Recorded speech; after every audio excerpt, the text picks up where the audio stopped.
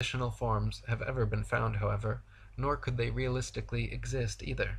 For example, amphibian eggs develop only in water, whereas amniotic eggs develop only on land, so some sort of gradual step-by-step evolution scenario is impossible, since without perfect, complete eggs, a species cannot survive.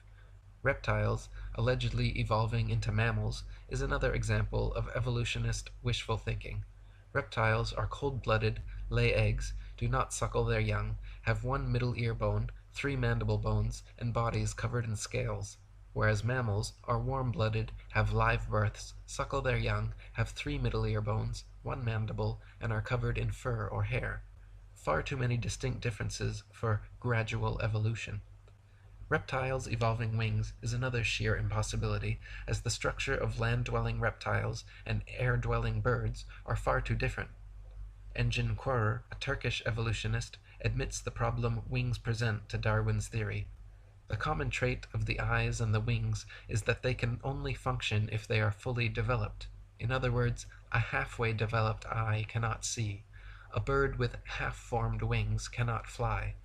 How these organs came into being has remained one of the mysteries of nature that needs to be enlightened. Harun Yahya wrote, "Although it is cloaked in the guise of science, the theory of evolution is nothing but a deceit defended only for the benefit of materialistic philosophy, a deceit based not on science but on brainwashing propaganda and fraud. The theory of evolution is a theory that fails from the very first step. The reason is that evolutionists are unable to explain even the formation of a single protein. Neither the laws of probability nor the laws of physics and chemistry offer any chance for the fortuitous formation of life. Does it sound logical or reasonable, when not even a single chance-formed protein can exist, that millions of such proteins combined in order to produce the cell of a living thing, and that billions of cells manage to form and then come together by chance to produce living things, and that from them generated fish, and that those that passed to land turned into reptiles, birds, and that this is how all the millions of different species on Earth were formed? They have never found a single transitional form, such as a half-fish, half-reptile, or half-reptile, half-bird, nor have they been able to prove that a protein, or even a single amino acid molecule composing a protein, could have formed under what they call primordial Earth conditions. Not even in their elaborately equipped laboratories have they succeeded in doing that. Darwin's theory is a concept that concerns not only biology, chemistry, astronomy, and metaphysics, but actually formed the basis for a new political outlook as well. Within a very short time, this new progressive political attitude was redefined as social Darwinism, and as many historians have suggested, social Darwinism became the ideological basis of fascism, communism, and eugenics. Darwin's idea of natural selection and survival of the fittest were central to the insane ideologies of many of the 20th century's worst mass murderers, including Mao, Stalin, Lenin, Trotsky, Marx, and Pol Pot. Charles Darwin himself was a blatant racist who elucidated in his book The Descent of Man how blacks and aborigines, due to their inferiority to Caucasians, would be done away with by the civilized races in time. Freemasonic records state that Charles Darwin's grandfather, Erasmus Darwin, was a philosopher, scientist, and physician who advanced ideas on evolution back in the 18th century. Before coming to Derby in 1788, Dr. Darwin had been made a Mason in the famous time-immemorial lodge of Canongate Kilwinning No. 2 of Scotland. He also maintained close connections to the Jacobin Masons in France and Adam Weishaupt's Illuminati. Sir Francis Darwin and Reginald Darwin, two of his sons, were also made Masons in Tyrian Lodge No. 253 at Derby. Charles Darwin does not appear on the rolls of the lodge, but it is most likely that he, like his grandfather, his sons, and his bulldog, T.H. Huxley, was a Mason. Charles wrote that he used to listen to his grandfather's ideas of evolution and was greatly influenced by them. Erasmus was the first man to put forward the notion of evolution in England. He was known as a respected person, but he had a very dark private life, and at least 2 illegitimate children. Charles himself would go on to marry his first cousin, and have 3 children die due to complications from inbreeding. Harun Yahya wrote, "Masons, thinking that Darwinism could serve their goals, played a great role in its dissemination among the masses. As soon as Darwin's theory was published, a group of volunteer propagandists formed around it, the most famous of whom was Thomas Huxley, who was called Darwin's bulldog. Huxley, whose ardent advocacy of Darwinism was the single factor most responsible for its rapid acceptance, brought the world's attention to the theory of evolution in the debate at the Oxford University Museum, in which he entered into on June 30th, 1860, with the Bishop of Oxford, Samuel Wilberforce. Huxley's great dedication to spreading the idea of evolution, together with his establishment connections, is brought into further light according to the following fact. Huxley was a member of the Royal Society, one of England's most prestigious scientific institutions, and, like nearly all the other members of this institution, was a senior Mason. Other members of the Royal Society lent Darwin significant support. In short, Darwin wasn't acting alone. From the moment his theory was proposed, he received the support that came from the social classes and groups whose nucleus was made up of Masons. An important example which proves the fact that Darwinism is one of the biggest deceptions of atheistic Freemasonry is a resolution carried in a Mason meeting. The 33rd Degree Supreme Council of Mizraim Freemasonry at Paris reveals in its minutes its promotion of evolution as science, while they themselves scoffed at the theory.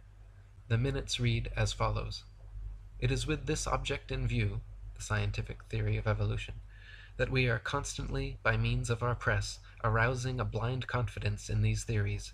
The intellectuals will puff themselves up with their knowledge, and without any logical verification of them will put into effect all the information available from science, which our agentur specialists have cunningly pieced together for the purpose of educating their minds in the direction we want.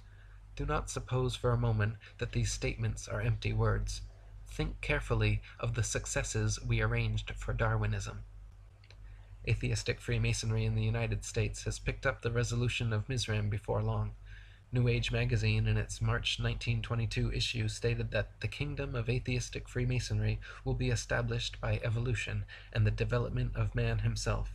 As seen above, the false scientific image of evolution is a deception set in the 33rd degree atheist Masonic lodges. Atheist Masons openly admit that they will use the scientists and media which are under their control to present this deception as scientific, which even they find funny. The Mimar Sinan Journal, published by the Turkish Great Freemasonry Lodge, has openly discussed their mission to use Darwinism to overthrow religion and belief in God. One article mentioned, "Today, the only valid scientific theory accepted both by most civilized countries and underdeveloped ones remains to be Darwinism.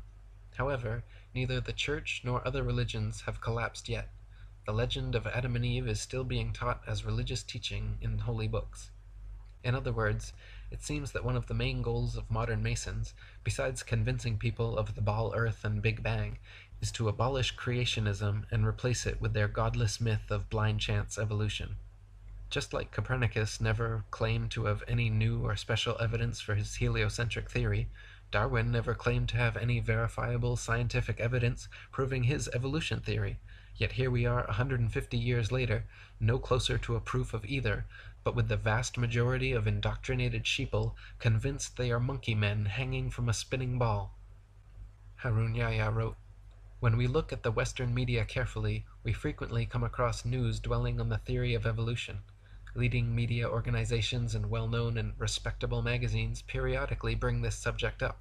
When their approach is examined, one gets the impression that this theory is an absolutely proven fact, leaving no room for discussion. Ordinary people reading this kind of news naturally start to think that the theory of evolution is a fact, as certain as any law of mathematics. They print headlines in big fonts.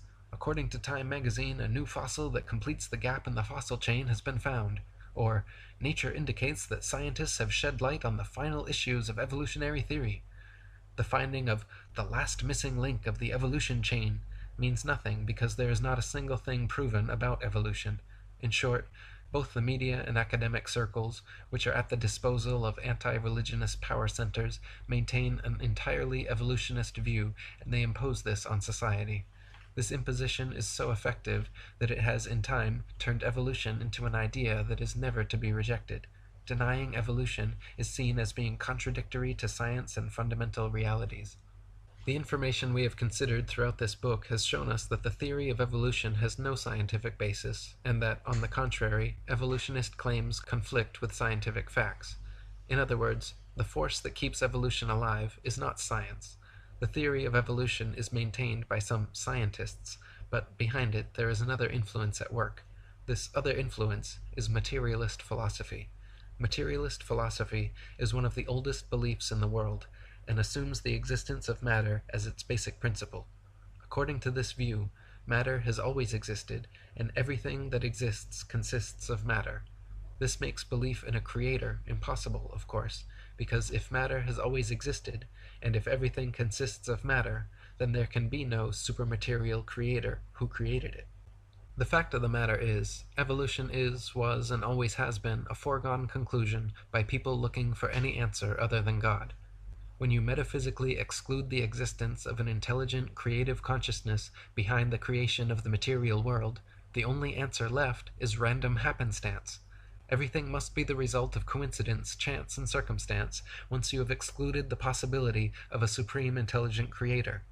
But no matter how diligently it is denied, the truth remains. You simply are not some cosmic accident, not the result of random happenstance, chance, or coincidence.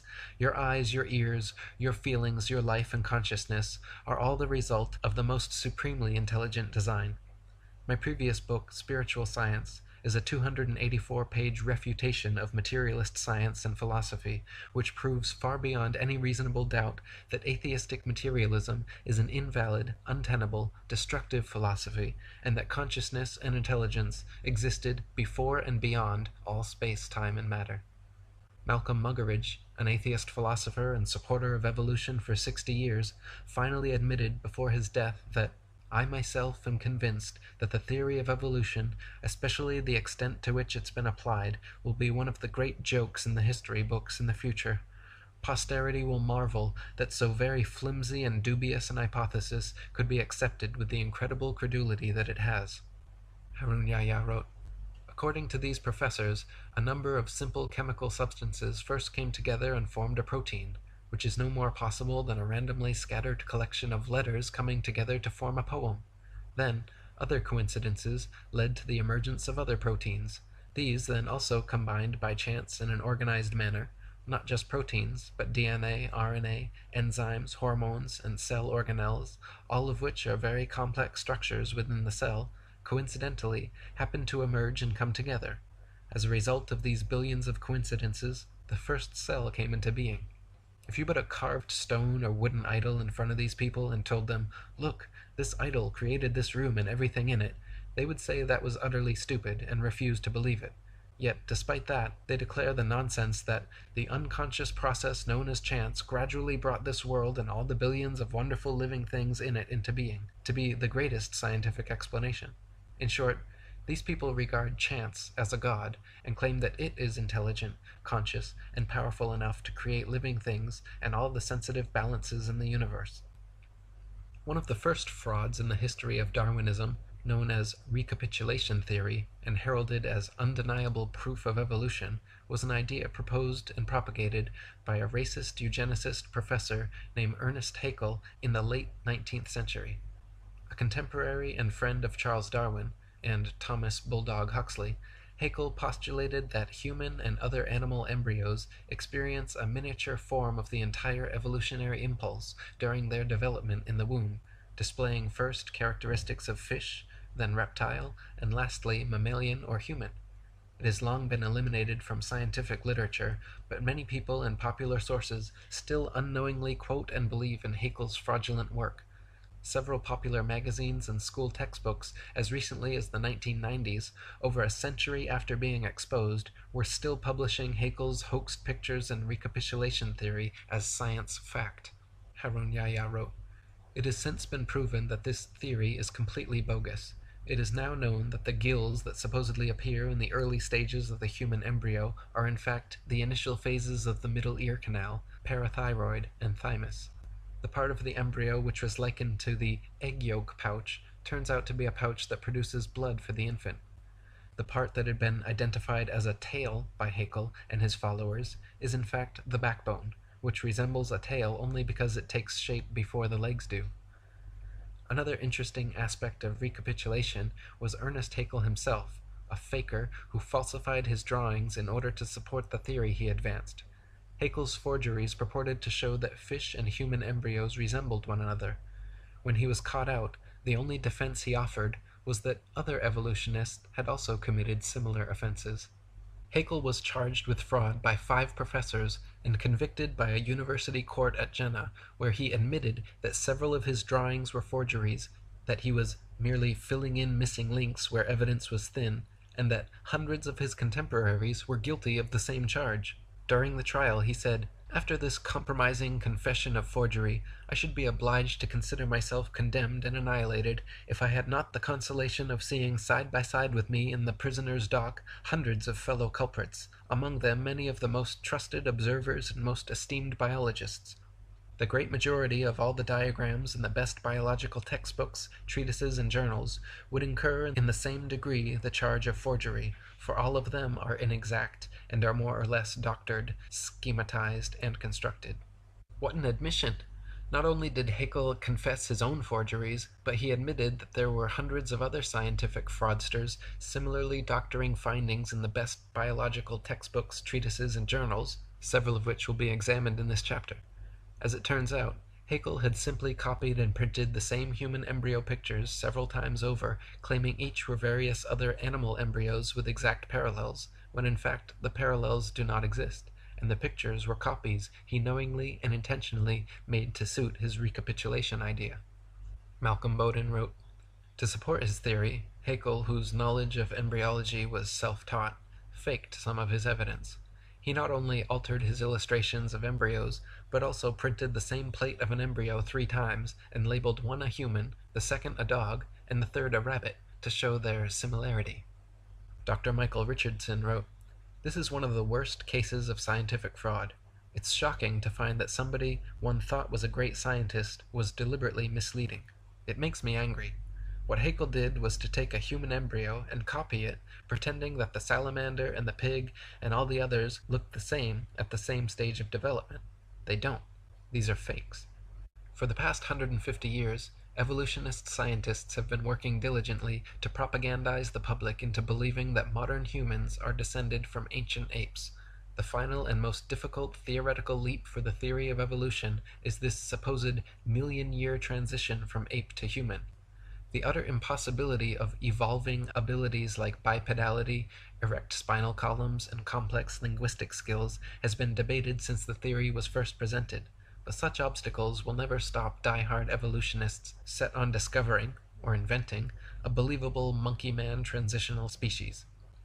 The first of these convenient evolutionary discoveries was the Neanderthal man, found in the Neander Valley of Germany in 1856. Just in time for the release of Darwin's Origin of Species. To this day, reconstructed drawings of hairy ape-like Neanderthal men are depicted in scholarly journals and school textbooks, and claim to be a missing evolutionary link. The fact is, however, that all so-called Neanderthal remains have never been shown to be any more different from modern humans than an Asian from a Caucasian, or an Inuit from an Aborigine. Also, the skull size shows its brain was actually 13% larger than the average brain of modern man, making it impossible to be an intermediary between man and ape. Even Time magazine in 1971 proclaimed the primitiveness of Neanderthal to be unwarranted, that he could walk the street today unrecognized. One writer even commenting that historians of the future may declare all of us insane for not detecting and refuting this incredible blunder with adequate determination. One of the main proponents pushing Neanderthal man as an authentic species nowadays is Rainer Prosch, a German professor who dated the fossils at 36,000 years old, allowing them to fit perfectly in the evolutionist timeline. In 2005, however, Prosch was forced to retire in disgrace by a panel of Frankfurt University heads who determined he had fabricated data and plagiarized the work of his colleagues over the past 30 years. The once renowned carbon dating expert has presently been completely ostracized from the scientific community.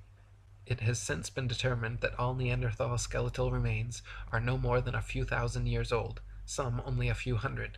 They have also found modern human DNA in the bones, that their brain capacity was 13% larger than the modern average, their height 5'9", comparable to our average, and they had advanced tools, buried their dead, and enjoyed art. University of Berlin professor Rudolf Virchow, Ernest Haeckel's former professor and the father of modern pathology, back in 1872 concluded the original Neanderthal remains were simply that of an unfortunate Homo sapiens who had suffered childhood rickets, adult arthritis, and was victim to several damaging blows to the head. Eric Trinkaus, a paleoanthropologist from New Mexico University, concluded his examination stating, "Detailed comparisons of Neanderthal skeletal remains with those of modern human have shown that there is nothing in Neanderthal anatomy that conclusively indicates locomotor, manipulative, intellectual, or linguistic abilities inferior to those of modern humans." In 1891, the next ape-man discovery was found in Java, Indonesia, by Eugene Dubois, who coincidentally happened to be a student and apprentice of evolutionist hoaxer Ernest Haeckel.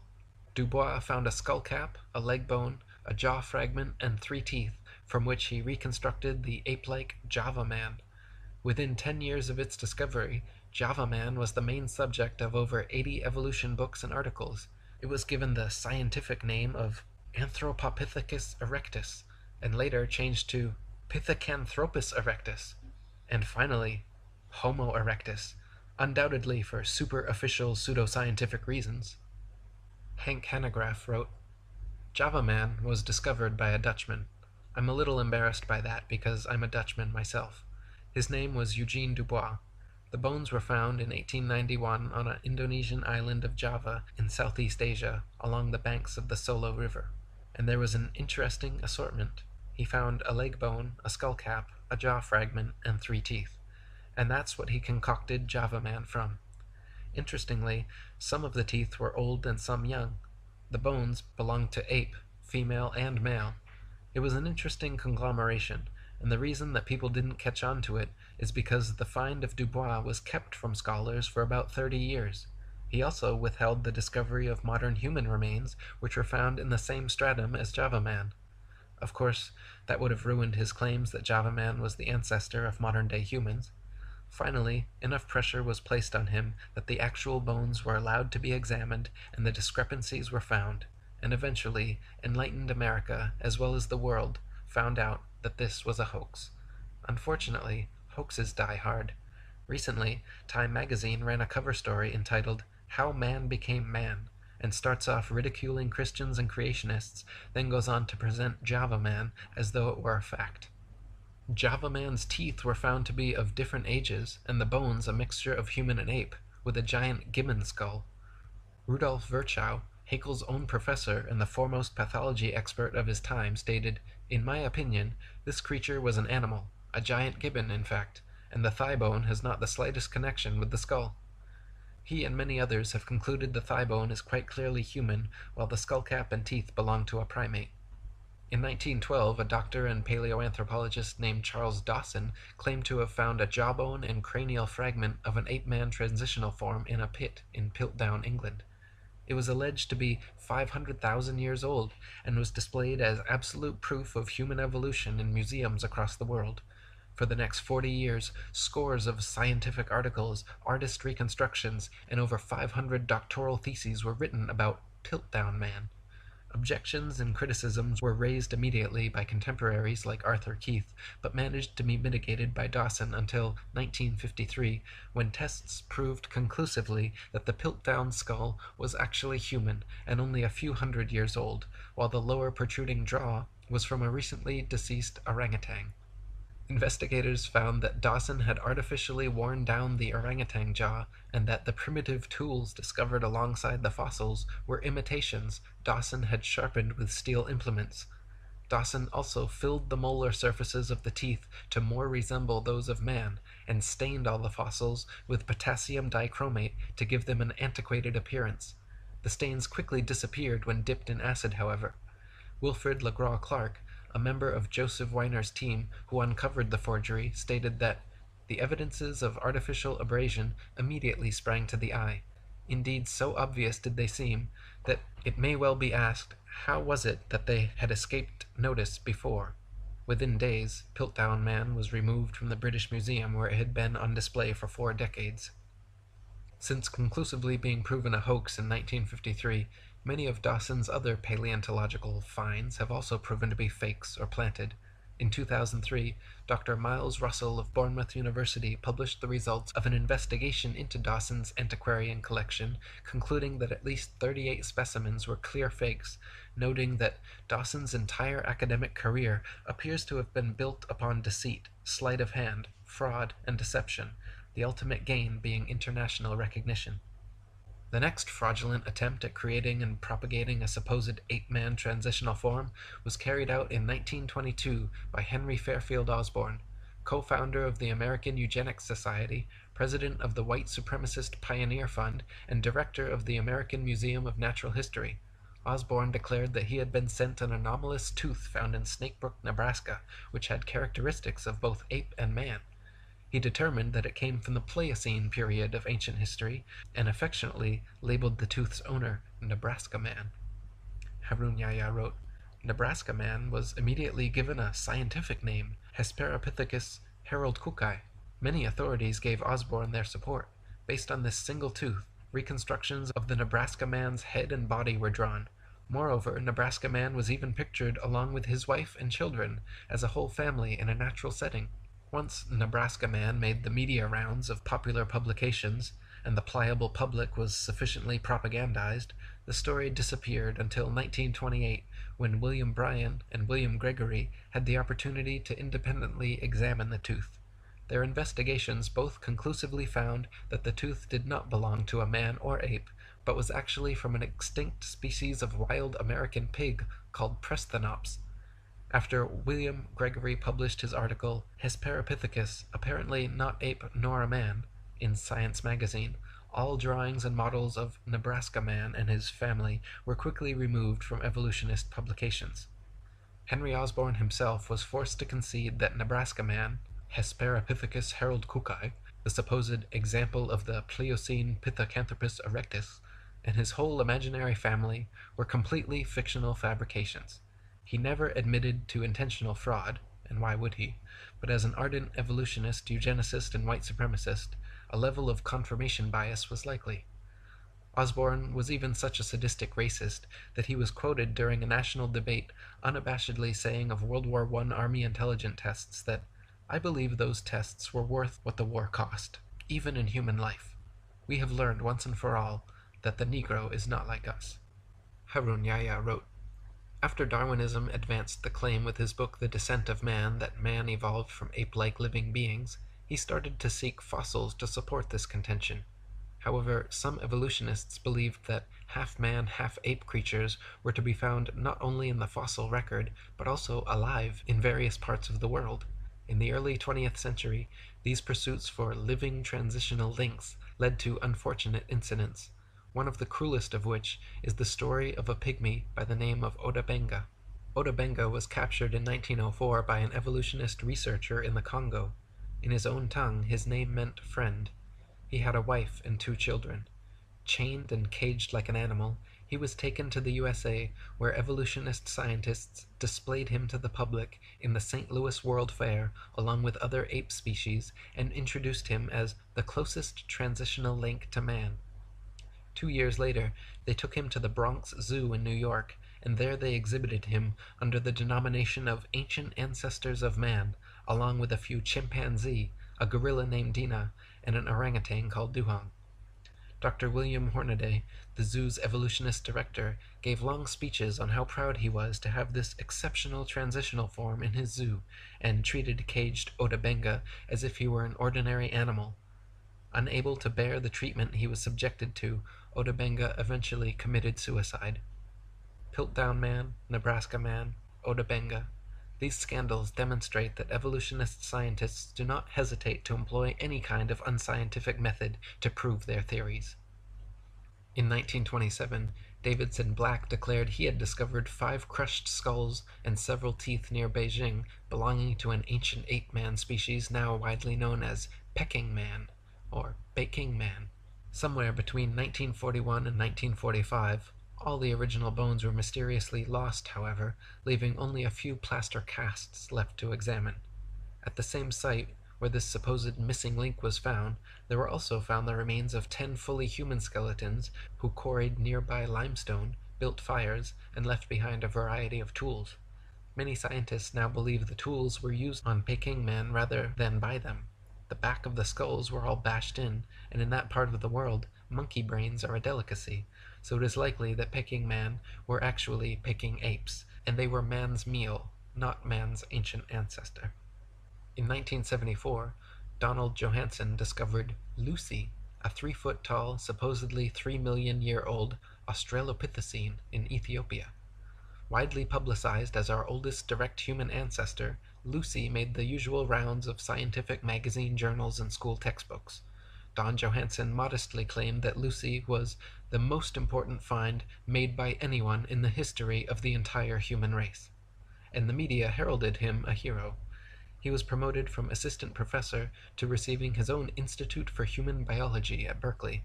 During all this time, he never allowed scientists to examine Lucy's bones until 1982, 8 years later.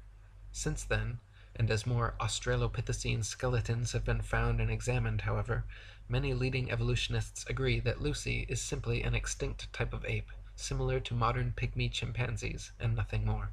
They may have walked slightly more upright than most apes, but were not bipedal or erect, could not talk, spent most of their time on trees, and walked on all fours.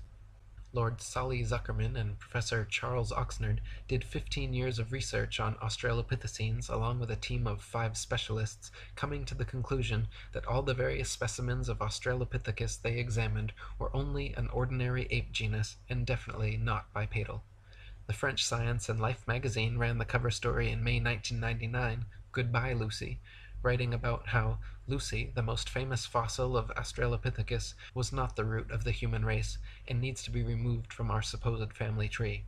However, even now in 2014, a movie named Lucy has just been released by Masonic Universal Pictures, where the Lucy ape woman fraud is still treated as scientific fact throughout the entire movie. In 1982, a skull fragment found in the Spanish town of Ors was hailed to be the oldest fossilized human remain ever found in Eurasia. Ors man was supposedly a 17-year-old ape man who lived between 900,000 and 1,600,000 years ago, and was presented to the world with the usual reconstructed drawings showing a young, hairy man-ape teenager. In 1983, however, a team of scientists from France concluded that the skull fragment was actually from a 4-month-old donkey. A 3-day scientific symposium had been scheduled so experts could examine and discuss the bone, but was immediately cancelled after the French investigation. Embarrassed Spanish officials sent out 500 letters to the would-be attendees apologizing. After more conclusive tests, the Daily Telegraph on May 14, 1984 carried the headline, "Ass taken for man."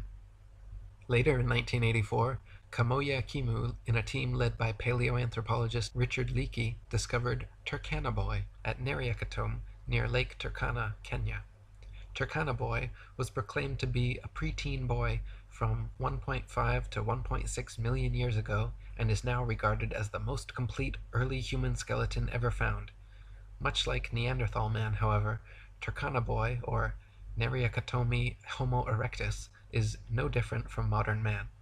American paleoanthropologist Alan Walker said, "I doubt the average pathologist could tell the difference between the fossil skeleton and that of a modern human." He wrote that he laughed upon first seeing it because it looked so much like a Neanderthal. Turkana Boy was bipedal, with arms and legs of human proportions, an upright skeletal structure, comparable in height, cranial size, and development rate of modern humans. Even the discovering team leader, Richard Leakey, stated that the difference between this specimen of Homo erectus and modern man are no more pronounced than simple racial variances. The shape of the skull, the degree of protrusion of the face, the robustness of the brows, and so on, these differences are probably no more pronounced than we see today between the separate geographical races of modern humans. Such biological variation arises when populations are geographically separated from each other for significant lengths of time. So when seen for what they really are, all the supposed ape-men discoveries and reconstructions are nothing but frauds and fantasies. Neanderthal man was just an ordinary man. Java Man and Piltdown Man were composed of human and ape bones. Nebraska Man was actually a pig.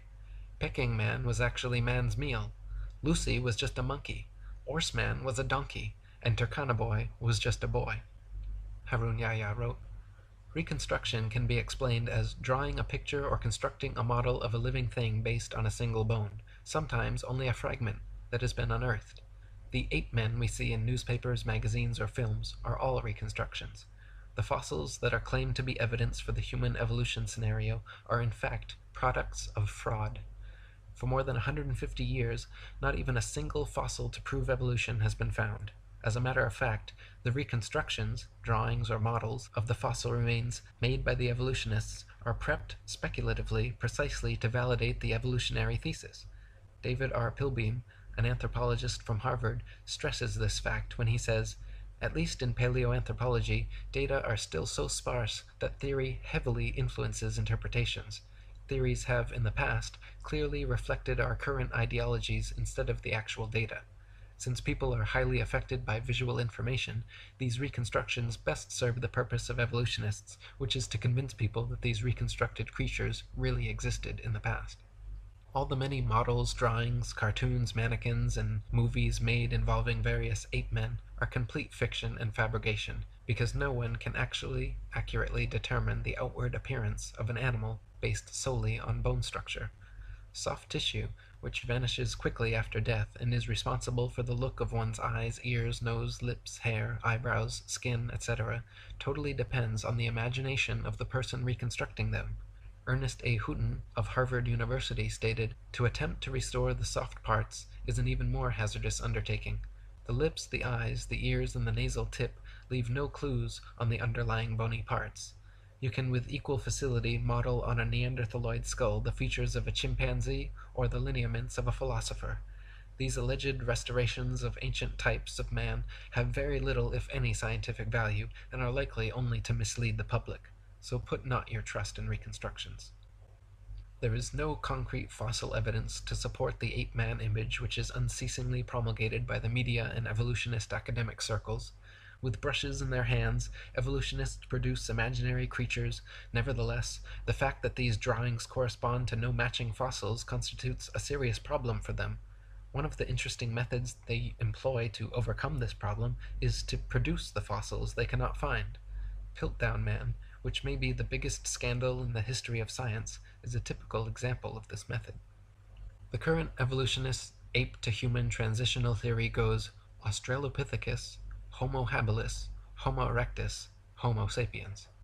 Australopithecus, which means southern ape, has been proven to be nothing but an extinct ape which closely resembles many modern chimpanzees in height, arm and leg length, skull shape, teeth, mandibular structure, and many other details.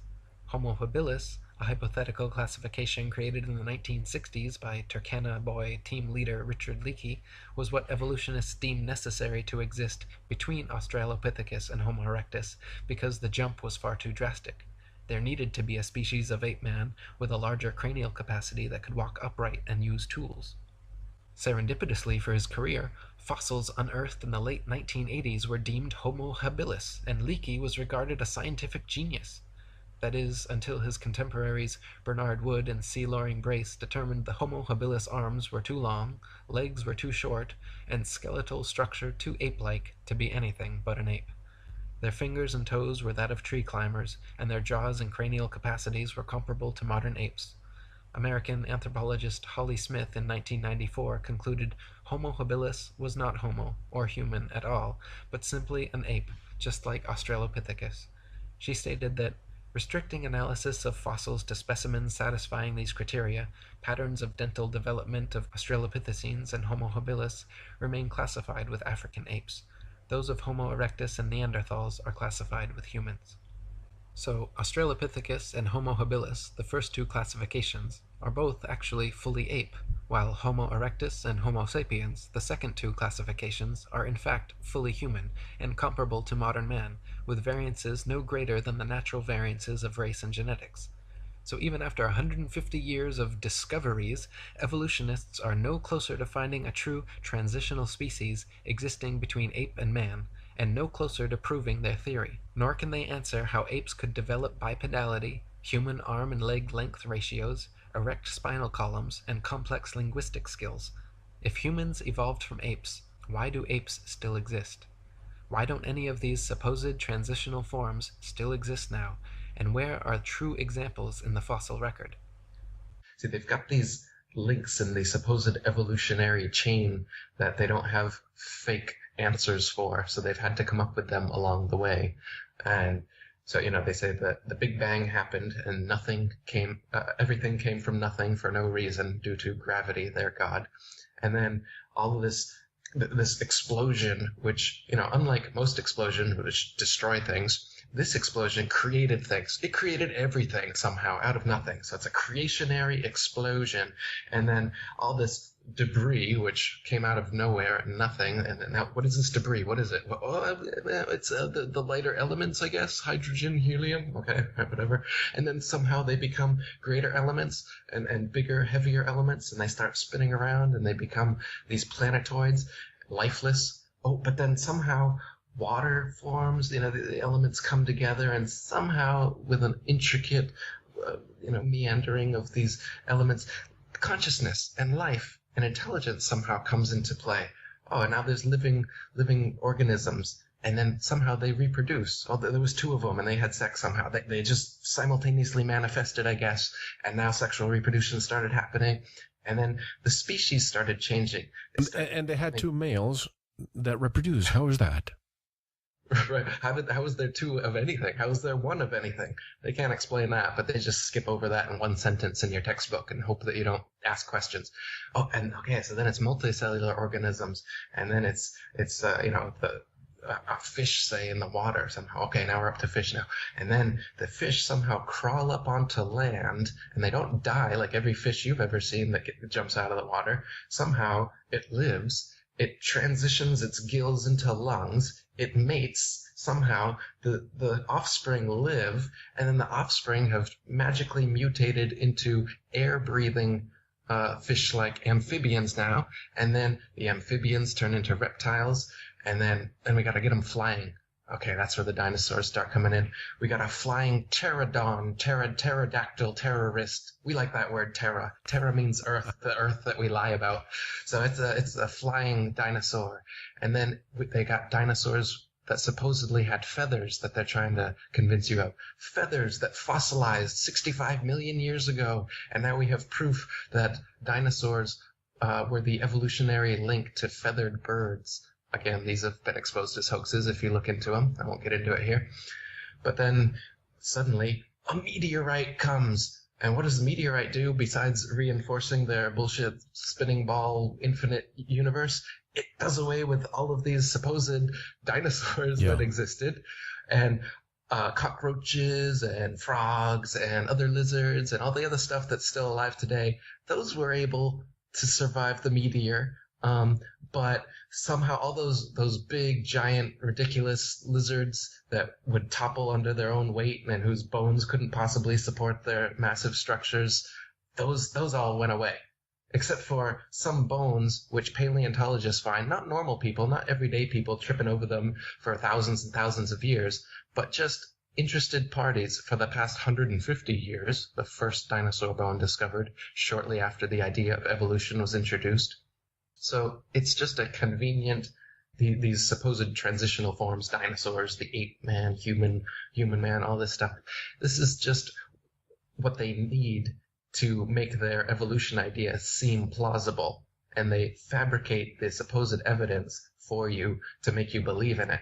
But when you look into the actual physical evidence that exists for these supposed transitional forms, or the history of the adaptation of species, has there ever been a species that turns into another species? Macroevolution? No. It's never happened. They have no proof of it. Microevolution, minor adaptations within species? Sure. But this is what they're trying to turn into macroevolution of everything that exists evolving from everything else that did exist, evolving from nothing and a big bang. So they get you to believe that the amazing connectivity, beauty, diversity of nature and the natural world, the intelligence, everything around you somehow came from nothing for no reason and out of an explosion that created it. And then it just like evolved for no reason to have consciousness, life, and intelligence and have all this order and beauty and diversity that we have just by coincidence. It's random. Yep, it just happened. So what does this do? It's a nihilistic, atheistic cosmology that makes you a speck of dust. It makes God irrelevant. It makes him impossible. It makes you a purposeless, meaningless accident of an explosion that just happened to be now. So how do you live? How do you live your life when you believe that kind of cosmology? Well, it's all about me. Nothing really matters. So I might as well just have a good time, do what I want with my life, consume, which is exactly the way society is set up and the way that the people who control society and who have fed you this myth for centuries anyway, that's what they want. And that's why you behave this way and think this way. And that's why you scoff at people that know that they were intelligently designed by an intelligent designer. That's why you scoff at people that know that we're on a flat, motionless earth. And you laugh your hearty spinning ball earther laugh where you think that you know something because you've seen CGI pictures.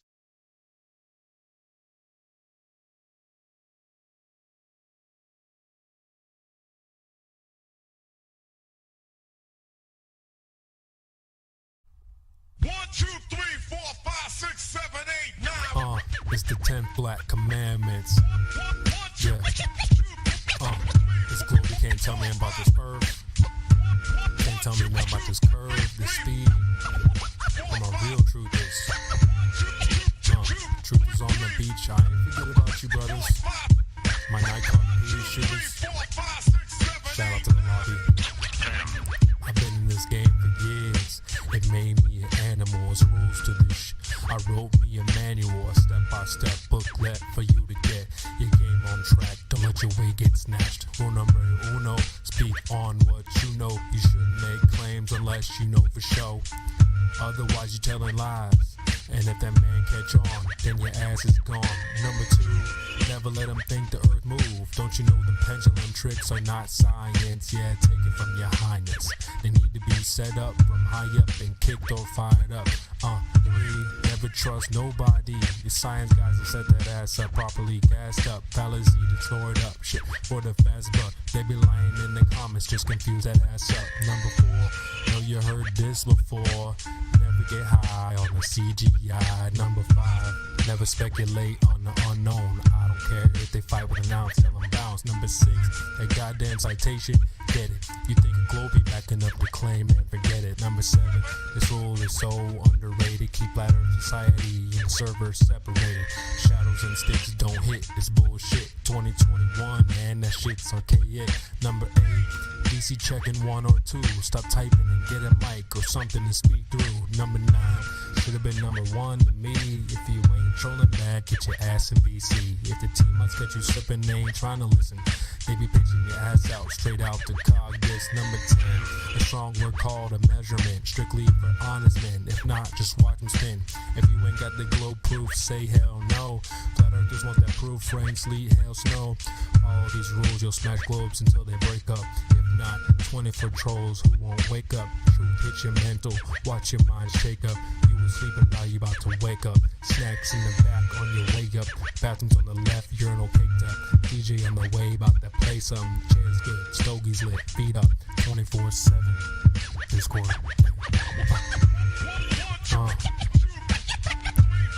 CB. Yeah. Shout out to the mods, golds, silvers, values. Lobby gang. Yeah.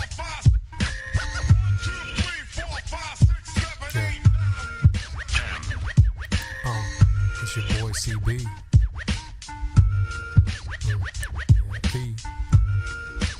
In the lobby. Catch me in the live stream.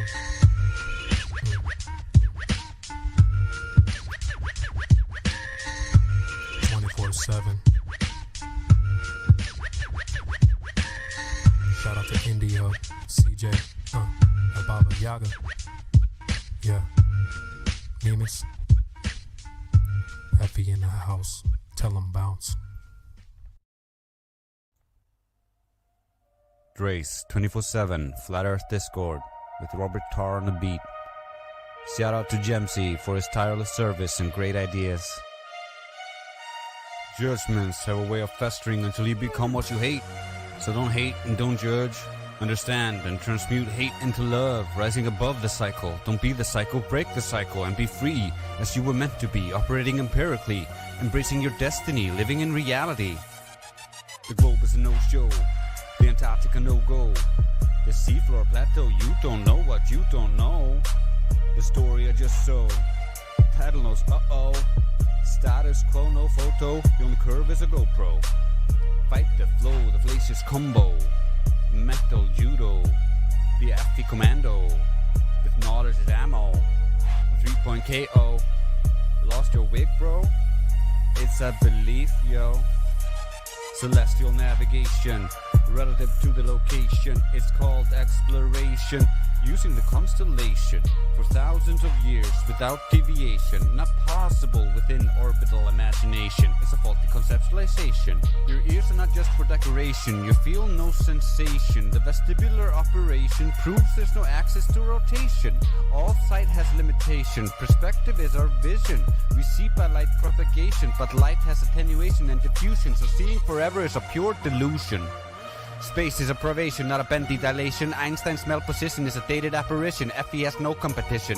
Its opposition is only repetition, a supposition, a superstition, or all around false decognition. Welcome to the globe deposition, the lie abolition, or the truth petition. Don't give up your critical thinking of your own volition, even if it has become tradition. That is submission to the mathematician, the sophistic cognition tactician, bringing you the war of attrition and the contradicting redefinition. Become like us, a logician, a sophistry demolition technician. Requisition your intuition, transition to erudition. But be quick, the mission to dumb down the population is so close to fruition. We pay our tuition for our own indoctrination, with lies and a mission, when learning the truth should be your ambition. Regardless of the optics and previous conviction, that's the true ammunition, the power of the truth coalition. On a sacred mission, restoration from sedition, a disposition of the Most High's opposition, of the very same wardens that guarded your mental prison. There is no addition, no prize of admission. We get no commission and all the suspicion. But there's one condition, be honest. This is not a competition, it's a collaborative exhibition, a recognition of rhetoric superstition, with 24/7 repetition, a non-stop globe demolition. I have become a globe funeral mortician. We only have one shot at this guy, okay? A little left. Okay, now factor in the spin. No. God damn it, man. Okay, what direction are we? East, west, north, south, northeast? Factor in everything. We need to know exactly the direction, the spin of the earth, and how to combat it, or else we're gonna miss. There's no spin of the earth. Take the shot, retard. But that would mean Neil deGrasse Tyson is wrong, and you missed every single shot when we do this.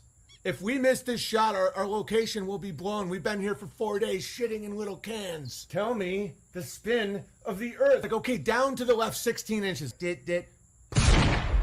No. They saw us. I missed a shot. I guess it was spinning a little faster than I thought. Oh. Globe, earth, sniper. I can see the mirage. No, that's the target. Must be a mirage. Well, I've done the calculations. 8 inches per mile squared. I wouldn't be able to see him. It's a mirage. I'm not taking the shot. It's him! Like, every sniper just shoots people. That's a fucking mirage, or that means Neil deGrasse Tyson, the bike thief with the answers, is somehow misleading me. Globe, earth, sniper. Okay, if you factor in the curve. This is clearly a mirage.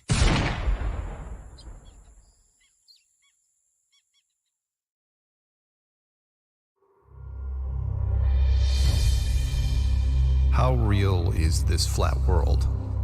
Some things to consider. Let's start off with a bold statement, one that some of you have heard me say over the last 5 years. If the world is flat and it's enclosed, then it's probably digital. I say digital because the word virtual seems to have lost its meaning, like artificial intelligence or smart when referring to electronics. Digital may seem like an older term, but it still applies. Why does this make perfect sense to me? Well, for starters, I'm older and had the pleasure of working in the tech field since its infancy. I was one of the first kids at my university to have their own computer. I played video games for a living during the 90s and then taught proprietary software for the better part of 20 years. The short version is I know what the industries have been striving to do for decades, and it is the one aspect of our future that has almost reached its potential. Most of what was promised to us since we started building machines has never been realized. No one has flying cars or ray guns or robot servants. I suppose there are special military programs that have achieved some of these goals, but the general public will never see them for various reasons. Flying cars are too risky, ray guns are way too dangerous, and robot servants, well, you've seen the movies. No happy endings there. The one ladder we did scale was information technology, or IT. That progressed very quickly, and the leaps we made in that arena were astounding. We have basically put small computers in just about everything, and the large ones have been dedicated to creating virtual worlds, or what I like to call the ultimate escape. Maybe it's the only true escape. Human beings seem to be designed to want escapism. We've all heard that. It comes in various forms, from alcohol to drugs, and yes, many different kinds of entertainment. Anything that distorts or triggers our suspension of disbelief qualifies. Suspension of disbelief is, by the way, the reason why you get emotional when you watch television, movies, or even read a book. Drugs and alcohol are kind of a poor man's virtual reality and doesn't require much thought. They smudge the canvas of our world and give the illusion that you are somewhere else. The stronger the drugs, the stronger the illusion. Some of you know what I'm talking about. Books, television, and movies require some imagination, and a good story in any form can transport you to another world, but you have to buy into it. If the story isn't realistic, the effect doesn't work.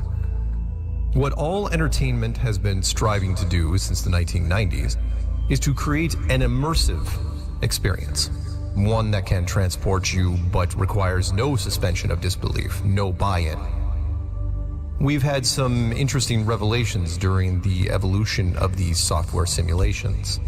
The first is that almost all groups or companies use the same programming techniques. Just about every piece of 3D software that has been created, be it Fortnite, Minecraft, GTA, and all earlier titles, are all built on a flat, enclosed world, similar to a cake box. In fact, everything you see above you in these realms uses what is known as a skybox system. Even those that display a dome-like structure have to eventually square off the edges, which is why I keep using the word box. Computers still can't do some of the things that we do.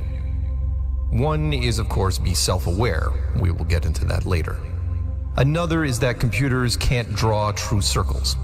Not because they aren't smart enough to do it, it's because we haven't figured out a way to tell them how to do it. That's something to think about. If you zoom in on any circle drawn by a computer, it will start to get pixelated or square off into right angles. The same goes with large areas. Eventually, you have to draw a straight edge border. Why? It's more efficient. We can create illusions of spherical things like the moon and other planets, but up close they are always just bunches of little boxes. The same goes for the flatness of these realms. They are all built using a perfectly flat base. Mountains and valleys are of course added for texture, but the outer edges are always perfectly level with each other. Why? Because programming a curvature is much more complex. Developers are notoriously efficient, and the player isn't going to notice anyway. People don't notice the missing curve in simulations because they never see it in real life either. The curve of the real Earth is supposed to be 8 inches per mile squared. but it is only assumed. See what I'm doing here? This also happens in some simulations, Warcraft being the perfect example.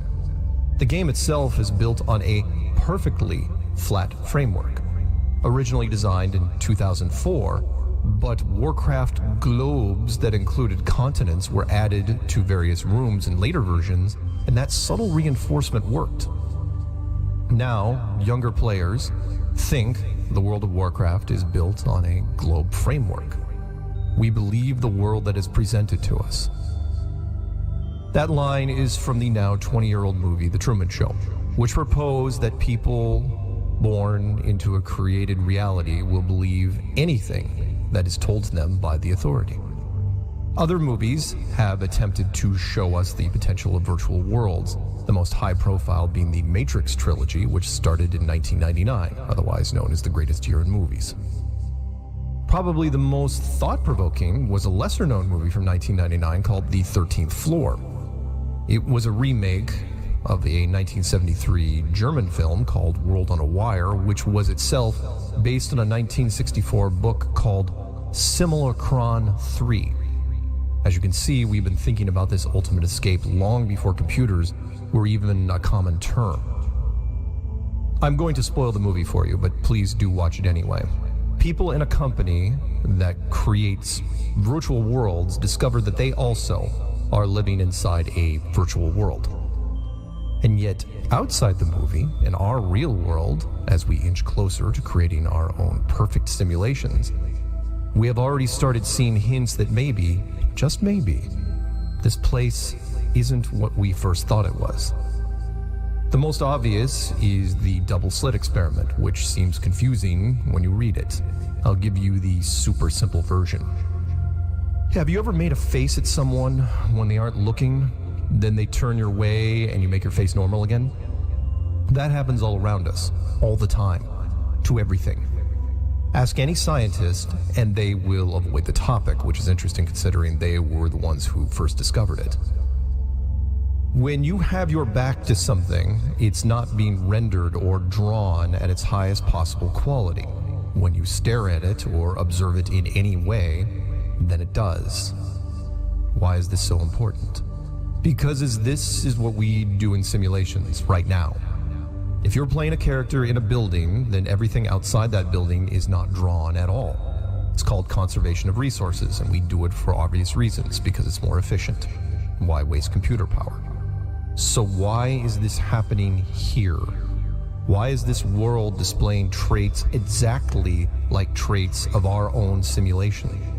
And if you think that's the strangest clue to where we live, think again. We've discovered something years ago called neuroscience and free will. The test was simple. Tape some sensors to a person's head and have them pick numbers on a computer screen. Have the subject note the time that they decided to pick the number before hitting the keypad. So when I think of the number 3, just then I thought of it. That's one of the ways we define being self-aware, that we can choose these things out of thin air, right? We create thought from nothing. Not so fast. It turns out that the computer could tell when we decided to pick that number 8 seconds before we chose it. Maybe that didn't sink in. Think of a number right now. Now understand that a computer can see that thought process 8 seconds ago. It's not possible. Nothing exists pre-thought, unless, of course, all this isn't really interactive, not really live. If you need to pause for a moment or get a drink, I don't blame you. The next few minutes are going to get pretty weird. Science doesn't believe in predestination or lack of free will. We have the ability to make choices on our own. We decide what we do when we walk through our day, what coffee to drink, where to drive, who to talk to. And even if this was some sort of interactive simulation, that would still make sense. We make choices on the fly in real time. That's how it works. It isn't the most efficient process, however. There is a way of doing all this that streamlines everything, something I like to call the interactive movie. It's like a real-time simulation, only you make most or all of the choices ahead of time. You pre-make all the big decisions, where to grow up, career paths, who to marry, etc. And the simulation fills in all the smaller stuff. You don't have to choose to brush your teeth 25,000 times in your life.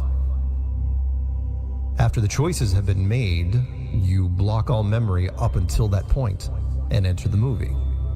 The system only has to build the path that you took. If you never chose to go to Africa during your lifetime, the system doesn't fully build it. It's there, of course, but only in reference code. And it gets stranger from there, because then you have to ask about all the other people in here with you. How many of them are actually self-aware or real? And how many are NPCs, otherwise known as non-player character? In the movies, that question seems to be all or nothing. In The Matrix, everyone that walked the streets was a real person that fed the system. In the 13th Floor, only the user was real, and everyone else were just millions of apps in human form. Which makes more sense. In most cases, programmers create armies of NPCs to interact with the players because no one wants to be a placeholder program. Everyone wants the freedom to run around and do whatever they want.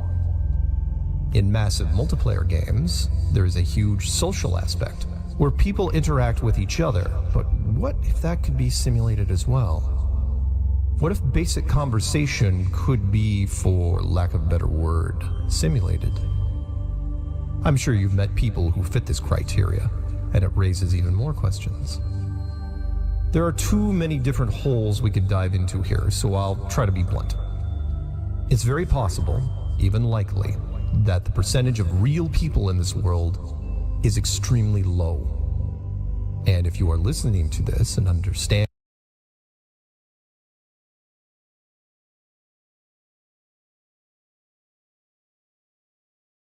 What's up, 24/7 Flat Earth Discord? How are you all doing today?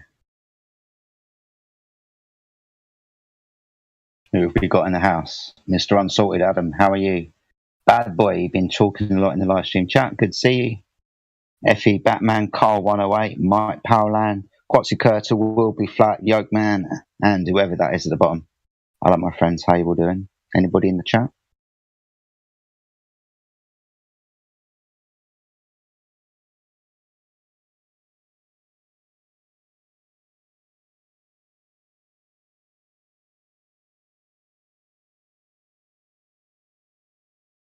It's not going to 1v1 channel, mate. Let's just have a conversation here. There's nobody else around. It's just me and you. People are just going to follow us down. What? You were not on loudspeaker. Good morning, good morning. Good morning, good morning. Hello, Bad Boy. How are you?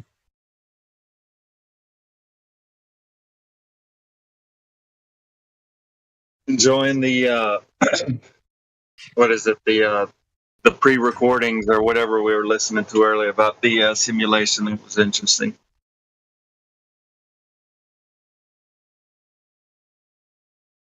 Didn't catch most of that, to be honest, buddy. I've only just got home, so I thought I'd jump on quick.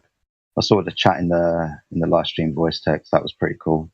But I've only had my my earpieces in for a couple of minutes, so I didn't necessarily hear what they were talking about.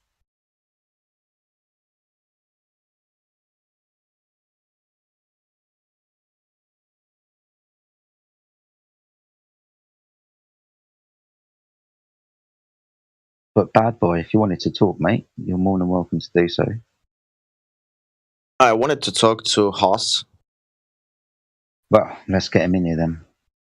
What? And he's joined. Let's see if we can get old Haas in here. That'd be really cool. No, not in here. I want to talk to him in private. Oh, okay. I want to have a private conversation with him. No, it's not because I want it to be private. It's because I have experience, and when I start talking, I make Hey, it really. Einstein, you want to talk? This is where you use your ears. I'm busy today. I'm multitasking. Okay. I'll be able to speak every once in a while, but Jedi is much more tolerant of someone in your position of sheer ignorance and arrogance than I. So you might be barking up the wrong tree. I don't understand what you mean. I wanted to I talk get it. Well, you're the one. specifically to you. You're the one who's been telling everyone how intellectually superior you are to everyone in the chat. So No. maybe tone down the arrogance. Where did I say that, mate? You're telling people that their brains need to develop, and you got an Apple Watch, and it turned you into a genius. No, I told him that I am being taken care of by breathing. Anyone can read your arrogance if they want to. Yeah, but Like if you have to be, I can talk, but don't be holding your breath to talk to me in some private chat. That ain't gonna happen, pal. Well, that's up to you. I just propose it. You're free to decline if you want. What in the world is it you're confused about? What am I confused about? Yeah. What do you need cleared up? Nothing. I just wanted to talk to you because you said some specific stuff that I wanted to discuss it with you. Ooh, Like what was that? Let me get the exact quote. One sec.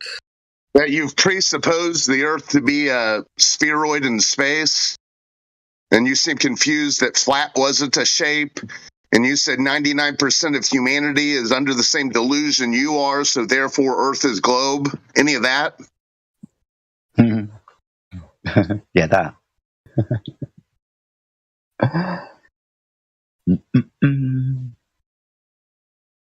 Sounds fun.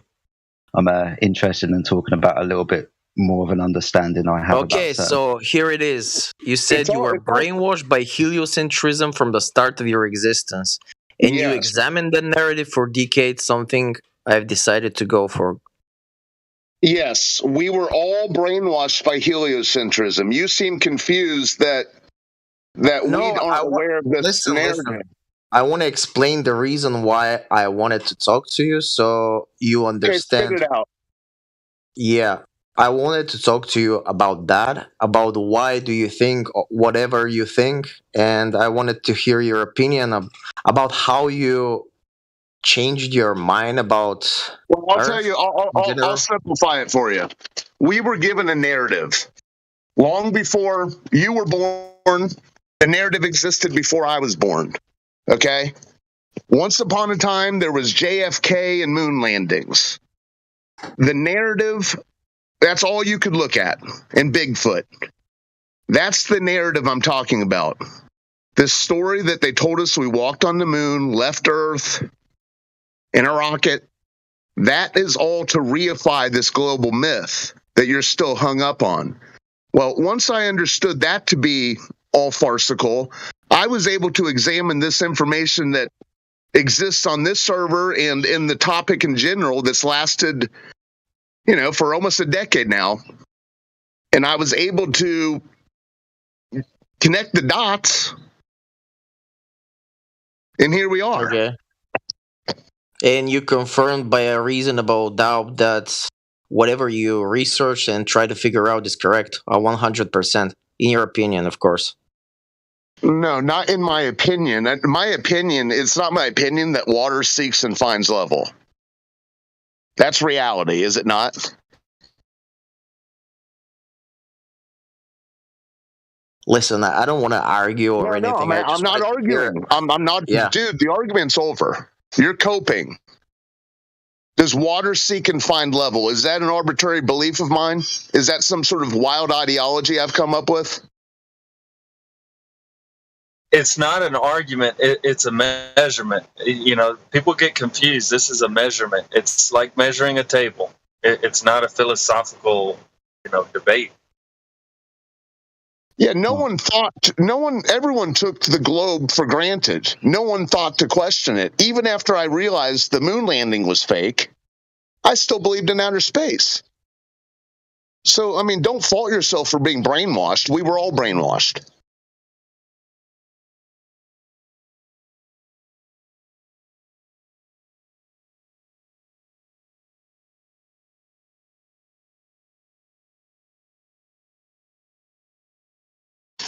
Does that clear up any confusion? Yeah. Everyone's going to come to the information differently. I went through the back door. Because I realized every single puzzle piece in their narrative, it's a puzzle with missing pieces and wrong pieces from another puzzle and puzzle pieces smashed together.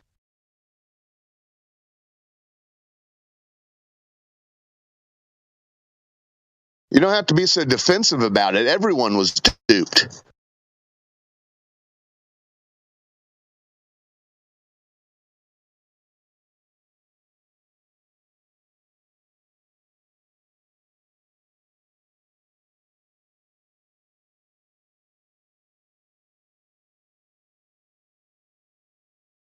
Do you understand the significance of water seeking and finding level here in reality, Bad Boy?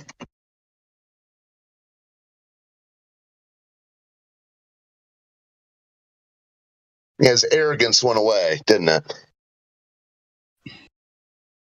Bad Boy, are you still there, man? Because man's been making a point, and he's just going to keep making more and more points. I'm busy. Just give me a couple of minutes. All right. Just giving you an opportunity. That's a simple question, though, Bad Boy. Do you understand the significance of water finding level when they tell us we live on a sphere?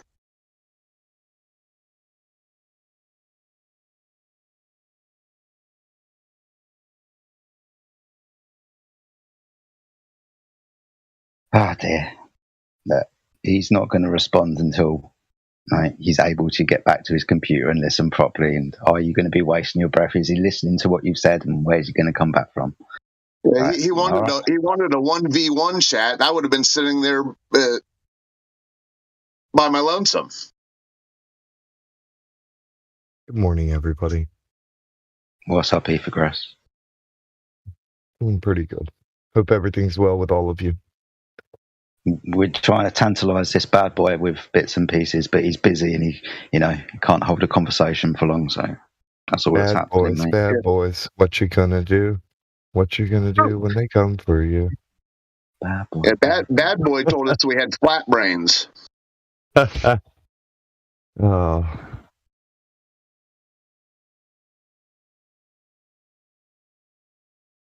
Hey, look, I'll demonstrate to you how they fucking lied if you want me to. All right, and some of it gets kind of exposed in here. People don't want to believe that they're lied to, and because 99% of the world's population have also been lied to, it's kind of comfortable to go along with the crowd. That's one way how they lied to you, mate. Everyone's got the same story. And Bad Boy's probably not listening at the moment, but maybe if he is, maybe he'll understand that. When you come out of your mother's womb, I guarantee you it's not too long before you find out where you are.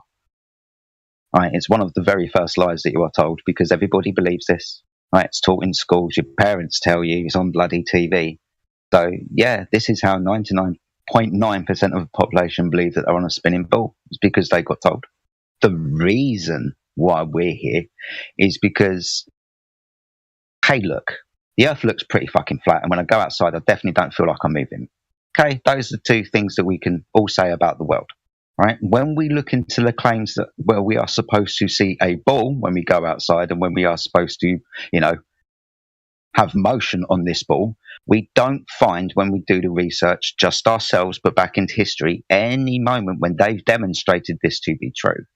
They give us stories, but when we test these stories, those stories don't work out. So when we then take the next step and go and see if we can individually find the curvature of the Earth, we can't find that to begin with. We just get into lots of arguments about refraction, which is kind of our point, because we don't see the physical curve of the Earth. We always get into arguments about balls spinning, even though they can't prove it, and the only way that they can say that they can prove it goes against all observable reality. So things like that, understanding the history of how they lied, is really important to get into the conclusion of what they've lied about. So yeah, we're here because we believe the same story that you did. We just went forward and questioned the narrative, and when we questioned it, we didn't find a ball spinning in space. And now we've come to that conclusion by following logical steps. It's not just something that we read in a book somewhere and believe it because we got a religious belief in a deity in the sky. No, we've gone out and tested reality for what it is and what it does. And we don't find the claims for what it is and what it does, or where it does it, the vacuum of space, anywhere demonstrated in history or anything that we can individually falsify ourselves. We have been lied to. They do lie to us, and we can demonstrate to you how they've lied to us. It's really interesting. Blah, blah, blah, blah, blah, Chris. Yeah, every globe reification offered has a very simple solution to unravel it. Mm-hmm. Yes, it does. Very, very simple solution. Yep. This is why I like Flat Earth, because it's really, really simple. And even when you do research things, they are really simple to understand. It's not that hard. The Earth should be a ball, there should be curvature, we can't find it. But we are talking about water. So, I think this is one of those so simple it's complicated things for people. Oh, like, yeah. That's how they do it. But you know how people overthink, and so it can't be that simple. No. And so it has to be the complicated answer. It can't possibly be the easy one, because the complicated answer is more interesting, fantastical, fascinating. Something simple is boring. They don't like that. They want the sci-fi.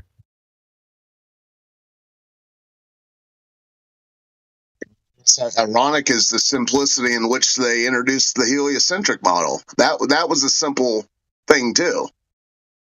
And it seems like they've even made it more simpler over the years. I mean, once upon a time, there were only globes in classrooms. Now the globe's everywhere. Yeah. It's weird that they don't know what the word scientific model means. Like, scientific comes from scientificus, meaning producing knowledge. Model comes from modulus, literally meaning to measure. So without measurements that produce knowledge, they do not have a scientific model, and they do not have measurements that produce knowledge.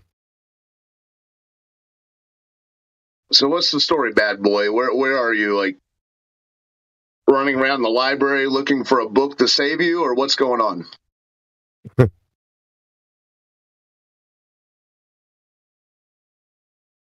Yeah, this guy came in, poking the proverbial bear. Not I, but the entire server this morning. So, and now he's vanished. Let him get back to his Google. Yeah, it would be good for you and everyone else involved, bad boy, if you would think this out on the fly, not resort to trying to find some excuse.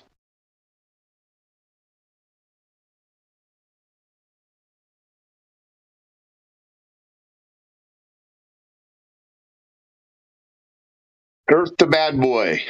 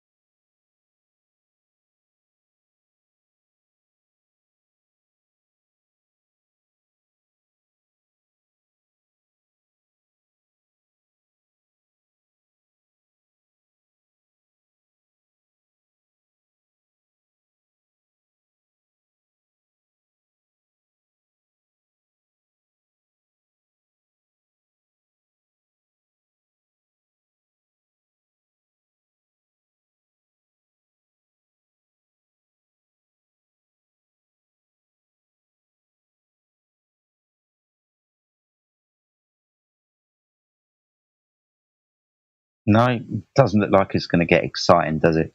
Doesn't look like Bad Boy is going to come down and have a proper conversation and shit. That's a shame. It's unfortunate. Like I said, I only jumped in because of some of the stuff that he was saying up in the live stream voice text, which is you just sit down and you've got to use your hands to do that stuff. So, I mean, if man's busy, then what else was he doing apart from using his hands? But yeah, Let's see if he comes back at some point. That would be pretty cool. So, Bad Boy, when you're back, we'll have a conversation, and maybe you and I can have a conversation about how we navigate the Earth and what we do when we navigate the Earth. That's interesting. If you can't navigate the Earth on a ball, every single time you navigate on a ball, you got to correct for the fact that you're on a ball. That's a bit of a problem. When you correct for being on a ball, you actually correct to be on a flat surface with all of the distance markers and land masses in certain areas, of course, and being able to use angles to get there. Yeah. Half the time that you are traveling, especially at sea, and you are using declination for magnetic poles, then you're going to be lost for a bit. You're not going to know where you actually are. You're going to be somewhere around an area. But ultimately, you will be navigating across a flat plane. Every time you use magnetic declination east to west or west to east between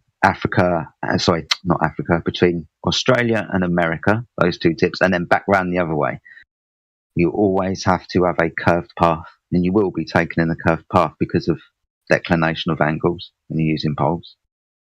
This is taking you on an outward circle around the Earth. Really, really, really interesting. But you are always navigating on a flat Earth, not navigating on a ball. And if you think you are, you're correcting for your mistake. So we'll talk about that.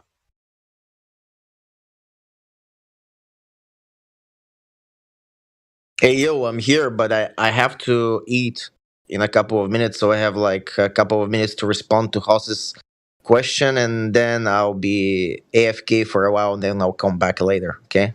Haas, are you there? Yeah, that's good. What question are you answering? I don't know. You asked me something about water being level or whatever. What exactly was your question? Well, does water seek and find level here in reality? Yeah, you can say that. Yeah. Yeah. Well, welcome to Flat Earth. They claim the Earth is a spheroid covered in water. Yeah. Yet water seeks level. So, what's your point? That doesn't make any sense to you, or what? My point is, if the Earth were a spheroid, water would be having to curve in adherence with the specs of said spheroid. Water is not exactly flat, you know? Yeah, waves exist. That's for surfing. We're talking about bodies of water. Do they show curvature in adherence to the spheroid they claim the Earth to be? Yes or no?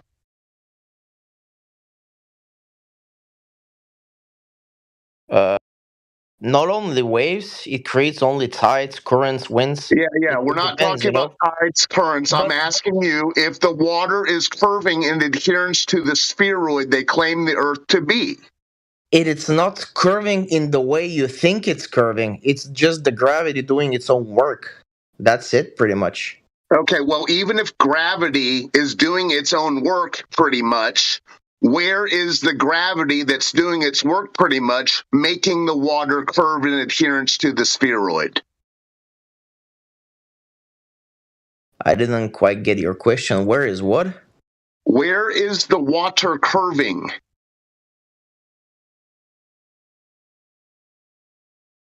You said water seeks level, correct?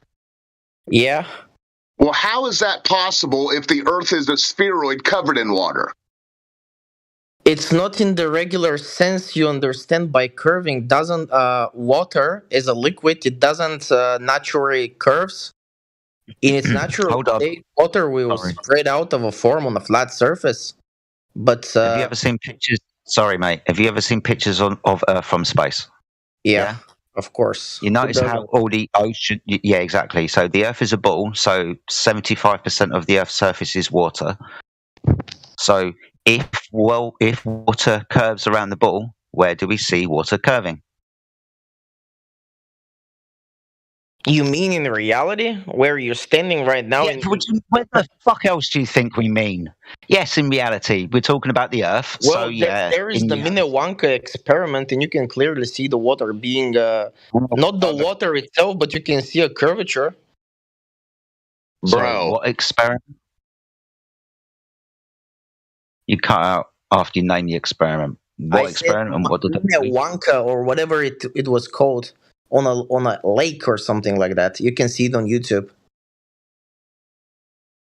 Oh, There's a sorry. lake. Are you talking There's a about? lake. But There's a I pool of didn't say water. water curves. Oh my god. Bad boy, you're not following.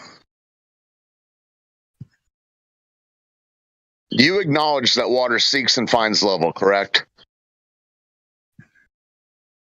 Look, if you observe a large body of water, like if you're Yeah. in the sea or an ocean or a lake, whatever, from the distance, Mm-hmm. the curvature of Earth will cause the water surface to appear curved, but it doesn't. I never said it curves. Yeah, it seeks level if you wish. It's just an expression, but it's a misunderstanding on your part. It's, Brother. no, it's not an expression. It's an explanation. Sorry, it's a description of what water does when it's contained on the surface. But right? water does not find level ground. But hold on. So when water pools, like in a lake, and then reaches the limitation of its lake, as in there's too much water for that volume, it then pulls out, comes out the side in a waterfall, goes down, turns into a river, and always goes down. Hold on, and always goes down until it seeks a level in a pool. So when you pour a kettle of hot water into your cup, the water in your cup on the surface is level, isn't it? Water does not find level ground, like I said. It's just a liquid, and because of that, the effect of gravity, it will roll it down the hill until it forces. Until the Bad forces. boy, bad boy, bad boy. The tea in your cup, the coffee in your cup, the water in your cup, the surface of that liquid is what?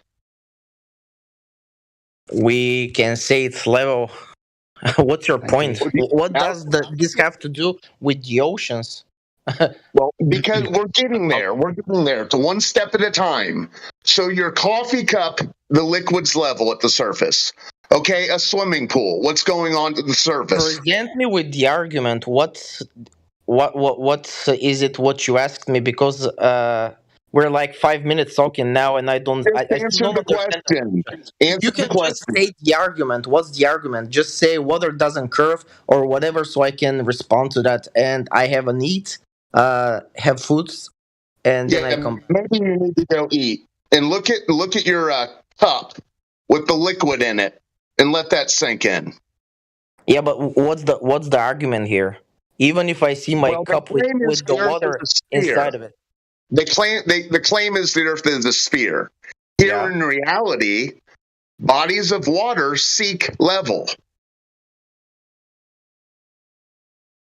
And you say that's impossible on a spheroid object. Well, wouldn't you say? Look, wouldn't you agree? The consequent of a curved surface is curvature. But we're talking about water and you're saying it's level. We're talking about flat and no areas descended or risen above the other. If you're on a ball between point A and point B, you will have curvature over a distance of water. Where do we see that?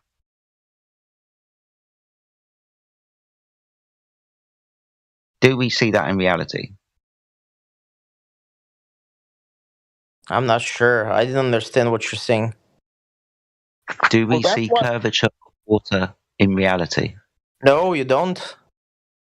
Awesome. It may appear curved due to waves or whatever, but it's not actually curving. Yeah. Okay, we're not talking about waves.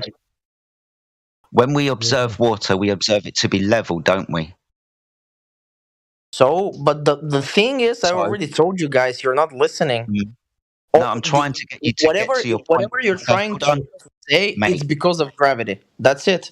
It's actually very simple. Fucking hell. Angel, you were right. Yeah, it's always going to come down to gravity. Yeah, it doesn't matter. It doesn't matter if you want to say gravity.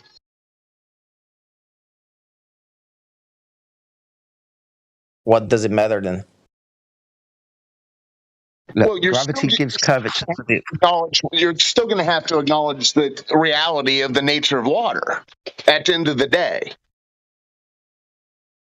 Look, it's true that water seeks level. It seeks its own level. I agree on that.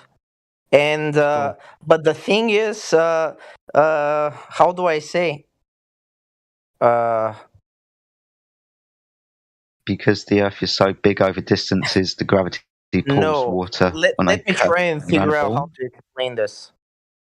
Okay. What you're doing now is, yes, water seeks level, and then you're making you're having to make an illogical No, I already said gravity, apply but the globe. instead of me just saying a simple word, I'm just trying to figure out a proper sentence in order to put it on there. So, like I said, I agree with you guys that water seeks its own level. You repeat that all over again, so everybody knows that. We agree with that. But Yeah. however, this tendency does not override the force of gravity, which is much stronger. And that's the reason Yeah. the oceans and the seas or whatever. Sorry. What gravity do you speak of? Big boy, hold on. That's where the water would be curving, wouldn't it be? If gravity is pulling everything to the center of mass and giving the Earth its spherical-like shape, Of course. And when you go high up in altitude and space, you're gonna see it curving. On You're gonna see the entire planet. Hold on. I got you. So this is what we mean about. Hold on. This is what we mean about clarifying terms. So we understand where you're coming from. So we can start to get you down to a logical conclusion based on what you've just said. Right? That's why we keep interrupting, and that's where we want to get. So now we understand that small bodies of water at level, but the Earth's really big, and eventually it does seem to curve. Now our question was, even though we observe water to be level, we're told that we live on a ball. So where do we observe water actually curving then to give the spherical nature to the Earth? You can't, obviously. Oh yeah. Well, one, not can't, we don't. But second of all, if we know how to apply math to a geometric shape like a sphere, then we should be able to test that sphere in accordance with the math and reality. No, So, you don't for have. example, if You we don't know- have something big enough as Earth Hold with its own gravitational field. Hold on. You can't Hold just use a on. basketball, Hold mate. on. Hold on. So, if we know the diameter, radius, and circumference of the ball, it's just mathematical calculations to figure out a certain few things. It's just a circle on a bit of paper with numbers against it. At the moment, we're on the Earth, we say that's what it is. We say it's 3,959 miles in radius. Good. We know the size of the ball. That means we can figure a few things out about that curved surface. One, how much it will descend between point A, relatively you, on the top of the ball, and point B, any distance down and away from you. We can calculate that rate of descent, 8 inches per mile squared. Second of all, we should be able to figure out where the geometric physical horizon would be to a person standing on that ball. So, for example, if you are 3 foot above the surface of that, if you are 6 foot above the surface of that ball, the physical geometric horizon will be 3.2 miles away. The calculation for that, because we can use maths and geometry, the calculation for that is 1.2 times the square root of the observer's height. Listen, mate. Listen. So, just can you save this up, because I really gotta go. Okay. And before I go, I just want to say one thing regarding what you have just said. We were talking about water. We were not talking about curvature yet. Just so you know, you just changed the subject to the curvature part. Where do we observe the curvature? Yeah. Over water, dumbass. We're talking about water. We're talking about the surface of the Earth. I've given you the maths to figure out what we should be doing. The next we're going to be doing it over water. Because we've been talking about water. Please don't think I'm talking Before out my I fucking joined the VC, I was talking to Haas. Go away and eat your dinner. Go away and eat your dinner and then come back. No, listen. I want to clarify some things. Before I joined the VC, I wanted to talk with Haas just to clarify some stuff, and you intervened, and I said from the beginning that I'm not going to into any debate or arguing, and you said, we're not arguing, but now you're entering into an argument. You know what I mean? Yeah, bad boy. Yeah, because bad boy, just bad boy. Something fundamentally stupid. Yeah, let Haas speak, please. Hey, bad boy. We were talking about heliocentrism, right? Yeah. And heliocentrism includes a spinning water ball Earth. Okay, I know.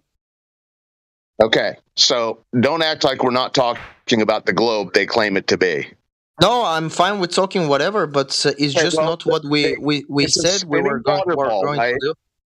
It's a spinning water ball. It's not what we agreed. I'm not prepared, and I'm not into a mood It's for fine. doing It's any fine, debating dude. right now. It's fine, dude. You're the one that demanded. You're the one who demanded me open my mic. So just let No, it sink in. I didn't. I Water? asked you if you wanted to talk. That's all. Yeah, and here I am. Water, Okay.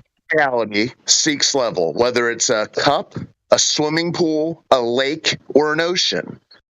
The Earth is claimed to be a water-covered spheroid. So while you're eating, think about that. You can't have it both ways. But I just explained it to you. I agree that water is level. It is Okay, just a welcome common to- expression welcome to people use. But it does not apply to the seas and the oceans because of gravity. Oh, brother, are the seas and oceans not water? They are. Okay. Is a lake big enough for you? Is a lake big enough for you? Because you say seas and oceans. Hold on, you say seas and oceans because they're big. Yeah, No, Earth lakes is are big like too. what, 75 or even more percent of water? I don't remember Yeah. the exact percentage ratio, but it's pretty much about that. Think about that. Yeah. That out by now? We are. The fuck? Think about that. That's what we're Yeah, doing.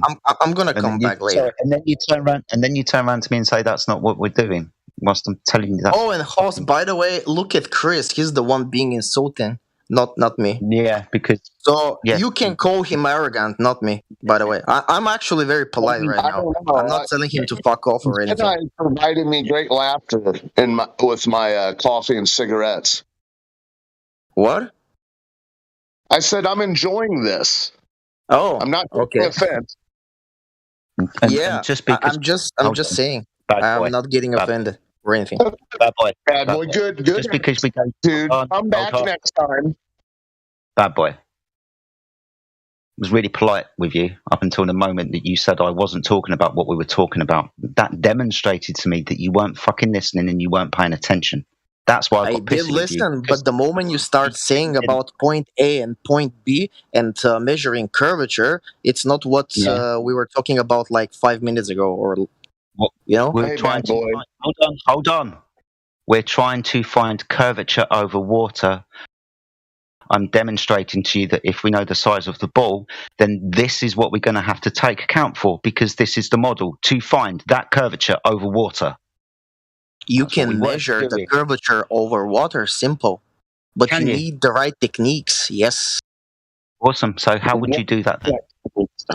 I'm not exactly sure. I don't remember it. I'm gonna research and I'm gonna come back later and I'm gonna tell you how you can do it. But then again, even if I do, you're not going to buy the equipment. You're not gonna hire the people. We'll just point this stuff. And if you do, however, you can actually find and measure correctly curvature. But nobody I know actually did that. When I research even globe or flat, people do that with scientific purposes, and they're not arguing over Discord or YouTube or whatever about flat Earth or globe Earth or whatever, because they don't care. They just do their job. You're just What? here coping about it. No, The I'm for argument- real. When I come back, I'm gonna say exactly how you can measure curvature I look with forward pretty to it. good accuracy. Yes, by chanting and reifying the globe myth. We get it. That's All the right. only evidence I really that gotta go. exists. I really gotta go, bro. I'm gonna come back later. Okay? 10 minutes ago. Away. Next time you come back, bad boy, try and follow your own logic. Water seeks level. In reality.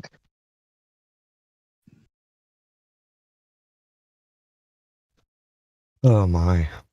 All right, guys. All we got to do is hire people and buy equipment. And we can find the curve. So I can't wait for him to come back. That'd be great. Is that he because doesn't money even makes like- the world go round? But I don't know who's done it, and you guys won't do it. Awesome. Brilliant. Can't wait for that. Doesn't know what equipment it requires, but you won't be able to afford that equipment anyways. We're looking for curve over water. going to tell you how we should be looking for curve over the water because the Earth's so big, apparently. Well, what was telling is he wouldn't go through the steps. He wouldn't go from mug of coffee to swimming pool to lake. No, the oceans and seas are so big that gravity. I hope it sinks in what he was saying to himself. You hope at some point they are going to listen to what they're saying themselves, right? But I don't know. The thing that stuck out to me once Jedi got him down to the nuts and bolts of actually measuring the curve, he just wasn't hearing it. Didn't want to hear it. Anyway, y'all go ahead. No, he didn't. But hey, it's good to hear you, Dave. How you doing, buddy? It's a great day here in Kentucky. A little cool. I'm out in the backyard with my cats doing some exercise. Back to you guys.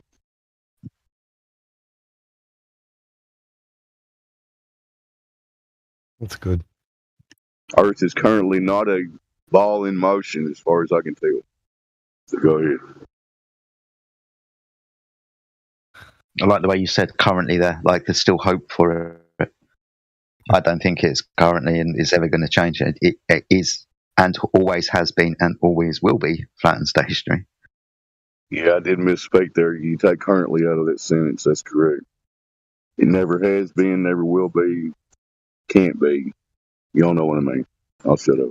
Oh, I get you, because currently nobody else has really brought any falsifiable evidence to the claim that the Earth is a spinning ball in the vacuum of space. So currently, until somebody does that, then the Earth is going to be what it always has been. Yep, reality is what it is. It's not our fault. Don't blame us. Like Ross Hoss was trying to explain to that guy very well. We all got taught this, just some of us actually took a step back and actually examined the claims. Yeah. And then some of us just chose to stay in the gravity delusion, so to speak. You know what I mean? Yeah, it would be helpful if Bad Boy would acknowledge that, that very thing. He seems confused. A lot of them seem confused when they find out that we learned the same story they did. But Bad Boy, you just need to realize that the original claim in this whole thing was globe. They gave us the specs of this spheroid flying through space.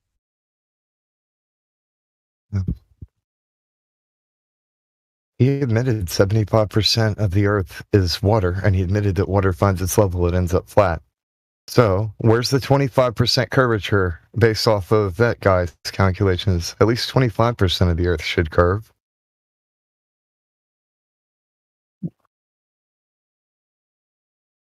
Well, if it grows in that young man's mind, gravity takes care of all that. You don't have to worry about that shit.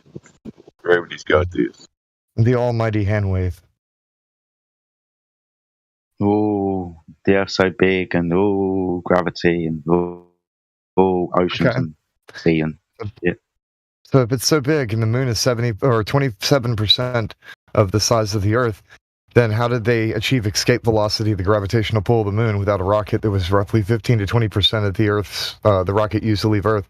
That is factoring in the whole atmospheric whatever the crap, because the moon has less atmosphere. Whatever. Okay, whatever. You should still have to have a rocket 15 to 20% the size of the one used to leave Earth. Did not. Used a freaking M80 firecracker.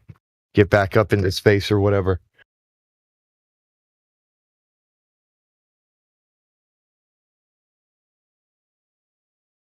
A clown wheel show, man.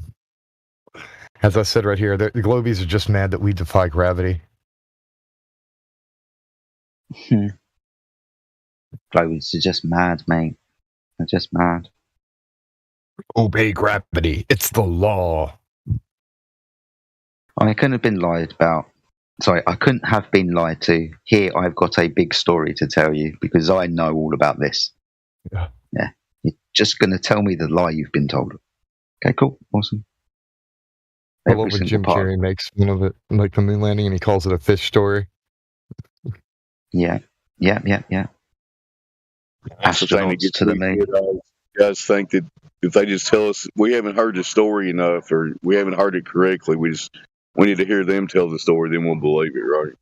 Yeah. Come on. Just one more storyteller. That's all it'll take.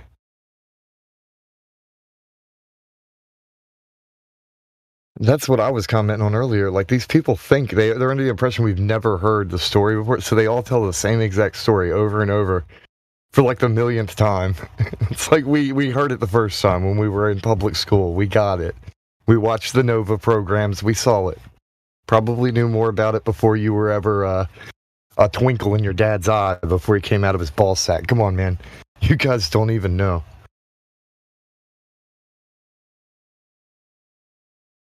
There's a reason why we're against this. We know it better than you guys, for real. And y'all think we're just dumb.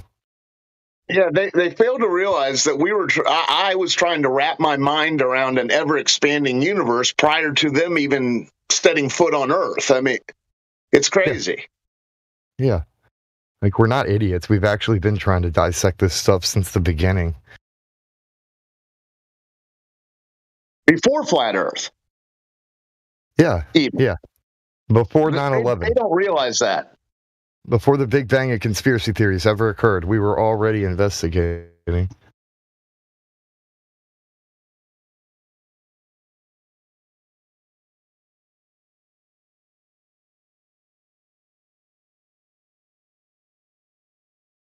So we got any more new people on here right now? Can't look at the screen. If you're new,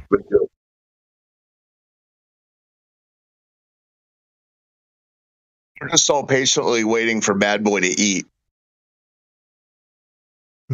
Most everybody in here they've got their roles and ranks. Oh, David doesn't have anything. He's not even voice verified, but he's also deafened. Yeah. See, Owlishness is in there as well. Good to see you, Owlishness. Welcome. But that's about it.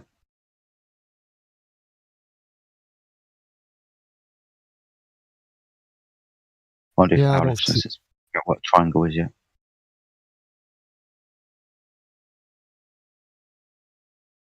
Yeah, I don't see anybody with any decent roles to speak about anything. What's up? Except the normal flat Earth roles, I mean. Oh, goodness. Did I hear you in the background, Owlishness? Did you speak up then? Yeah, I just said hi. Hey, hey, hey. Hey, hey.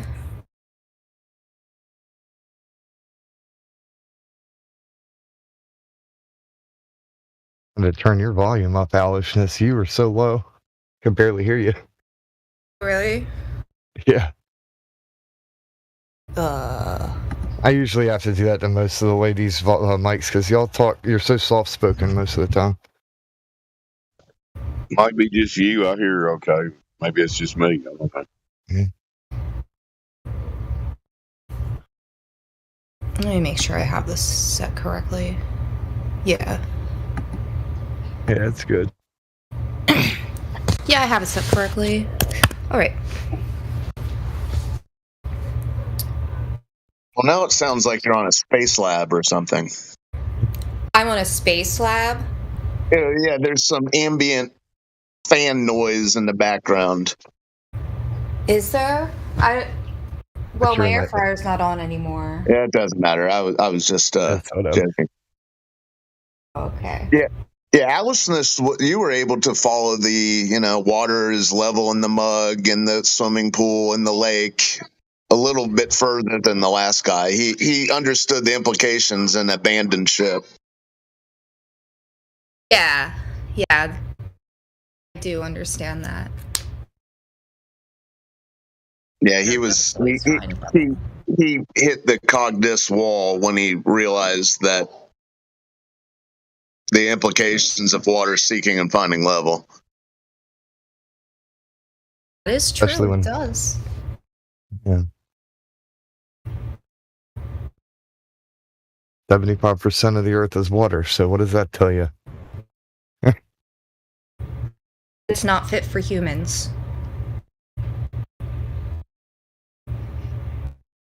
Fair enough.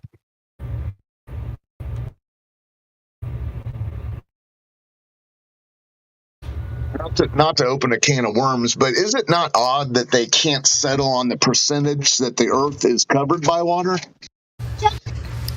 Probably because the water is so deep, they can't properly calculate the depth of the overall ocean, so therefore they can't calculate it. Well, they talked about the surface of the Earth being 70%, give or take, covered in water. The surface. I guess because the ice caps keep melting. What? All right. Well, you know when ice is in a glass of water and it melts, does the water level rise? Does the water level rise? Yeah. Yeah. Yeah. So the mass of the ice cubes in there isn't. You understand Archimedes' principle, right? No.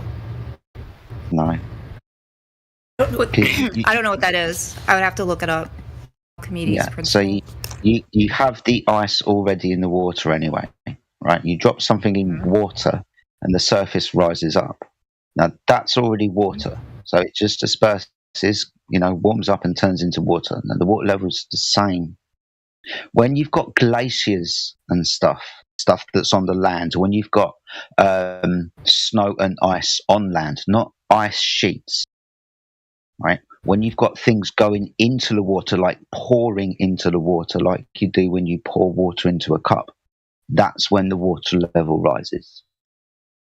So if there's ice already in the sea, when it melts, it's not going to raise the level of the sea because it's already in the sea, it's just ice. But when you have glaciers that move down off the land mass into the water, those are the waters that raise the level of the water of the earth. Does that make sense? Yes. Good. Do you agree with what I said? Kinda. But ice is breaking off from. You're talking about the ice breaking off, right? Yeah. So ice that is on land, that comes off of the land and breaks off into the water, is the ones that raise the water level. The ice sheets, so we're told, for example, that we have ice sheets. Yeah. So those ones that are already on the water ain't raising the level of the water because they're already in the water. Because they were formed from the water that was already there. Yeah, it's already frozen water. It's already we just frozen had a massive water in the one water. break off from Antarctica. Ice sheet, ice shelf. Yeah. Cool. Is that dangerous? Is that going to raise the water level, being it was a sheet of ice already on the water? I don't know. No, from what we've just discussed, no. Oh, you're asking me if it's going to. Okay. I thought you meant, is it dangerous? If you were asking if it was dangerous, I don't know if it's dangerous. Sorry. I should have been more with regards to what we were speaking about. Is it dangerous, as in raising the water levels? Yeah. No, it's not. No. Yeah, it's not too dangerous because people will surf the waves created by big ice cubes falling off of ice shelves. Sounds cold. Well, they wear, I'm guessing, dry suits. Yeah, wet or dry suits. Yeah. I think that the bad boy guy was suffering from subconscious intellectual dishonesty.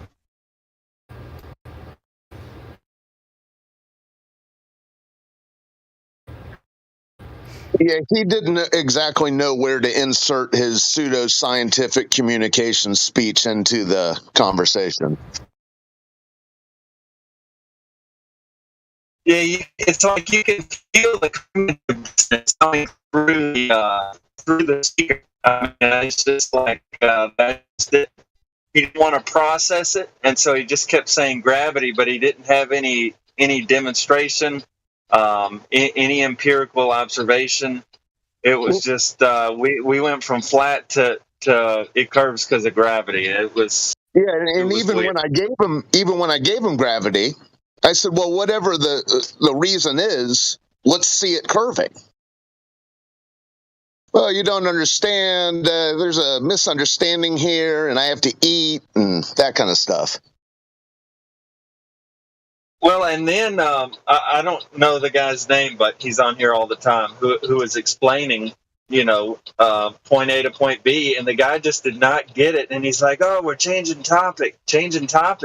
It's like, no, we're exactly on topic. It's called a conversation, and you look at a thing from different angles, and we're talking about the geometry of a sphere. I mean, it was very simple.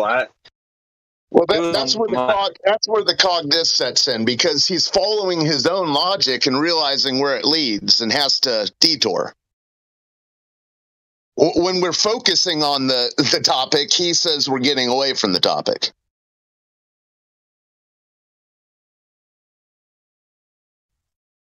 Anyways, y'all have a good day. I'm gonna.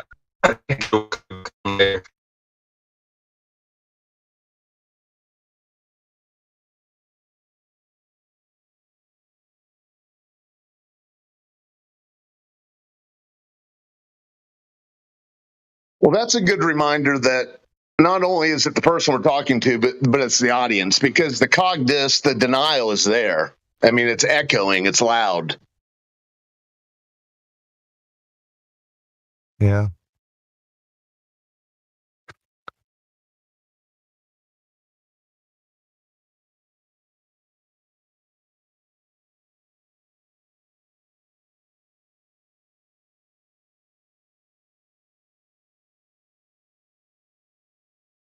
The entire concept of gravity is completely fictional. Even the mathematical equation requires massive assumptions, just complete fantasy. We are talking about something that is only applicable to the border they've created. Mm-hmm. It's fuck all to do with the flat Earth, but it's a word and it's a thing. As soon as they get us arguing the toss that this thing actually fucking is real and exists, they can just keep claiming that, well, gravity, right? Gravity is the weight or seriousness of a person, place, or thing. So correlation doesn't equal causation. So when they invoke that word, it means literally nothing.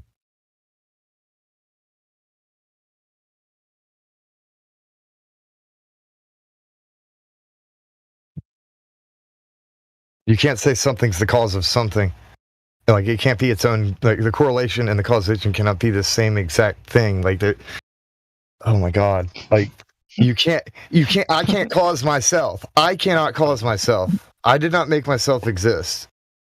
Is all I'm saying. Like, there has to be a cause and effect for everything. So you can't just say gravity because they're trying to act like that's both the cause and effect. What the fuck? Like, no. You see that thing happening, the observation of a phenomena, something happening. Well, something happening is causing something happening. Well, exactly. I like it when they try to form hypotheses out of this shit. No. We want the cause of the something happening, and you definitely can't say the cause is the cause or the something happening is the something happening. Yeah, that's not going to work. Exactly. So if mass, then mass attracts mass. What? What? Where do I put mass in the hypothesis? I put it as both cause and the effect. So what's the difference between the two? They can't get past the first step when they're talking about gravity, because ultimately they don't have a naturally observed phenomena, or they cherry pick the phenomena that they want to observe. And the majority of the time, if not all the time, when we're talking about the experiment, the observation of the phenomena is inside the experiment itself. So they're observing something happening in the experiment that we don't observe in the physical natural world. But it's not what they may want to point at a naturally observed one, but then it won't be that in the experiment. Cavendish, Foucault's pendulum, those two things. Don't observe either of those phenomena in nature, and there'd be a huge problem if we did.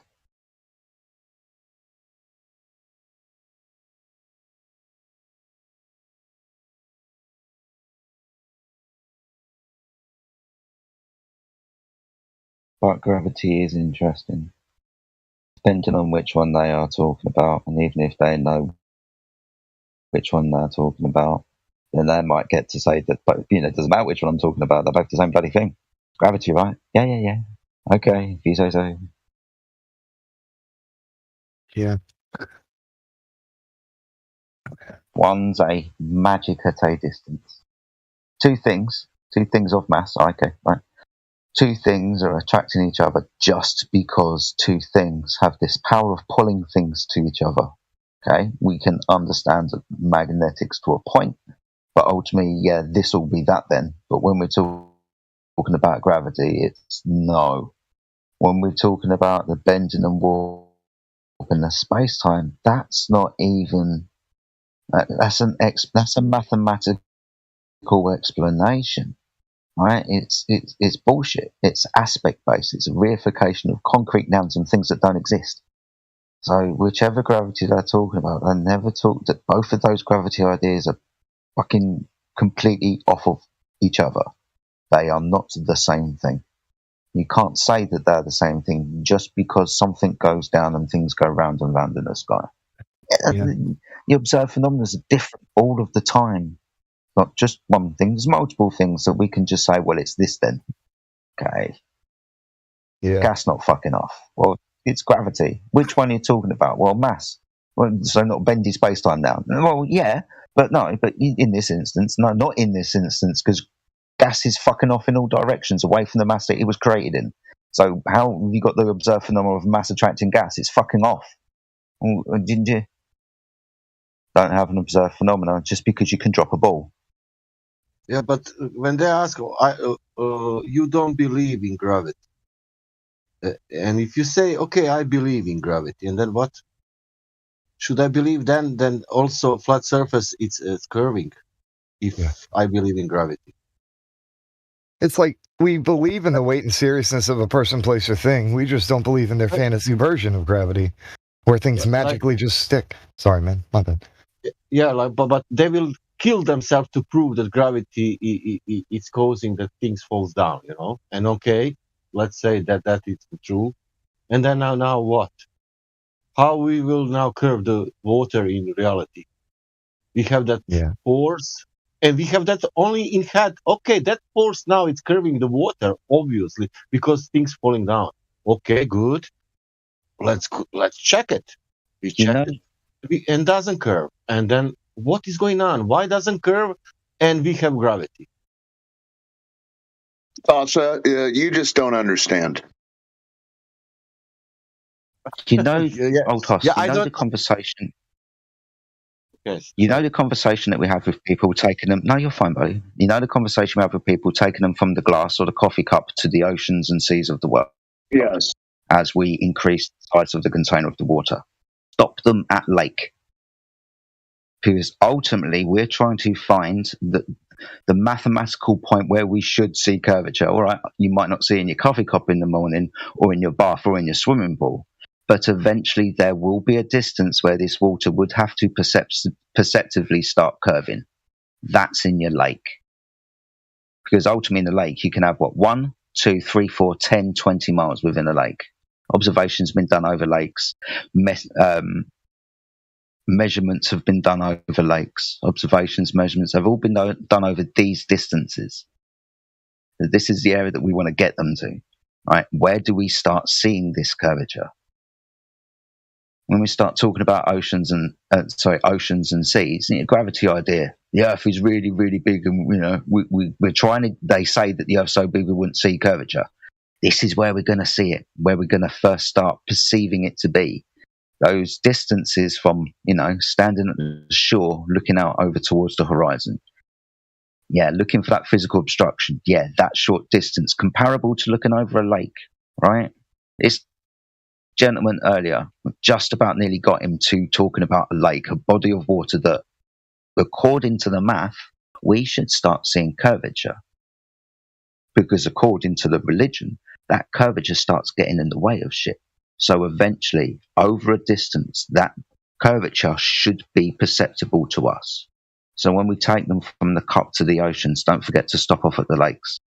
Because we can do that. They always have this idea that the Earth is so big. Yeah, it is big. You get the problem is that what we see, that what is physical, that water, what we will observe, they will call that optical, you know.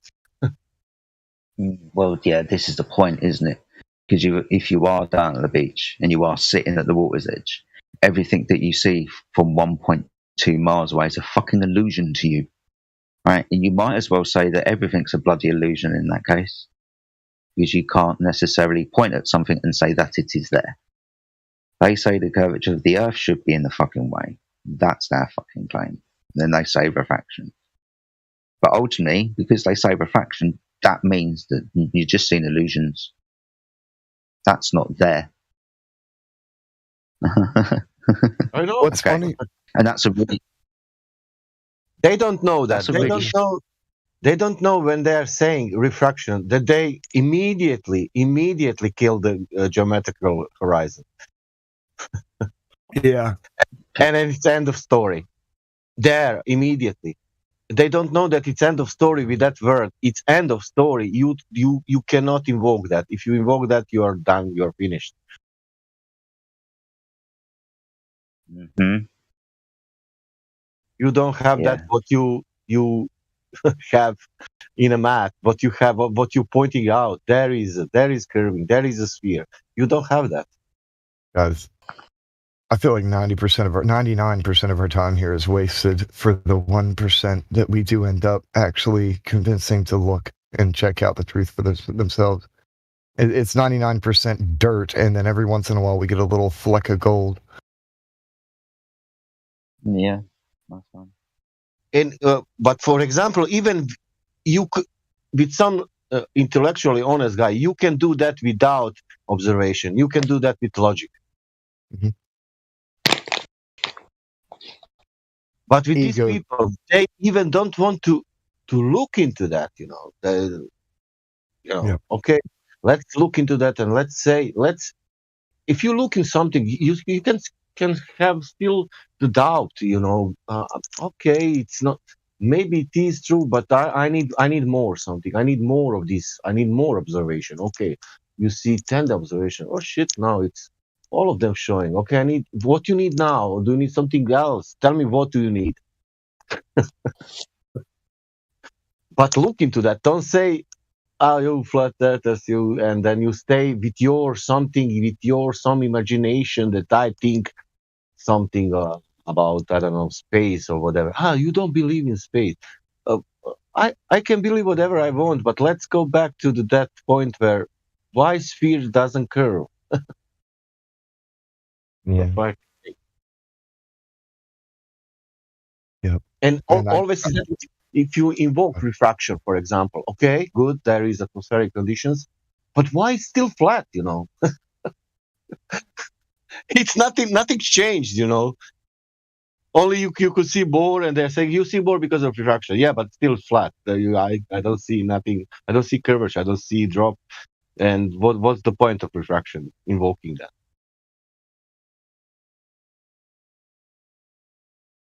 Yeah. I just posted in the live stream, and the Platonic Drift kind of agreed, saying suspension of disbelief.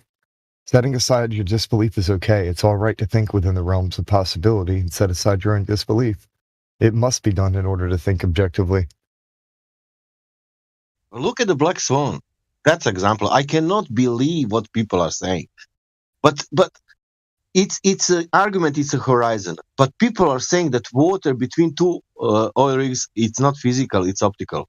What? How is that possible? People, that oil rigs are in the water. That water should be there. Oh my God. And then when we make a video about that, you can see, okay, look, that water, that is ocean, of course, that it's a water there. Then they are saying, no, that is projection of that water. But come on, that's that water. What are you saying? Because before they make a video or photo, or maybe it was a wave or something, or angular resolution was, or whatever, and then you saw on 5 miles horizon, you don't see the bottom of the crane. Okay, and then what? That physical water it's not anymore physical and real next day. When we make observation, when we see the horizon behind, that means that water, it's now somehow optical become. Only because the horizon should be on 1.22 miles. Not only because of that point, nothing else. I think they say it's optical when it's convenient, and they say it's physical when it's convenient. Yeah, but why is optical? It's on 10 miles. Why is not optical and then it's on... And it is. We have example. It could be on 5 miles, 7 miles, like with eyes. You can it say, does change, though. Like, there are optical illusions that occur based off of how, the environment is. But when they lay claim to that as, like, everything all the time, just flip-flop and have no real answers, like, when does the horizontal level become the oblate spheroid? That should be a common knowledge number. And then when you show them, you know that GIF when refraction is changing the horizon. Mm-hmm. On that GIF, you can see how the houses are stretching and and going like smaller and bigger. You get all wonky. Yeah. That means what? Yeah, I'm not listening. Wait now. My daughter was. Yeah, and then you ask yourself, okay, this is happening, and then we can see more now, but why its house is getting smaller and bigger? But is that's optical, of course. But that house is there. It will not change position. It's on, I don't know, 9 miles. Doesn't matter. Like people saying refraction is doing something. What is doing? It doesn't change the distance to the object what we want to see.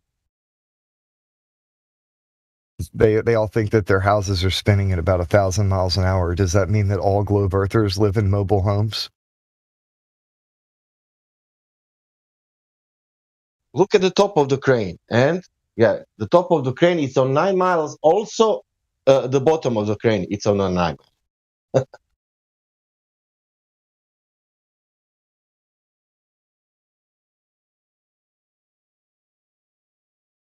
The problem is that they don't know what is horizon on the globe model, what is presenting, and what you should to learn. It's geometrical thing, and that's it. It cannot be optical. That's what you need to follow. You cannot fight for the optical thing, and you have in your model something called geometrical. Yeah, I agree that it's a physical location, but also admit that there's visual distortions that can occur. But their visual distortions should actually prove the globe, and it doesn't. Isn't that this like this? That visual distortion will give you less view, not more view. If you have some distortion in the air, you will not see more. You will see less. Yep. And the fact that, I'm talking about drop over distance, man. At no point does it ever manifest, ever. So the visual distortion should actually manifest in a way that completely confirms their claims. But nope, it doesn't. No. Because you don't understand how lights work. Sorry, guys. Do apologise. Jim CBR has jumped in the house. You got access to your microphone. Yes, Jim, Jedi the man. Long time no see. Happy New Year to you and your family. Great to hear your voice. I knew you'd be back. Yeah. How you doing, sir? How you doing? Yeah, absolutely brilliant. Cheers, buddy. I saw you jump in, so big smile came on my face, man. Wanted to catch up with you. Yeah. Good to see you jump in the server, man. I was hoping that maybe good stuff, bro. Life treating you good? You and your family doing well? We're surviving. We're not making money hand over fist, but we're surviving. My health is in good condition, so I'm not worried there. The family's okay, I was going to say I'm still ramming down the Senilenian eclipse right down their throats. Do you know what I mean? Good man. To be honest, I haven't spoken about that for a while, so I'm glad you're holding that down, mate. That's really good. Oh, I'm holding it down. Like I said, when you used to deliver it, I used to just love it. Poetry in motion, Yeah. I appreciate that, man. Yeah. What about you, man? It's good to see you around for sure. Mate, I'm all happy, mate. Nothing's wrong. Yeah, everything's going well with me. Can't complain about a thing. Okay, brilliant. Yeah. So the English weather hasn't got you down then. Look, mate, it's winter. What do you bloody expect? The only thing that's annoyed me about it is a couple of cancelled football games because of frozen pitches and flooded pitches. So, apart from that, mate, it is what it is. It's just the weather. Okay, so what about all this scandal with the what's it? The Chancellor of Exchequer not paying his taxes, and then the ULEZ scandal. Any news to report on that? Mate, there's scandals every day at the moment. It's like I can't keep up with all of the things that I'm looking into. It's a really crazy time. There's always something new popping up, and it comes up really quick and then goes away really quick. So if I don't catch hold of it, then I don't know. I don't know unless somebody like yourself tells me about it, mate. But what tax scandal? Yeah, what's happening? Oh, the one with Rishi Sunak's Chancellor of Exchequer didn't pay like £20 million or something. Oh, that's a lot of money, right? Yeah. And then the other scandal that the British are not fully aware of, okay, and it's the ULEZ, okay, and the claims that 40,000 people have died each year due to particulates coming out of the exhaust pipe and the nitrogen dioxide, NO2, yeah, right? Well, it turns out that you are more likely to be breathing in hundreds of times over the safety level of nitrogen dioxide in your house if you've got central heating and a gas cooker.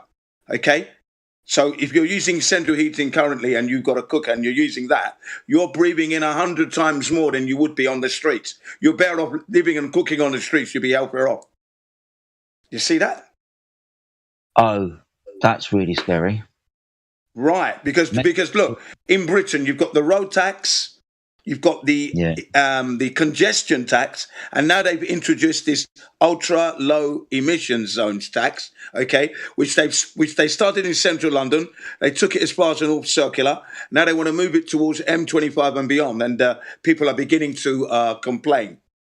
Right, I think it's gone as far as M25. They want to move it beyond the M25 and A205. Yeah. Now this I've heard a lot about, mate. So yeah, you are definitely not wrong with that. It's just interesting how quickly these things are fucking falling into place. So sometimes we hear about these things, and it's quite easy to like kind of push them into the future. But hold tight, these things are coming around really, really fast from both ends of the spectrum, right? These conversations are being had, and we're finding out about this stuff. I do wonder sometimes where we're supposed to be finding about this stuff because this is the shit that's supposed to be happening. Yeah, they're going to pull this man down. They're going to change something. Look, mate, in Britain, we haven't had a proper government. We haven't. We've been shuffling people around left, right, and centre for the last 4 bloody years. It's ridiculous. Yeah. Who knows? We haven't had a government since I left Britain. You never had a government really. It was all a rip off then. So there was always a scam going on. The thing is, they brought this in, even though 65% to 67% of the British motorists, people in Britain, were against it anyway. And what's his name? The Mayor of London, Sadiq Khan, actually knew, and they massaged the numbers, in order to push it through. It's just a money grab, okay? Because there are no deaths. There's not a single death due to exhaust particulates. And when you get the equipment, you use the equipment that monitors the air quality, okay, near where the government sensors are that are checking for these spikes in nitrogen dioxide. You find that the sensors are registering brake dust as the danger, not the nitrogen dioxide. It's brake dust. Brake dust. That's being registered. Yeah, dust from brakes. Yeah. Shit. You see what I mean? Oh my. Yeah. The sneaky motherfuckers. Right. Yeah. It's the brake dust that's the problem, but no one's talking about that. And then the very fact that you're breathing in more nitrogen dioxide in your homes when you are cooking and using central heating gas, you're up in the thousands almost. Above the safety level that's recommended for you to be on the streets. You're more in danger in your home every day. Every day. Cool. So just Just to remind me, Jin, what does this lead to? So we're getting poisoned in this way. What are the diseases? What are the outcomes? Well, you're obviously going to be having lung cancer. Respiratory so problems. respiratory diseases and shit like that. Yeah, and it's nitrogen. Does that affect any other systems of the body? Does it decrease blood supply, or does it change the cell? I'm sure it doesn't do your kidneys any good, I suppose, because you've got to clean the blood somehow, and your kidneys do that. So kidneys are going to be working to keep that clean, and your liver. So some of your organs are going to be working overtime. Because have been for years, by the way, because this has been a problem. Remember, it's not been highlighted today as we speak. The government, and no Britain knows this. You didn't know until I mentioned it. So people in Britain are unaware that their central heating and cookers are exposing them to hundreds of times higher than the government safety level for nitrogen dioxide, which is the problem that they're claiming to be on the streets with the traffic smog. You're better off in the streets than in your home. Well, as long as everybody's not breaking, so live next to motorways. Gotcha. Yeah. And don't use central heating because it's not good for your health. If that's the case, because that's what they're saying. They're talking about pushing the global warming angle. At the same time, it's a money grab, isn't it? I mean, they wanted to phase out all diesel and petrol engines. But what they should be doing is phasing out the carcinogenic petrols that we have to use in the cars. Because the actual vehicle itself, when it's built, the combustion engine, it's not a pollutant until you put a dirty fuel in it. So if you put ethanol or biodiesel, you don't get any pollutants. But if you put the crude oil, regular and your 4-star, 3-star and high octane, you put these into the engine, well, of course, it's going to come out not so clean, but it's still not dangerous because from the main arteries where they put the sensors, when you go into the urban areas where people actually live, the residential areas, zero registration on the meters, zero levels of nitrogen dioxide, so low it's not registering. You see what I mean? But when you go to the main arteries on the main roads, 3 lanes, dual carriageways, it shows up there, but it's still lower than the government's saying. And what's registering higher are brake dust coming off the brakes. It's crazy. That's a sneaky bit. Well, it's all bloody sneaky. This always puts me in mind, right? Now they've obviously known about this for a while. How long have they known about this? Are we talking about, did they know about this shortly after we all started having central heating?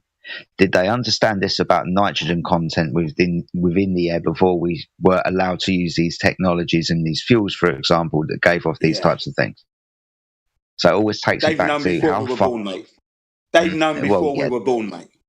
Yeah, I can get that they would have known before I was born, but there is still a time frame for when these things were implemented. We all started driving cars and using this type of fuel and brakes and so on. So did they allow this? Because, not a problem. We have to think of these people that sell crude oil as well. Do they know, right, through our scientific research, what crude oil and the way that we burn it and use it and utilize it, what damage that does with regards to nitrogen? And say, for example, the technology behind brake pads, the emissions that are given off. But going back to these crude oil motherfuckers, right, these people that are selling this shit, how much do they actually know about the damage? Yeah, those Saudi princes and families and whatnot. Yeah. They don't care. They don't care, man. Well, no. They're just interested in selling the stuff, you see. And because to them, it's just the liquid that we buy, let's say, and then how we use it's up to us. So the governments are the ones that are aware of the damage and the health implications, but they don't mention it. But when it suits them, they start scamming, don't they? And they're scamming the British motorists by fooling them and duping them into thinking that their cars are polluting and causing illnesses and that. Right now, they talk about asthmatic sufferers suffering greatly, but let's check it. Let's go back to the beginning. How did the individual get that illness, that allergy? And if you look, it was from the needle that they should never have got in the first place, and it's in the insert. If you look at the insert, right, it states that asthma is a side effect from that. Clearly states it. If I might just say one thing, guys. That reminds me, on the news this morning, when I went in there, they were talking about this like blatantly on the news. This woman had gotten into it. She was talking about the side effects. It's going mainstream where they're not going to be censored anymore. They're going to be like, this is we're going to be allowed to talk about this now. Yeah, good. Yeah, I heard that as well. And recently YouTube got reprimanded for taking down channels that really weren't going against their policies and that, and they've been a bit too draconian and heavy-handed. So yeah, I'm not surprised to hear that. But what really pisses me off as a man who's been riding and driving, riding bikes, driving cars for years, that I've noticed how these governments are just lying about air quality, stealing the money. I mean, you paid your road tax. So what's this fucking extra congestion charge, which is BS? No one's dying. And then they got the front to bring in an ultra. So each day you get charged £12, nearly 25 quid a day if you go through London. That's a bollocks, isn't it? Yeah. It's been a scam for the last 30 years, man. Yes, really has. Pissed me right off. And then you got the people who supposedly represent the motorists, okay? They still want it in place, though. They're saying, let's not bring it in this year. Let's wait a while. But really, it should be curtailed and abolished. That's what they should be fighting for, abolishment. But these people that I'm talking, you know what I've told you about the levels and that? That's not coming from Britain. That's coming from Germany. Because Germany tried to outlaw the diesel cars, okay? And what happened was some students and professors took on the government, and they went to the government sites where they put these sensors to register the air quality. And guess where they put them? Right by the traffic lights, where you get a tailback of traffic when they stop and accelerate off. So you're going to get a peak there. But when they moved their equipment like a couple of 30, 40 meters down, negligible. Then they went to a footbridge where people used the bridge across the road, 0. They went to people's addresses off the main roads, 0. They were registering more brake dust, they said. Brake dust was the thing that was of concern in the air that they're breathing. You see what I mean, yeah? I bet. This is Germany. Yeah, so the Britain are not even looking into this at all. It's just a joke. So the gas is interesting, right? That the gas is fucking off, but the solid particulates are the things that are staying in the area. But they're not testing for those solid particulates. They're and you think that's what gas. They should be checking for? That's what they should be checking for, yeah? But they're not. They're checking for particulates droplets from an exhaust pipe. And remember, if we go back to the early 80s and mid-80s, catalytic converters was a must. All cars had to have them. Do you know what I mean? Because of the emissions. So where does it stop? One scam after another. I know, but it's really good how they get us to focus on these fucking things. So with one hand, look over there, but over here, this is where the poison's fucking coming from. Right? Emissions, stuff that's coming out of the car. They use it in the words that they use. Right? Comes out the tailpipe. These emissions, we should be testing for those because emissions are things that come out of the car. Yeah. But we're not testing for all emissions. We're just focused on these ones because these are the only emissions we tell you that are coming out of the fucking car. Right. Interesting. So obviously the brake dust is coming from when the driver applies the brakes, it's coming from the vents that you get from the side of the wheel. That's where that's coming out. It's not coming out of any exhaust pipe. Yeah. You're not looking for that. It's not coming out of the emissions pipe. No. It's fucking sneaky, cheeky motherfuckers. Yeah. Bastards that they are. You see what I mean, right? And that's what's got my back up. I'm pissed off. But I'm also pissed off that the British motorists and those organisations that they have, they're not working hard. How comes I know, and I'm here in Japan? Do you know what I mean? Yeah. That's fucking bollocks. Yeah. They're asleep at the wheel. Yeah. They're asleep at the wheel. They are, man. It's crazy. Yeah, and it really does get my back up because I think that the British motorists is getting overcharged, but their argument at the moment isn't concise and precise enough to call out the governments like the Germans did.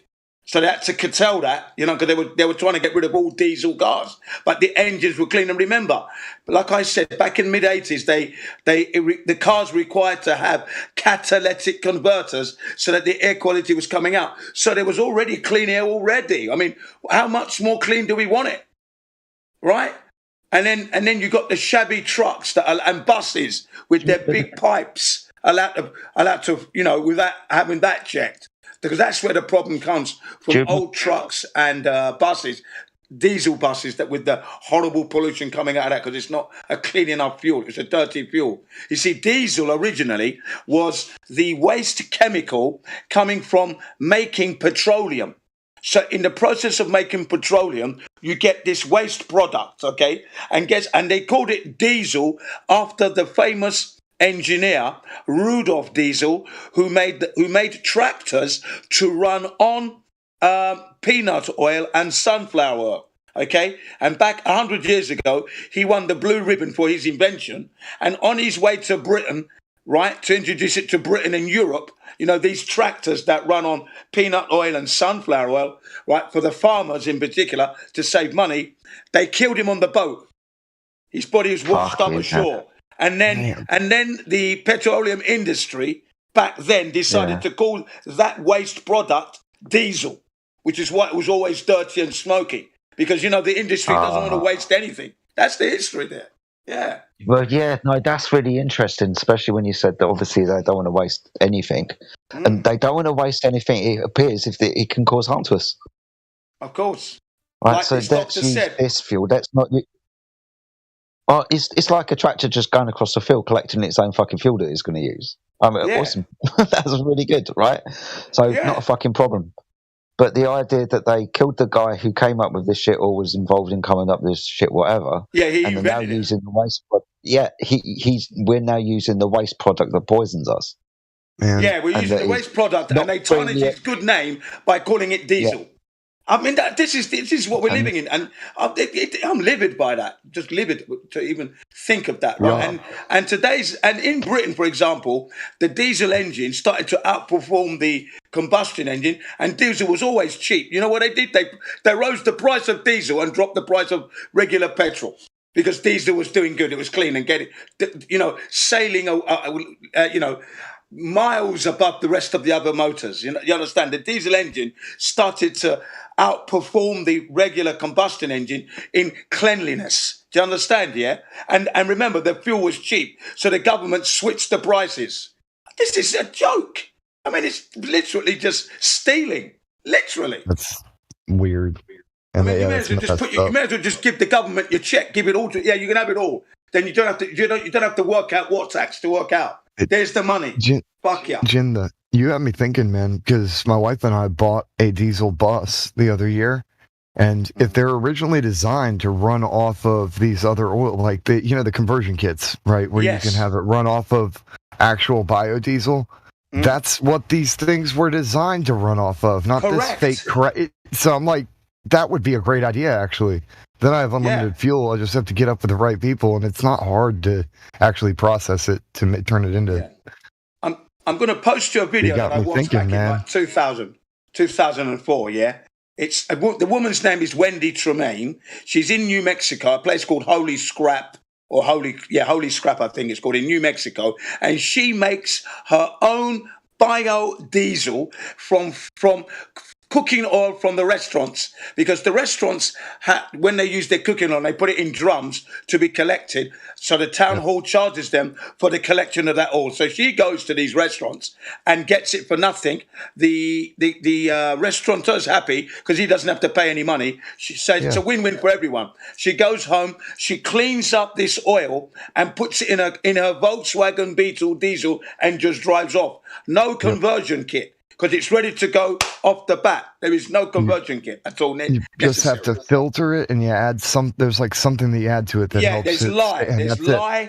There's lye and another chemical they put in just to clean the oil a little bit, and you leave it for a couple of days, 4 days, 5 days, so that all the sediments go down to the bottom. Okay, and once the sediment goes down, then there's a little bit of water washing process. If you want to do that, that's if you want to have it ultra clean, but you don't. It's good to go once the sediment's at the bottom, you get your funnel and you pour it in carefully.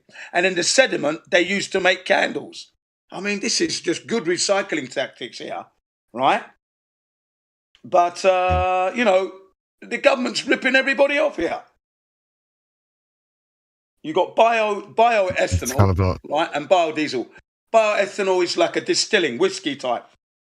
process. Yeah. Right? And then biodiesel is more of they use these special chemicals just to clean the cooking oil, because that's what it really is. It's cooking fat. Remove all the crap. It all settles at the bottom, and you can pour it into your tank and drive off. Clean. You know, with the biodiesel, the bioethanol, you can drink that. Literally drink it and put it in your car. And when they put a teaspoon to it, they put a teaspoon to this ethanol, okay? And you see this beautiful bluish, goldish flame, no soot. Not one single soot mark, just that lovely flame. That tells you how clean and pure the fuel is. Then they show you the regular petrol, and as soon as they lit it up, it was just black smoke filling up the room, the man's coughing, off a teaspoon only. Fucking joke. You know what I mean? Yeah, we're living in Definitely a bad things world. to get angry about, Jin. Definitely things to get angry about, mate. Oh, definitely. Yeah. We know it's not just flat Earth. You know, flat Earth is the happy side of it, the heliocentric model, and all the shenanigans that go with it. I think that pretty much collapsing many industries from the inside as well.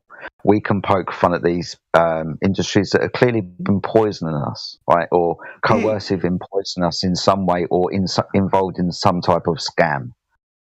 Yes. You know, when we talk about the governments of the world, when we talk about the industries of power, so electricity supply, the gas supply, all of these types of things, the cost of all of that water supply. stuff, right? Yeah, water supply, the medical industry, mate. And we're talking about poisoning, but ultimately we're going to have to talk about the medical system as well. We could talk about that for a long time. Have to. The allopathic system, that's killing therapy as opposed to chemotherapy. Yeah, killing therapy. That's what it is. We only have to look what's happened over the last 3-4 years, right? That's happening. That's constantly happening. These systems, along with these, you know, governments, whether they're all co-opting with each other, or all on different sides, or with whatever the fucking situation is, all of these systems are collapsing from the inside, mate. Yeah, makes me worried. I've been very cautious because, I mean, obviously, we're going to get to a point that the money situation, banking's going to collapse. Power is going to get worse. Yeah. Right, none of these things are going to be good. So eventually, maybe there's going to be a situation where they're going to come in as the heroes, right? They play both sides. You understand what I mean? So they're the ones that fully aware of that. And they come and take that shit away. Look at this bad system. Look at this corruptness over here. Look at this poisoning that's taken place. This all needs to fucking change. Follow me, Pied Piper off the fucking cliff. That's what I reckon, mate. Yeah, that's it. You see, I've been aware of all this before I came to Japan. So here in Japan, I haven't had a bank account in 23 years. I don't have one. So no one gets hold of my money. I give you what I think you're worth. That's it. I don't fucking just willy-nilly declare all my money. Nah, I don't do that. Only a fool does that in this day and age. You've got to be a fool. The food production industry has changed an awful lot over the last 3-4 years, man, especially in this country, and I know in other countries around the world, you know, especially in the Western world. Right. So we all understand the amount of animals that are slaughtered, abattoirs and so on were closed down when we were talking about COVID and this. Yeah, we've always had a culling of animals anyway in this country for whatever reason. That's right. But ultimately, they've even closed down places of storage and places of production. Now, many people have gone out of work and are not employed in these places anymore. This is a vital part of our food network. You can say the same thing as well. To say, look, the farmers in Holland, for example, like the Netherlands, they're pretty much kicked off their fucking land. The largest landowner in America at the moment is Bill Gates. Everyone's getting kicked off their fucking land. Yeah. They're fighting against it as we speak. Yeah. Yes. Yeah, exactly that, man. So our food industry has been taken advantage of. How we now get our food and so on is the transportation industry. That's changing. That's changing very, very quickly. But ultimately, there's going to be a stage, mate, where things are either too expensive to buy or they ain't going to be on the fucking shelves. Because we're just not physically producing it anyway to keep up with the fucking demand. That's not happening now. Yeah, and that's due to them interfering with the supply. They keep putting spanners in the works. The poor farmers in the Scandinavian area, they are fighting, you know, to keep their land because they want it there. It's like it's being confiscated, you know? It's terrible. Yeah, I mean, look, I'm fucking well and truly living on that. Yeah, I've been aware, man.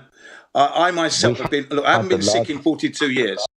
So clearly I've been aware of the dangers of going to the doctor. 42 years not being sick. Okay, from the age of 19, I decided to live. I mean, I was always living a healthy lifestyle anyway, but I said I want to live a lifestyle where I don't get cancer, where I don't become sick and need to go to the doctor. I'm happy because I haven't had to go. 42 years now. Still, and I'm still doing all my exercises, my cycling. It was snowing yesterday, right? And I was in the snow, my push bike cycling in the snow, keeping me exercise going. Because like I said, the last 3 years, I got pissed off with the Americans and the British saying that black Africans are more susceptible to catching this thing that we've never seen, never actually seen anywhere. You know, that pissed me off because I looked after my health. So, and just before I came onto this server, I posted in Gem Panda server, asymptomatic people do not spread this stupid virus that doesn't exist. Clearly states it, because there's no scientific evidence for that. There is no data that shows asymptomatic people spreading any disease. If that data doesn't exist, they don't have it in the WHO, CDC, FDA, NHS. It's nowhere. That's a lie. And also children don't spread it. Again, no data there. So it's all been we're living in the modern time, so there's modern lies. Okay, and that's what I've been like advocating and educating people here in Japan and online, you know, to be aware of the scandals. And I've been aware of it since 2006. So as far as you lot are concerned, here's my sources. I posted one just a little while ago for that diesel, do-it-yourself diesel thing. It's right there, okay? DIY biodiesel. Look it up. That video is only 5 minutes, but it's an education. And if a woman can do it, right? She's there with her partner. Her partner is the cameraman, okay? So he's filming her and he's telling her that what to do and, you know, and how to do it sort of thing as he's filming her. Watch it. It's brilliant. 5 minutes. Watch it whenever you can. Bookmark that one, guys, because that could be something you might want to use in the future. You never know. If you've got a diesel engine, those of you with diesel engines are living it large at the moment, you know, because you've always got the potential to use sunflower oil, peanut oil, okay, biodiesel. These are the cleanest fuels. So you're in good stead already. You've got a good foundation base. People like me who have got combustion engines, we've got to work a little bit harder to make the ethanol. That's what we need to make, bioethanol. A little bit more involved in the process, but the car can run on that rather than regular petroleum that we get at the pumps. Okay, so those of you who got diesels, you know, you're laughing really, you know, because you could really do what she's doing. You could go and do what she's doing, especially those of you who are living in the United Horrible States prison. But if you're there, you can do that. I think in Britain it'd be a little bit more difficult, but just have a look at it. Fantastic video, 5 minutes long.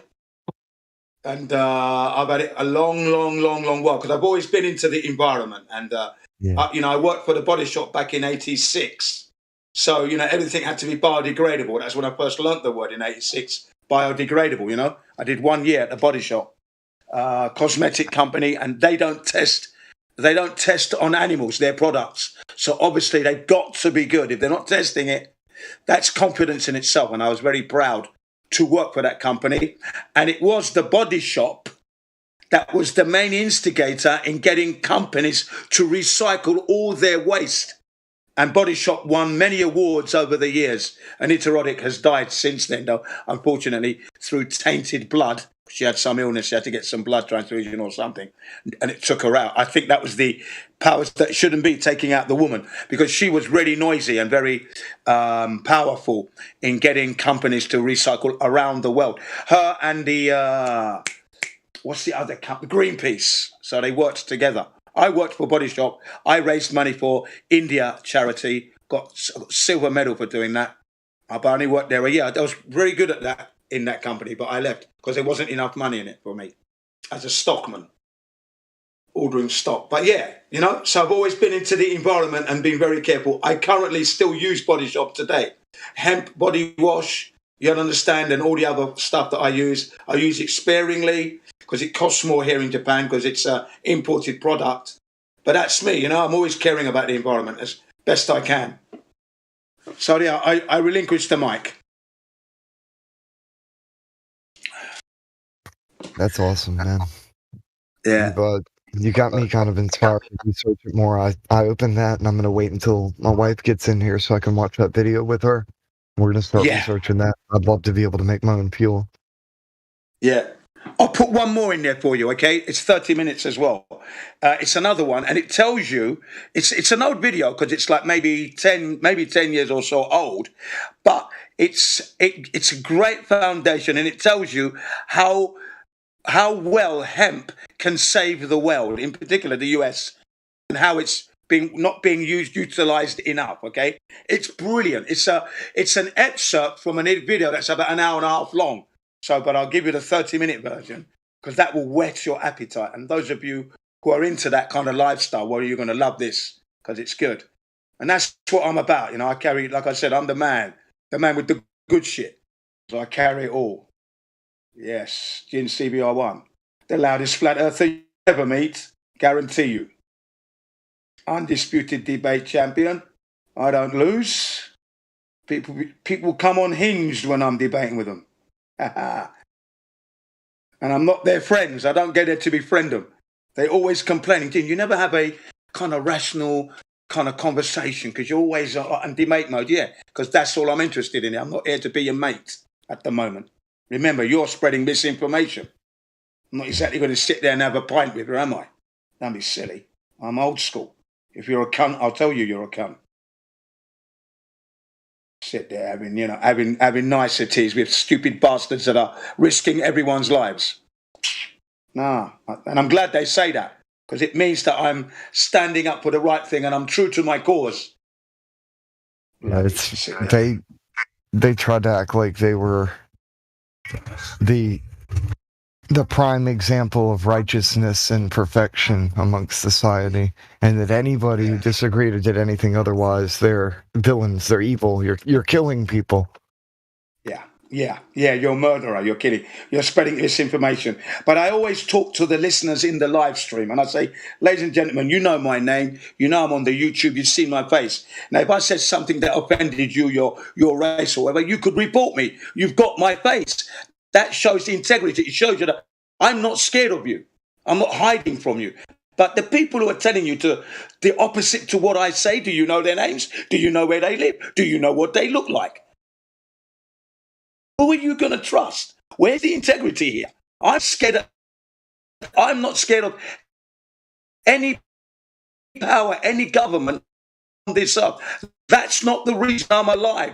I'm not alive to be scared of government. That's why I tell you what I tell you. So I'm not going to go into these discords and have silly little cartoon characters.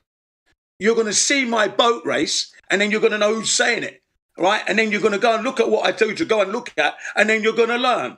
And then you're going to think when people are hiding behind masks, don't take what they're saying seriously. Do not. There should be no reason for any human being to be hiding on any platform. That's not what it's about for me. So, ladies and gentlemen, take your pick. Yes. So when they try to character assassinate me, they cannot. I'm indestructible.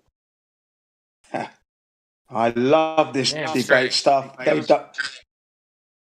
Yes. I'm right with you on that.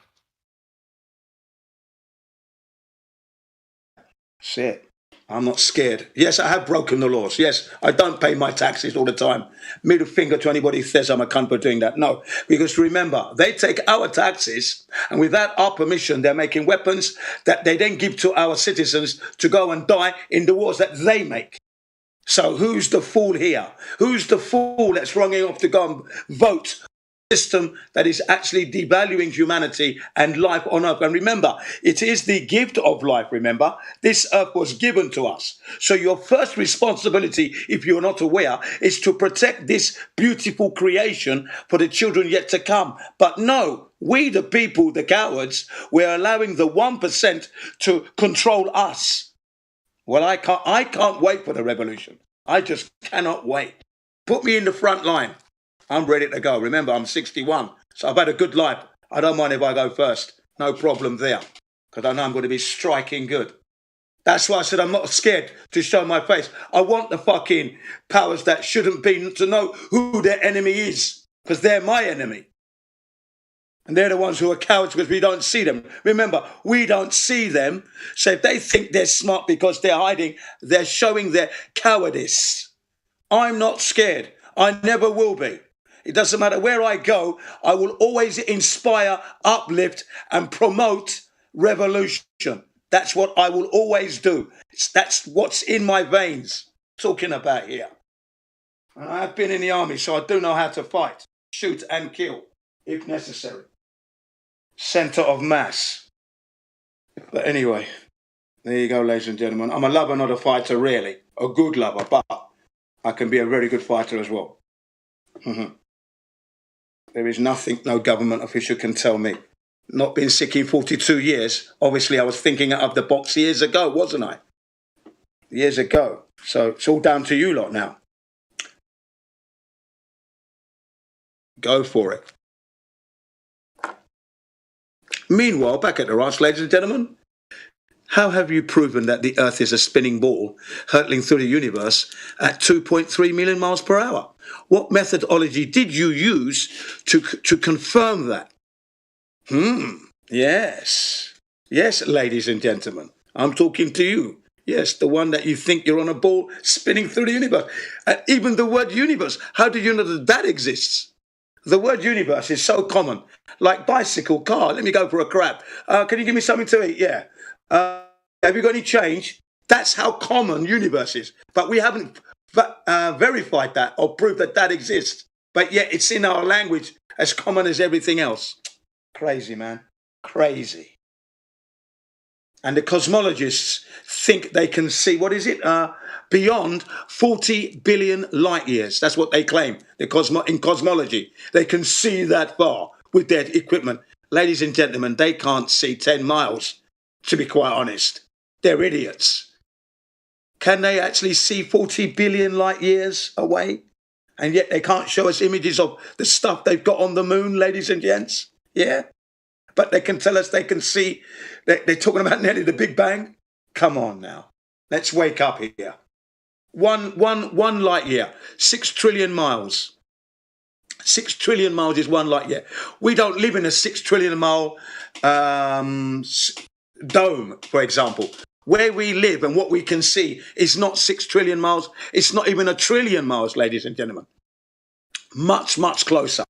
It's not even 1 trillion. But they want to tell you that they can see 40 billion light years. That's a mad number. 1 trillion pounds or $1 trillion, if you were to count it one after the other, 32,000 years. You wouldn't even be able to count your money that you've won on the lottery if you won that much money, ladies and gents. Just $1 trillion. Okay? But they want to say a light year is 6 trillion miles, and then they can see 40 billion light years. Get your head around those numbers, ladies and gents. Absurd. Oh, the Polaris star is 430 light years away. Nah, it's not. It's not. Not even a light year. It's much closer than that. The North Star that we see in the sky. So start to think about what you are believing in. Start to check it, because when you find that you can't check it and you can't find the curvature and you're not detecting the spin, right?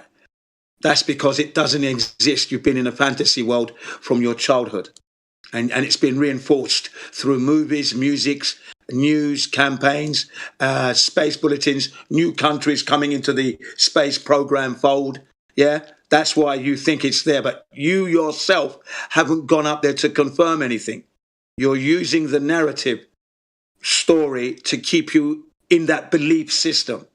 I am speaking to you as Jin CBO1. I've confirmed through 61 years that the Earth isn't a globe. Now, don't get me wrong, right up until 2015, I thought the Earth was a globe.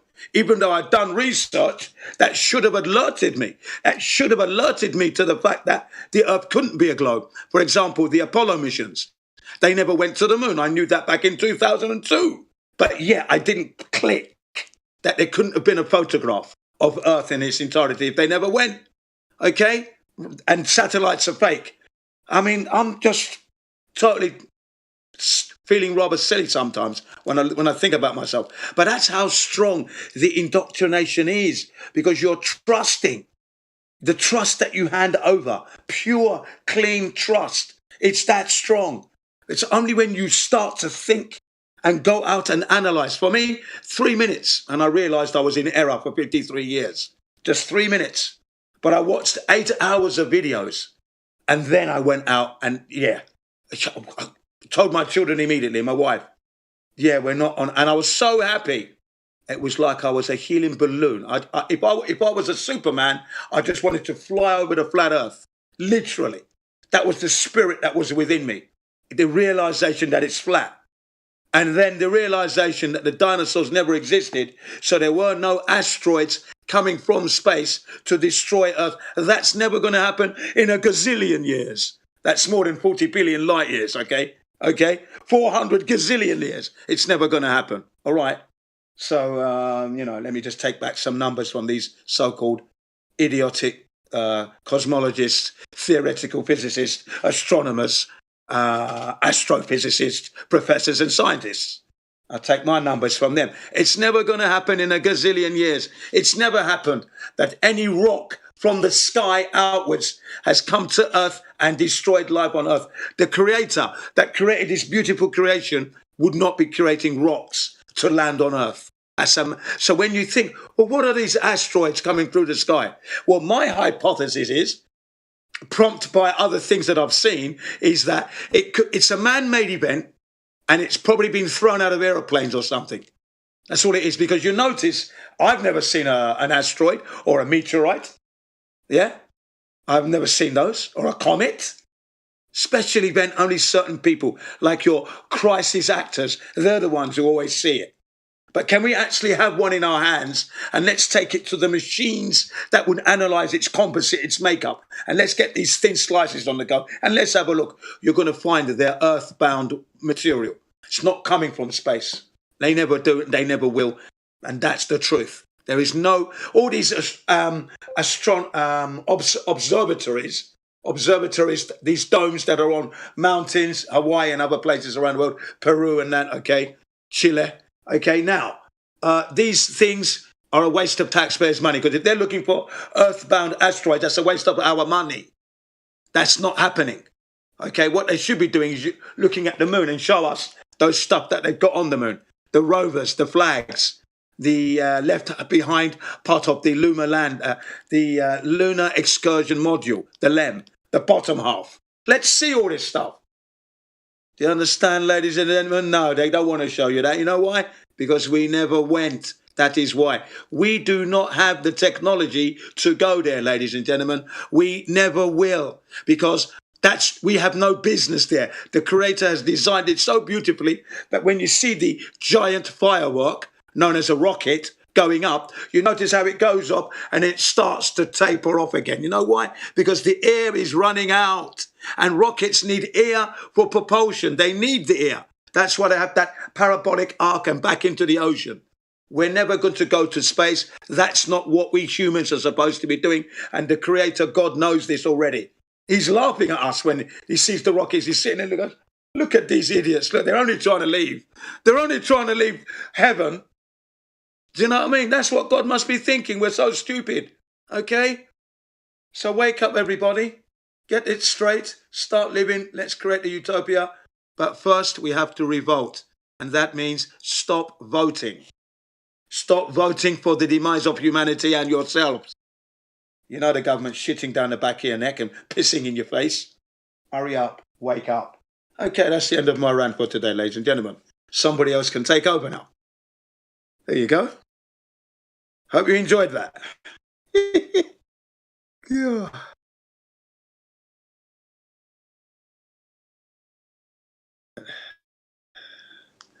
Well, I hope I never killed the live stream, but there you go, ladies and gentlemen.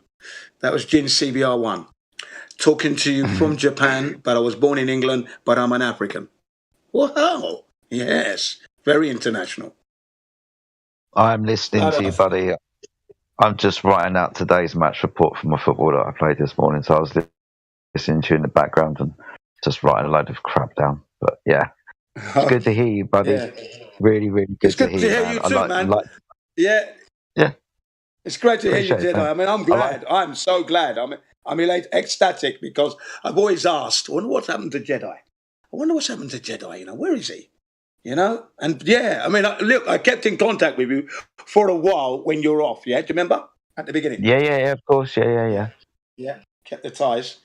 Like I said, you know, Yeah. you're a very inspirational individual. When you get the newcomers coming in, yeah, you articulate the flat of truth beautifully. Oh, that's a nice comment. Oh yeah. I'll put you in the league with Lemon and that lot. I'm missing Lemon Bird now. Lemon's got a return. Yeah. Yeah. Yeah. I don't hold Lemon. the same He's belief. brilliant. He is. He is good though, to be fair. Yeah. I love it when he talks about ether. GNCBR1. Hey, Dave Hinkle. Hey, there's a stalwart. Dave Hinkle used to push out a video every day, new one. It was unstoppable with the truth.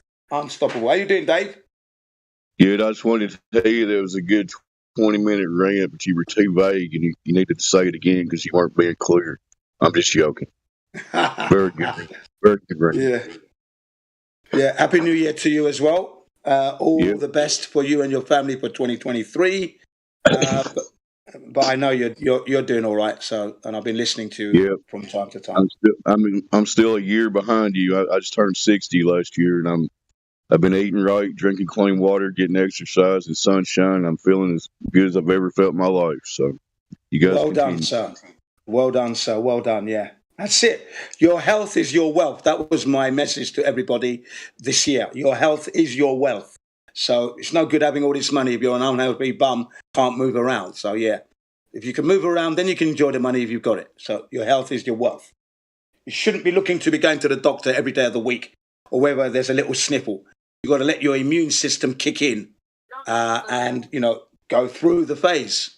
Okay. And then say to yourself, what is it that I'm doing wrong in my life, physically, mentally, and get that sorted out.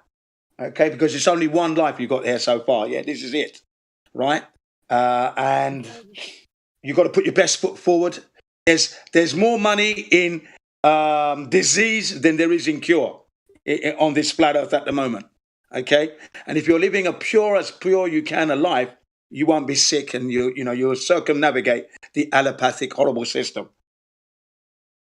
And I prefer homeopathic anyway over allopathic any day of the week.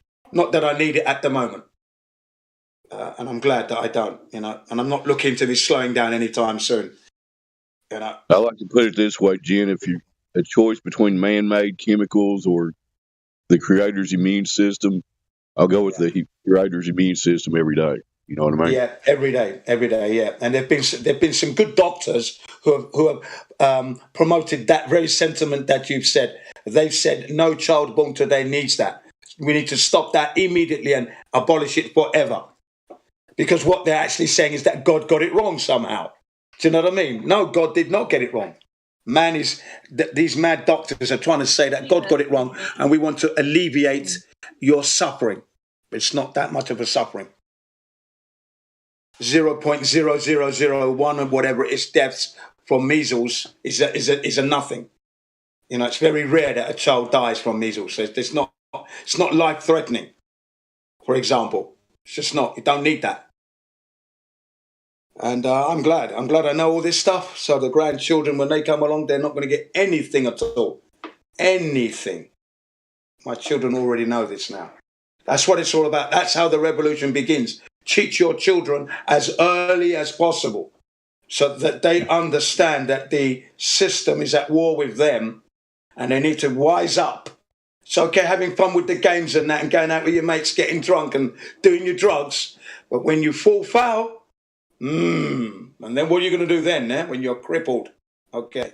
I just want to throw out this is not medical advice, obviously, and No, it's not medical advice. It's just good advice. Preventative measures. I mean, there's probably good clean water. There's probably good vegetables doing good things, but the overall medical industry is not invested in healing anybody. They're invested in keeping you sick. You know what I mean? That's correct. There's money in disease and mayhem, No money in cure and quietness in the hospitals. No, they want it filled with sick people. They want customers for life, is what they've said. Customers for life. Remember, this is an industry that's making billions of dollars, in fact, trillions of dollars over the years now. They're making money hand over fist. It's like a tsunami of money they make, you know? Crazy. The only it's the industry that has legal immunity from being sued. But if what we heard, did you hear about the princess from Thailand? Did you hear that latest news? The princess of Thailand. She's in a coma now. She's in a coma. She's 44 years of age, and she followed the program, got the 2 jabs like she was supposed to. Then she went to get the booster, and she's in a coma now. And the king of Thailand is livid, absolutely angry, because he was told at first that she had a bacterial disease, and then the question was asked, well, why didn't she get the antibiotics for a week or so?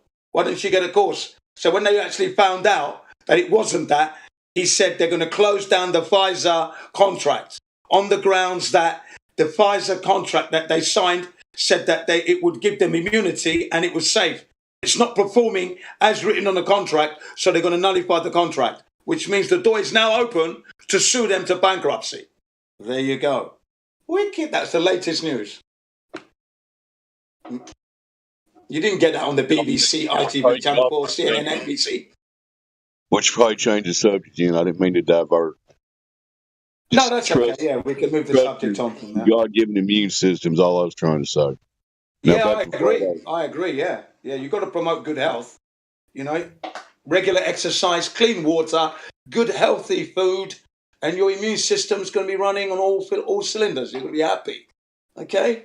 Yeah. Avoid tobacco because it's on the box, it kills you, and you breathe in way too much nitrogen oxide. Worse than when you're on the street and the traffic's going by you. And the doctor says they don't die suddenly, do they? They shorten their lives by about 10 years. If they smoke for over like 40 to 50 years, then their life is shortened by 10 years from the smoking. So, Oh, we're woken up. We're stupid fucking dog. so that's what's going on there, ladies and gents. You know, you're smoking cigarettes. Whoever just tried to talk, you're very quiet. Go again. Yeah, you're very low there. Sorry, mate. You came in 1 decibel, that was, just 1. But, so ladies and gentlemen, if you're a smoker who's smoking like 30, 40, 50, 60 a day, well, you know, I'm going to be healthier than you if I drove in the traffic all day long. I'm not going to have as much nitrogen dioxide in my lungs like you're going to have. Yes. There you go. Isn't that funny, eh? So, yeah, don't smoke. Not good for you at all. Yeah. You know what I mean? Especially the ones from the tobacco makers. They're poisonous sticks. Marijuana, on the other hand, you know, consumed moderately. Eating, drinking, yeah, very nice. Very healthy. The cannabinoids in the brain are there to receive it. So remember, this plant is given to us by the Creator for us to use to aid our health. Okay? So it's a friendly herb. And then its relatives can build houses, cars, furniture, clothes, shoes, furniture. The use is endless. 5,000 different ways to use hemp. And if you can't build a life with 5,000 different types of products, well, who the hell are you then? Do you know what I mean? So there you go. You know, we haven't begun to live yet, ladies and gentlemen. We are being, what's the word? Set back. We've been set back 100 years easily or more. The so-called modern world. Yeah. And then you look at the man in the jungle, he's got it good. He hasn't catching any viruses. He's living his life in harmony with nature. He doesn't need a road tax or this tax or that tax. So who's really smarter, ladies and gentlemen? Yeah? Right. Yeah, and the guy in the jungle's never heard of a spinning globe and probably doesn't care to hear about it anyway. You know what I'm saying? Yeah, when you tell him, he laughs in your face. That's a good joke. That's what he's saying. That's a really good joke. The animals know. Even the animals with their instinct and senses know that they're not hurtling through the universe. We're animals as well now. And the whale and the dinosaur. We're all going through space. And if you look at the videos, ladies and gentlemen, look it up. Just type in sun and moon with planets hurtling through the universe. And the first video you're going to come to is the one with the sun shooting through space. And you watch that. And that's been going on all through your life. With all life. Yes, ladies and gentlemen, is that really true? That we're moving through the universe at that speed? All the stars are in the same place? Not one star is out of position? Yeah? And if you're not aware, ladies and gentlemen, in the live stream, the Georgia Guidestones have been destroyed recently, last year. Why do you think they were destroyed? If you look at the Georgia Guidestone, there's a little hole in there, and this hole was lined up with the North Star, Polaris. Now, if we're hurtling through the universe like they tell us, there is no way that that star would still be there after 20, 30 years. It's a joke, isn't it? It was highlighting the fact that Earth was stationary, you see? So they had to bring it down. That's why they took it down, ladies and gentlemen. It was revealing a fact that Earth is stationary. Remember, they've got to keep you invested on the globe that you've never seen, measured or experienced or verified yet, the one that you believe. Yeah, you know that globe, ladies and gentlemen, that you've never seen the curvature of? Yeah, right. Yeah, fantastic it is. What a fantastic lie that is. And I use that word fantastic loosely. The only people that are still invested 100% in the globe are the ones that have not actually investigated the claims of the globe. You know what I mean? Yes. I was one of those myself. I trusted the so-called experts because I was busy living my life, you see. And I was into the sciences, really into it, but it meant having to go to the library, and I thought, I didn't want to do that, you know. But I always trusted the experts. Didn't think that they would be lying. Didn't think they'd be doing that, you see. But now I know that that's what they're doing.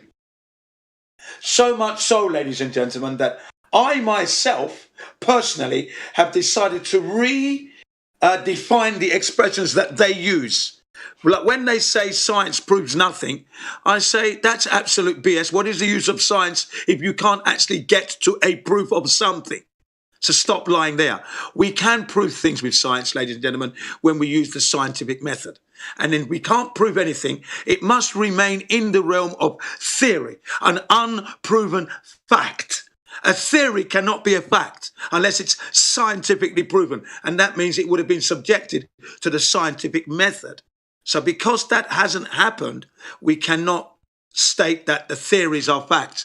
And most of the things you hear from the experts are theories, assumptions, presumptions. That's all it is.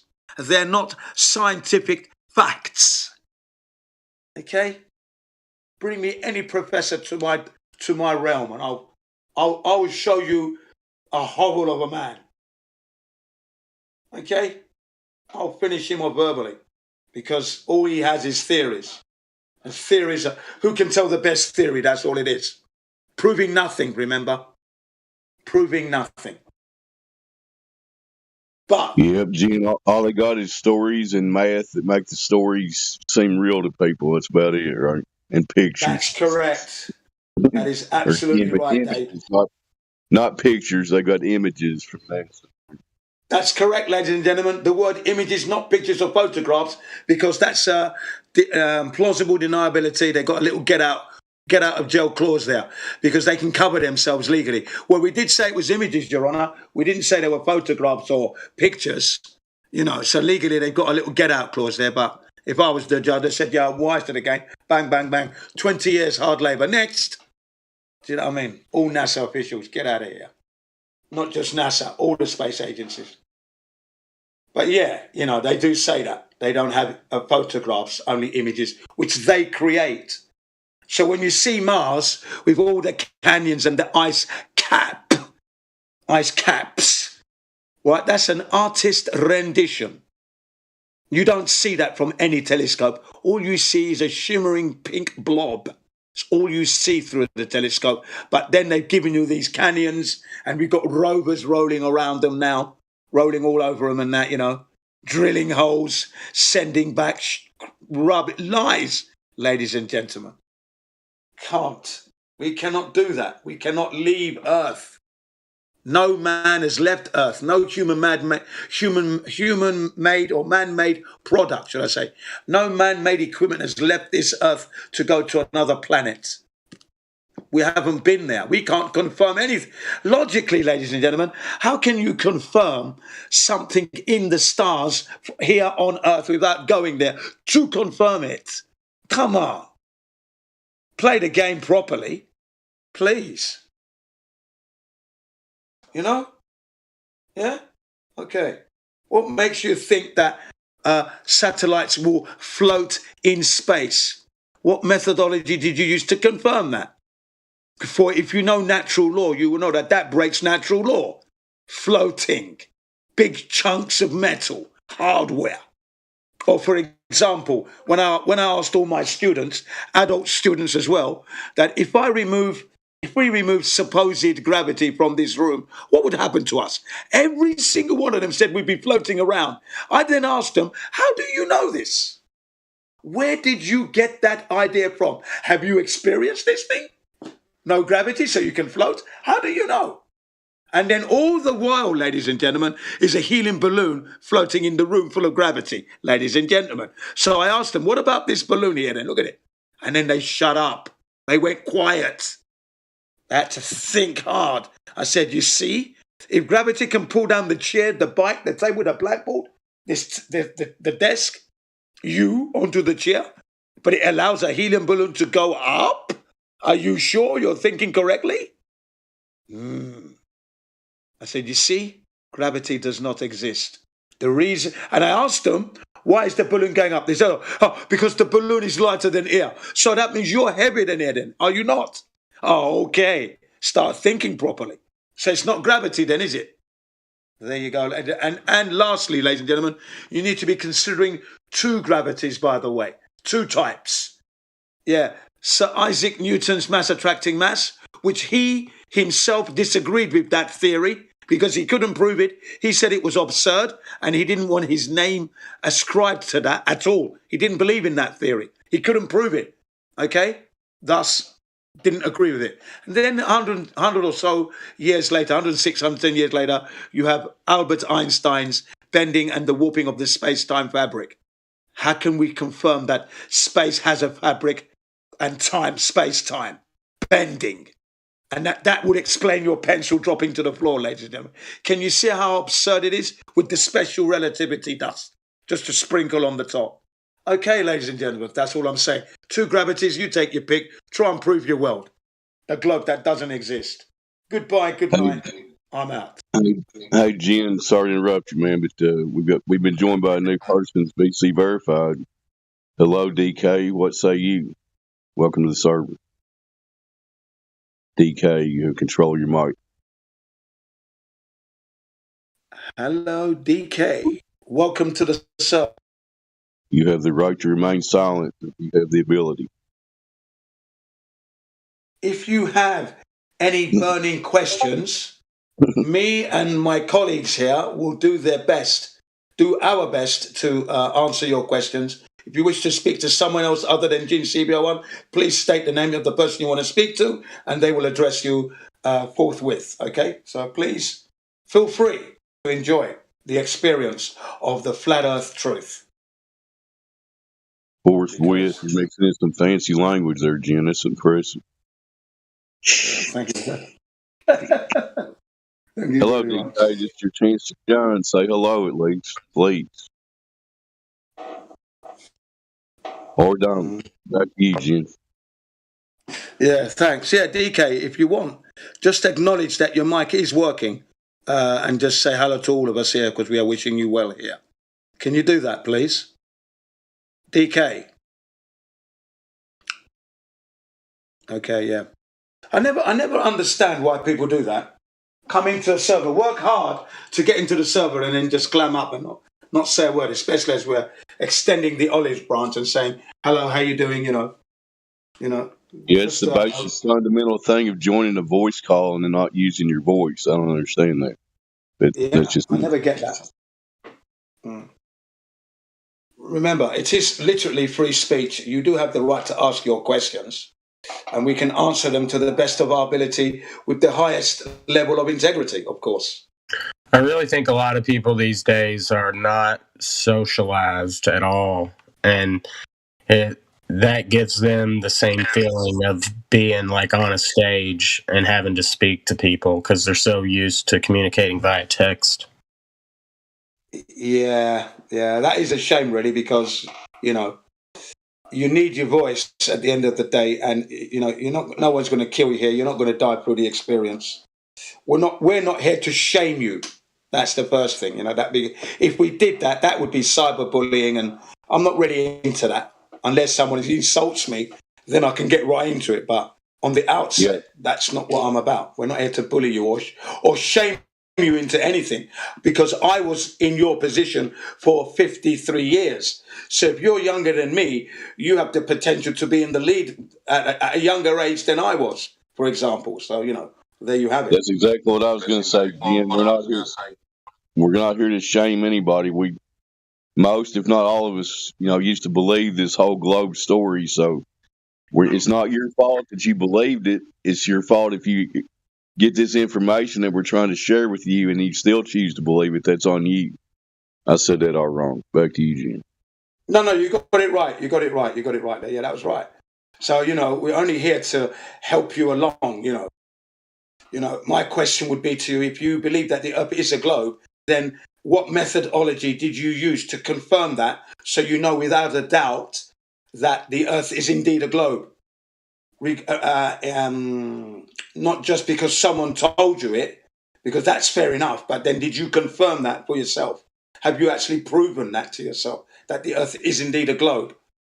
And it's spinning on its axis of 24.3 degrees, I think that is, at 1,038 miles per hour at the equator, for example, and then it's moving with the whole planets and the solar system, galaxy, at 2.3 million miles per hour, 622 miles a second. I mean, this is what they tell us, and this is what you'd be believing in if that's the case. And if that is the case, how have you proven that? That would be my question to you, if you don't have a question. Good point, Jim. My answer was, have you verified any of these claims made by the globe? Have you actually looked at the claims of the globe?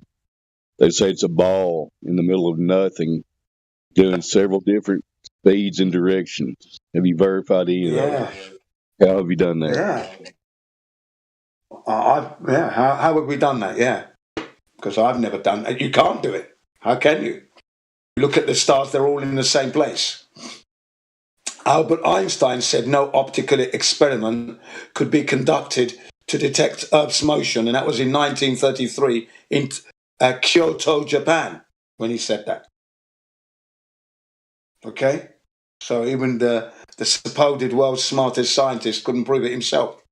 And then there are 5 famous experiments that prove that the Earth is stationary.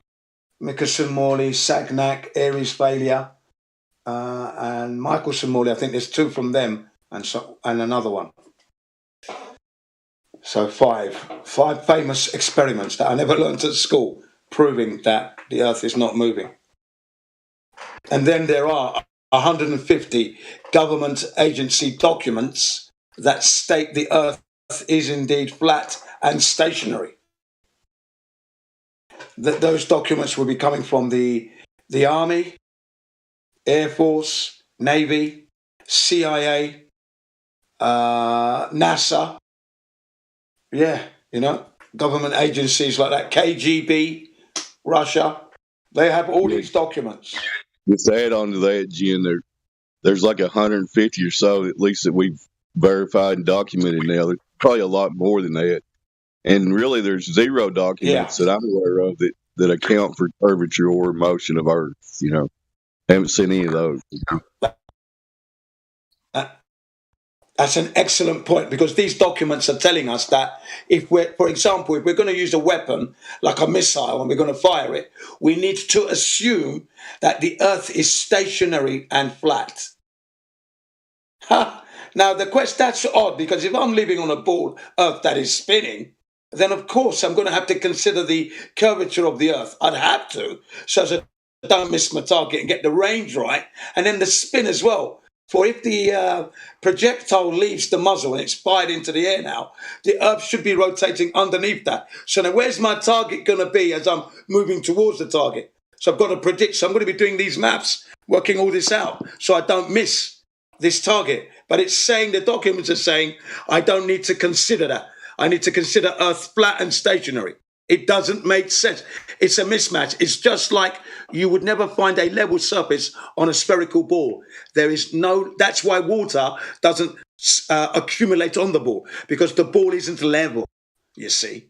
So why would I need to consider a leveled surface plane and it's not moving if the Earth is a globe and supposed to be spinning? Doesn't make any sense, ladies and gentlemen, unless the Earth isn't a ball and it isn't spinning. Yeah, you see how clever they are.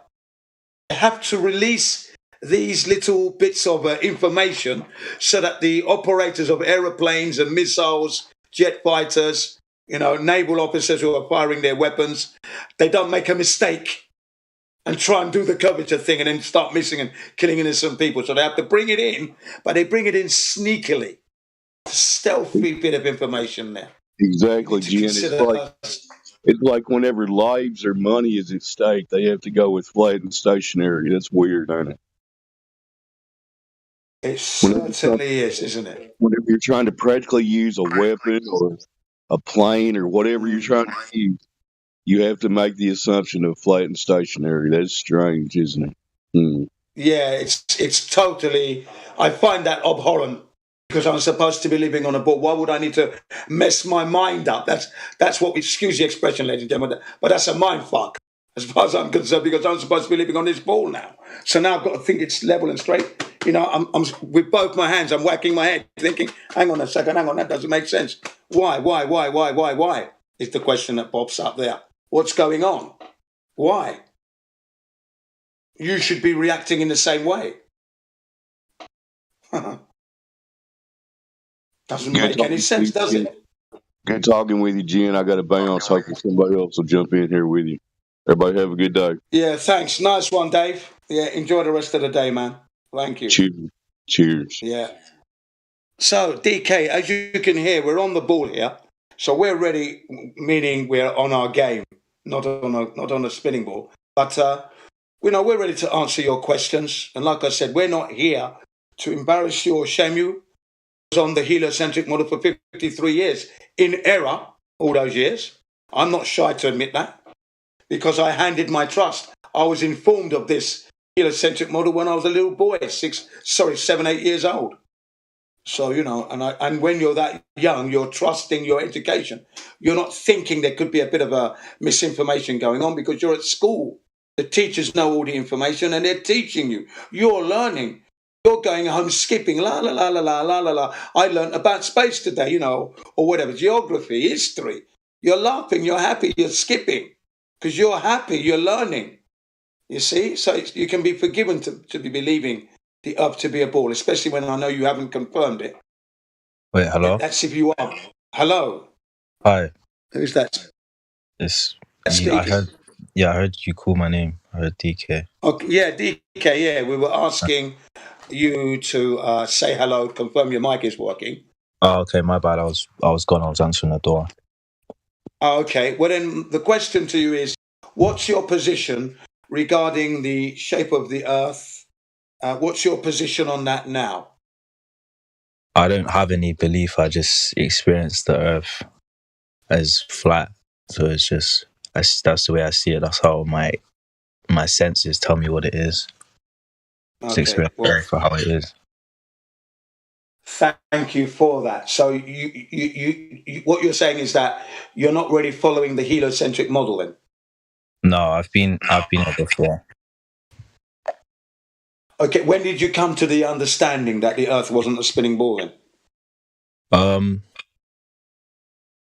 I think, well, there's a lot of different things, but the fact that there's no curvature, like, that's just like, that destroys the whole thing.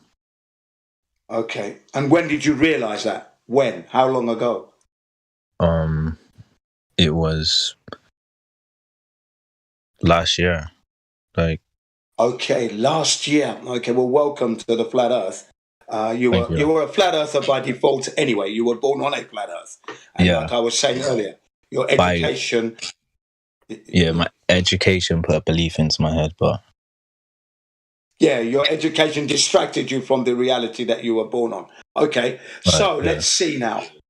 You've said the curvature. What is it about the curvature that makes you, or that you understand that the Earth is not a globe? Sorry, formed that question wrong there. What is it about the curve? Well, there's no curvature. You never see the curve. Okay, so you never see the curvature. Never. So what would experiencing the curve be like if you could? Well, if there was a curve, you'd see a physical obstruction, and it would curve. It would curve like in is it the x-axis and the z-axis, not just like they say. Oh, when boats go over the horizon, that's curvature. Yeah, but it doesn't curve on the x-axis, which makes no sense.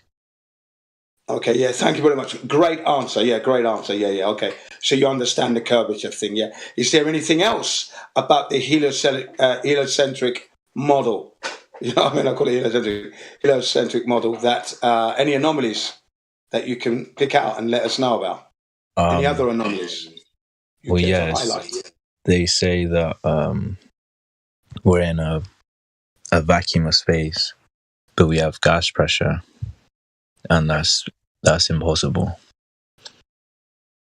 You can't have an open system with gas pressure.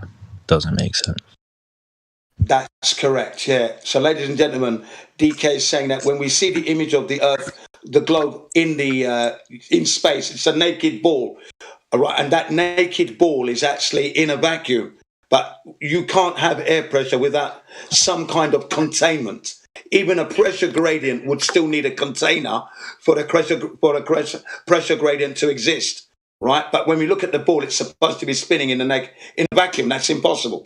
We would be dead. There would be entropy, I think is the word we use there, yeah. We wouldn't have any air pressure, you see, because of the vacuum. 10 to the minus 17 torr would just suck all that away. Our air would just flow into space. We'd be dead. So yeah, very good. That's a good point. That's impossible is the right word. Impossible. Right. You cannot have air pressure without containment. Yeah. Correct. Yeah. Water pressure, gas pressure, oil pressure, ladies and gentlemen, water pressure. These things are contained in pipes, tanks, pressurized. Then you have pressure. So obviously we have air pressure here on Earth keeping us alive, ladies and gentlemen. It stands to reason, logically, we must have containment. Okay? Thus, we can't go to that universe that you've never proven to exist. So that's a good one, DK. Any other anomalies? Any other anomalies you care to mention? Water is one. That's a big one. That's pretty easy to understand how water works. Yeah, can you explain that to the listeners? What is it about water for you that speaks volumes? Go ahead. Okay, so whenever you have water contained, it will always be level. When it's still water and you contain it, so a glass, bathtub, pond, sea level is always completely flat, and it's never going to take the shape of a ball. That doesn't happen. Okay. And why is that? Why is it that water doesn't adhere to the surface of a ball? Because that's just how water takes the shape of what it's contained in. So, and it would just be like level. Yeah. So why is it that water will not stick to a ball and a spinning ball at that? Why wouldn't that happen? Well, it'd fly off. It's impossible. Impossible. Yeah. Yeah, it's impossible, ladies and gentlemen, because a ball isn't level. Water likes to rest on leveled surfaces and accumulate and rest. If it's an uneven surface, the characteristics and properties of water and its molecules, they roll. It rolls and flows, right? So if you can contain it, then it will accumulate in that container and the surface will always be level. Now, a spherical ball is not level, so when you pour the water onto the water accumulates at the bottom of the ball, because that's level down there. The ball is not level, so water can never do that. And then if it's subjected to a spin now, and now you pour water onto the ball, just like a dog, when it's shaking its body to get rid of water, that's what happens. The water just flies off into your face, okay? So that's how we know we're not on a ball.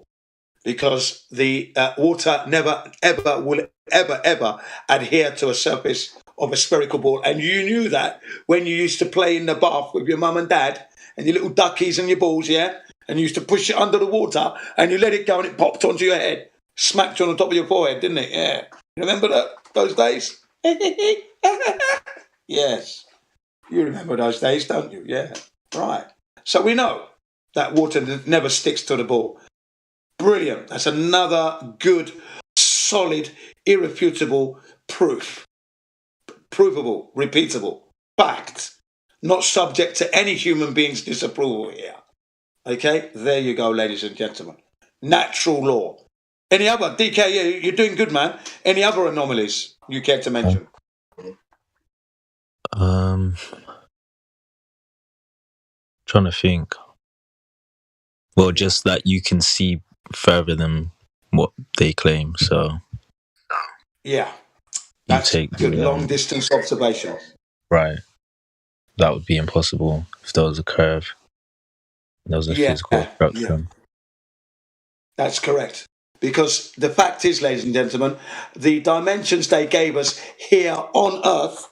So whilst we were at school, they had all the numbers, the size of the Earth. So if they knew the size of the Earth, the circumference and the radius, and they gave that to us here on Earth, that means here on Earth we should be able to verify that. But as DK has just said, we are seeing further than the curvature would allow, basically. There is no curvature. We're seeing at great distances. Radar, 2,000 miles. Yeah? Laser beams, 24, 30, 35 miles. Railgun projectiles, 120 miles, hitting the target at Mach 5 after leaving the barrel at Mach 7.5. 7.5 times the speed of sound. Within less than a minute, bang, it's destroyed the target 120 miles away. It doesn't that kind of ballistic speed doesn't lend itself to curving.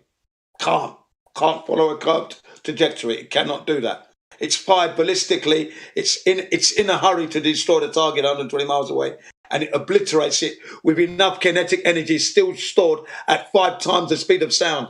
Can you imagine that, ladies and gentlemen, a weapon? To watch it, it's beautiful. I'm not into war at all, but to watch this projectile in slow motion, it's just fantastic. And it's moving at that rate, 7.5 times the speed of sound. Losing speed all the time, of course, because it's going through Earth's atmosphere, but still hits the target 120 miles away. Can you imagine when you've got to drive, you're driving, you're sweating, you have to go to the toilet, stop off, get fuel, get back in. This thing is still going. In a minute or so, it's there. Boom, done. Wow. That doesn't happen on a globe, ladies and gents. Cannot. And you remember, there are documents that state that we need to assume the Earth to be flat and stationary. So yes, sir. Yeah. Long distance observation is the killer to the globe. Can be no long distance observations when you're on a globe. That should be impossible. Yeah, I agree. Well said. Fantastic. Well, DK, you're a hardcore. You're ready to be debating people, you are. Well and truly. I don't know about that. I think Well, you've given 4 solid facts that destroyed the globe already. 4.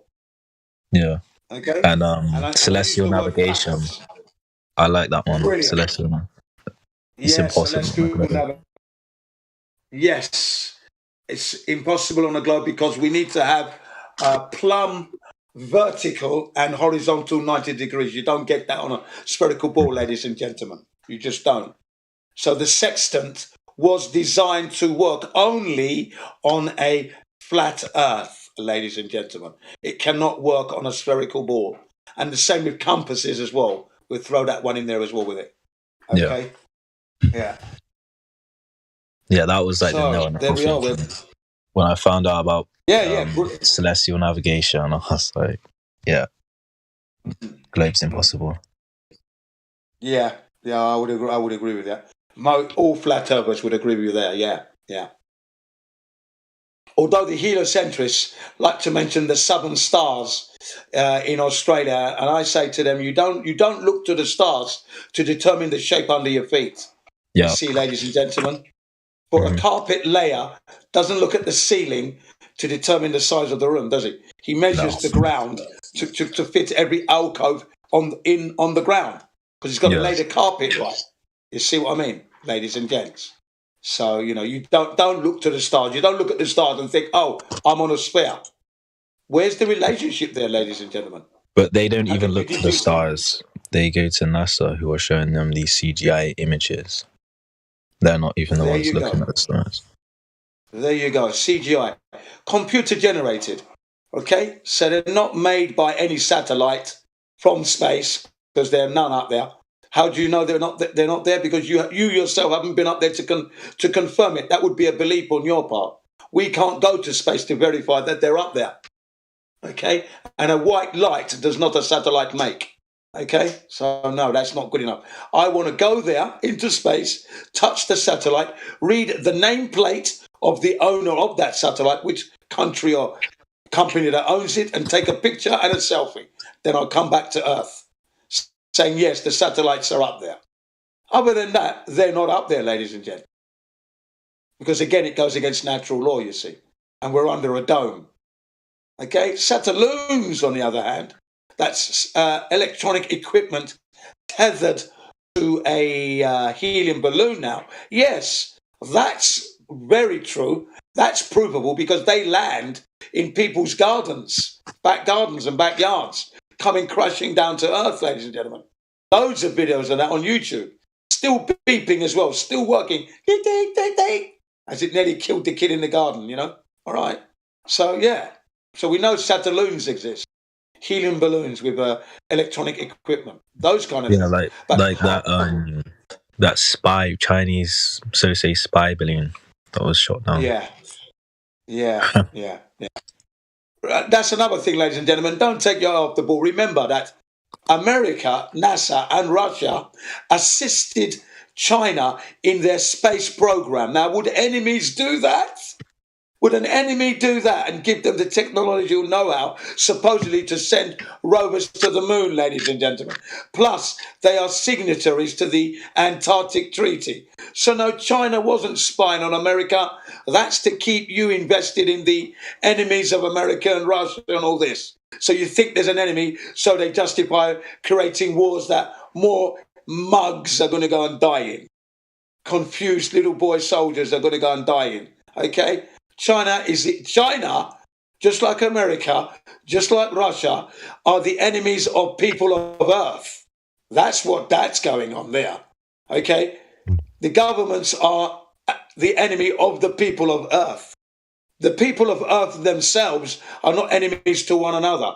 Some might be because they bought into the propaganda, but most people just want to live their lives. They're not thinking, let's go get the Germans, let's kill all the Chinese and the Japs. No, people are not thinking like that. So how do these wars start, ladies and gentlemen? The leaders sit down in their secret meetings, work out who's going to start the war and how much money they're going to make and make their weapons. And that's what's going on, ladies and gents. Okay? And then the foolish soldier, believing in the propaganda, thinks he's protecting his country. Damn fool. Doesn't question the orders, doesn't check anything, thus commits war crimes, dies in his boots, and then you get the story. He died with his boots on, taking it to the enemy, ma'am. You know, with the flag folded up. That's all you get. All right, ladies and gentlemen. So no, that thing they shot down was instigated by the frenemies. The frenemies planned all that, and you know, there you go. Okay. Yep. Nothing to be scared of. Go ahead. Oh, I was just going to say that's what a real satellite looks like, and right there in front of everybody's eyes, truth in plain sight. And they lied and told everybody, "Oh, this is a spy balloon. It was a spy balloon from China." Yeah. Okay. Yeah. Okay. That's another good point you raised, because what the gentleman just said there is that's what the satellites really look like. Because if they did have real satellites, you wouldn't need a spy balloon. You just wouldn't. And that's too obvious a thing. You'd send your Chinese agents and you'd walk around eventually and go and look at the areas you want to have a look at if you want to spy properly. Silly, absurd idea. You know, it's Shakespeare, it's Hollywood, ladies and gentlemen. The whole world is a stage. All right. Yep. The whole flat earth at the moment is a stage. That's what it is. Been hijacked. The sooner you stop voting and start revolting, the sooner you're going to have utopia. So yeah, DK, yeah, great answers, yeah. Yes, satellite, celestial navigation, yeah, compasses, satellite images, yeah. All computer generated, absolutely correct. Any other anomalies you might want to bring up, anything, please feel free. The mic is yours. Trying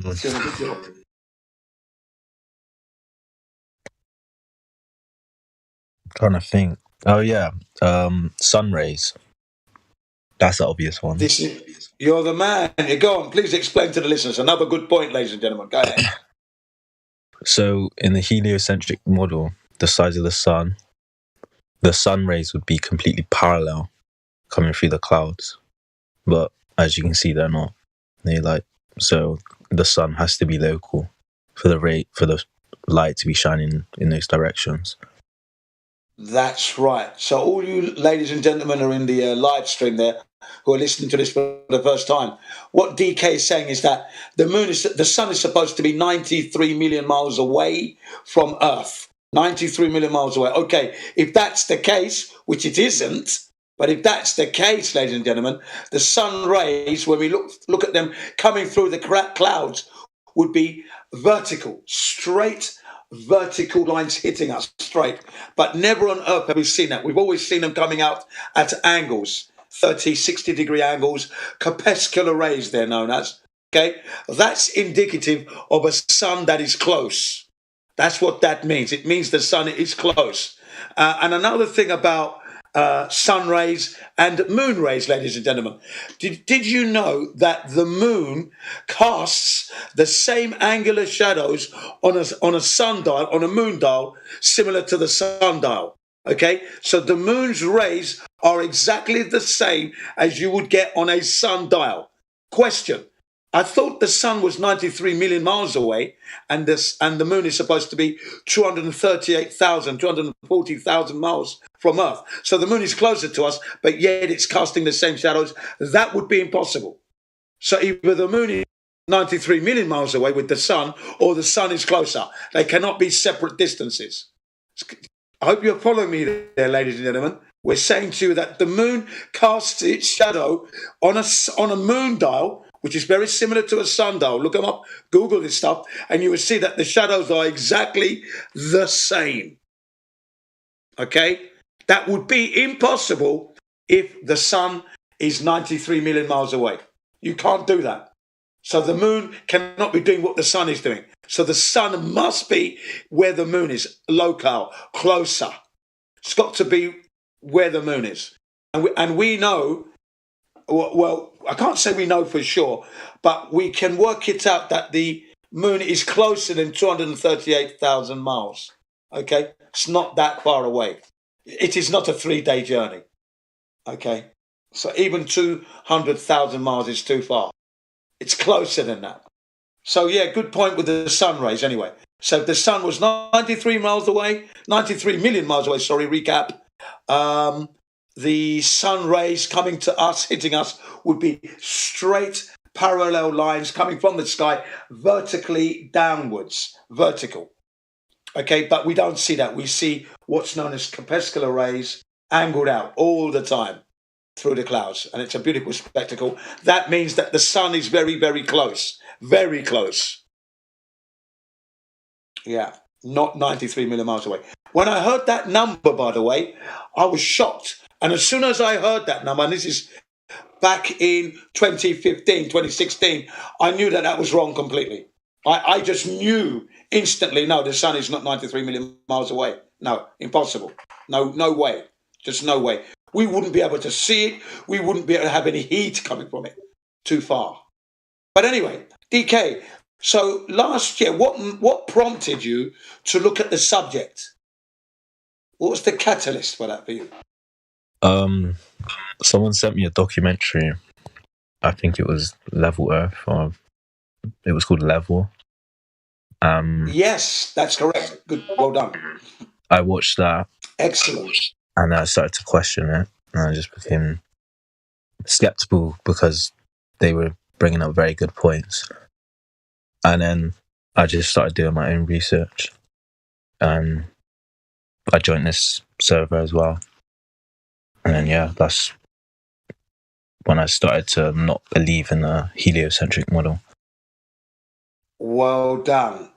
So how much time did you spend before you were fully satisfied that the Earth isn't a globe?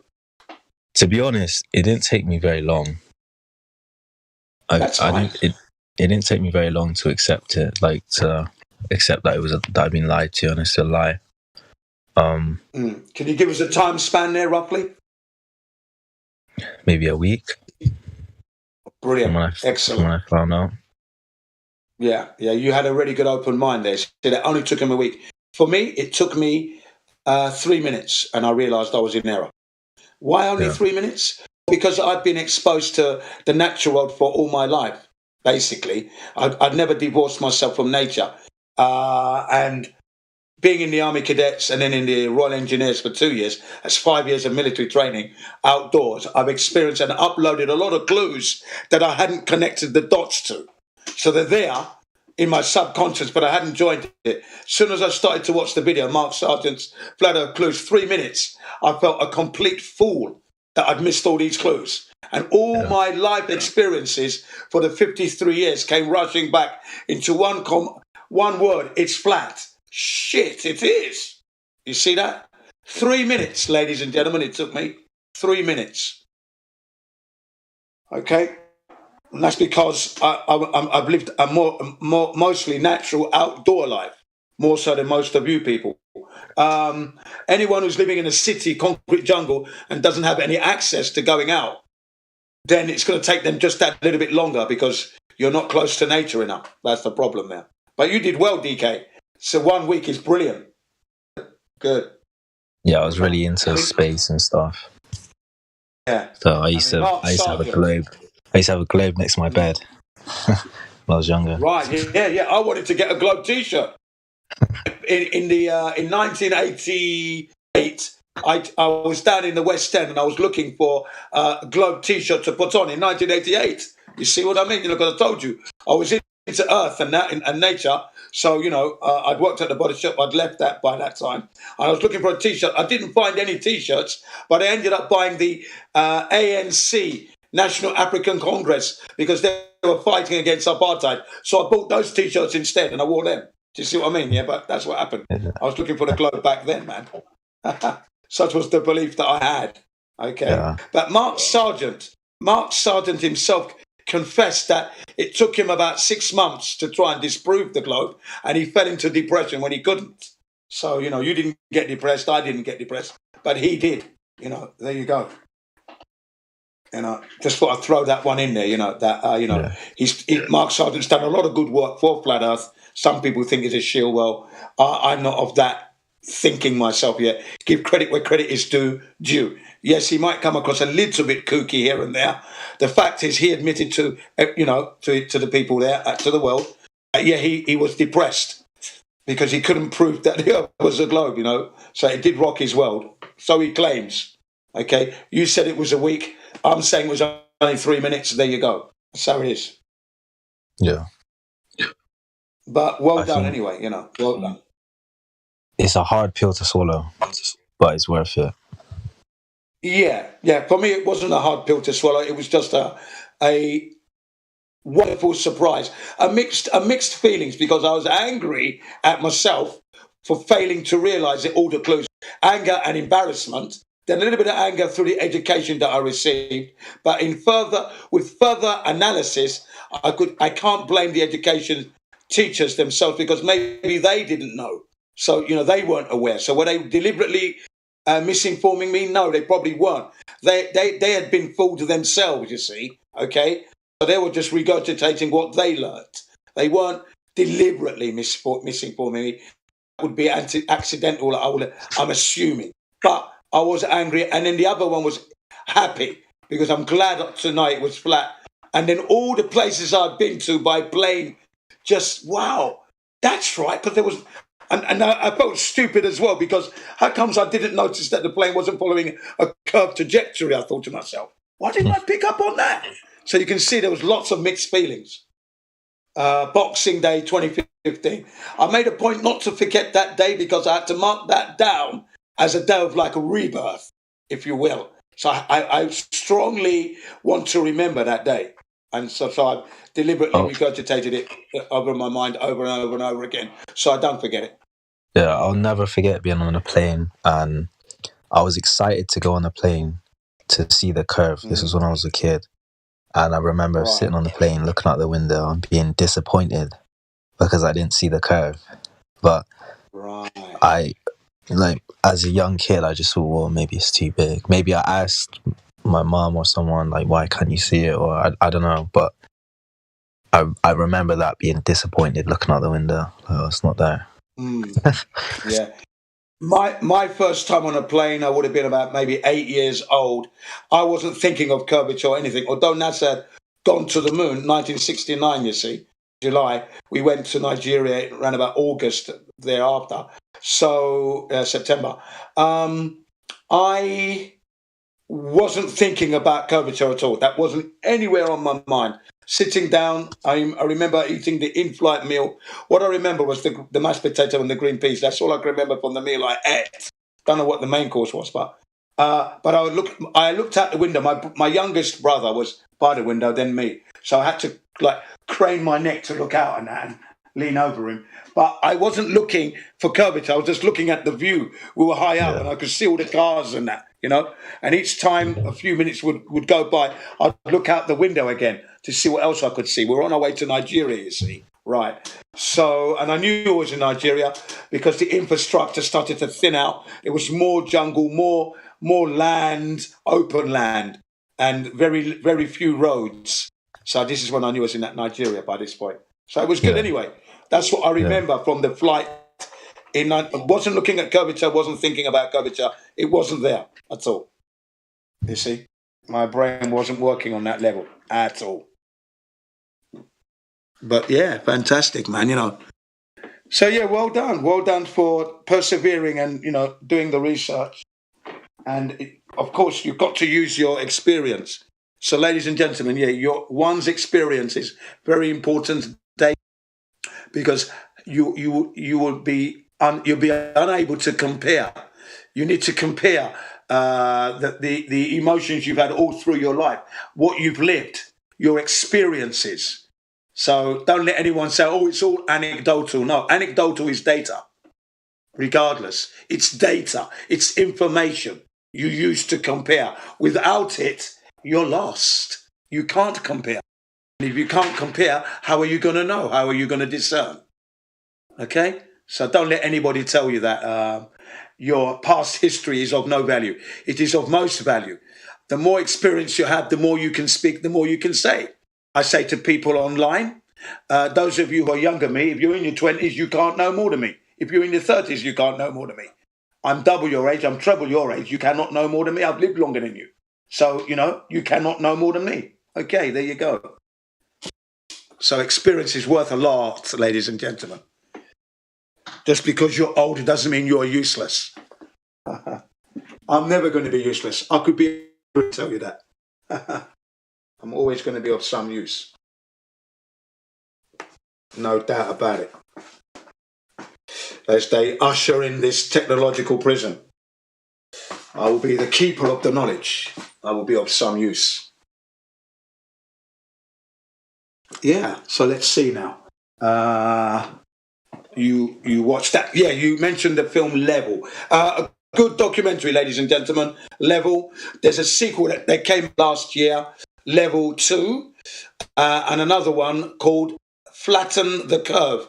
I like the title because when these pandemic started, they said they were going to flatten the curve. Little message to the flat earthers. So this latest video that came out last year, May, Flatten the Curve. Please watch it. It's an hour and a half long. It documents stories from the professionals out there, the aircraft jet fighter pilots who supposedly protect the free world. Haha, what a joke that is. 365 days of the year. And they tell you that the earth is flat, okay, because they don't fly upside down when they fly around the earth. Okay, they don't. On a ball. Then you've got the submariners under the water. They tell you that the earth is indeed a level plane. Otherwise, their equipment wouldn't be able to work. Naval aircraft carrier personnel using their radar systems and that, hitting and painting targets 60, 120 miles away. That wouldn't be possible if the earth's curving, yeah, ladies and gentlemen. These professionals, aircraft flight instructors, those who teach you how to fly a plane, tell you that the earth is not a ball, it's flat. And in their instruction manuals, it states that you have to assume the earth to be flat and stationary when you want to be a pilot. Okay? Some of these individuals show you their university course textbooks that they learned from, and they also download the latest version PDF last year's to show you how they learned that the earth is not a ball through the course of study. Okay? Yeah, watch it. It's called Flatten the Curve, ladies and gentlemen. It's an hour and a half long. The other ones to watch are Level, and then the sequel to that, Level 2. Okay? All three documentaries. Watch them, they're beautiful. There's loads more. But they're the most latest addition to the Flat Earth film collection, if you will. Good content and very glossy and very well made. They put the main media to shame. But these documentaries are a bit hard to find because of the algorithm. They're like shadow banned or like, I don't know what you would call it. Yeah. The algorithms are kicking in, and then, like you said, they're like being shadow banned and being hidden and being suppressed. But if you just type in Flatten the Curve, movie, May 2021, it'll come up. Okay, it'll come up anyway. It's there. The Curve. And Level 2, they're still on YouTube. They regularly are there, so you can get them. They're easy to find, actually. I've never had any difficulty finding them. But then again, I've got them bookmarked anyway. I had them saved. Anyway, I'm trying to find Level 2. I typed in Level 2 and it's not showing up for me. Wow, yeah, everybody says that, actually. Funny you said that. Funny that you say that now. Yes, I do remember someone saying that they weren't able to find it. Level 2. Yeah, that's strange. Let me have a look. But let me just quickly look myself.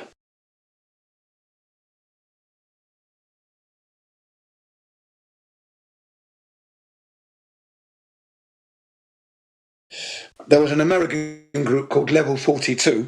That was a nice group. Good music back in the day, 80s.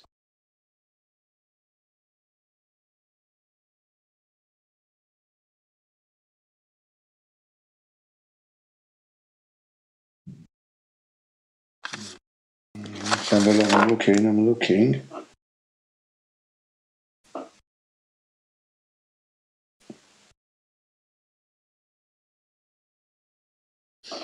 Yeah, the algorithms are kicking in strong.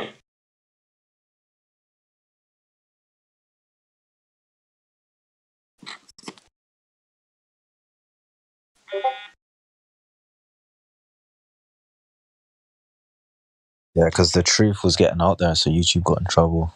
That's why.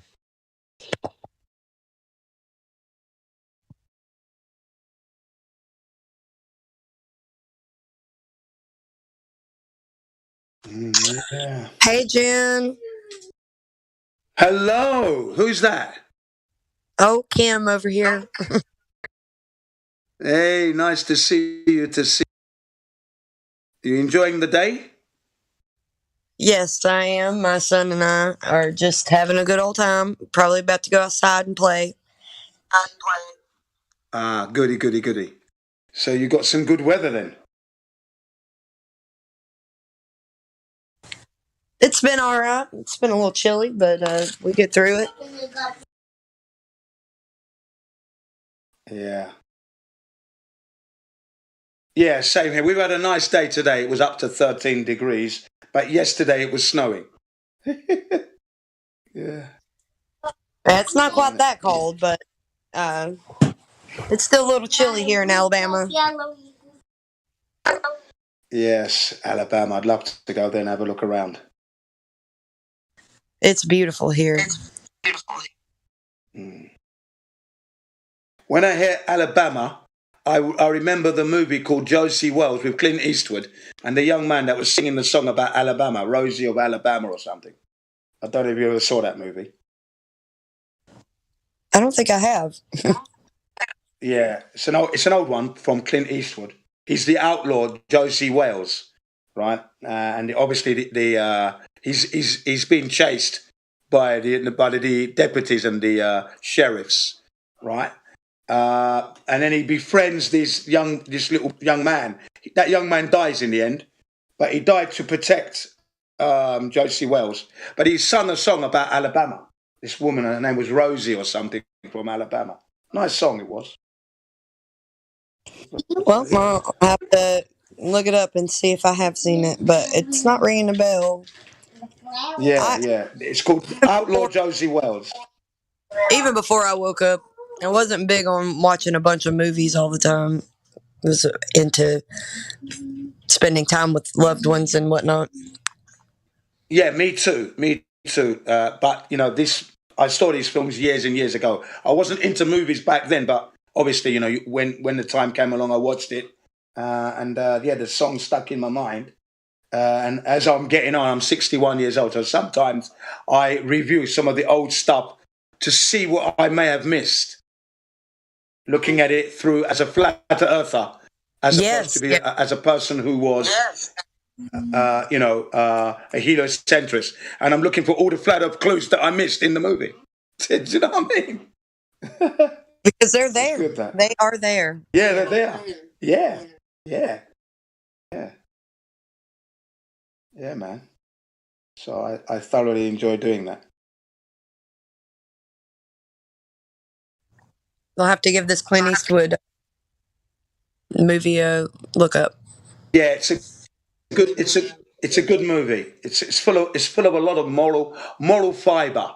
So it's good for the kids to watch as well. You understand? It's not profanity or anything like that. Even though it's an old movie, but it's moralistic.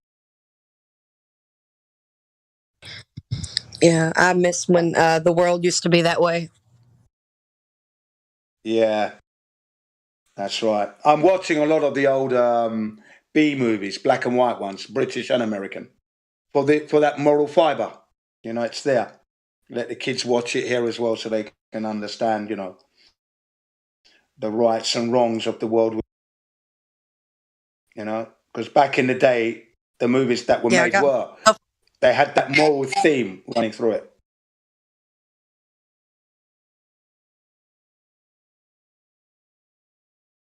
Yeah, I've got myself a little one, so I want him to have morals instilled, and that I've got to train him to do so. It's my job. Yeah. How old are they, or is he? He's I'm not sure if you've got one or two. He's 4. Did you say he's 4 years old? He's making a lot of noise. Yeah, I like that. That's okay. Did you say he was 4 years old? Did you 4? 4, yes. Yeah, great. Yeah, I remember my kids when they were 4 years old, man. Never sleeping, waiting for daddy to come back from work, and then you got to go out and play. Well, he's freshly 4, so he's not He's not turned 4. too far into it yet. Yeah. Okay, so he's just turned 4. Yeah. Nice. Yeah, I'm happy for you. Thank you. Me too. I'm very happy. He's a little turd, but I love him. Yeah, of course, man. Lovely, man. When you hear their little voices, man, cute little voices. They're precious. So precious. Yeah, they're the future. That's why having a mother like you now, they're going to learn a lot, you know. And on YouTube, if you're looking for those moralistic movies where they can learn things from, yeah, you just get it on YouTube. There's loads of them there. Those B movies, that low budget. So you're not looking for anyone like famous stars, but it's the moralistic content that you're not getting in today's crap junk movies today. Absolute crap today. Crap. That are only meant to fill the seats, just like something else that we hear that wants to fill the seats.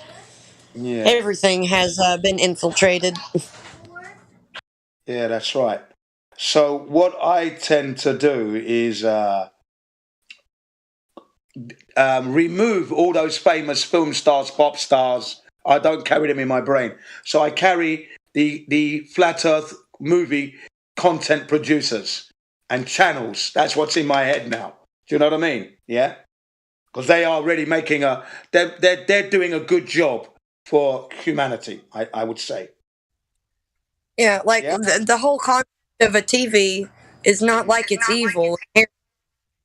It's just the fact that it's been utilized as such a thing. It could have absolutely been, I mean, it's got the potential to be something very educational, but it's being used to brainwash people. Yeah, they're using it in a nefarious way.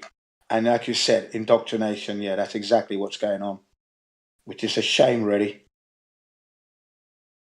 And I don't believe that the TV is inherently evil. I believe the people that have the power over the main radio waves, the whatever waves, to broadcast their own agenda. Yeah, that's exactly. Well, we're under tyranny, so they're just using it to perpetuate that, aren't they, really, at the end of the day? You know? Dictatorship masquerading as democracy. Right. Yeah. Oh, you don't worry. I'm not. I heard your rant. I don't vote. I'm not voting. When I went and had to have my license renewed, and they were like, "Do you want to get your voting whatever?" I was like, "Nope, no, thank you, no voting for me." Brilliant. Yeah, that's it. Because all you're doing is voting for your enslavement. Consenting. Yes, you're exactly. For your enslavement, to devaluation, the imprisonment. agenda you vote. Well, you know, these candidates have to jump through hoops just to become a candidate to be voted for. So it's rigged. These people don't just become a candidate by chance. They don't just decide, hey, I'm going to run for whatever and then put their name on the ballot. No, they have a rigorous questionnaire and approval hoop jumping through. Yeah. So I don't subscribe to the voting system because it is rigged. And why play the game if you know that it's rigged against you? That's correct. That's exactly what was said in a documentary called Vote Scam, The Stealing of America, by James Collier, 50 minutes long. Him and his brother, that's James Collier and Kenneth Collier, together, they spent 25 years of their life proving that the electoral system that you have in the US is rigged. Okay, 25 years, and they put a book out. The documentary's out there. Vote Scam. When you watch that documentary, you'll never consider voting ever again in your life. The actual meme is the ballot box with a hole underneath it and a waste paper basket on fire. Do you know what I mean? Can you imagine that? You got your ballot box, you put your ballot paper in the box, it'll fall through the box into a basket that's on fire. Yeah. That meme alone is very powerful. Right. It makes a lot of sense because with my own research, when it comes, I've gotten down to the law of attraction, and everything is out for our consent. They want us to consent so that we do it to ourselves instead of them doing it to us. Yeah. Yes. Once you get that mindset down and you understand what they're doing, you start realizing that you better quit consenting real quick. Yeah, I'm glad to hear your voice. Really glad to hear your voice, you know, because we need more women like you out there to educate those children. Very, very important. Don't get me wrong, and educating the children is a partner thing, you know, husband and wife, of course. But, you know, at least you've got your head screwed on, you know? Yeah? Yeah. And my husband, he'll be able to teach my son a nice handyman work with his hands. So, and I'll be like the music teacher, my husband's really good at math too. He's a own human calculator. He can do that all in his head. He'll be all right. Brilliant. This child's in good. Yeah. And obviously you're going to keep him away from the needle, yeah? All those unnecessary... Absolutely going to keep him away from that, yes. Yeah, fantastic. Fantastic. Yeah, obviously. I don't trust any of the systems that we have set up. It is all meant to our own detriment. And they want our consent. Because if I send him and have him do that, that's me consenting to it, me doing it to him, not them. Yeah. Excellent. Just a quick message to DK. DK, I've posted the next level 2 documentary. I've posted. It comes under The Next Level, I think it's called, the video. But there you go, okay? All right, thanks, man. Yeah, no problem, man. But did that just come out? Yeah, well, it came out last year. Yeah? Oh, okay, I got you. I've seen it. Yeah, and then there's the other one called Flatten the Curve. Did you see that one as well? Yeah, I've seen it. Yeah, that's brilliant. Yeah. Well, I use these material to wake up those idiots in the Gem Panda server. You know what I mean? I always mention those documentaries. But it's not them as such, but the people who are listening in the live stream. So I always mention the videos they need to watch and give, you know, I put the link in the server, but I also have to speak and inform them because if they're in the live stream, you can't post links in there sometimes. So I tell them what to look for and go look at it. Go watch it, and then you learn. Yeah. I do like the Flatten the Curve one because these are professionals now who are using the equipment and they're on Earth 365 days of the year under the water. Those submarines are there 24/7, man. You know, right? And then you've got the aircraft carriers. They're there all day long again, 24/7. Aircraft fighter pilots, they're practicing every day. They have to. They've got to do that. They don't sit down and not fly for like weeks and then get in the plane. They fly every day. So they're going to know whether the Earth is flat or not. Do you know what I mean? You know? Yeah. And they're the Johnny Come Latelys because they're only just coming out now. You know, I've been in this since 2015, right? And they weren't around then. Do you know what I mean? They weren't speaking out then, right? But it's only now that they're beginning to actually get out there in realization that the Earth is indeed flat, you know. And most passenger jet liner pilots, the ones that fly your domestic holiday planes, okay, Boeing 767, Boeing 757, you know, 747s, these pilots, they're scared, they're frightened to speak out for fear of losing their jobs, you see. So they don't speak out, do they? Even though they know. You know. I mean, I've been on holidays on the plane, and when I'm getting off, I say to the pilots, because they're all lined up to thank the passengers as they're getting off, you see. So I say, that was a nice, smooth, leveled flight, wasn't it? And I do the, the flat earth arm. Nice and level, yeah? And then they laugh, right? And I said, no. I mean, the earth is level, isn't it? It's a flat earth, isn't it? And then I flash my T-shirt like Superman. Yeah? You see the flat earth, yeah? And they keep laughing, trying to laugh it off. But they know I know, they know. Do the work, Jen. You're doing the work. I'm trying to do the work myself, so we're all doing it, but it sounds like you are much more successful than I am doing the work. I'm having fun with it. That's what I'm doing. It is so much fun. Yeah. We found the skeleton key. We found the skeleton key truth of the earth. Right. And the deception, to weed through the deception. I mean, we're truly blessed, and it's just, it is a lot of fun to bask in the truth, and hopefully, and every now and then you do get a little nice little ray of sunshine of somebody seeing the light, and you get to witness it, and it's just great. DK is one of them. He's a newcomer, and he persevered for a week to make sure, and then he realised it, and now he's on board, which is brilliant. Set to debate other people and help them along. Yeah, DK. Yeah. Whereabouts in the world are you, DK? I didn't catch that actually. I'm in England actually. Yes. Whereabouts in England? Bristol. Okay, you're in Bristol. Yeah. Well, I grew up in England. Okay, London. I was born in East London, but as a child, when I was like 2, 3, I spent some time in a nanny in Sheffield. So my dad told me and my mum. Okay, so I went up that far, and then we came back down to East London. I think because my dad was studying electrical engineering, so he couldn't bring me up and work and then do part-time work and then do the studying. So, and my mother was working as well back then. Yeah. So my dad put me in a nanny, and then after my other brother was born, then we moved to East London, and we're living there for quite some time. Okay. Yeah. But I've travelled all over Britain, Birmingham, Leeds, Barnsley, yeah? Yeah. Wales, Peterborough. Love it all, man. Been up north, don't worry.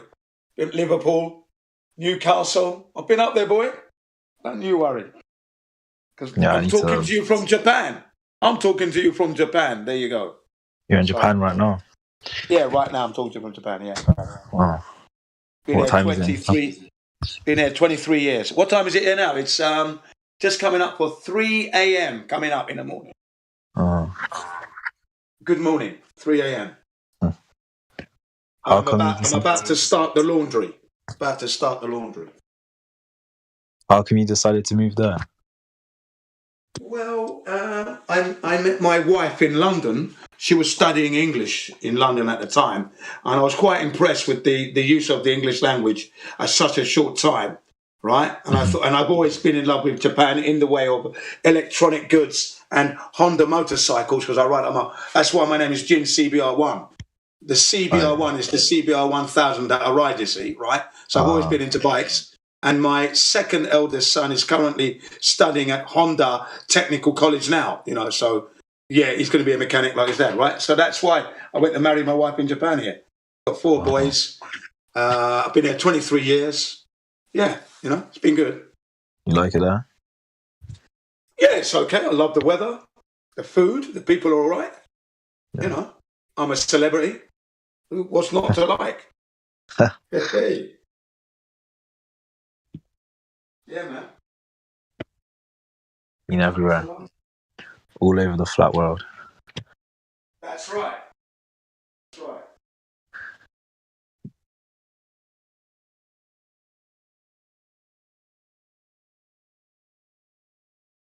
Mm-hmm. Yeah.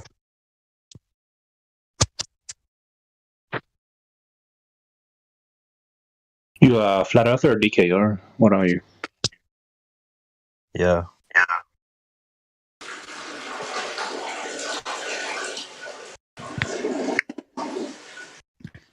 Earth is just never experienced it. It's flat. Never seen a curve. Yes, sir. He's a flat earther, yes, sir. Don't get me wrong, I do like curves, but the Earth doesn't have any, so.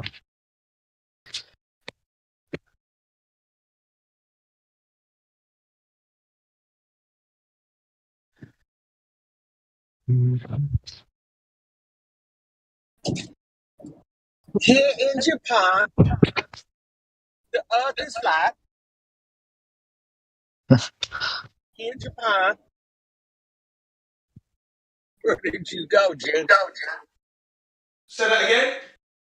Here in Japan. Yeah.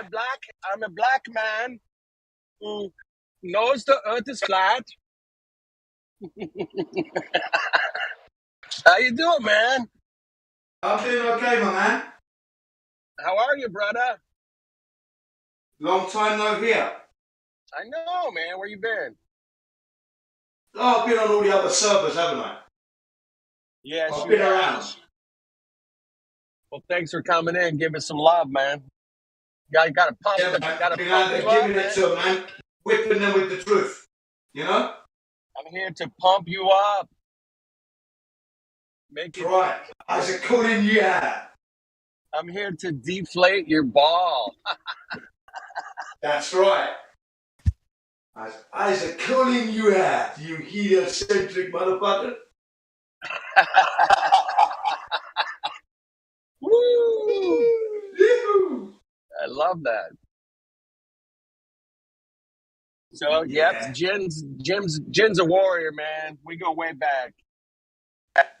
Yeah, we go back, man. We go back at least. Woo! Wow. Let's have a look.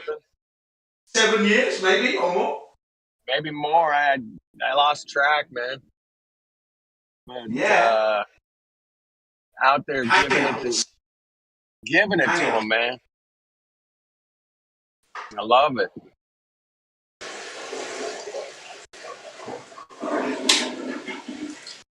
Yeah, we go back, man. We go back. Yeah, we do. I've been out there destroying these individuals. Yes. Picking them off one at a time. Yeah, guess what I say to them? I train to do this. I actually exercise to do this. That's right, man. Yeah, I've got to remind them, yeah. It's no different than climbing Mount Fuji, man. Just one step at a time, baby. One step at a time, man. You're going to get to that target. No worries. There is no going back down. No going down, man. I'm a helium balloon. We're going up. Speaking of helium balloons, man, have you seen the helium balloons flying over America with the satellites connected to them? Yeah, the original satellites, yeah. Yeah. Yeah. They let it slip, didn't they? That's the original satellite. Oh, yeah. You know? It's all the satellites. All Shakespeare, they're frenemies, aren't they, really? Come on. China is not an enemy of America. It's an enemy of the people of Earth. That's the problem. They're not an enemy of Russia, or because these two countries, Russia and America, assisted China when they supposedly put their rover on the moon. Do you remember? They were helping them with the space program. Now, why would you do that if they were an enemy? Exactly. Yeah, you know. So we know that China wasn't spying. This is just all to keep the slaves scared and worried about a boogeyman again. You know? Oh, yeah. That's all it's about. You got to keep bringing a brand new boogeyman. Yeah. Well, we just went three years as the super boogeyman. Super That's spreader right. boogeyman. The super spreader that didn't exist, can't see it, you don't feel it, you don't get it. It's ridiculous. Yeah. And people are running from them. I had a shouting match in the supermarket the other day, yeah? I was getting my water, okay? And I was queuing up, and then this old Japanese man came up to me, okay? And he asked me, which country are you from? Now, it's winter, right? It's winter. Everybody's got winter clothing on, looking like the Michelin man, okay? Jin's got summer clothing on. I've got my shorts, I've got me lycra and t-shirts, training shoes, orange, bright orange training shoes on. Right, I've done me run. I'm collecting the water now. So I'm on my push bike. I put the bike up, parked up, collecting water. So this old boy comes up. He goes, "Where are you from?" I said, "Well, I'm from England, but I'm an African who was born in England. So my parents are from Nigeria, but I was born in England. Okay, I've been in Japan 23 years." He says, "You speak very good English." He says, he asked me, "What's your job?" I said, "Yes, I'm an English teacher. I mean, I'm having a quiet period at the moment, but I'm an English teacher." And he says, "Oh, that's why you speak good Japanese." I said, "Thank you very much." Then I asked him immediately, "Why do you wear a mask?" Okay. And he says, "Well, I'm worried about the coronavirus." I said to him, "But don't the Japanese people live long, on average 90 to 100 years? Yeah. When did you last have a cold?" He couldn't even remember. I said, "And you're wearing a mask?" I said, "Why do you think I don't wear the mask?" Because there is no virus. I am prepared to die to prove that point, is what I said. That's how I know they're lying. Okay? I'm prepared to die to prove this. If it's there, it will kill me. Because I'm not going to wear the mask, and I'm wearing these clothes to see if I can catch cold and calm down. But I'm not. 3 years now, I said, and I haven't. So, you need to do the research so that you can learn. Now, all the time, there's 2 Indian blokes behind this Japanese man listening. So when he walked off, they said that I was wrong for not wearing a mask. So I said, to these two Indians, "Have you seen the virus?" No. So you are wearing a mask for something you've never seen. Did you research about virus and germ history? And did you do any research? So you don't do any research. I do the research. I know it's true. I know the situation you don't know, but I'm wrong. I said, "You fucking Indians, go and do some research, yeah? You come to Japan, you think you know everything. You know nothing. You're a bumhole." That's what I said, and walked off. Do the research. Yeah. Nice. Yeah. Because I was angry because they said I was wrong not to wear the mask. But it is wrong to wear the mask. 1, it is harmful to your health. 2, it is sending the wrong message to the children. Because the children think there's a boogeyman out there. But I say to the kids, it's not out there. Because if it's out there, I'd wear the mask. I haven't worn a mask in 3 years. There's no need. The mask is harming you more than doing any good. It can't protect you. I said to the kids. The kids on the streets, in the parks. There's in the supermarkets. There's a big outbreak of bacterial pneumonia going on. I wonder where that's coming from. Yeah, another bloody story. Well, people wear the mask. You wear the mask too much, you're going to get some kind of bacterial pneumonia. Well, yeah, maybe the fibers that are coming off of the mask you're wearing, that you're breathing, are accumulating in the lungs, perhaps. Perhaps. Yeah, because you're supposed to change those masks every 20 minutes or so, aren't you? Or an hour or something. Something like that. Yeah. Yeah. Right. Yeah. So you can't keep wearing it all the time, the same one. And I'm used to wearing masks because I wear masks when I ride my motorbike to protect me from the 8 pollutants that are in the air coming from the exhaust pipes and of the trucks and the buses and the cars and everything. Yeah. So they say that if you're riding a motorbike or driving as a taxi driver all day, it's like smoking 60 cigarettes a day. That's what they say anyway. Yeah. Right. So obviously with those numbers, I've been wearing a mask for like 40 years. Motorcycle Respro mask, and you change the filters and that, okay? So I'm used to wearing a mask, but I'm not going to wear a mask for a hoax virus. Don't be silly now. I'm never going to do that. I know more about masks than most people about masks. Been wearing them a long time. Yeah. So I said to my children, there is no need. You're acting like the Japanese people who are naive. I'm telling you, it is not a danger. Daddy's not wearing the mask. When did you see Daddy sick? Never, they said. I go, okay. So isn't that not a good piece of data? If Daddy's never been sick, what's Daddy doing that is correct? Then do the same, yeah? Thank you. But don't wear the mask, okay? If I don't wear the mask, you don't wear the mask. Don't let anybody tell you that. That's what I told them, so I put them all in the bin. You know, so the kids don't wear the Well, masks. They know now. people just Yeah. throw them in the parking lot, and they throw them out on the beach, and they throw them in the They're on the street now. trails, on the street. Yeah. They're everywhere. They're stuck on cars' exhaust pipes. I've seen one. Stuck on a car exhaust pipe being dragged down the road. Everywhere, man. Like, disgusting, man. Yeah. Stuck under the wheel arch, under the suspensions, struts, stuck, you know. They're everywhere now. Damn things. Just stuck to the radiator grill on the front end. There you go. There you go. Yeah. Yeah. No use choking the radiator now. Now the car's sick. Yeah. The car's got the cocoa. Yeah. It was the first time that I shouted in the supermarket. 2 days ago. Well, Yeah. Two bloody Indian. One man who is probably my age, 60, but he was looking a worse for wear, and his son, who would have been in his late teens, early 20s, I'd have to say. But I said, you know, you're calling me bad, but you don't do any research. So you're good because you don't do the research. That you're good, yeah? No knowledge and you're good. I have the knowledge, so I know that it's not dangerous, but I'm wrong, yeah? Is that how it works? I said to the guy. I said, you are fools, you are nothing but a bum hole. And I pointed to my bum when I said it. Yeah, it's no different than here in the flat earth, because, you know, they come in here doing no research, and they know that it's a ball. They know that it's a globe. Yeah. Oh, really? The Let's see how much time you know about your globe. they know nothing, they believe everything. Yeah, you know. My biggest shock is when religious you've got the zealots. kids.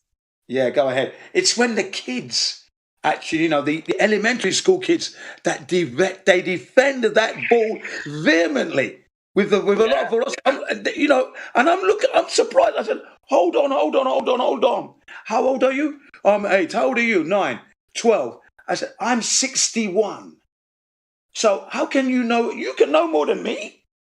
You're only 8 years on the earth. 12. You know more than Jin Sensei. Can you know more than me? Then they calm down. You know what I mean? I was like, oh, okay, right. And remember, I speak Japanese and English. Can you speak English yet? No, net. So I'm speaking them in Japanese. And you can't even speak English yet. And you can know more than me? No, you can't. Exactly. So let's start again slowly from the beginning. How do you know the earth is a globe? How do you know this? Do you know what I mean? Because they're arguing with me. Kids. Right? Like you said, they know. They've got no evidence. And then when you ask them for the proof, dead silence. Heads cocked to one side, thinking, long time thinking. And I deliberately let them have that long think to see if they're going to show me something. And then I said, you see, you can't give me the proof, man, because it doesn't exist, Dakara. That's why. You've never seen the COVID. Then I get my smartphone out, start showing them the memes that we have on Discord. And man, I put it down so they can crowd around the phone. Do you know what I mean? Put it on the bench so they can see it. And I said, you see that? Can you understand? The aeroplane would have to follow the curve. Anybody flown? Some kids have. Did it fly like that? No. So you know what I done last year? During the summer, I took the globe out and my aeroplane, right, and the flat Earth map, and put it on the bench. Started educating them on flat Earth, man. Yeah. They were shocked. Wow. Yeah, man. They'll never forget that shit. No, they don't. They can't now. Because I asked them. I just keep asking them. Taira desu ka? Taira ka? Kyodai desu ka? Dochi? Taira Jin Sensei. Taira. Remember that now, boy. Wasurenai. Don't forget it, yeah? Wasurenai there. You know, I'll give it to them. Straight to the head, man. Yeah. They know. They know the truth, man. They know it.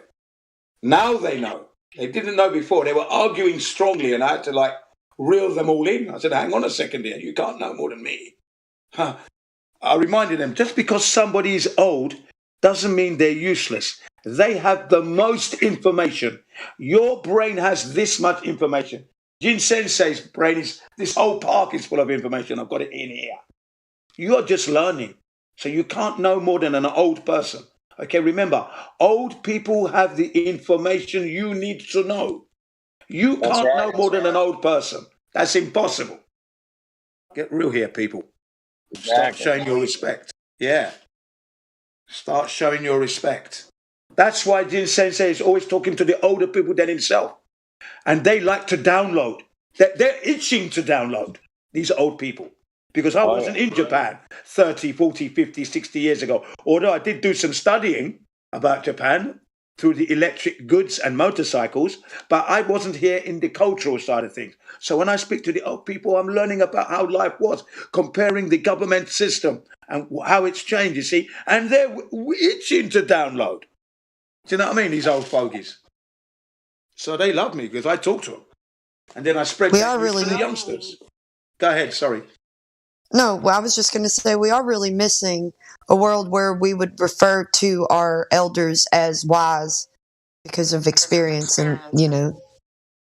Oh, yeah, they just throw them in the old folk home. And man. You're garbage, you're talking about. They don't even want to pay you the pension. They want to give you an injection, get rid of you because you know too much. That's right. You know, you're not a health hazard. You're a fucking knowledgeable hazard. Get rid of them. Yeah, it's an information hazard. Yeah, you're an information hazard. That's what it is. They want you out of the way because you know that. And they know that you're very angry. They just hope that you're not strong enough to back it up. But I am. Sorry, I haven't stopped training. So yeah, I can pose a threat to anyone younger than me. Sorry, that's how it is going to be. Well, I tell a lot of these youngsters, man, what it was like to grow up in the 70s and 80s where we had some super freedoms, man. No seatbelts, no helmets. Anybody could smoke anywhere they wanted to. It was get on a plane, you could smoke. I mean, there was no security, nothing. This metal detector shit and take your fucking shoes off. No. Let me look up your bum hole. Yeah, looking up your bum hole and scanning your scrotum.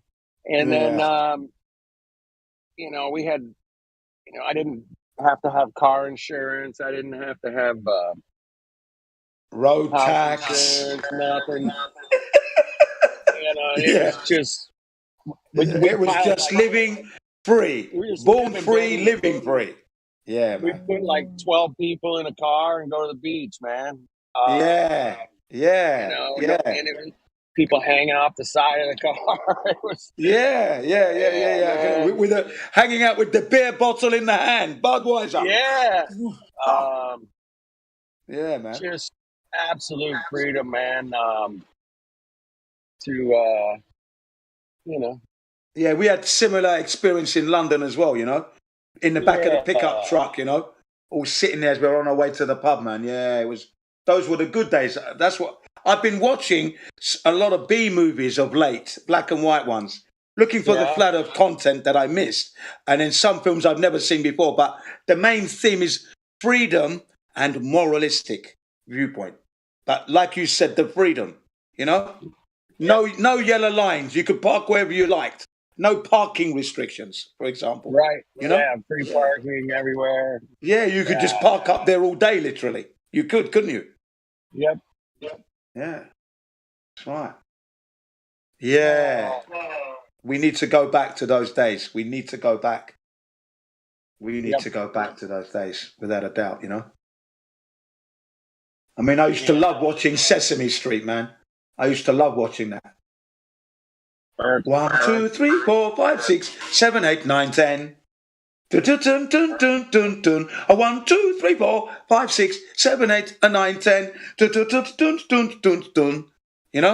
A 1, 2, 3, 4, 5, 6, 7, 8, a 9, 10. Dun, dun, dun, dun, dun, dun. And then there was Tomfoolery, part of the Sesame Street. It was all good growing up back then, man. I used to love all that.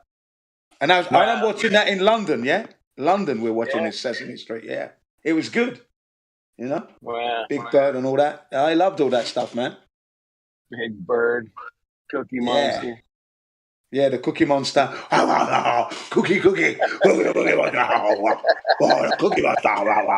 Oh, give me those cookies. And then Bert and Ernie. Okay, Ernie. Okay, Bert. You know? Ernie and Bert. Yeah. And Count Dracula. One bag. The cook, two Cookie bags. Monster is the Cookie Monster's gone vegetarian, I think. Oh, carrots. Oh, broccoli. Give me the broccoli. Oh, give me the lettuce.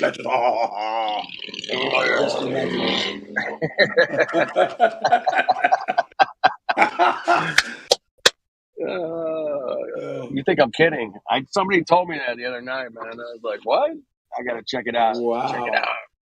Unbelievable. That's funny. Yeah, check it out.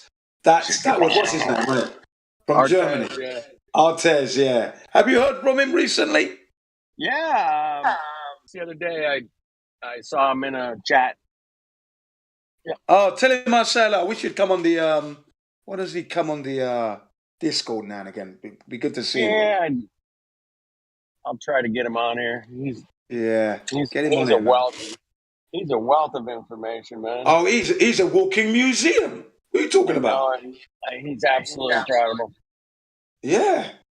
He's a walking museum. This guy's got all kinds of junk in his house, but good junk. You know, I just call it junk because there's just so much of it. But it's all good quality, worth money. That's why I say it's a walking museum. Yeah. German clocks and tools and all kinds of crazy stuff. All kinds of collections and collectibles, even down to the car his dad drives. Even down to the car his dad drives worth money. Do you know what I mean? I mean, wow. Yeah, Artez, I'd love to see him again. We had some great times on the Hangouts when he used to do these presentations, man. He was good. Man, he was fantastic. Yeah, we were there for like 3 hours. Easily. With his presentations, Artez. Number 5. Is he still using the same logo? Yeah. Yeah. Got the same avatar. Yeah. You know, he would never come on camera, right? But he showed me his face.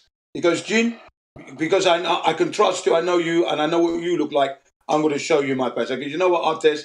Thanks a lot. And this is a man that was adamant that would never come on camera. But, you know, on a couple of occasions, he came on camera for me and him privately. Brilliant. And I said, yeah, thanks, Artez. Thank you very much.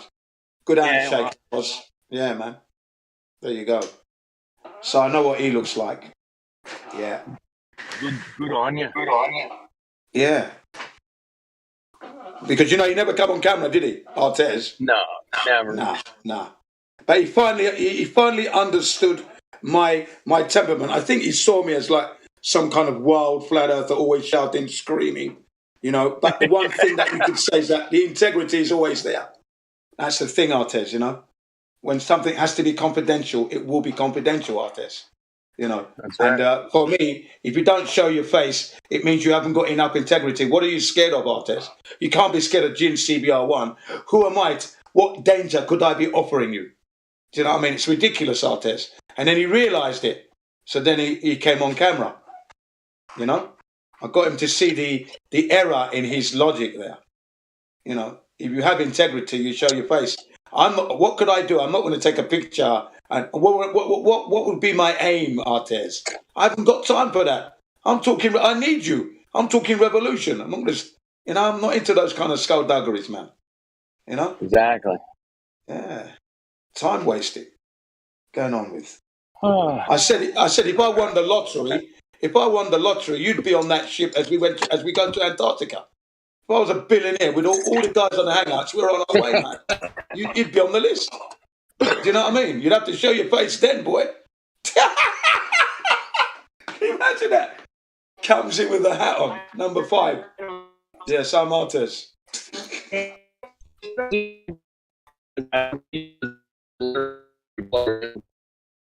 Yeah. Flat Earth dude, you're roboting. You're roboting a bit there. All right. Yeah. All right. Yeah, but then again, Flat Earth, you did some good parties on the beach, though.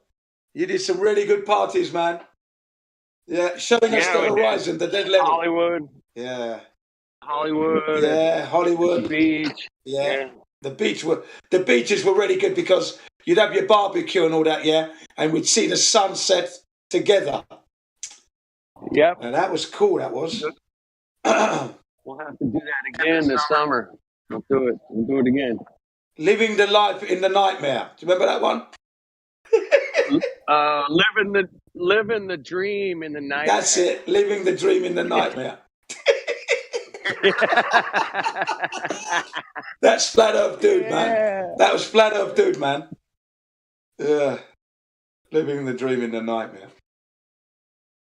You know, question everything. We went to that question everything. What was that? That was a what was it called? Conference. That's it. Yeah, I was going to call it a summit. Yeah. It was like a mini summit anyway. But yeah, question everything, buddy. Question everything. That was good. That was. That was good. I'm the only person to go and question everything, including the Question Everything conference. That's right. It was good. Dan the Waterman was there as well. He was there as well, wasn't he? Oh yeah. Yeah. Oh yeah. He did a great job. Very, very impressive work Dan the Waterman did. Yeah. We had our disagreement, but it's all right. Yeah. It all worked out. Do you remember the weather was a fine day, wasn't it? It was a fine day, wasn't it? The weather. Oh, glorious. yeah, it was beautiful. Yeah, glorious day that was. Yeah. Yeah. That was like 4 years ago. 5 years. Yeah, that's what I'm saying. 5 years ago, look at that, right? We cut our teeth well before Discord. Well before Discord, we cut the teeth. We were destroying Hilo. It was 2019, I think. Something like that. All right, I got to go to my job. I'll catch you guys later.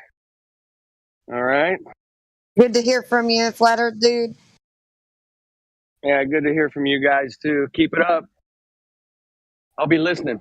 I got to do some work, though. All right. Cheers.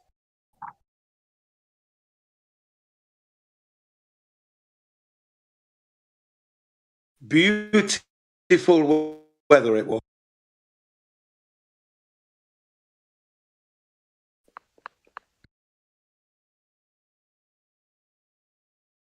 The green was beautiful, looking luscious green grass everywhere. The conference centre looking good. And loads of people were coming in and out there and talking to us on the Hangouts. Good, great experience. That was unforgettable. That's it. Let me invite Skeptical if I can. Yes, here it is. On Skeptical. I really wish I could go. It'd be so cool to be able to go to one of those. Go where? To one of those hangouts. Yeah. Yeah, they were good. They were back in the day, man. We were really enjoying those hangouts. You know, live in America, man. That was really good. You know, and then we had the lives in Britain as well with Roxanne Glenn from Scotland. But she was living in London at the time. So, yeah, we had a good experience. A few years before they're coming on Discord. But everyone was saying to me, Jin, you've got to get on Discord, Jin, you've got to get on Discord. All right, because there's so many heliocentrists, globers, thinking they've got the truth and that. And, you know, we need you in there, Jin, they were saying, right? because I was like really noisy and we were really hammering home the truth, right? And I couldn't get on Discord for 2 years. Kept trying to get on and the app wouldn't work. I couldn't get in, right? And then one day, Roxanne on Christmas sent me the link and I got in. And the first thing I said was, I've been trying to get here for 2 years. Everybody was laughing. It's took me 2 years to get in. Yeah. And then funny thing is, I got kicked out within 15 minutes. Kicked out of Discord. 2 years to get in, 15 minutes kicked out. Because I posted something. It was Flat Earth related, but I didn't have permission to post, so the robot kicked me out. And then I had to try and get back in again, and I was reinstated with another link and that. I said, can you believe that? 2 years to get in, only to be kicked out in like 15 minutes. What a joke. Everyone was laughing again. Yeah. But yeah, that's what it was back in the day. Not that far back, but it was good then. It's good now. Yeah. So slowly but surely there'll be more people coming into the Discord. You know, I frequent quite a number of Discord channels or servers, and you know they all seem to be having their busy moments and their quiet moments. You know, I've been on YouTube debating with MC McToon or MC Toon. There's one called Fight the Flat Earth. Oh gosh. Yes. I've already offered him out. I said to him, I'm not going to be friendly.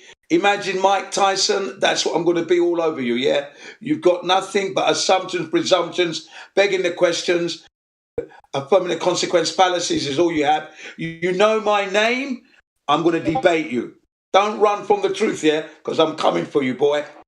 As I said to him, live on the Cosmology channel last month, threw down the gauntlet.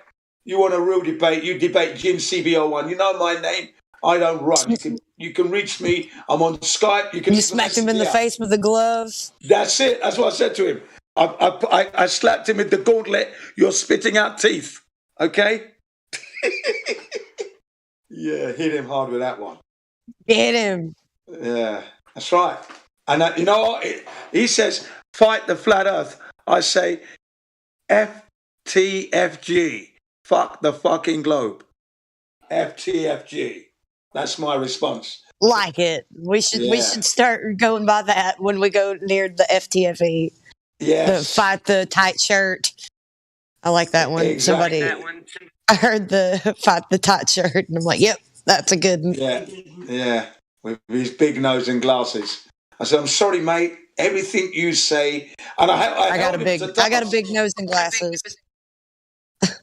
Well, he's got a bigger nose and glasses there. The thing is, okay. I held him to task on the Cosmology channel because he was just begging the question. I said, look, you guys are letting him get away with blue murder. I'm begging the question here.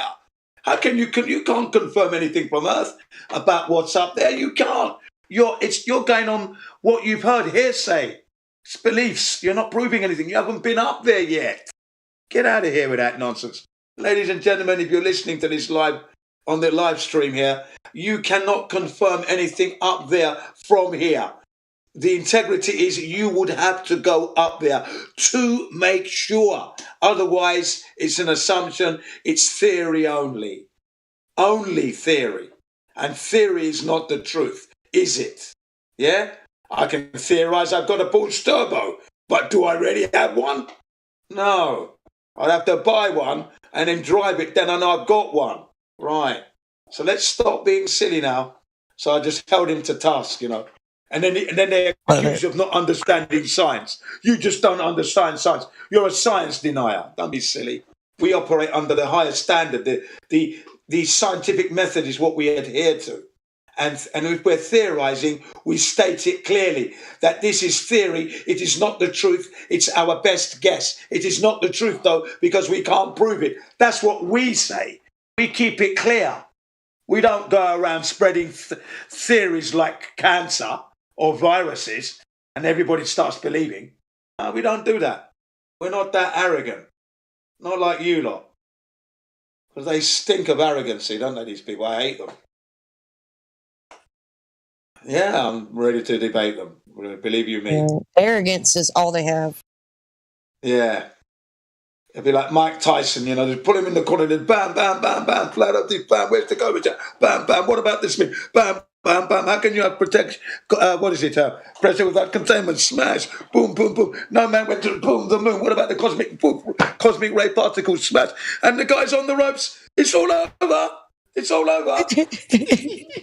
Jen, remember the other day, I don't know how long ago it was, but somebody on another server was saying that you would had to have containment for each pressure gradient.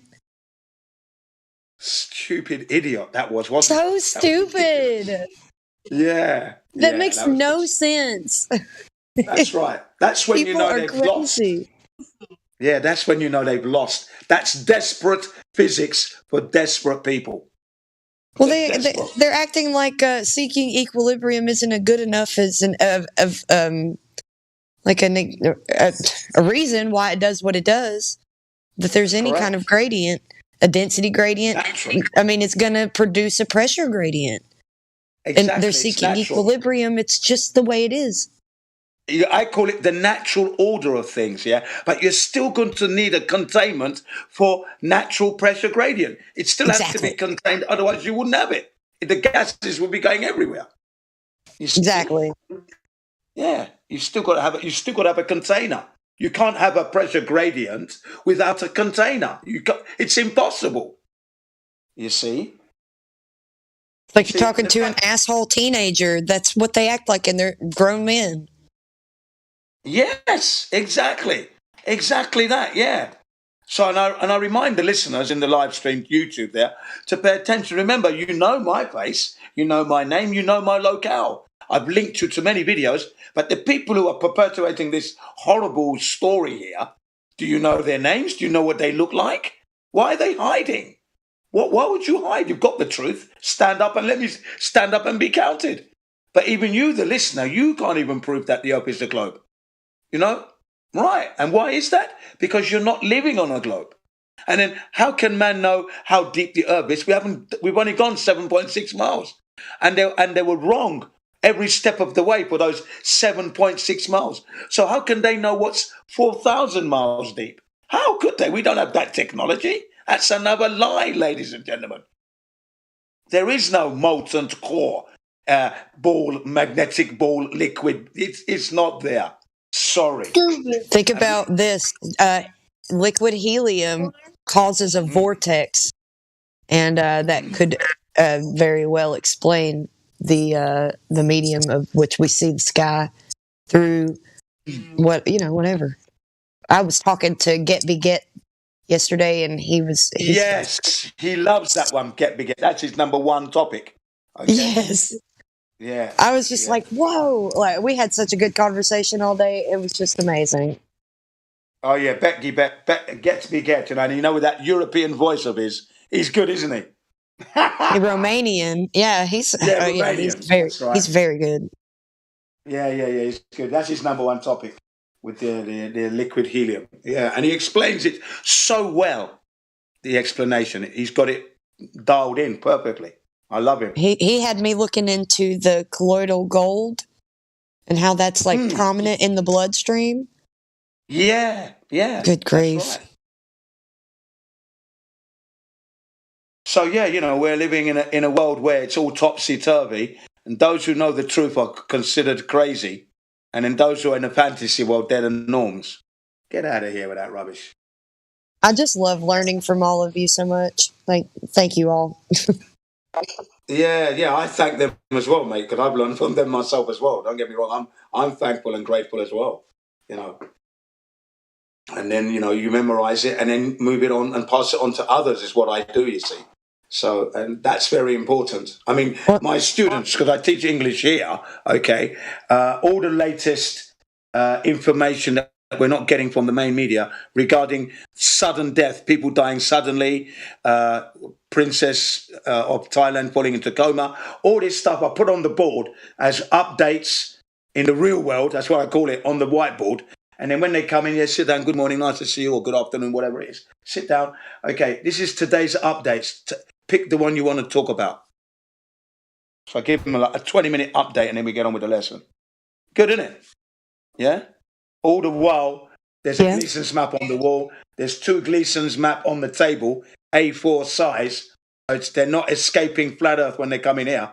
The globe is in the corner out there, and I always point to it. We don't live on that, do we? Yeah, remember that. The main media is pushing this. I'm not pushing that, am I? Yeah. So when you come here, you know you come to learn the truth through English. Otherwise, what is the point of you living? Are you living for the government? Or are you living for yourself and your family? Which one is it? That's what I say to them. Because life is very short. You may live to 80, 90, 100, and that's the end. Okay? So, and you know your government. I asked them, what good thing can you say your government is doing for Japan today? None of them gave me an answer. None of them. They don't know was the answer they gave me. Okay, and why is that? I said, because they're not doing anything, are they? Right, so the answer is they're doing nothing. Thank you. Right. Okay, so and then I say to them, you're lucky you met me. You're lucky I came to Japan to wake you lot up, yeah? Okay, and I'm lucky that you come to the school to come and learn. Okay. So it's both ways. And they thank me greatly, you know, they're very grateful for the knowledge that I've imparted on them. Yeah, they're very grateful, you know. They show their appreciation. They keep coming back, which is good. And I've saved them so much hassle with this stupid needle nonsense. They've learnt that, yeah, you know, they're already living a traditional lifestyle because on average they live to be 90. But in recent years, it's got a bit crazy with all this unnecessary medical intervention. So they now know, like some women had breast cancer, okay? Now they were going to have their breast removed. I said, hold on, before you consider that, please go to the Lona Linda Clinic and look at the therapies they have. There's a chemotherapy where they can just burn away the tumor and leave, and you've still got your breast. You don't have to remove your breast. And here's a Japanese man who knows all about that and give them all the links. And some of them went through the therapy. They come back, presents and everything I'm getting, you know? There you go. That's awesome. Yeah. So, you know, yeah, I help where I can. Yeah, I've done doing that the Lord's work right there. Yeah, thanks very much. Yeah, that's what I said. Thanks to God that I have the knowledge. That's why I can help you, I said. And at the end of the day, they've got to help themselves. They've got to make that decision. All I can do is inform them. They've got to make the decision themselves. Yeah, you know. And they've come back saying, yeah, I decided to do the chemotherapy. Another one went to the Gerson therapy, juicing, still on it now. That's working for them. The others went to the hospital and then decided not to do it in the end, you know, changed their mind at the last minute, pulled out. Yeah.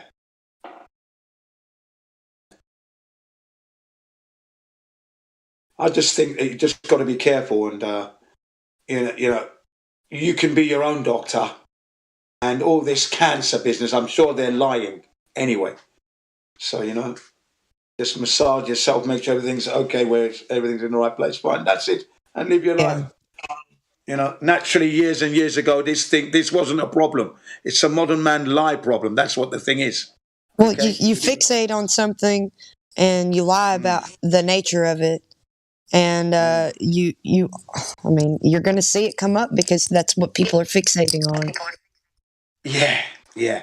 So I haven't been sick in 42 years, and I'm going to carry on keeping that same routine. I'm not going to change it, am I? Exactly that. So like 2 years ago, 2 years ago, I asked the nurse, I haven't been sick in like, at that time, 40 years, right? And I said, do I need to get the jab? And she says, yeah, you should. I said, but I haven't been sick in 42 years, nothing. Why should I need to get it? Why? I said, why do I need it? So, yeah, because it will protect you, but I'm already protected, am I not? You know, because I'm never going to get that. I said, listen, be advised, I'm never going to get it.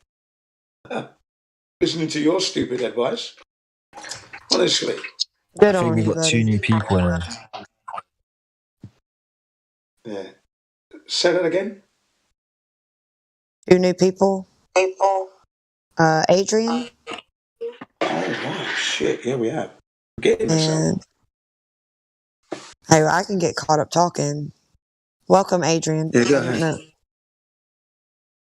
if you've been here before, Welcome, but you Adrian, deserve a if you're welcome. there. Thank you for the welcomes. I appreciate it. My first day here. Okay, well done. Whereabouts on the in the world are you? Toronto, Canada. Toronto, Canada. Okay, welcome. Yeah, I'm talking to you from Japan. Oh, right on. TBR1. From Alabama here. Oh yeah, nice to meet you. You as well. Yeah. So, what's your position regarding the heliocentric model versus the flat Earth truth? I'm sort of like skeptical, about the whole globe thing. So I'm pretty much here just to, hopefully be converted. Okay. Well, what we're trying to do for you is just give you the facts as we know them. That's all we're going to be giving you here. Facts. If we don't know anything and it's in the realm of speculation, we'll state that clearly. So, do you have any questions that you would like to ask any of us here? Yeah, like one of my biggest like one of the biggest things that confuses me is like the gravity. Like I was always told gravity is like, a thing. Okay. And yeah. Yeah. So, do you think it's a thing yourself personally? I don't think I'm educated. Like I'm not educated enough to honestly make a definite answer. But I was always, raised saying gravity is a thing. I understood it to always be a thing just because of that. And yeah, I never questioned it really. Well, on a flat Earth, that water doesn't bend around a ball. Up is up and down is down, and everything seeks rest and equilibrium. There is no there. That is something we observe. The gravity's never been observed at all. It's just in a mathematical equation. Right. Okay, that makes sense. Yeah. Okay. I'll give you a thought experiment, Adrian. Okay. Now you're in your room. Okay. There's a helium balloon floating. Right. It's on the ceiling. Okay. And then you're in a room full of gravity, of course, because gravity is supposed to be pulling everything to the center core of Earth. Okay. Okay. Right. Have you got that so far? Now, I asked my students that if we remember the helium balloon is in the room already, floating in the room, okay? I said if we removed all the gravity from the room, what would happen to all the objects and us in the room? Guess what they said? What do you think the answer was? That we'd float around and shit? That's exactly what they said. And I asked them, my next question immediately was, where did you get that idea from? How do you know that would happen? Do you know? Someone's hot micing badly there. But I asked, how would you know that? Okay. Trinity, you're hot micing.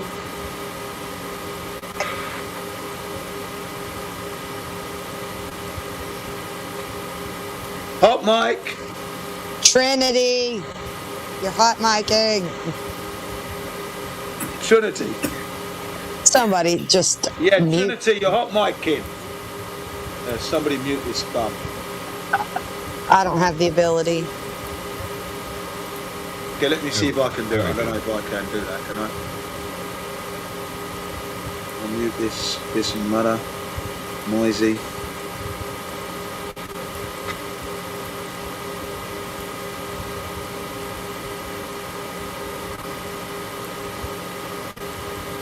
Okay, he's gone.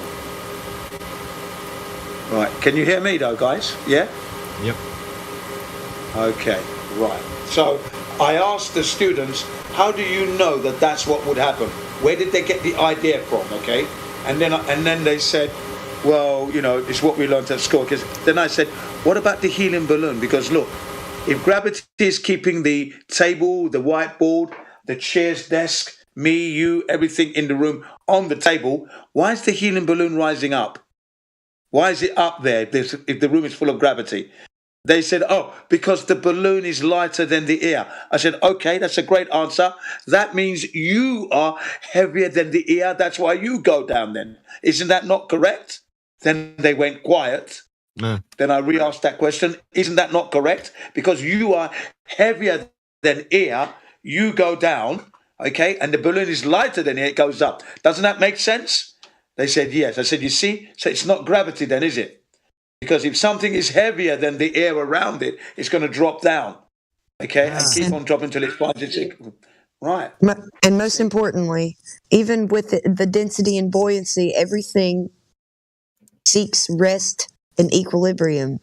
Just like when an apple is starting to dwindle and fall off the apple tree, and it goes straight to the ground and maybe rolls, and then it stops, like it's slower and then it stops.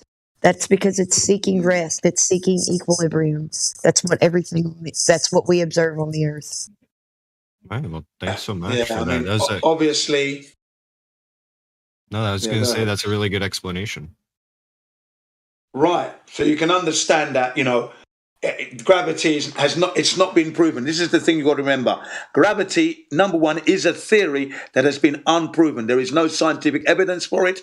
When you subject gravity to the scientific method, it fails 1,000 times because you can't prove it. Sir Isaac Newton himself said that he disagreed with the theory of mass attracting mass, and he didn't want his name associated with that theory. He couldn't prove it, you see. That's Sir Isaac Newton. Then 106 years later, we have Albert Einstein coming in with the bending and warping of the space-time fabric, special relativity sprinkled on top, okay? Now, this is just words for how can you prove that space-time is bending? And how does that relate to my pencil dropping to the ground?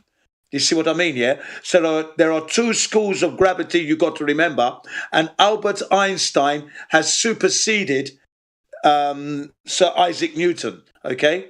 So the current gravity is Albert Einstein's bending and warping of space-time fabric, but that is also an unproven theory. It is not a fact. It is not a law. Hasn't been proven. It's an unproven theory. So, and because you can't prove it doesn't make it the truth, does it? Okay? Yeah. So that's where we are today. Gravity is not a thing. It's a story to keep us invested on a globe that spins, because when you spin a globe and or a ball, you spin it and you pour water, it rolls off normally. If it's stationary, it flies off on a spin, it rolls off if it's stationary. Okay, so there's no way water will stick to a ball. So they evoked that gravity idea, and we can't measure it, we can't find it, we can't see it. Not provable. Okay. Two gravities you've got to remember. There are two. Sir Isaac Newton and Albert Einstein's. Both are theories that are unproven. These are the facts. What say you, Sir Adrian? Pardon? I said, what do you think, Adrian? What do you think? Oh, I mean, I'm pretty on board with that. That makes complete logical sense to me, the way you've laid that out and everything. I think that, when I was in high school and stuff, we were never really taught any of the details on this sort of thing. And it was sort of like you said, you were speaking to your students. You said you asked them those questions. Yeah. And yeah, I mean, that makes complete sense for me. I think everyone in me and my classes would say something the same. Yeah. Okay, brilliant. So that takes care of the gravity thing, yeah? Yeah. Yeah, fantastic. So that being said, and you're fully understanding that there are two schools of thought that you must always remember, and Albert Einstein is the leading gravity, which is an unproven theory, Isaac Newton being the original one, and that was never proven, and he never proved it, and he didn't agree with the theory, because we don't see in nature matter attracting matter, forming spheres in the natural world. Otherwise, we'd be seeing this all over the place. As the years have gone on, we would see these spherical balls because mass attracting mass. But we don't observe that in the natural world, do we? Ever. Yeah, exactly. So they're giving us this unproven theory to basically understand everything through. Yeah, I can see how that could be done. Yeah. Right. So, okay. Any other anomalies or questions you may have, sir? I mean, nothing stand out, right? At this point, the gravity was the main, like, obviously, it's like a big, it's a big factor in this being, whether you believe Yeah. it, like whether you're going to believe it or not. So, I mean, that's a big pivotal factor, but nothing stand out at this point, really. Okay, I can give you a little bit bonus on the gravity thing. Okay, Yeah, I now would love it. it is said that objects of different weights fall at the same rate in a vacuum. That is a lie. Okay, that is a lie. The heavier object will always hit the ground first, provided it has the room to fall. It can reach its maximum drop velocity, or what's known as its inertial mass velocity, because each object has a inertial mass. That means the rate at which it will fall. A lighter object will fall slower than a heavier one. Okay, so if you could have a vacuum chamber the size of the Twin Towers, if you can imagine, 110 floors high, okay, a vacuum chamber that high, and you set off a bowling ball, right, and a tennis ball, let's say, okay, a tennis ball, okay, and you set them off, you let them drop. At a certain period, they're going to follow the same speed, but eventually the bowling ball will begin to leave it behind. That is a fact of law, natural law, been proven. But in a 2-meter vacuum chamber, if you will, not really a big one, okay? But it was still proven, okay? Then in Earth's atmosphere, or in the air that we breathe, the same story there as well, that two objects of different weights will not hit the ground at the same time. The heavier object always hits the ground first, unless you shorten the distance. If you shorten the distance, it means that the heavier object can't reach its maximum velocity, so they hit the ground the same, right? But if you extend the height high enough, the heavier object will hit the ground first always, thus disproving the fact that objects land at the same rate. That's a lie, okay? Okay. Right. Because that's what they used to say, didn't they? That they would land on the ground at the same time. Oh yeah, they did. They definitely said that. Yeah. But if you give enough room for both objects to reach their maximum drop velocity, okay, you will find that the heavier object will hit the ground before the lighter one every single time, without fail. Interesting. In a vacuum and in the air that we breathe. Yeah, that's really fascinating. Yeah. I can post some material on that in the live stream voice text. Do you know the live stream voice text? Yep. Yeah, I have got it up here. Okay, so I shall now look into my library of videos on this topic matter. I recently sent this lot to Mark Sargent because he was discussing this on his Strange World last week, and he was asking for anyone that had any material on this. So I sent him 4 videos by one group called Pete and Pete. So I'll send a couple of them here now to you. Just let me get into my library. Yeah, they're very, very interesting to watch. So you can watch them at your leisure later on. And you will learn. You're going to learn, man.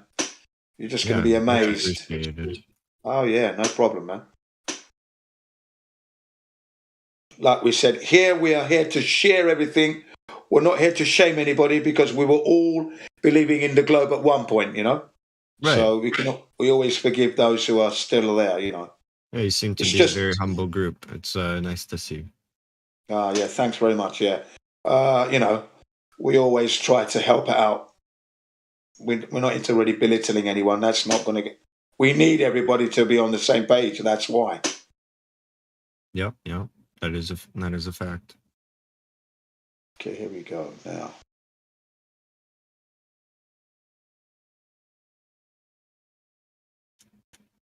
Okay, I'm just about to post my first one.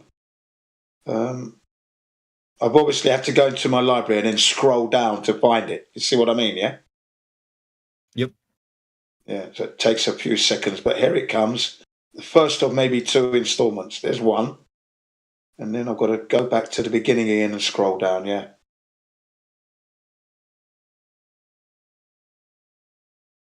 I'm using an old device from 2014, So the YouTube that I have operating on this device is rather primitive. You know, when you find a video and then you send it, it goes back to the beginning of your life. It doesn't stay at the position where you stopped at, which is annoying. They do that so you get fed up and go and get a new device. But I don't get fed up. I'm squeezing every last electrical power energy out of this thing before I buy a new one.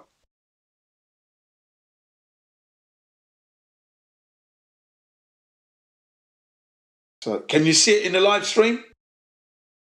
Yep. Yeah, I'm just Okay. opening Here it comes up the now. next one. Here comes the next one. Jin CBR1. Bit of the latest thing I posted. Here comes the second one. The first one is about 31 minutes. Second one I've just posted is rather short, 17 minutes, but it's still good. Right, I'm going to give you all of them ready because you learn a lot from them. Sealing the deal. Perfect. Yeah, sealing the deal. Yeah, that's to make sure because certain people were complaining about the experiment they conducted, so they did it again just to prove to them that no, we're not wrong. But here we go again. You know. Yeah. You know, they're really good, Peter and Pete. They respond well.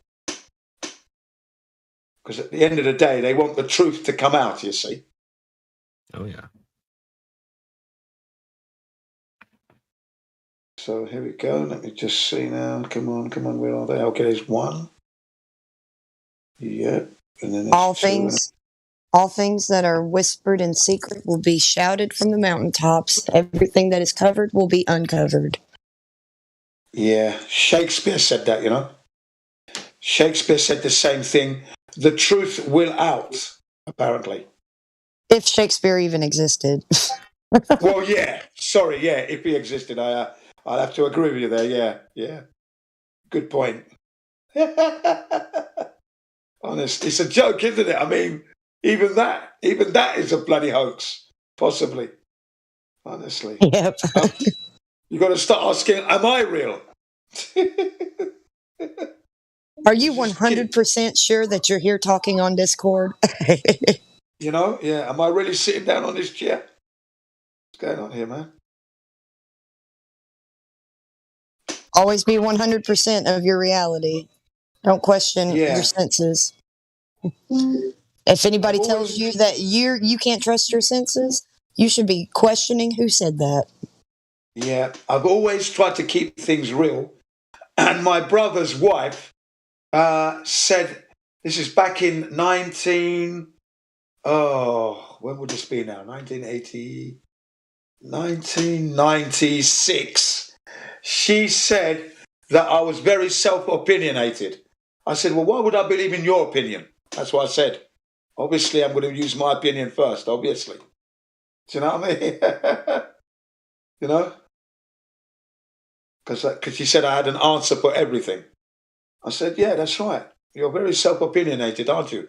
I said, that's correct. I'm not going to be following other people's opinions, am I? Obviously, I've got to go with what I know, yeah? That's what counts. What I know.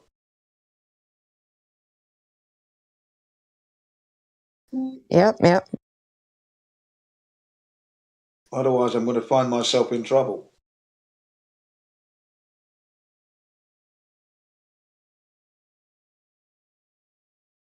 Yeah, here we go. Right. I've posted 4 for now. Okay, I've given you 4 to look at now. And if you go into their channel, you can find some more. You might have to look hard because there's a lot of videos they've got. Pete and Pete have got a lot of material, but I'll give you the best one so far. Okay? There's the 4th one. So, Adrian, enjoy yourself with that, okay? Of course. Thank you, my man. Yeah, and yes. I think we've got some comments in the chat here for you, Jen. Oh, what's it saying? He goes, I'm not looking. Yeah, maybe you should take a look because they've been commenting, but there's the one standout is regardless, why do things accelerate at all, Jen? That's when that Tassie Tiger left the comment. Accelerate at all is because, well, we're living in a world that we didn't create, number one. We didn't create this, okay? So I can only go by what we observe here, okay? And that is we're in a medium the air that we breathe, and things have been made to be operating naturally. So things will find their natural place, natural equilibrium. That's natural law. And I didn't create that. So all I can say is what I observe, and that is anything that's heavier than air has to go down. That's natural. That's the natural order of this earth that we live on. And if that's not a satisfactory answer, then you're going to need to go and speak to the creator of this earth. There are certain things we cannot explain. We didn't make it. We can only explain what we see. Why does it happen? Some people postulate that it's a magnetic force. I don't subscribe to that.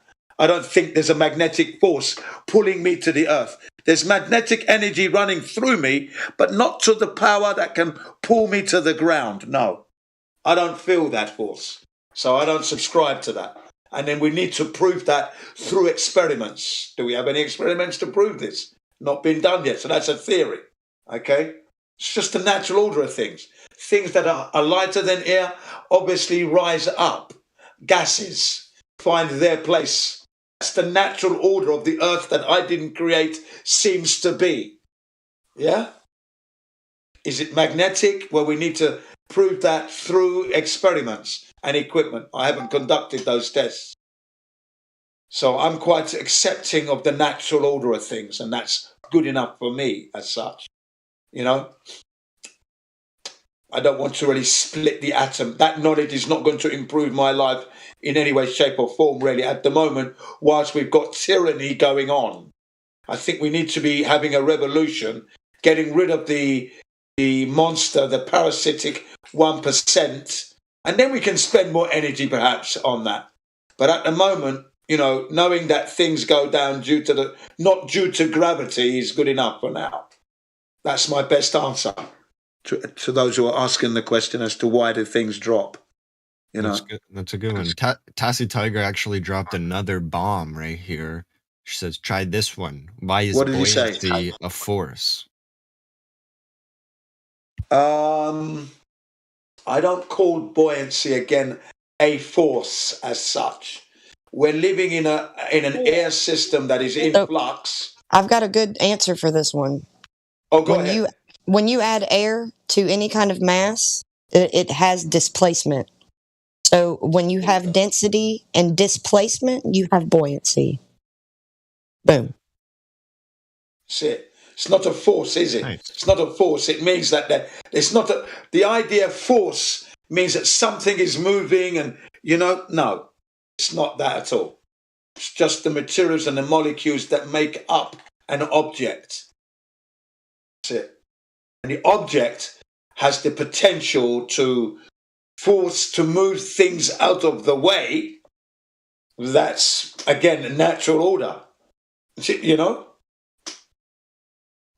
Yes, sir. Yeah. And then the water has the potential to support. I mean, look at that.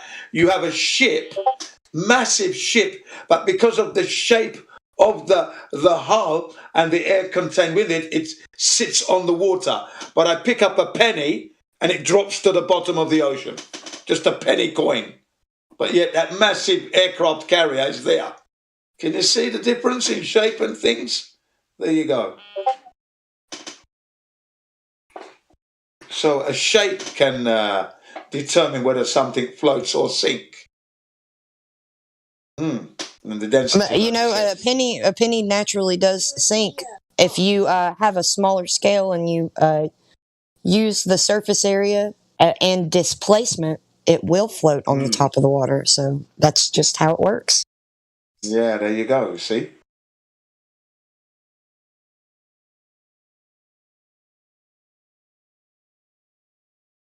So yeah, thanks for the bombshells. Good questions.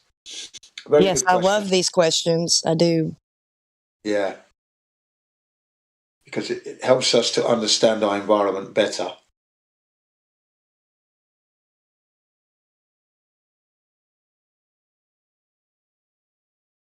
Yeah, but at least we're not like the cosmologists making claims that they can see 40 billion light years away and beyond. Yes. That's a long, long, long, long, long, long, long way indeed, ladies and gents. But we're not living in any that kind of environment. We're just not. There is nothing there's nothing a trillion miles.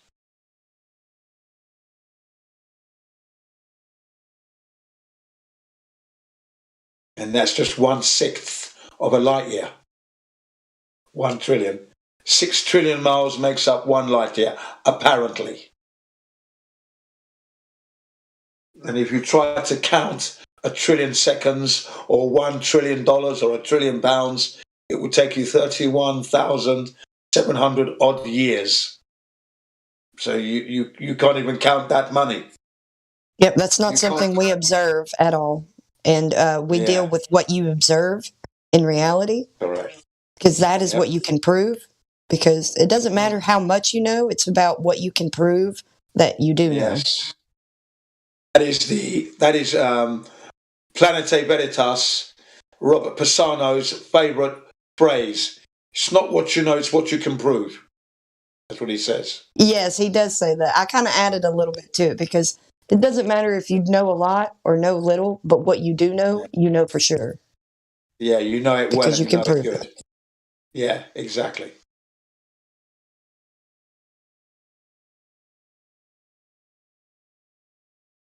We're living in a Newtonian world of madness, Einstein scientific pseudoscience dogma. That's another one of his sayings. Everybody's so worried about this one world religion that they're trying to push on everyone, and they think that they've got it down to where they'll reject it. But guess what? Everybody's already accepted the one world religion. It's heliocentrism. Yeah, that's right.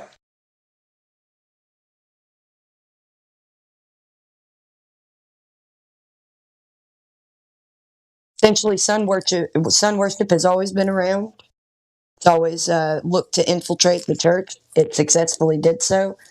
And you don't need church to know that the creator exists, because the antecedent to creation is a creator. You can figure it out logically.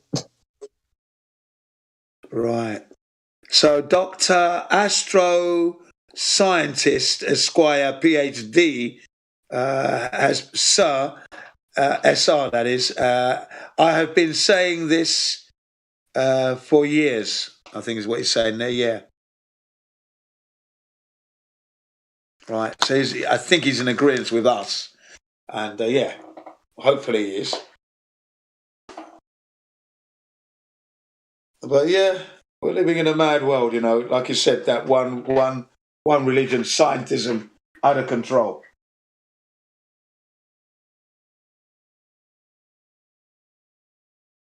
This is why I find myself here almost every day, because I just like, being with folks that know the truth, because in everyday life, you don't have those people. We're all very and it is the real news, apart. isn't it? Yeah. Yeah, and it is, and we touch upon all the real news. You're not getting this stuff on the main media, so I'm not surprised that you're here every day, a few hours at a time. Yeah, it's good. Excellent, And talking to people like we are with Adrian right here, it's honestly an honor. We're not trying to convince you. We would rather you prove it to yourself, so that you're not thinking or believing anything, you're knowing. Right. No, I totally appreciate the community, and it seems like a healthy place to just sort of, over time accumulate that sort of understanding. And as you said, make the decision for yourself at the end of the day. Yeah, because we're not in the convincing business. We're in the think for yourself, be a critical thinker. You can follow a thing to its logical conclusion. Oh yeah. So how do we escape tyranny? Well, you just revolution. I mean, physically, not spiritually. I think that you can only lead by example. You're not some force to be reckoned with on your own. But what you can do is lead by example, because people will look to see the way that you are in your everyday life, and they'll see where they're missing in their life that you have in yours. Yeah, I think maybe more specifically for my question is, How do we get out of individual tyranny of like a wage slave status and, you know, having to do things to live in a broken society? Research. There's plenty of knowledge here on this channel. If you need any guidance in research, you just scroll down to the bottom of the server and you look through all the information. There's a lot of it there. Okay. Yeah, it's easy to plan do, on doing that. Yeah, and then you've just got to stand up and hit the system head on. You've got to make some decisions that are, you know, risky a little bit, but you've got to have the balls to take the risk. Otherwise, you will be forever be under tyranny. I'm not scared, and I'm attacking the system. I have done. I don't have a bank account, for example. So there's one. So everything I do is through cash transactions only. I don't have a bank account. So there's no government going to come and take my money from me. They're not going to have. They don't have access. No direct debiting going on here. You see that? There's a revolution in itself. Right. There's my revolution already. Right. And then educating yourself, like the young lady said, you know, you educate yourself and then you do the research and then you apply that research in your life. You know, you change your lifestyle. You look after your health. That's a revolution in itself. You don't need to go to the doctors. You don't take any unnecessary medical interventions that you don't need. There's a revolution. Okay? That's revolution in itself, isn't it? Stop voting for a system that devalues you. There, you take no part of that, so you're already moving away from that system now. You see, that's a revolution in itself, and you spread that knowledge around, and then share the good knowledge you have. Happen overnight. This stuff doesn't happen overnight. It's all about improving yourself, going in the right direction, and it's okay if you accidentally mess up and miss the mark. Just keep trying. All trial and error, baby. Trial and error. You got to keep trying.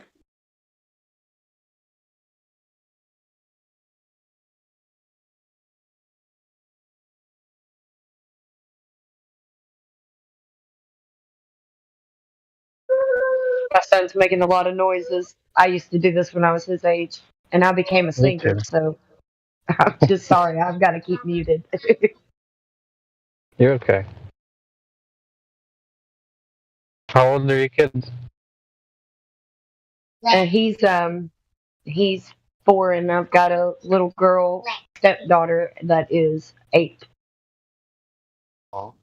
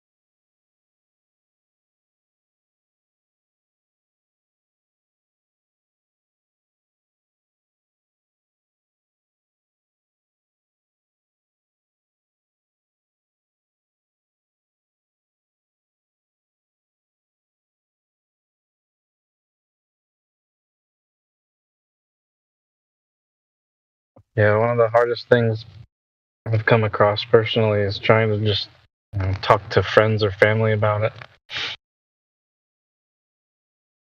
It's not easy, and it's better to just kind of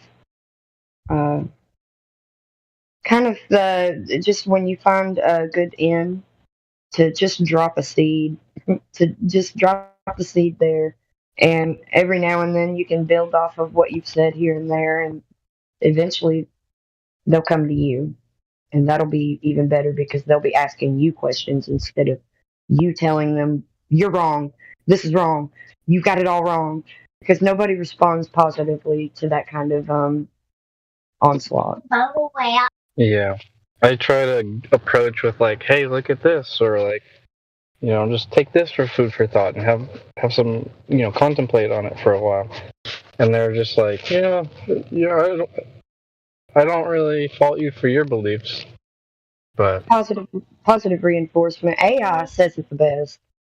So he was talking about it last night, but for a different subject, but it still pertains to this subject as well. You gotta lead by example and try. I know that it can be depressing, but when you find the truth, it sets you free. And if you're not free, then it ain't the truth. You get what I'm saying?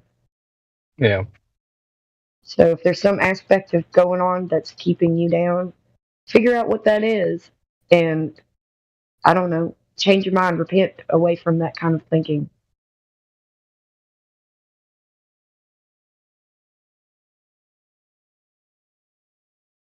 I'm currently embroiled in an 8-year battle with my brother, youngest one, who's a fully fledged Muslim, but he doesn't seem to realize that in the Quran, it states that the earth is flat and doesn't mention the globe ball earth at all. And in some aspects, the Muslims are misinterpreting the verses to mean like a egg-shaped earth. But we don't see no egg-shaped earth from the images they give us, I say to my brother. And I said, if they gave us the measurements here on earth, we should be able to find it, shouldn't we? But he's totally incogned this. He's saying, I'm wrong. I'm taking a whole lot of abuse from my youngest brother. I've actually got so angry at one time. I said, F Muhammad, 2 fingers up his ass, Muhammad. I said, I'm supposed to be a Muslim, but he got me so angry that I said that. Do you know what I mean? Oh, goodness, yeah. Well, even that's a misconception with the egg shape. Because there is a flat plane, and everybody that is on the server that has researched it knows the cosmology of all of these different religions, and they are flat Earth cosmologies. The celestial body being whatever shape that they depict it as, but the Earth is inside the flat, like inside of it, where the dome above would be the cosmology or the sky. Yeah. But you can understand where I'm coming from, though. Yes, of course. He got me that angry. He got me so angry. He said that I was wrong in that, and I just have to remind him that he hasn't got any proof for what he's saying, right? You're carrying a lot of belief for this globe that you haven't proven to exist. He says, but we can't know everything. Yeah, you don't live on the egg. Tell him you don't live on the egg, you live in it. Yeah. It's crazy. The way he is, cognitive dissonance is just too strong. 8 years embroilment. My other younger brother, he gets it. The youngest one is just because he's a full-fledged pray 5 times a day Muslim. But I said, you're getting it wrong there. You're not looking at the facts. And I present you to the verses. Well, these verses are not coming from what he considers established, renowned imams. I said, but these are imams in their own right. Just because you don't know who they are, but they're showing you and reading to you and translating the meaning of the verses. You're disregarding that point. I said to him, Yeah, I've got a similar situation with my dad. He's trying to tell me that scriptures prove the heliocentric model. And he's read the Bible 30 times. How silly does that sound? Because the Bible speaks about worshiping like the pagan idols, which depict the sun as one of them. I mean, come on. I sent him over 200 different verses from the Bible that talk about flat Earth and prove it. Right. So I'm just waiting for that seed to hit. Yeah. But I try to bring up flat Earth, and he just says, try not to be deceived by Satan. You never know what's gonna be the topic, Yeah. So he really just doesn't believe anything that they say. Yeah. I said to my brother that it's not that we believe the earth is flat. We know we can measure it. It's not measuring the ball and the dimensions they give us, And remember, they would need these dimensions to go to the moon like they said they did and return. And we know they didn't go. He knows that the moon landings were a hoax, so there can be no picture of Earth from space. I said, right. So then you have to relook So what are you learning in? What is the Quran stating in this thing? It doesn't state that the earth is a ball. It doesn't state it anywhere. It doesn't state it. They all say circle is the earth. Right. Circle's not a sphere. Exactly. That's right. Exactly. It's basic geometry, and everybody's bamboozled by it. And it's honestly really aggravating. Round is also not a he doesn't want to talk about flat Earth. Exclusively. Yeah, he says he doesn't want to talk about flat Earth. Sorry. Right. Sorry. He says he doesn't want to talk about flat Earth. So I said, well, I don't want to talk about Islam then. So if we're going to have a conversation, don't bring up Muhammad, don't bring up any of that. Okay? Because when he speaks, it falls into the flat Earth realm all the time. Everything he says begs a question. You understand? And I have to pull him up on it. So he doesn't like that. So yeah, that's where we are at the moment. 8 years in. Oh, yeah, I'll have to. Yes, 8 years in, and he's not coming on board yet. But I've got him. Yeah, it's like I've got him in a headlock because he can't prove what he's saying, and it's embarrassing that he's not he's interpreting the Quran wrong. So I feel I've got him in a headlock. Okay, that's where we are at the moment. I've got him in a headlock, and I'm waiting for him to concede. Okay, you got him in the headlock, but he'd rather pass out than tap out. Yeah, that's right. I get you. Yeah, that's exactly where we're at the moment with the position. It's not a stalemate. Good on you for trying, though. That's what a good brother would do.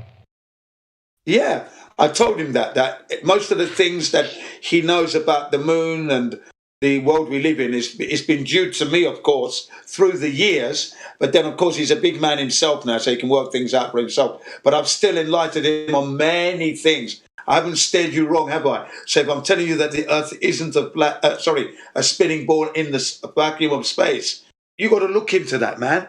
The Quran doesn't state that. Misinterpreting it. I said one day, if ever it happens, if God allows me this, I will argue this point with all the imams in any mosque. I will argue this point. And I will prove them wrong one time. Easy. And I'll say, you imams are prepared. And I said to them, remember, it's the imams that are advising you to go and get the needle. Yeah, those same imams are saying to go and get this thing that is killing what God made us. Yeah? Okay, let's see. Let's see how far we go. One day I'll get to this mosque. One day, and you're going to be there. Because it's going to be for your benefit. And I'll destroy these blasted imams, so-called learners. One of the ways I see it with my friends and family is they can either go through the awakening process themselves or they can receive a rude awakening. Either way, it's going to happen. Yeah, exactly that. Yeah. And I've always been polite about the situation. I've soaked up a lot of abuse than I've actually given. I haven't given my brother any abuse as such. I've just said to him once or twice, F Muhammad and all that nonsense you're talking about. I don't want to hear that word out of your mouth. That's happened a couple of times in our arguments. But I've had much more than that. Tsunami, drowning in his abuse. But I rise up and say, well, you're my younger brother, but you're being disrespectful. And bear that in mind, yeah? As I'm your elder brother, you are being disrespectful. I'm not abusing you. I'm not insulting you, but you're insulting me. Why don't you address the point that's being raised here? Look at the point. You're acting typical like the Globers out on the streets. They fall into cognitive dissonance and they spin and out of control. Yeah, why don't you look at what I'm telling you? Why are you insulting me, your own elder brother? You're insulting me, but you're not looking at the point. And you're disregarding it like it's a nothing because I'm not a practicing Muslim. Do you know what I mean? Because that doesn't prove. Remember, just because you practice the Muslim perfectly doesn't mean you will get into paradise just yet. And if indeed the earth is a flat plane and you ignore that, they're going on that. Go ahead. It sounds like devotion without faith in my book. It sounds like tradition. Sounds like tradition to me. Yeah, it's definitely tradition. It's definitely tradition. because Yeah. he is devoted to Islam. He's devoted, prays 5 times a day, knows it all, knows all the questions. He's very good at this. He's solid. But he's made a mistake where the earth is concerned. Is his only Achilles heel and flaw, I would have to say. That's a big one. Yeah, it is, isn't it? Yeah, man. Right. And he's fully versed in, like, we can't go to Mars. We never went to the moon. He knows that inside out. Totally on board with that. No qualms. Totally, understands it like he understands his Quran, as far as I'm concerned. But he's just misinterpreting the meanings that are referring to the flat Earth area. That area he's weak on, and he's not willing to budge.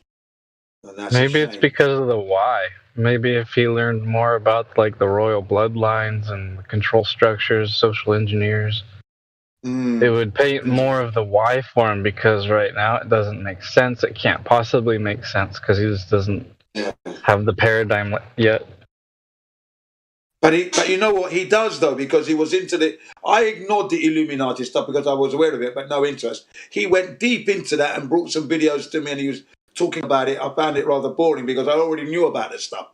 But so he's in there. He knows about the control families and that, the Rothschilds and the Rockefellers, and he's aware of all this powers that shouldn't be. He's well versed on this. This is what shocks me, that he can't cross the road.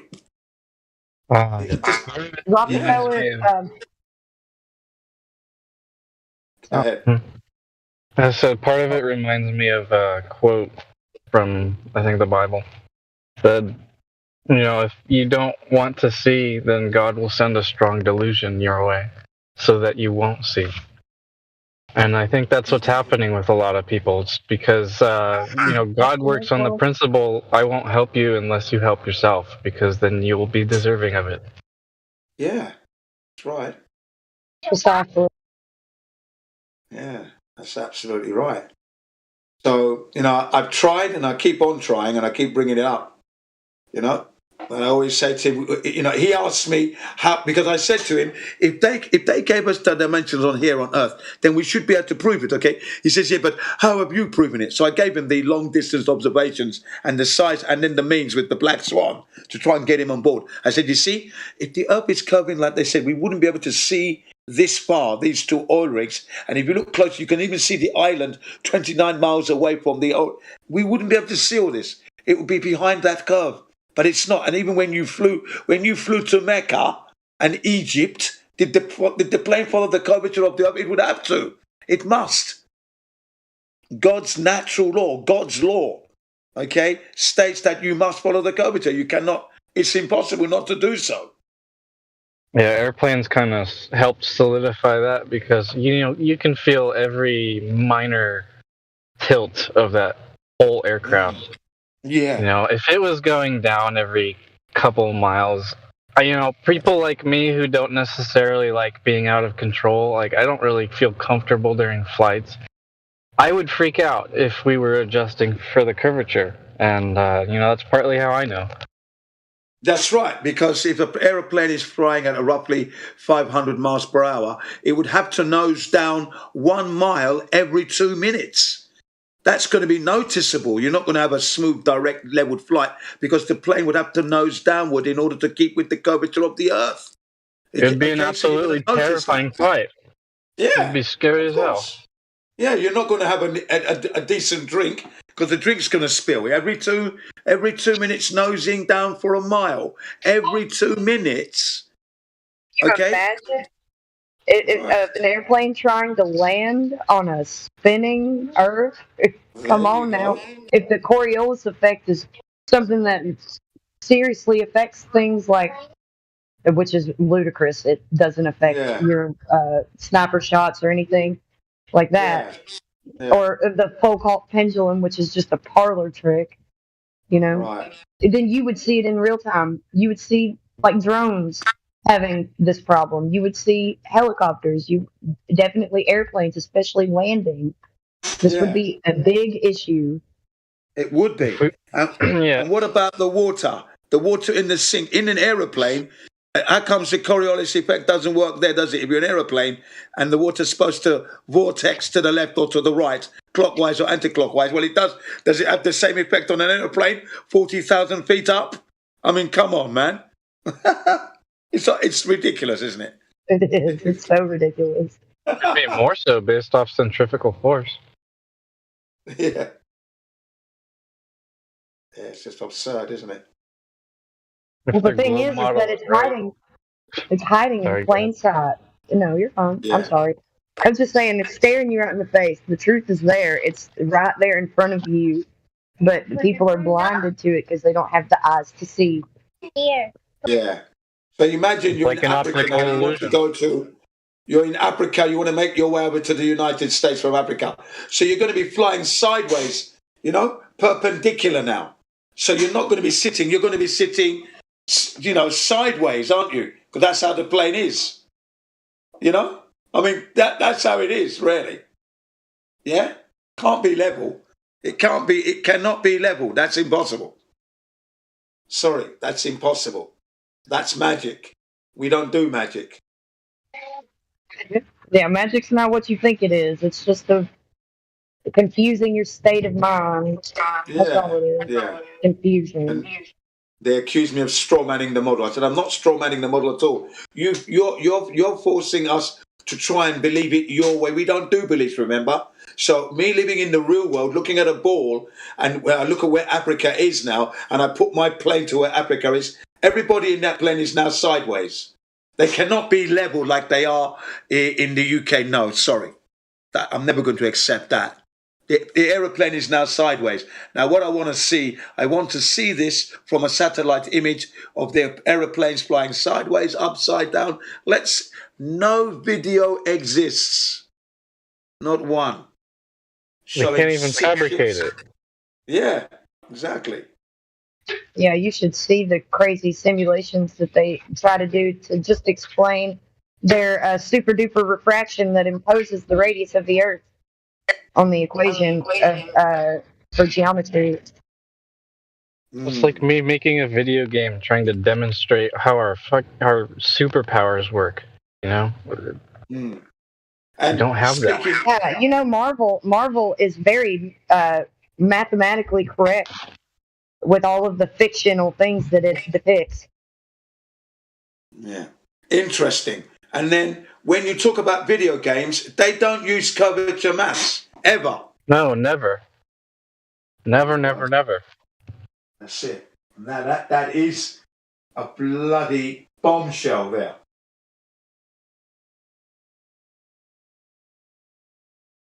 And you know what as well, yeah? I've got a Sony portable PSP game called Let's Become a Pilot, okay? That's the Japanese title, okay? Now, you're flying planes, jet fighter planes, stunt planes, passenger jet airliners, okay?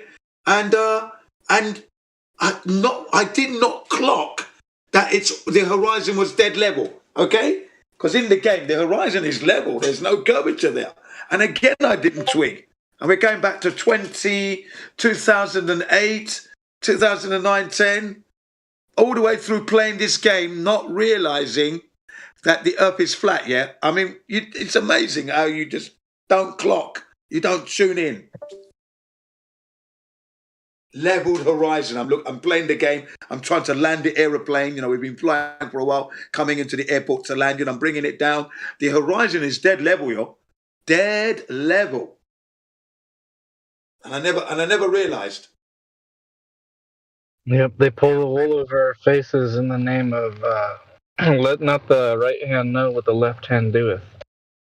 Yeah, that's right. It's likely like that. And I'm in the jet fighter plane. We're over like Afghanistan, all the mountains and that, and the horizon is dead level. You don't even think about there's no curvature there. I mean, and that game was perfect. It's all level, and I'm thinking, how comes I didn't pick it up from the game either, man? Wow, I missed it. Even when I was playing that game, there was an opportunity to realize, and I never clocked it. Wow, my brain was just not switched on. I wasn't thinking about the curvature. Just the view was beautiful in this game, and I'm enjoying the game. I'm trying to get through with the stunt plane. You're going through hoops and gaining points and that, yeah, hitting targets. Okay, with the stunt like the Cessna type plane, and then you've got your jet fighter F-16 planes, and you're trying to hit the enemy. You know, sending off your heat-seeking missile and destroying. Yeah, right. The thing is, it's all happening on a leveled horizon, and I didn't even clock that. Honestly, yeah. Embarrassing. That's why I say it's like a optical illusion. If you see it, you see it. If you can't, you kind of got to be told about it. That's right. That's why I was embarrassed when I watched Mark Sargent's video. And that horizon thing just got me like that instantly. I said, how the hell did I miss that? I could see myself jumping out of the plane as a parachuting, right, when I'd done it in the army there. And I could still remember the scenery. And I never clocked the horizon there. And I go, oh, man, how did I miss that? How? Wow, man. Because I used to big up myself and saying, yeah, well, I can survive in the jungle. I'm good, I'm close to nature, but I missed all the clues from nature. Blind as a bat I was. Wow. Staring at me right in my face and I missed it. Wow. Completely switched off. The brain wasn't So on. we've got another new person in here that doesn't have any roles, just VC verified. Forever of. Welcome Forever to the server. Yeah, he's from another Discord I'm in. He's a flat earther. Oh, well, good. Well, welcome. And I'm going to say I recognise the name. Yeah. Yeah, I recognise the name. Now, I used to watch the animation Kim Possible. I used to watch that. Did you ever watch that, Kim? I did. And what's funny is that she had red hair. My son, he has red hair. Okay, right. Yeah. Yeah, Kim Possible. That was good, that was. Good cartoon, you know. I used to watch it on the Cartoon Network. I used to watch it. I think it was on Disney. Yeah, I watched it on Cartoon Network. That's where I watched Kim Possible. Well, yeah, that was again. Yeah, part of their collection. That was back in the 90s. Or 2000s. 90s. Yeah. I used to watch it in the early 90s, you see. Well, I'm only 31, and I remember watching it. So yeah, I'm double your age then. I'm 61. I'm 61. Yeah. I feel young. I'm 29. yeah, I got into the truth around your age, 29. Yeah, so I'm like a year and some change into it. I claimed a flat earth on my own last year, but I was always wide awake to, the Freemason games, the lies of society, government, all that stuff. Yeah. I was politically awake, in my teenage years, awake to slavery in my elementary school years. But I was never on social media, so I didn't get caught up in that psyop. So once I was like out of my delusion. It's not a delusion. My family makes me very happy, and I've had a blessed life. So I'm poor. I've always been destitute, but I've been rich in love and family and friends and whatnot. So I've never done without when it comes to that. But I never subscribed to the social media lifestyle. So that's probably why I was able to wake up like I did. I use social media in a sense to see just like everybody else's, I don't know how to say it, paradigms. Right. Well, I only use YouTube for music, so I had a YouTube, and if you guys ever wanted to check out my songs on there, they're on there. Anyways, I don't have I didn't have any kind of social media until I was coming into the truth and researching everything. So that's what led me to have this Discord. So here I am. Discord's the best. Yes.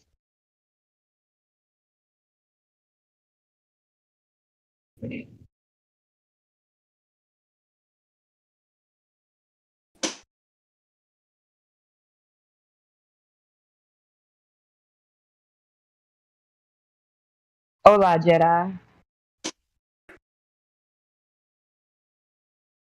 He's back. Back again. Back. Set a friend. Jedi back. Yes, he's back. Jedi's back. How you doing, guys? You good? Yeah, nice one. Nice one, Jedi. Yeah, wicked. Good to see you guys. What's going down in Flattown? Well, we got some new folks in here. Yeah, I'm having a good discussion. Completely and utterly killed the idea of gravity.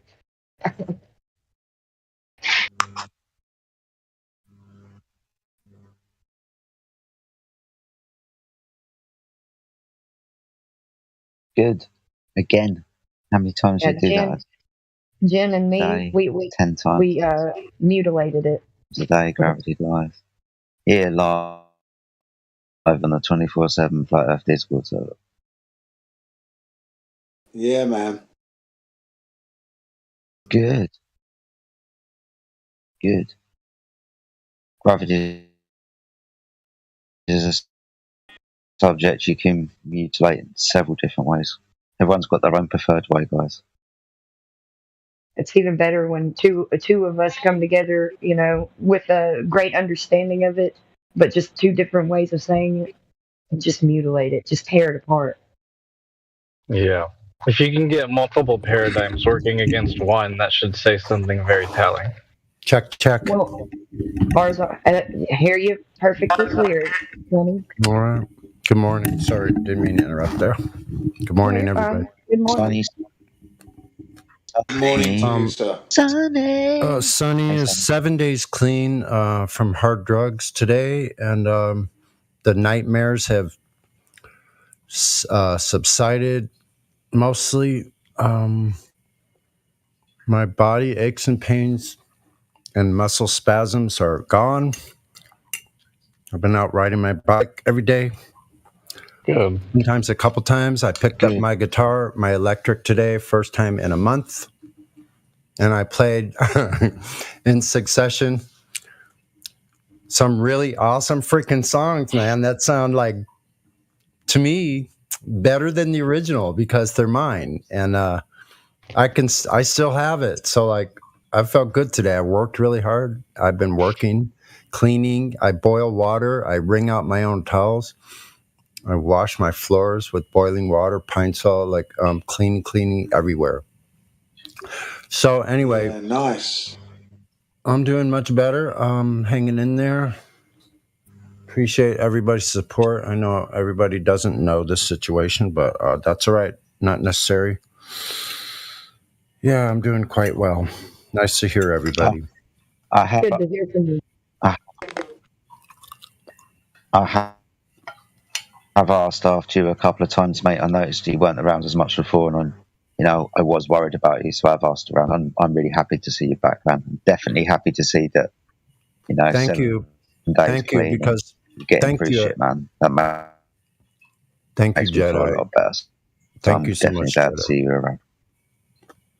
I'm sorry. Yeah. It's great to have Jedi back, yeah, because there was a corner of the foundation missing there. There was a big hole there, man, but it's filled in now.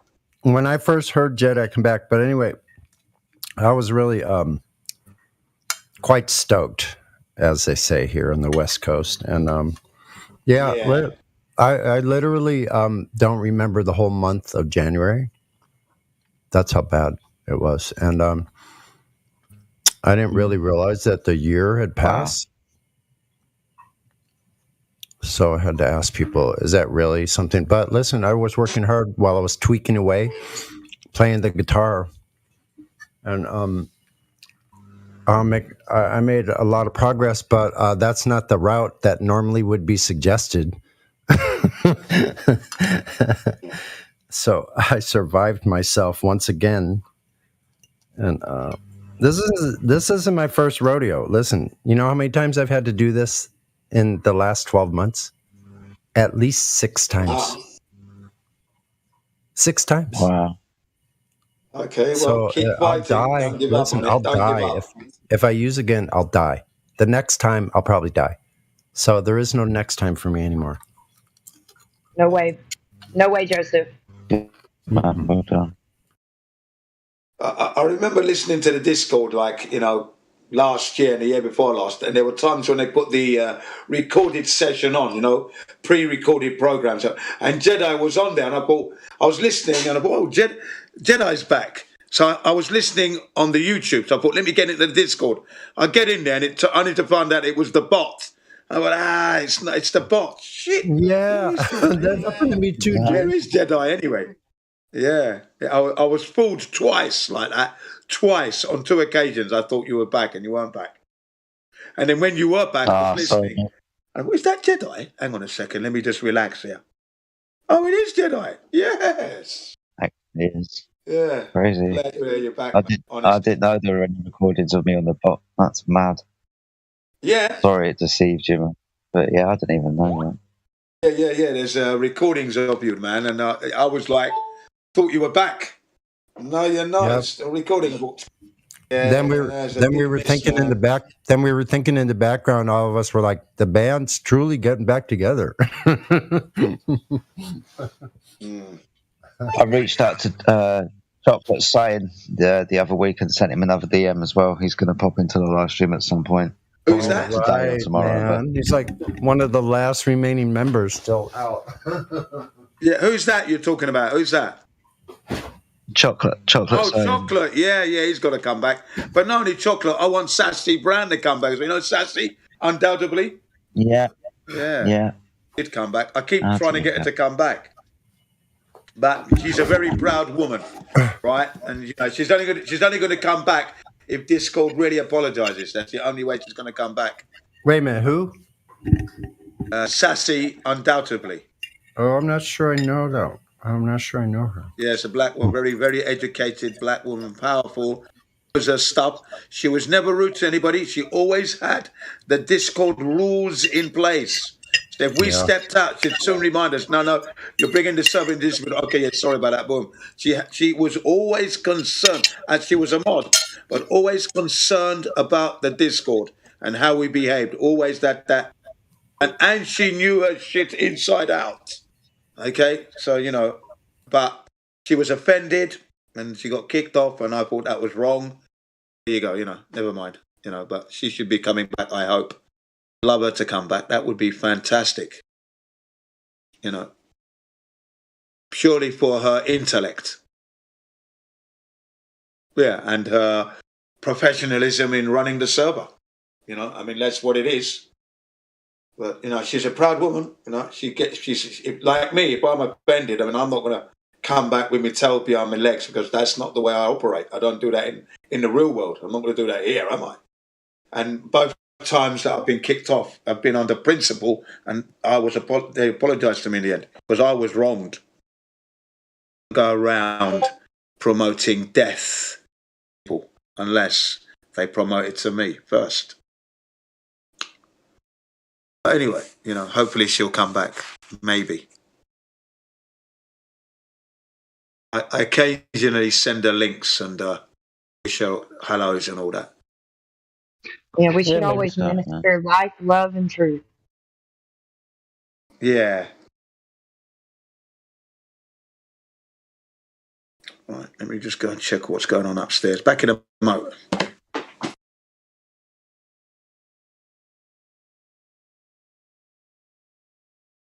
Reminds me of a quote from Terence McKenna to always seek out the good, the true, and the beautiful. And it's all around you. It's not hiding from you. Yep. But it's easy to ignore, as so many people do. Likes to hide from me. Even a rainy day can be great. You just go outside, raise your head up to the sky, and open your mouth. Chemicals. I'm not worried about all that. I get. You will be provided for each day. You don't have to worry about the evils of tomorrow, just today. Kim, have you got your head very much past all of this and on to the next stage, and ultimately we have this ultimate victory in the end and it's all going to be good? Is that where you're at? Because ultimately this poisoning shit is really bad. It is disgusting. It doesn't matter bad. which industry you look at, they've been scamming us and they've been poisonous, whether that's been physiologically, biologically or psychologically.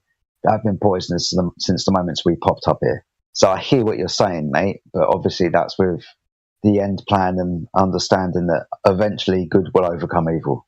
I get that, but and to be thankful for the things that you've got in your life and to share that around. Of course, there are good things that we should always share and good things that we can see in everything. But yeah, the poisoning shit, we've been lied to. Nasty place to be in, right? If you don't know the truth. Yeah, and I think that you can also poison yourself by, the way that your health can decline with your state of mind. So it's better to be positive because that's going to be positive on your health and your body and your mind.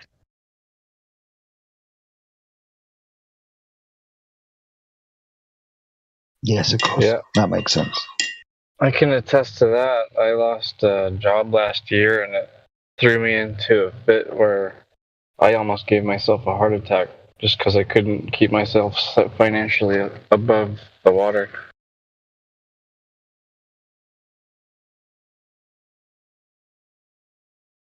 All just with thought. When you got your head on straight, you can persevere. And we have to endure and spread the truth. It's just the way I see it. I may not see it the way others do, but maybe the way that I see it will help somebody else get through something.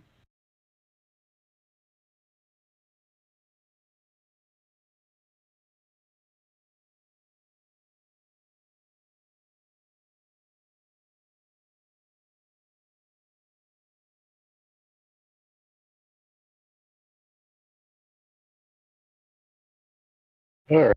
My lunch is over. I'll talk to you guys later. All right, good to have you. See, Meme's jumped in. Hello, Meme. How are you, buddy? Really good. Good afternoon. Actually, I almost said morning. Bloody hell. Hello, mate. Yeah. How's Tricks? How's what? How's Tricks? How you doing? Tricks.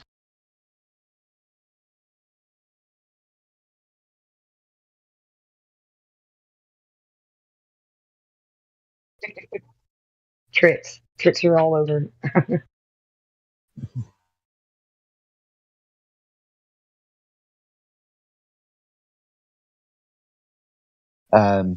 Kim, did you watch any of those videos that India was talking about the other day with regards to declination angles when navigating the Earth and time zones? How they hide the Earth with I have not watched them yet, but he explained them pretty well in depth while he was on here, so I got a good idea. But I do need to go and watch them just so whatever I didn't fully grasp, I should do that.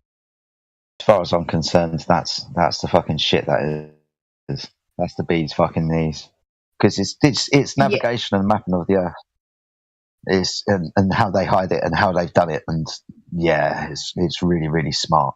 But understanding it, you flip it around and you give it back to ballers and so on, then they haven't got a leg to stand on. It comes just after the sextant that we've been talking about. I know it's your forte because this is where you shine. Because nobody can repeat what you say. No one. They're going to have a hard time now, being as I understand this a little bit better. So now I do understand navigation and declination angles and why it appears that now I know they've got fucking problems. I mean, they had fucking problems before, but now they've got more problems, which I like. I haven't got anywhere to turn. I went back and I listened to you and old Haas talk to that very very bad boy or whatever his name is. Bad boy, yeah.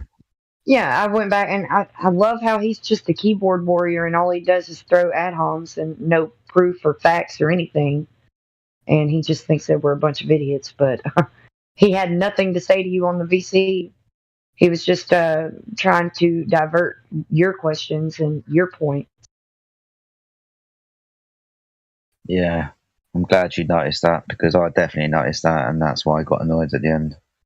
Especially when he turned around and said to me, "Go on." Oh, no, I was just saying I've got a DM from him saying, "Hey, girly, how does it feel to be so low intellectually?" Oh wow. The Okay. irony, right? So I mean, he sent me a DM as well, and he said, "Let's cut to the chase. My wife's grandmother has just died, so back off." I was like, "Whoa!" Appeal Now to he's just giving me emotion. excuses for shit. What a fallacious If that person. seriously happened in your life, what the fuck are you doing? Spending your time jumping up and down my fucking text. Did he say his Piss girlfriend? off and go and deal with your family. Don't complain that you can't spend as much time here and talk to us because you got personal fucking problems. Go on, Kim. Oh, I didn't say anything. That was me. Did he say his wife's girlfriend? His wife's grandmother had died. So, yeah, that's what he said.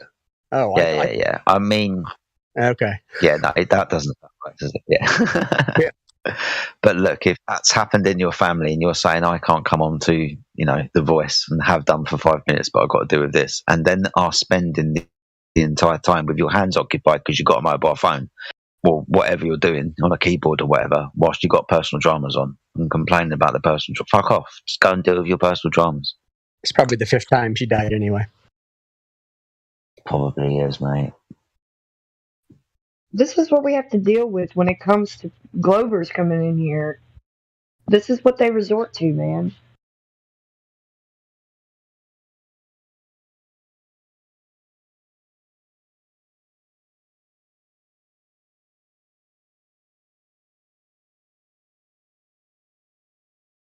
But I'm glad you noticed that, Kim. Like I was saying, he wasn't following. Or he didn't want to follow. He just wanted to say his bit, wait to talk, not listen, and then fuck off. Yeah, the water does seek its level. It does. But gravity. But gravity. Yeah, but that's the jump, isn't it? That's the jump that we have to show people that they're making, right? The small body of water to the large body of water. At some point between small and large, it's going to start perceptibly curving. Where's that then? Well, here it is. If you live on a ball, if you know how fucking big it is. Yes, we know water's level, but you keep jumping to oceans and seas and gravity and crap. Between cup of water and oceans and seas are lakes. Now that's 5, 10, 15, 20, 25, fucking 50 miles if you want. Over this distance of water, according to the math, we should see that water curving. That's the simple bit, right? And that's the bit that was annoying me. Because he said I was talking about something that wasn't on topic when we were talking about water curving, and I just gave him the maths to fucking find it if it was. That pissed me off. Yeah.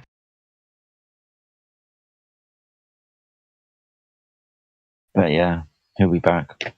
Maybe.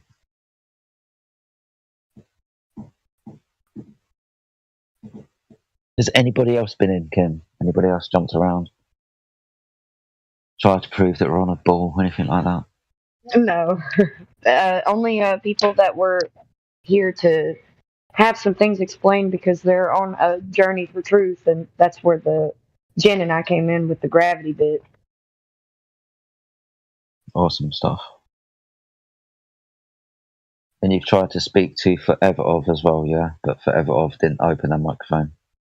But That's Forever right. Of, there is an opportunity Forever Of if you want to unmute your microphone and get involved in a conversation. You have got the voice verified role, mate, so you are free to speak if you want to.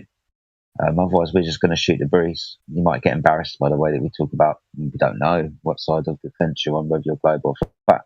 But you might get embarrassed when we start talking about people who believe that the earth is a fucking spinning ball. These people say some fucking shit. And this is probably one of the most amazing kind of things to point out from time to time. 8 years I've been in this, and the majority of people on this server, I would say, me being one of them, has been around this for a long fucking time. It's the shit people say that kind of demonstrate to us that really nobody could give us any proof that the earth was a spinning ball, because if they could, they would, and they wouldn't spout shit. So it's the crap people say to perpetuate this belief that they have. They want to die on this hill. It's cool. It's really funny. They're useless at it.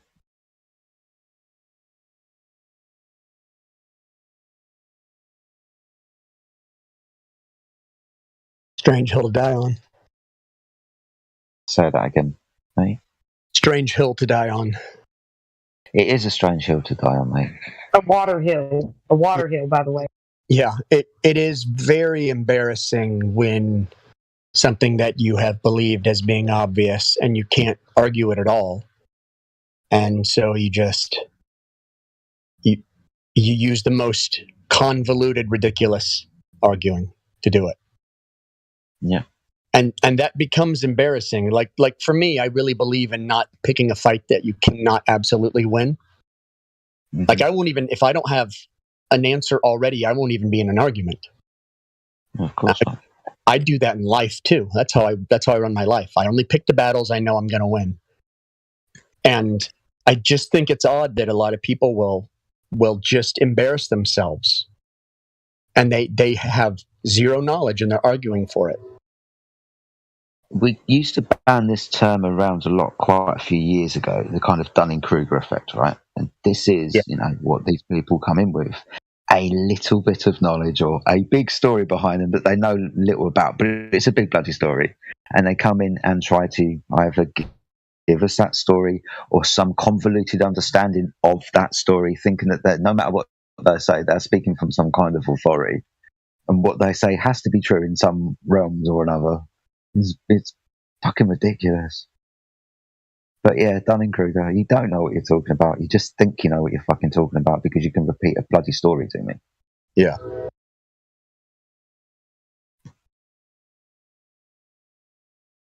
Funny. I don't know if you can hear the train or not. Yeah, I can do, mate. Yeah. Yeah. A lot of people hate that. I love the sound of the train.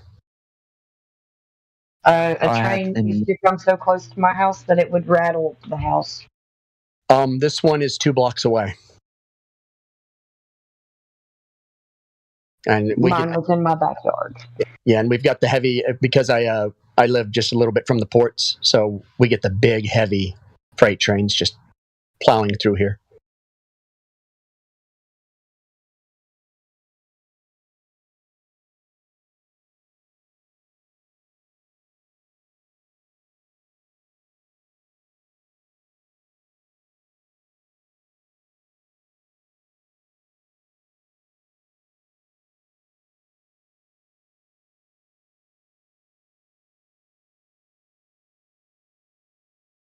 I'm going to be back in about an hour. Hopefully I'll be busy by then. I hope so, mate. We'll keep them warm for you for when you get back anyway. Yeah. Oh, DM me if anything exciting happens, mate. Give it a shot. Yeah. All right. Oh, dear me. But yes, Kim, back to these declination angles and time zones. Really fascinating stuff, mate. If you get time to watch the 2 videos that are up in the recents lobby, just up the top. So recently, I'll make some time to check out. One of them you got to read because the guy's talking French. The other one, the guy's got a French accent, but he's talking English, so you can at least follow it like that.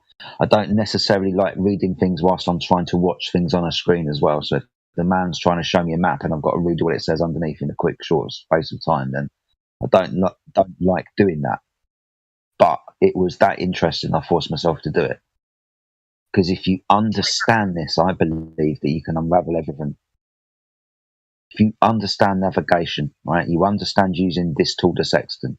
If you understand plotting courses and the corrections you have to make when you're talking about magnetic declination, that magnetic declination only fucking exists on a ball. It doesn't actually exist in reality at all. No one's really magnetically declinating for fucking anything unless you're on a ball. And ultimately, time zones. That's how they make the Earth appear to be smaller when in fact it's bigger. Because, yeah, they can hide things with time. one of the really interesting things, right? We have to remember this, and this is a good way to think that some of those maps that we see have got an element of truth to them. So let's look at the size comparison between, say, Australia and the United States of America.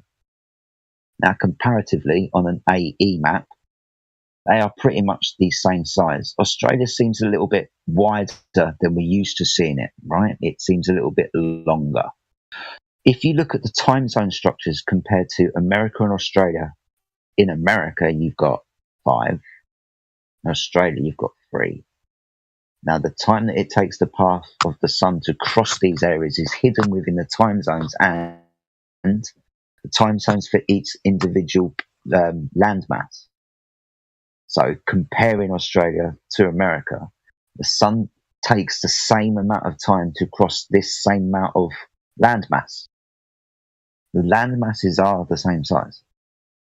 And it's hidden within the time zones. So watch it, Kim. I implore you to watch it.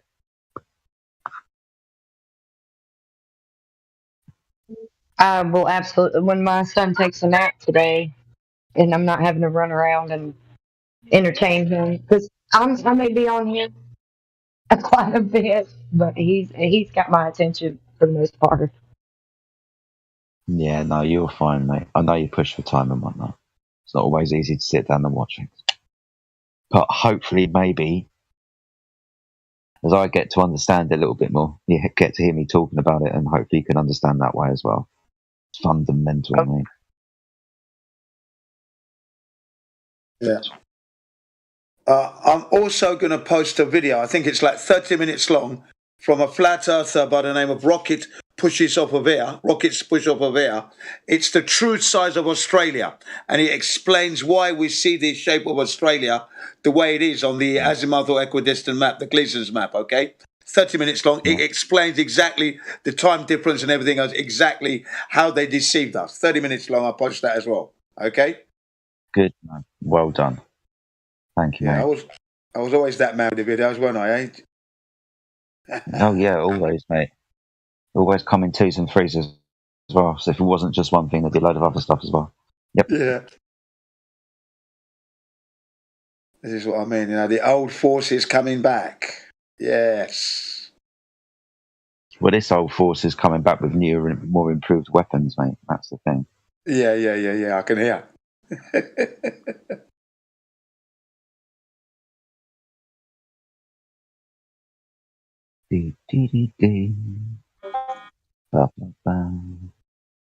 Yeah, I still go into Gem Pandas. I destroy them all the time, man.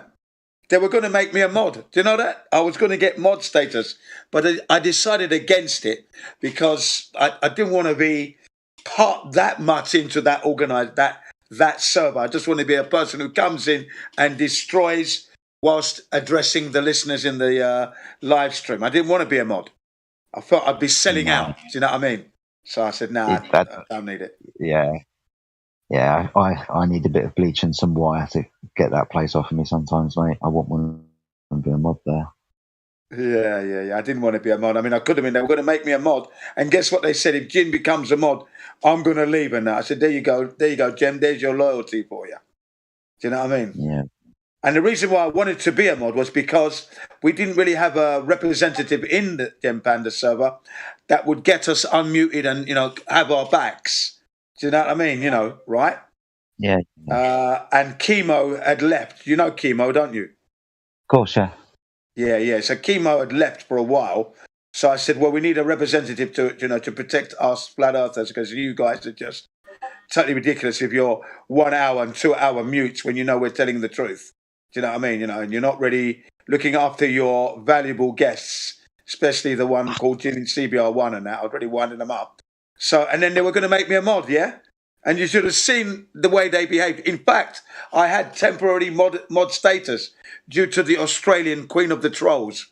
He goes, Jin, I'm not going to be around for a while. Can you please? I said, yeah. And you should have seen the sour faces, the long faces, man. You could hear it in their voices, and I had them under control. I loved it, but, what I said to them? When I get mod status, those of you whose boots aren't balled up, you're going to be out of here. Do you know what I mean? Give it the military style. Yeah. I want to see those creases in your trousers. Yep. Jem was laughing.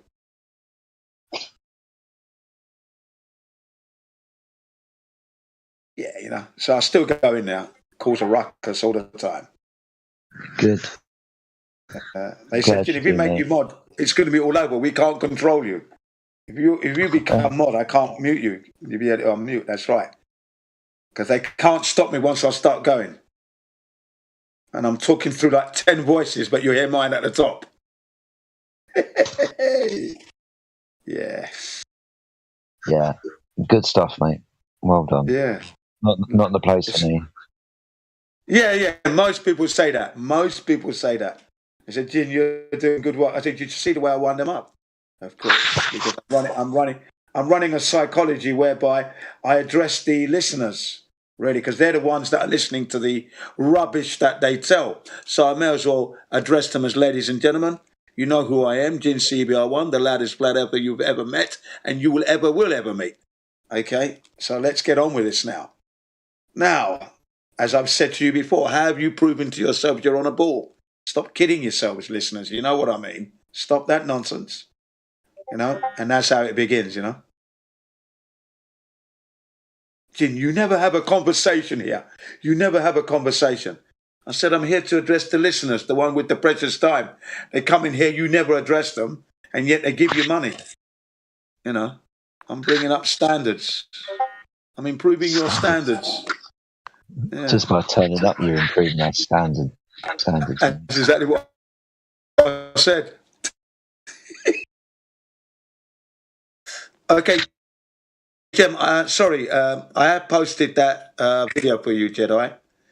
Stunning. Thank you, mate. The real For you in size of particular, Australia. for anyone who's interested in the real shape of Australia. Yeah, the real shape of Australia regarding this azimuthal equidistant map, the Gleason's map. Yeah, because Jedi did mention that Australia is not the regular shape that we see, but there's a reason for that. One, they've been perpetrating the Peterson's projection map and the Mercator map, and these maps are not the real representation of where we live. Whereas the azimuthal is very, very close, and they show you that in that video. They're kind of lucky in the way that the world is structured that they've only really had to hide. I hate saying this. It's like saying Australia doesn't exist. Australia exists. It's just a little bit bigger than what we believe it to be. And on the AE map, it isn't as big as it would be on a globe, the one that we're used to seeing, the short and kind of fat, more circular type country. It is a lot longer. But they are lucky with the way that the Earth is structured. So if you can imagine like the AE map, you understand that Australia's on one side and South America's on the other side. Now, South America's a long continent, but it goes down and it has longitude lines and going down. And it kind of gets thinner and thinner and thinner as you get closer to the Antarctic, right? That's what the South America looks like. Right. Not a wide country. It doesn't have to cover so many time zones. So this is this is how, in one way, they've hidden the size of Australia within the time zones. So hopefully this video will explain it, but I'll explain it again just in case anybody's new to the subject. The time zones in Australia are only 3. The time zones in Australia in the United States of America are 5. But these land masses are the same size, and this is how they hide that land mass. Because it's kind of hard to navigate on an AE map unless you do declination and shit. And this, again, is how they're very fucking lucky. So when you're doing magnetic declination, you literally are splitting the Earth in half. But your line in half is obviously through the North Pole, but down North America and down South America, outside towards your left, and then down and out towards your right through Australia. Both of these directions are south, right? All of it's south in a circle, but ultimately these are the two magnetic southern declination points, the two false souths that don't actually exist. They exist when you wrap around the ball and you make these 2 points meet, but ultimately to do magnetic declination, because remember, compasses don't point south, they only point north. So to do the magnetic declination around those two lines, going down Central America, South America, through Antarctica and up through Australia and over Russia back up to north again, and then just doing that. Ultimately, that's how they make corrections for declination. The fact that you have to make corrections for declination, you're only making declinations when you're navigating on a ball. So yeah, they like to turn around to us and we like to turn around to them and say all navigation is done off of a flat Earth. Yeah, it is, but the flat Earth is presupposed is put onto a globe Earth, and then that globe Earth is given as a new projection. So we get an altered projection anyway of any type of map that we get. But ultimately, for navigation purposes, it is as close to the AE map as you can fucking get. Australia probably is about that size. When you are doing declination, you are taking curved paths. So the further out you go, away from Australia and South America, under say where India would be, down past South Africa, that area of sea there, and on the opposite side of the Earth, you're having to make steep deviations to correct for your course to get you back on south again. This is an elliptical curve. When you go east to west or west to east, you have to correct either way for that declination. But that declination takes you to the entry point in outside of South America towards Antarctica, or the declination point where the South Pole is outside of Australia when you enter Antarctica in Australia. So there's two poles. It's crazy.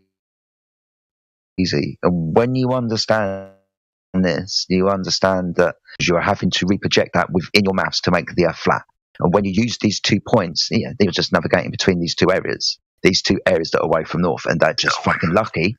Well, let's put it like this. The Earth is made in the way that it is, and they are just fucking lucky that they can use these two areas. It's the only two areas that they go into. Right. And for your further information, Jedi, I've also posted, the documentary I was telling you about, the diesel disaster from the German viewpoint, yeah?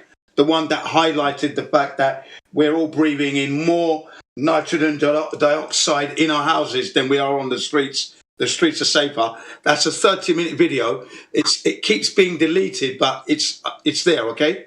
30 minutes, that one is. It's a really good one, man.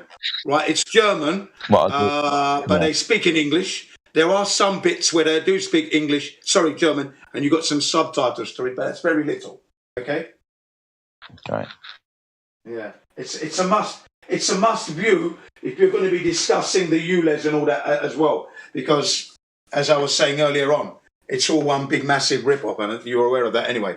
But at least you know to what extent. If you watch that, you'll understand to what extent. Even more. Yeah, that DW German news channel, documentary channel, is really good. They've got loads of stuff on there, but that one is very interesting. Very interesting. What I'll do, mate, is I'll save that and I'll watch it a little bit later tonight. I'm planning to watch some videos anyway, so this would be a good one to add to the pile. Yeah. But yeah, what I'll do is I'll watch it, I'll get back to you, and we'll have a chat. Yeah, sorry, I was just setting the dryer up. What did you say? I said what I'll do is I'll add it to my watch list for later. I was going to watch some videos anyhow, so I'll do that. No worries, man. No worries.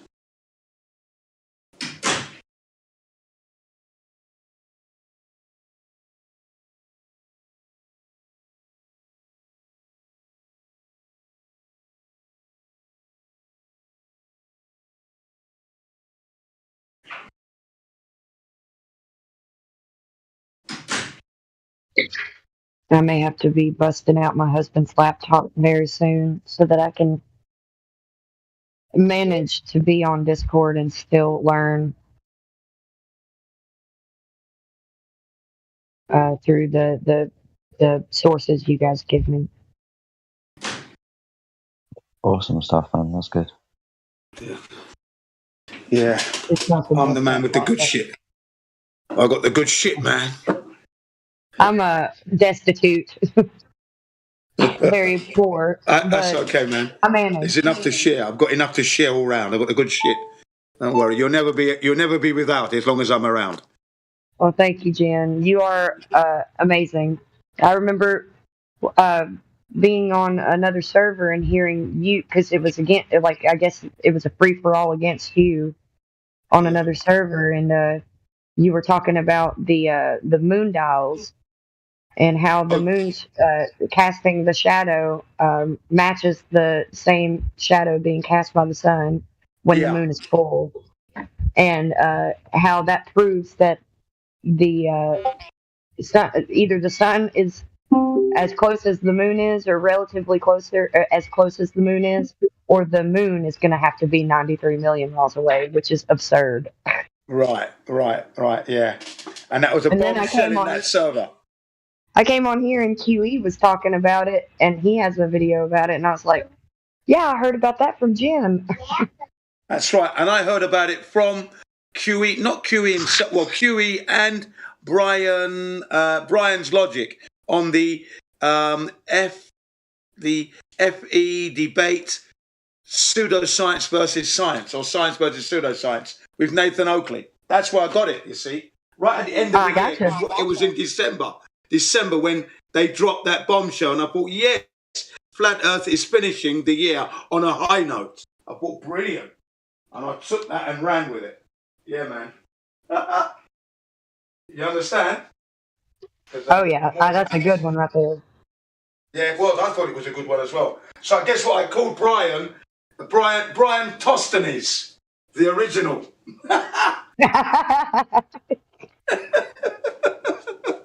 Hey, where can I find that debate you guys were talking about? Pseudoscience versus science? Oh, yeah, haven't you got a link to that, no? Well, that's what I'm asking for.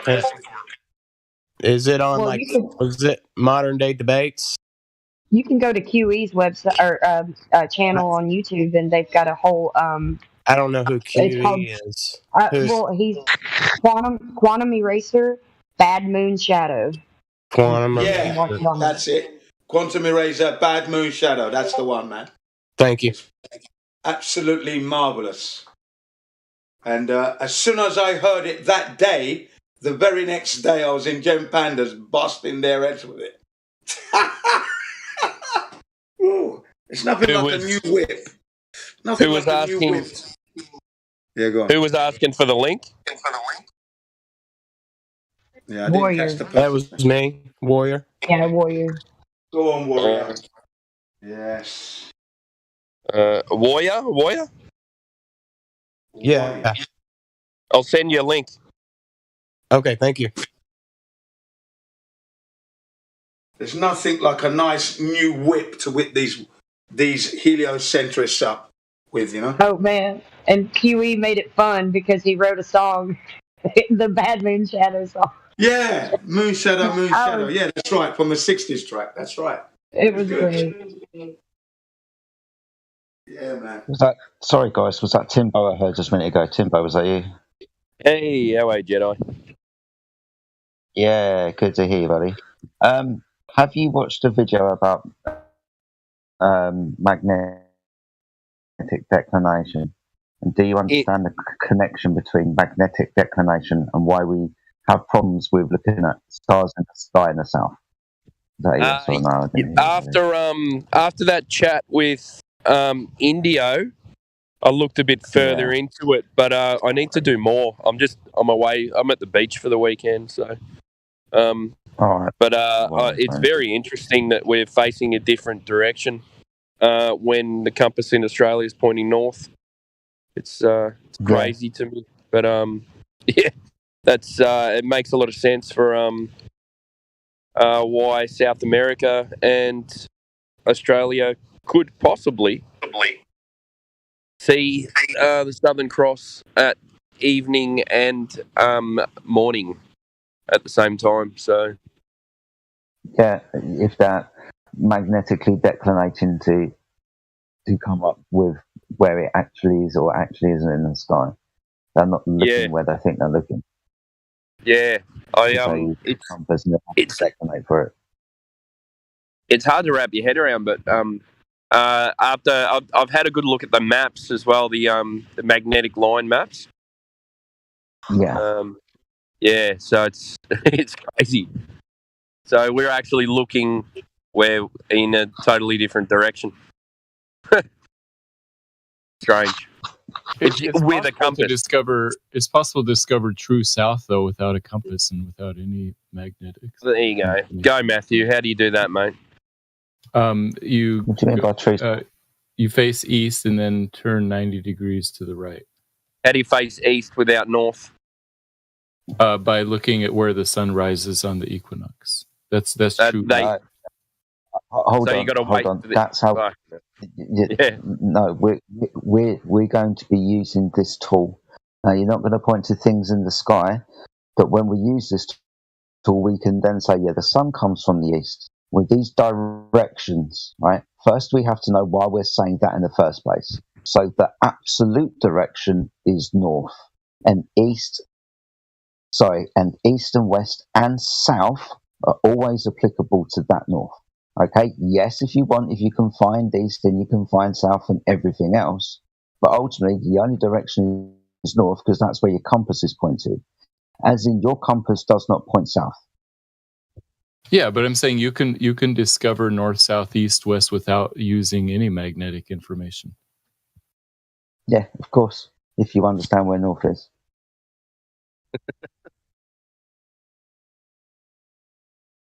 So declination has nothing to do with what we see in the sky. Well, declination has got things to do with what we see in the sky when we're navigating across the Earth using those stars. So when we use magnetic declination, we're correcting for the fact that we're on a ball. That's what we're doing because we have to correct for declination. That's what it is. It's a correction. So if you don't have a ball, you don't need it. Yeah, I was just saying that you can discover true north and true south without a magnet. Is all I'm saying. Yeah, but you're assuming that the sun always rises directly east. So, and how do you get east from north? Correct. And then we're also assuming in the sun. So what, the sun? Yeah. Exactly. The sun. I guess I would define east to be where the sun rises on the equinox. Awesome. Okay, but that's you can call that you can call that whatever you want, really. The only way to get east is from north. So when you are getting east on the equinox of the sun, you happen to declinate the sun's angle in the sky because of your location on the Earth, specifically your longitude and your latitude, right? So that's why I specified the equinox. The sun rises directly in the east everywhere on Earth on the equinox. When you use magnetic declination off of your location on the Earth, there. Yeah, if you want to say so, yeah. You're having to correct. When we're doing anything now with stars and sun in the sky and knowing where it is, every single time you think you know where it is, it's because you think you're on a ball. And when you do any of these things, you've got to make corrections because you're on a ball. Those corrections, when you back ravel them and undo them, point to the Earth being flat because it necessarily has to be so. You wouldn't have to make these corrections if we were to use, so we have to correct for it. Yeah? No? I don't think so, Matthew. Yeah, so if you're going to use a compass, then you have to worry about magnetic declination. If you want to find true north and true south without it, you can. That's all. Why do you have to worry about declination? Because there's such a thing as true north and true south, which you can calculate based on. Right. which is how high the each star gets. Like when the star gets its highest angle of elevation, Back in that the would sky be again, are north. Back what? Back in the sky again, are we? Yeah, the sky is how you determine true north. What are you talking about? What if the sky is not what you're actually looking at? So No, we're not establishing true north with Polaris. Although that's a good way to do it. We establish it magnetically.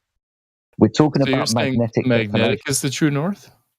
No, we're talking about magnetic declination. That's what we're talking about. And we're talking about the understanding that you wouldn't have to you wouldn't have to correct for this, but you do because you have this idea that when we point south, we're not actually pointing south. So the only true direction's north, and every 180-degree aspect away from north is south, radially outwards, like spokes on a wheel. Okay, that's the way it is. But when you map and navigate across the ball Earth, that's obviously wrapped round underneath, and you have another pole, 180 degrees antipodal from the North Pole. Now, if you use 80 degrees away from north, but it's not, so you have to declinate because you fucked around with the map. It's not where the globe Earth tells you to.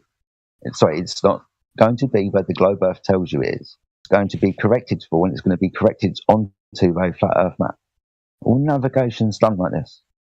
Corrections are made to put you back onto a flat map, mate. Yeah, so I guess I'm hearing you say that that north is really the direction the compass faces, and the direction the compass faces defines actual north. Is that what you're saying? Yeah, that's magnetic north. Yeah. I'm talking about is there a difference between magnetic north and true north, or are you saying that magnetic north? true north is only on a ball. There's only. Yeah, that's what I'm asking. Is magnetic Is magnetic north the same as true north? We don't live on a ball. It's a yes or no question. Let's put it like this: it doesn't matter where you stick the pole. This is our reference point. So where we stick the pole, that's north. That's a north pole, right? That's what we're saying. This is the reference point when we're talking about using magnets. It's not anything else. It's the magnet. So magnetic north. In this aspect, yeah, true north. That's the one we're talking about. South, though, that's just away from north, 180 degrees, radially out from a point. Right, yeah. South is exactly opposite north. That makes sense to me. Mm-hmm. Yeah, you don't have to have any kind of declination on a flat Earth, but you do on a globe because you have two poles on a globe. In actual fact, you've got three poles. Navigatably, there's three poles on a globe Earth. So there's the one central pole, and there's two false pseudo-south poles. One goes outwards like a radial point from the north, down America, out through South America and there. And then 180 degrees on the other side of the Earth. There's one on the other side of the Earth that goes out through Australia, New Zealand, that direction. So those at the end, those radial points where you get Antarctica, those are where the two south poles are. This is why you have to magnetically declinate to find whichever side of the Earth you're on, either one of those two poles. This is where declination comes in. The further you get out wide away from these poles, the more that you've got to declinate to correct you get back there. Now, that's the only reason why, if you're on a ball, you have to correct, because this is how you navigate on the flat Earth.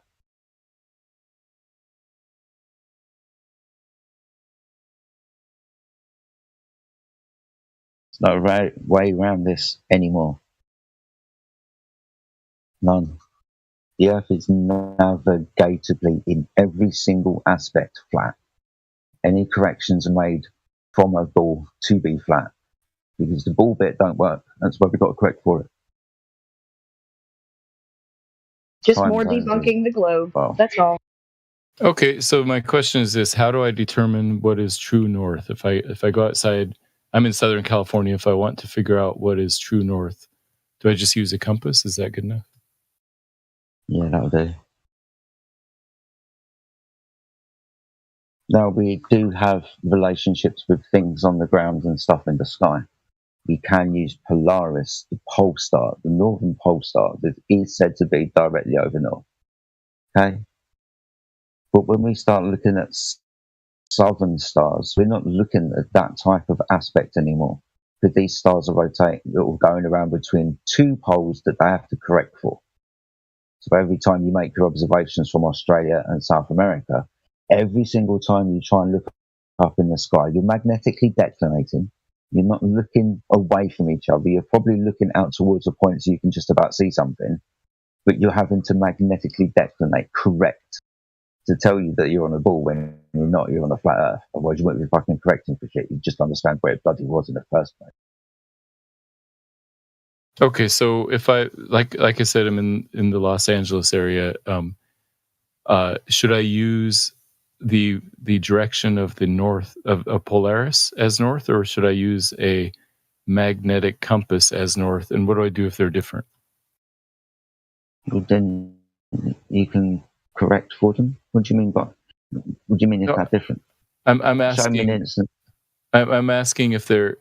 How do I determine what true north is? Like I don't care about the ball Earth or this globe theory. I just want to know which way north is. Yeah. Okay, so without the globe Earth and the flat Earth ball theory, remember we've always got something to reference. So the majority of the time we have charts and stuff which will tell us in some way which way true north is for the application of the map that we're using.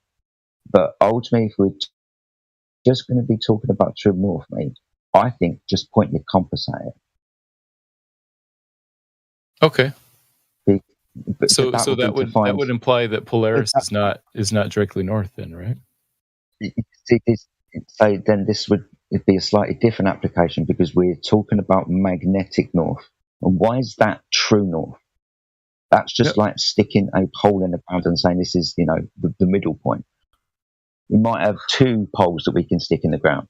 One's magnetic and one's underneath the star that's quite close by. Sometimes. Right?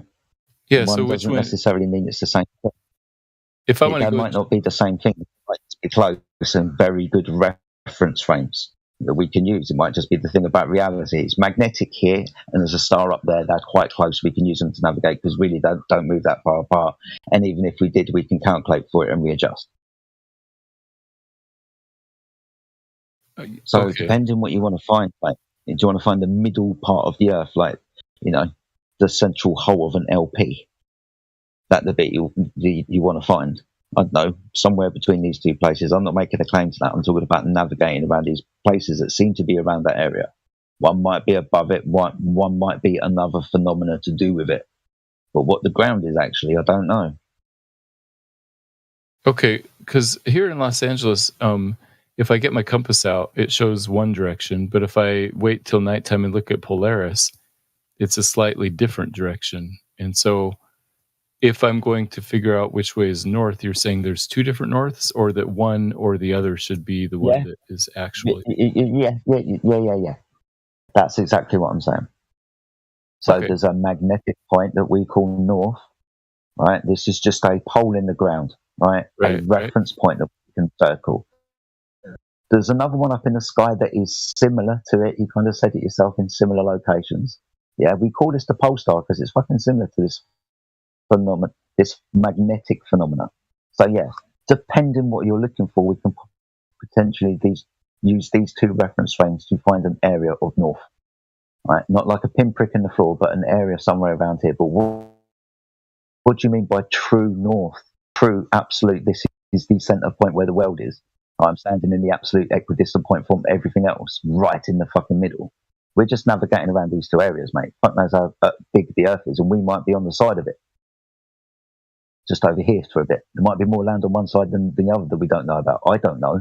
But if we're talking about just this one reference frame and what true north is, yeah, you have to understand what true north is and what you mean by that. Well, how slight So yeah, is Polaris away from where your compass points? How slight is it? 13 degrees. It's quite a bit. is it always 13 degrees? It's always 13 degrees here.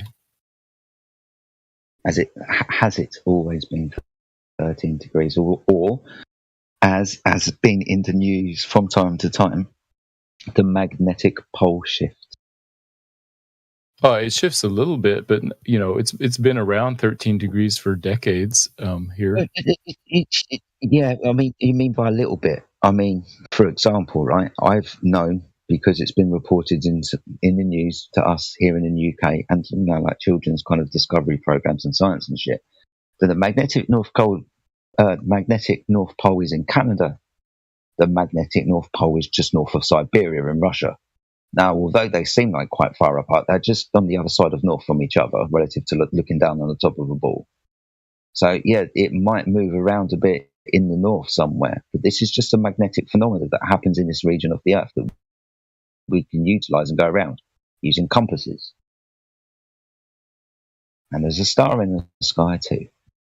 Yeah, I'm saying, like, if it's relatively in that direction, if you go in the direction of Polaris, you're going to find the true north, especially if you utilize a compass as well. Yeah, but here in Southern California, it's 13 degrees off. If I use a compass, it points 13 degrees different than if I look at the pole star. Polaris. So what you're saying, that if you were navigating just using Polaris, that if you went into the direction that Polaris is and kept it in front of you, that you wouldn't hit true north? No, I think I would. I think Polaris is the true north. Okay. Well, here's my the point that I'm making. Then Polaris is that the true maybe north. It looks awesome. So we have maybe a star in the sky that's above the true north, and we have a magnetic around it. I'm so sorry, Jeff.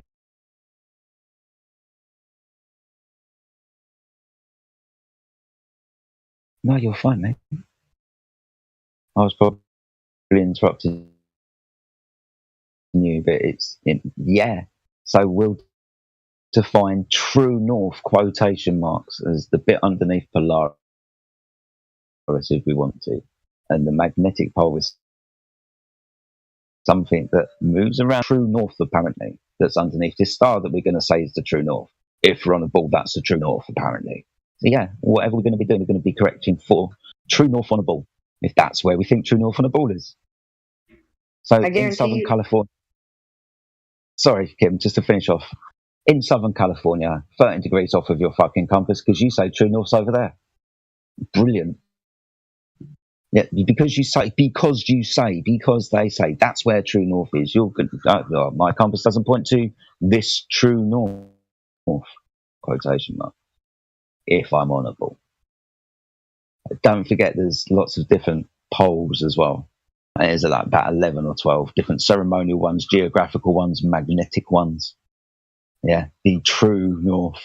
Sometimes the true north is defined as an area, not actually a geographic. Or, mate, when you start looking into it, depending on what type of navigation tools, maps you're using, what you're fucking talking about, there's a few different things you can be talking about to point as the true north in this instance of what we're talking about. So, yeah, you might be 13 degrees off in South California. Sorry, Kim.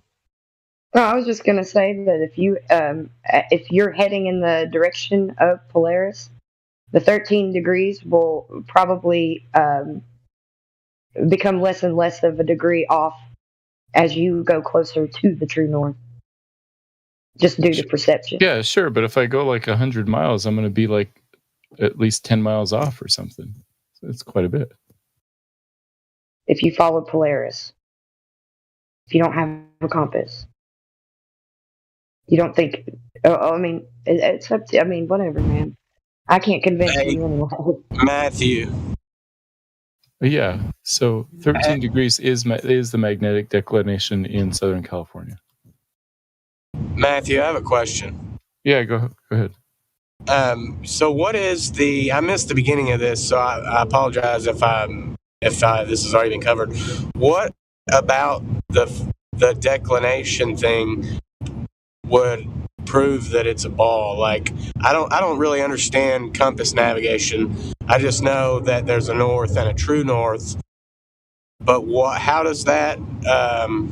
Why does that work on a ball, or why would that suggest that it's a ball? I didn't say that. Jedi was saying, yeah. That's still a good question, though. Good question. Good question. Great question. That was going to be my question. Well, a friend of mine actually told me this. He's in the military, and he wouldn't even have this discussion with me regarding anything because he said true north. He said, I don't know how to use a compass. And the military taught him that you have to use true north and north somehow. And I just don't understand how that's an argument for the ball. Do you maybe know what he's talking about?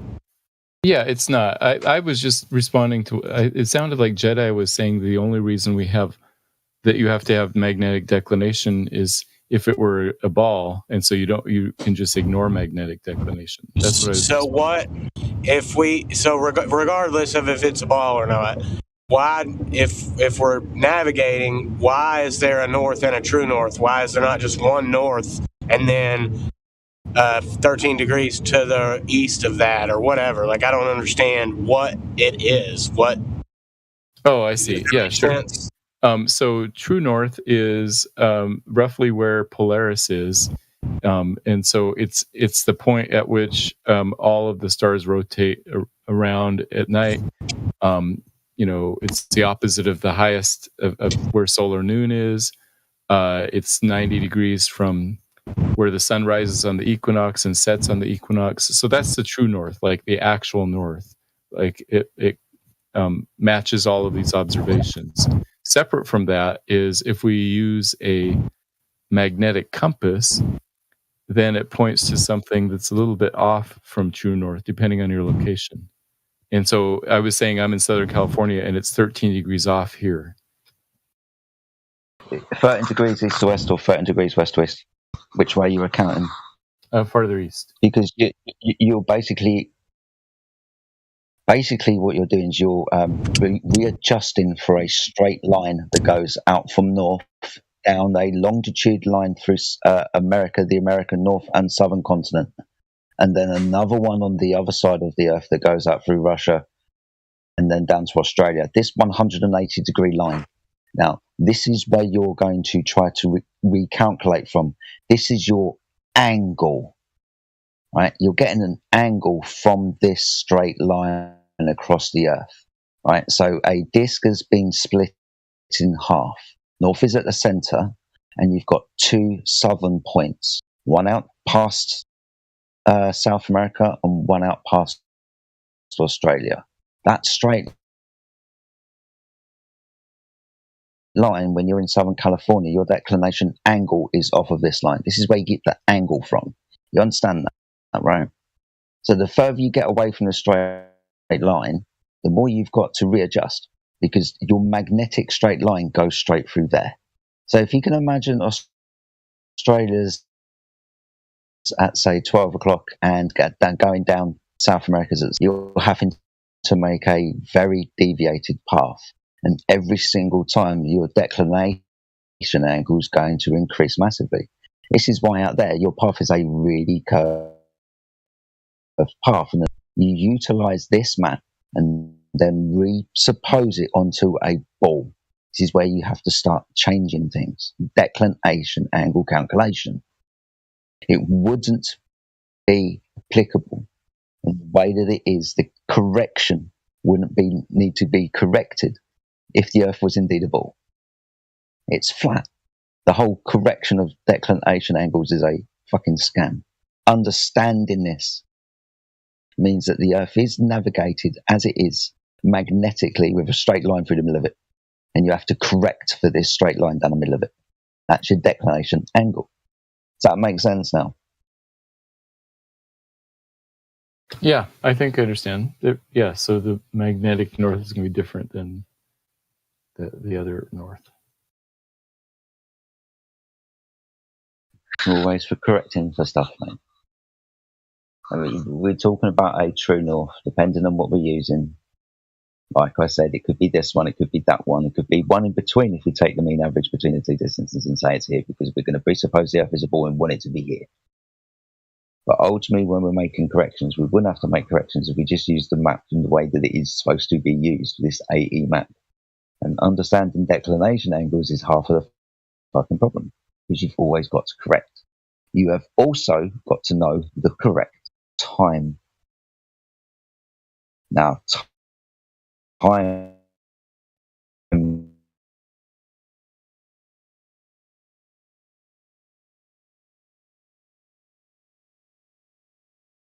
is really easier to do it with beacons and stuff. Then we could predict where stars were going to be and, you know, how we should move beneath those stars, because we know where the stars are. If you can hide the time, then you can hide the map that's underneath the time.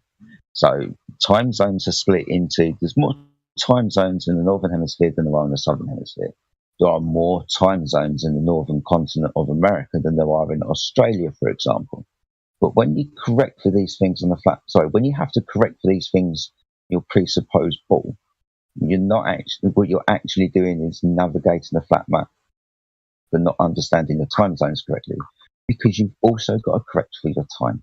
Understanding when the international dateline and GMT is really important when you're navigating, because you have to correct for them, because you can go into areas in the Southern Sea and you can travel distances that only take 3 hours, but in the northern hemisphere they would take 5.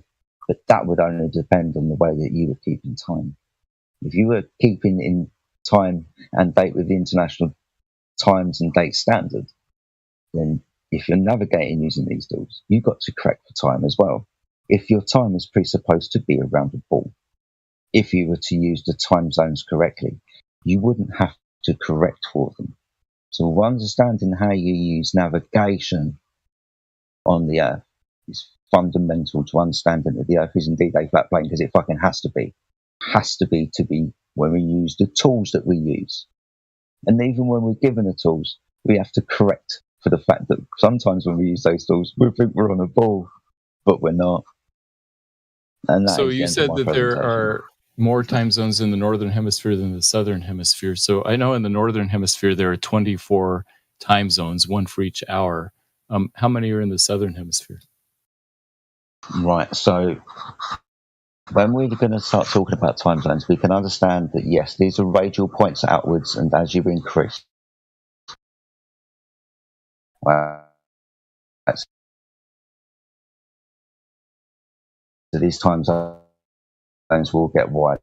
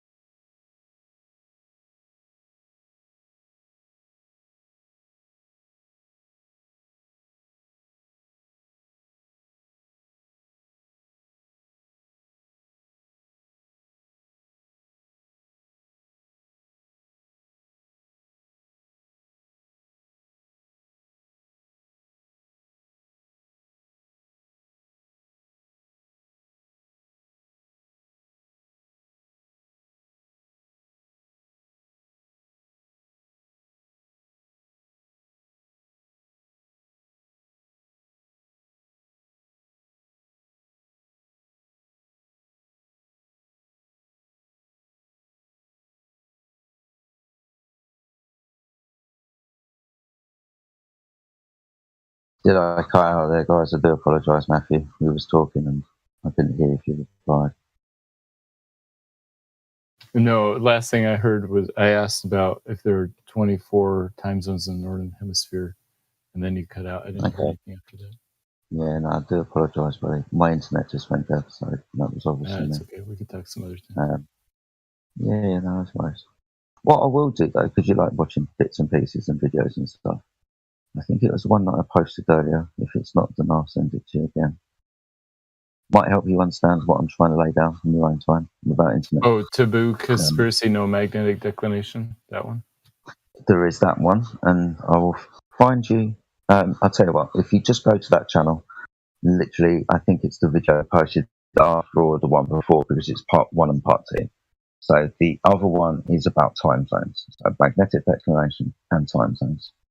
The first one is done by a yachtsman, a guy who's sailed over 100,000 miles around the earth, has done this stuff, and his life has depended on it, right? So you can kind of understand that he might have a good understanding of what he's saying.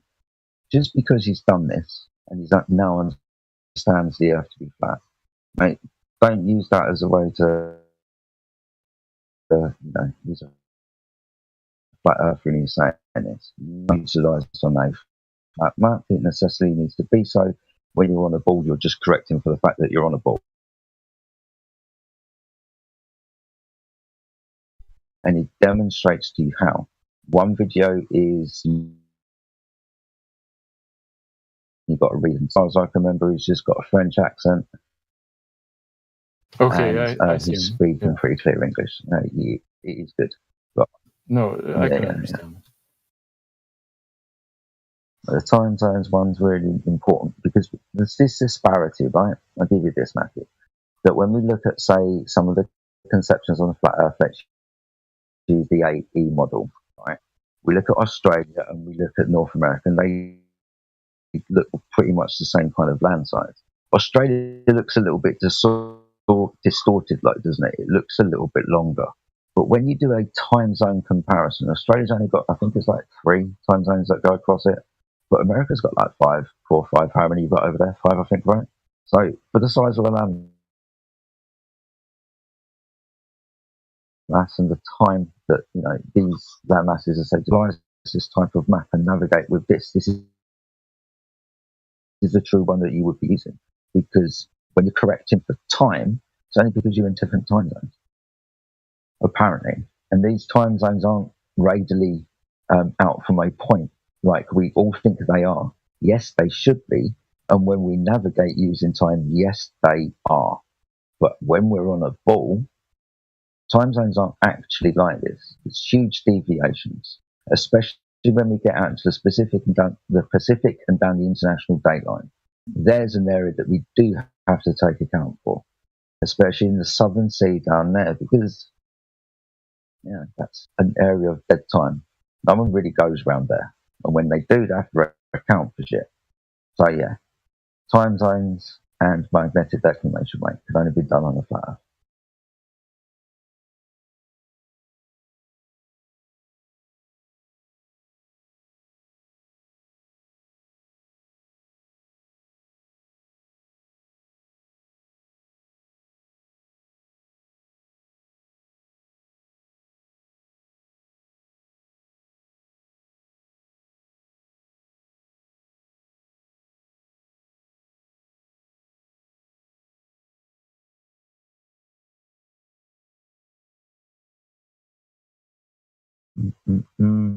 See, Timbo's put some interesting stuff down in the live stream earlier. That was pretty good, Timbo. Yeah.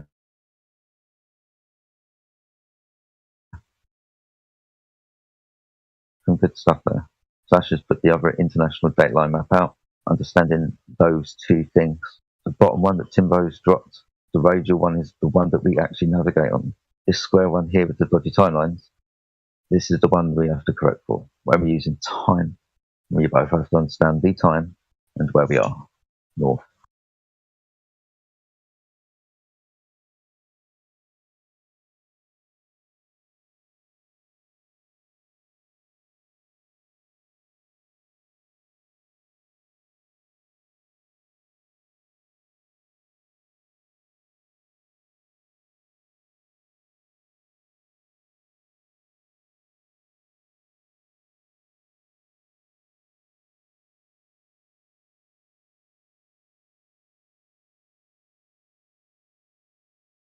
I mean, I've been around flat Earth for a while, and I think I've seen what I would describe as nails in the coffin, right? But This is a nail in the coffin, mate. Anybody understands this, then use understanding the flat Earth, globe Earth argument.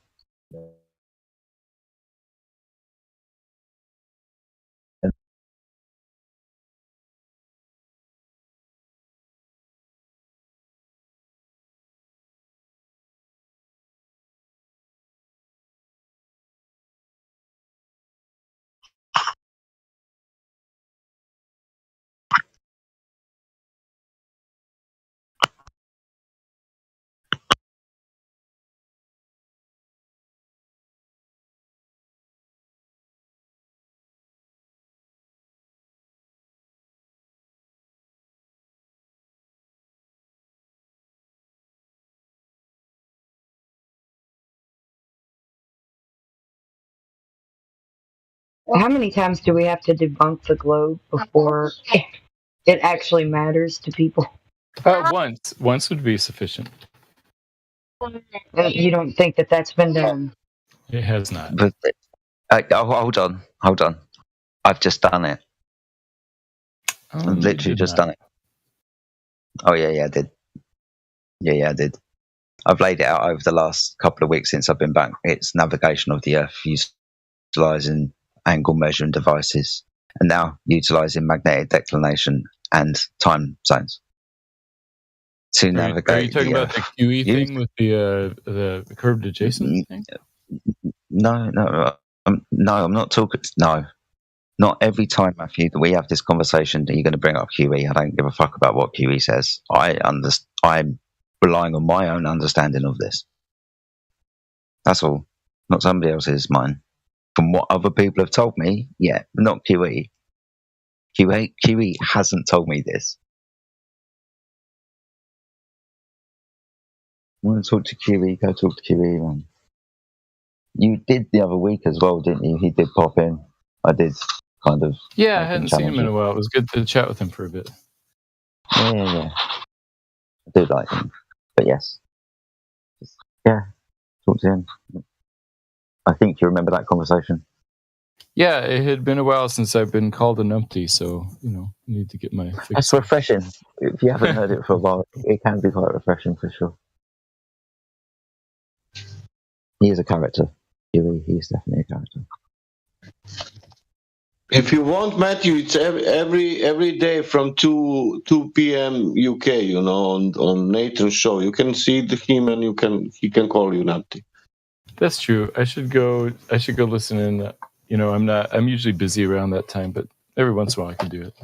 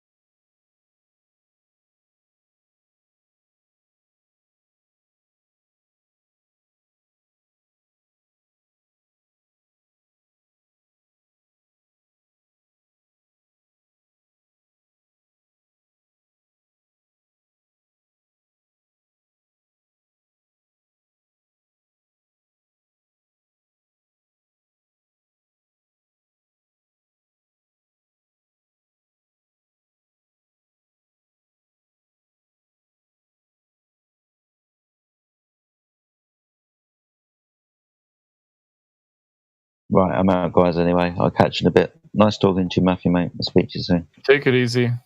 See you around. See you later, Jedi. Take care, guys. Nice one, Jedi. Speak to you soon. Enjoy the weekend.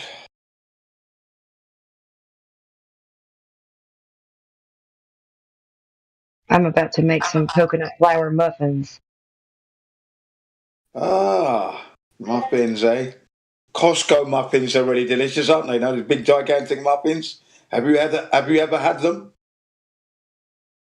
No, I don't think so. I like making my own. No additives, you know? Yeah, but they're really delicious though. Blueberry ones. I like the ones with the cornflake. Yeah. I'm gonna make blueberry raspberry muffins with coconut flour. Yeah, that sounds good.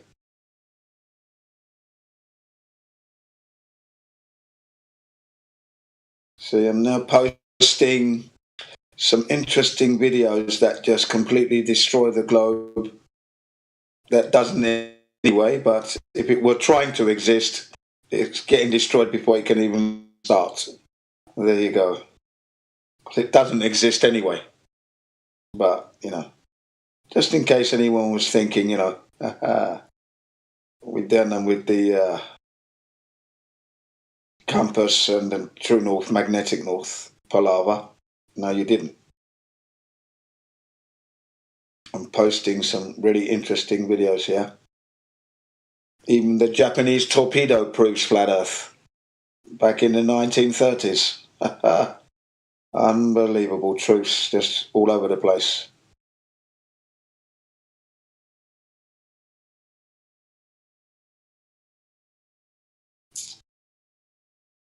Type 93 Japanese Sanso Gyurei, that means oxygen torpedo, proves flat Earth.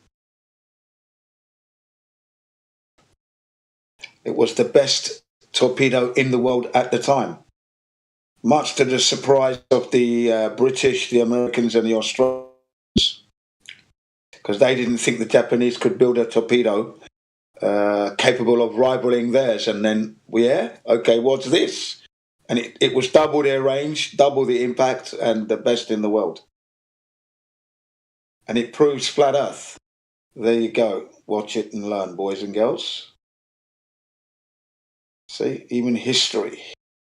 Pearl Harbor proves flat Earth. I put it in there. The event Pearl Harbor proves flat Earth. Ah. Who knew, eh? Who knew?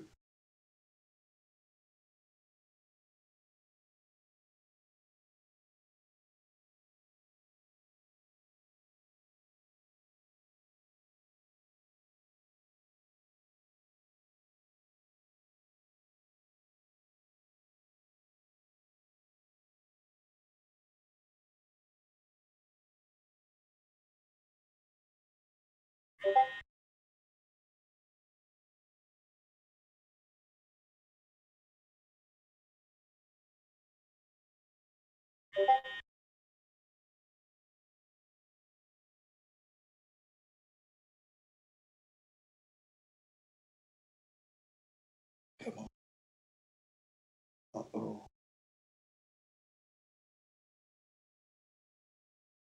Mr. Jedi.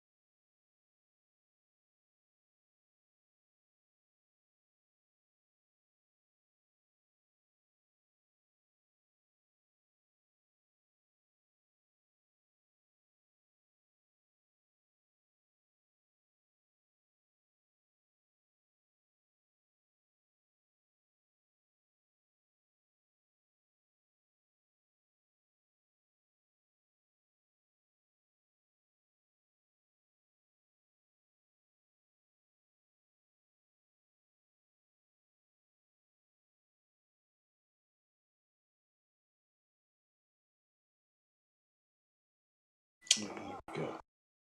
Filter.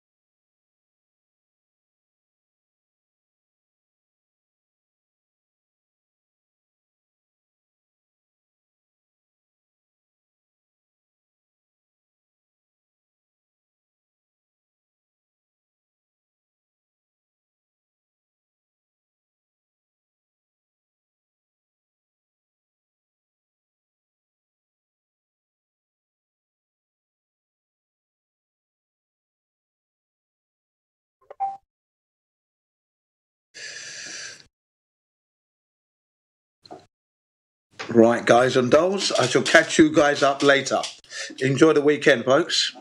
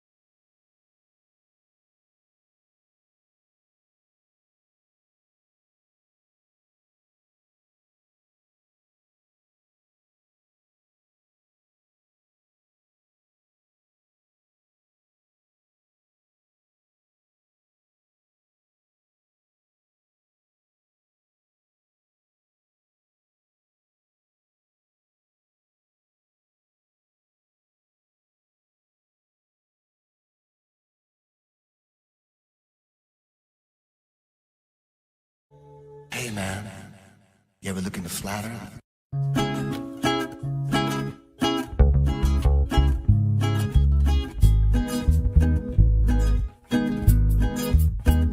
Flat horizon everywhere. No one seems to notice. No one seems to care. Feel no movement in the air. I see sun rays. I see no curvature.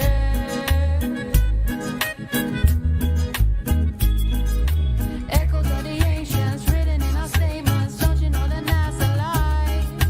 Echoes of the ancients written in our statements. Don't you know the NASA lies? Why do you care? Why do you care?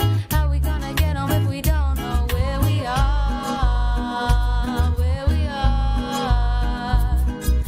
Why do you care? Why do you care? How we gonna get home if we don't know where we are? Where we are? Turn off the bass, turn off the treble. Let me hear you say that it's flat and level. Turn off the bass, turn off the treble. Let me hear you say that it's flat and level. Let me hear you say. Let me hear you say. Flat horizon everywhere. No one seems to notice. No one seems to care. The constellations, you know they stay the same. United Nations, know the space is fake.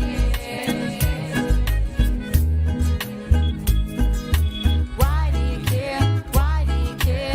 How we gonna get home if we don't know where we are? Where we are? Why do you care? Why do you care? How we gonna get home if we don't know where we are? Where we are? Echoes of the ancients written in our statements. Don't you know the NASA lies? Echoes of the ancients written in our statements. Don't you know the NASA lies? Turn off the bass, turn off the treble. Let me hear you say that it's flat and level. Turn off the bass, turn off the treble. Let me hear you say that it's flat and level. Let me hear you say. Let me hear you say. Let me hear you say. Let me hear you say. It's an upside down world,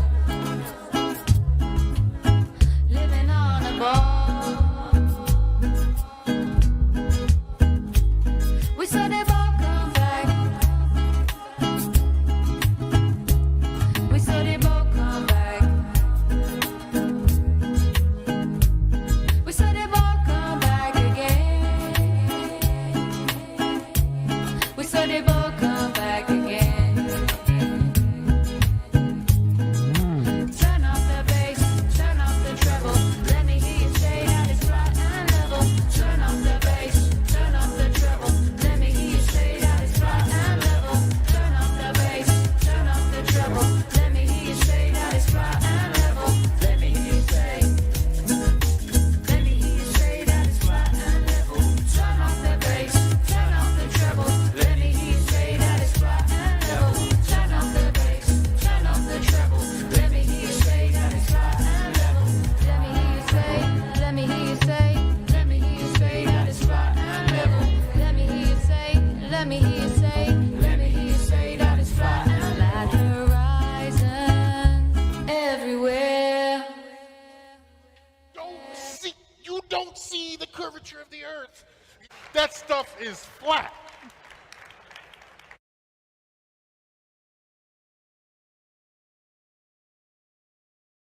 That was Notice awesome. that there is a clear parallel with gravity.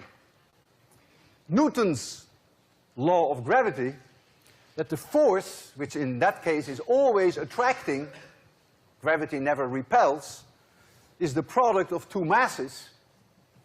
And then you have here the gravitational constant, and again you have the distance square.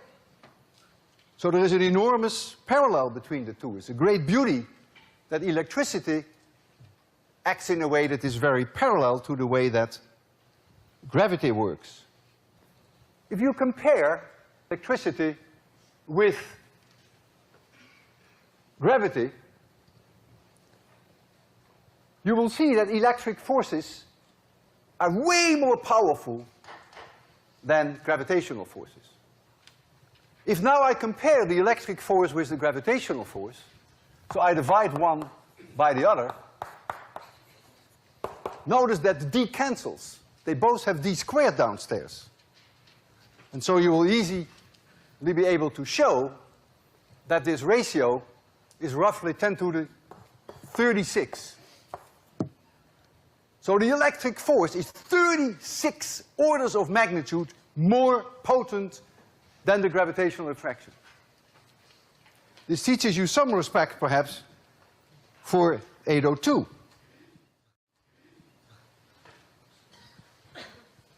If these were the only forces that acted on the protons, and you bring them in the nucleus, which has a size of only 10 to the minus 12 centimeters, then the acceleration that the proton will experience is the electric force divided by the mass of the proton, F equals ma, basis of 801. And if you take this electric force, when you make d 10 to the minus 12 centimeters, which is 10 to the minus 14 meters, and you calculate this ratio, you will find that it is 26 orders of magnitude higher than the gravitational acceleration on Earth. 26 orders of magnitude higher.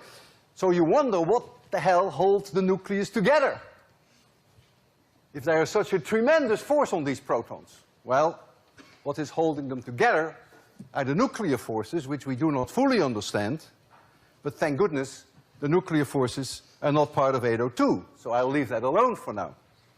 So what holds our world together? Well, on the nuclear scale, 10 to the minus 12 centimeters, very important are the nuclear forces. On an atomic scale, up to thousands of kilometers, it's really electric forces that hold our world together.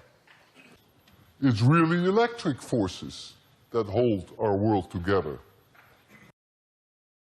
If you want to debate flat Earth, that's fine. Let's debate flat Earth. Let's challenge the information.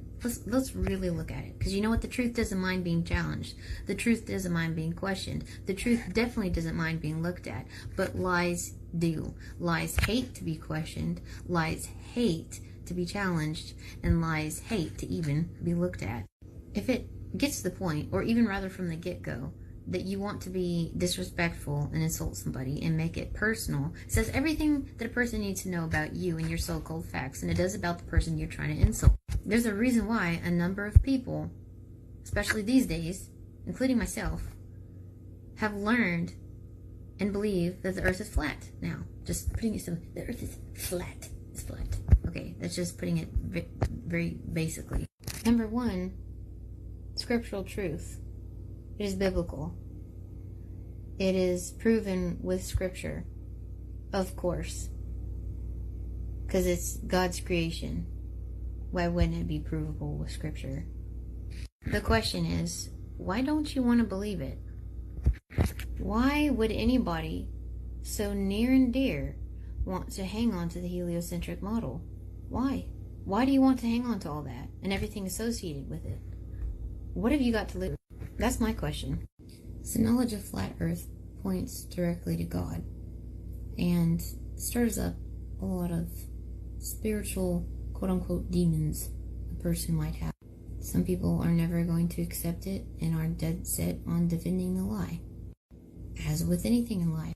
And like I said, the truth doesn't mind being challenged or questioned, especially not looked at. The truth wants you to look at it. And if there's anything that I do not yet know, I'll come back to you on it. I'll do research on it, and like I'm still learning more and more as there is to understand about the way God has designed things. And I will understand it better and better and be better equipped to teach other people about it. And just because someone like me, if there's something that I don't quite know about yet, doesn't mean that I'm wrong, that you just throw out it all together. But it's funny how the things you don't quite know yet, people will capitalize on that and fixate on that, while you sit there and show them the things that are completely provable and undeniable in their face, and they just still want to fix that on the things that you don't know yet, that you can't answer yet. And then you point them to more information, other people who have answered it, and it's like, no, you have to answer it. You're supposed to answer it. All right, let's go over a really controversial topic. And before you swipe or before you move on or start blasting the comments, just hear me out. So, flat Earth. Okay, extremely controversial. The thing is that as a believer, I always struggled with questions. And how space made me feel so small, made me feel so invalid. It made me feel like my very existence was just a speck of nothing, you know? And I had these questions because I wanted to know how come I read the Bible, but there was nothing in there that broke down space for me. Now, before we go any further, I was a massive space freak. I love dealing with looking and learning about the planets and learning about light years. And if you go light year speeds, you know, if you can go the speed of light, that it would freeze time, and all these different ways of thinking, you know, and black holes and dark matter and all these things. And I found them so fascinating because I just thought how cool it really was. But in the back of my mind, there was always something that just wasn't quite right. And that was the question I always wanted for God, is I was like, hey man, one day when I get there, I'm going to ask you, why did you make such a massive amount of space for nothing?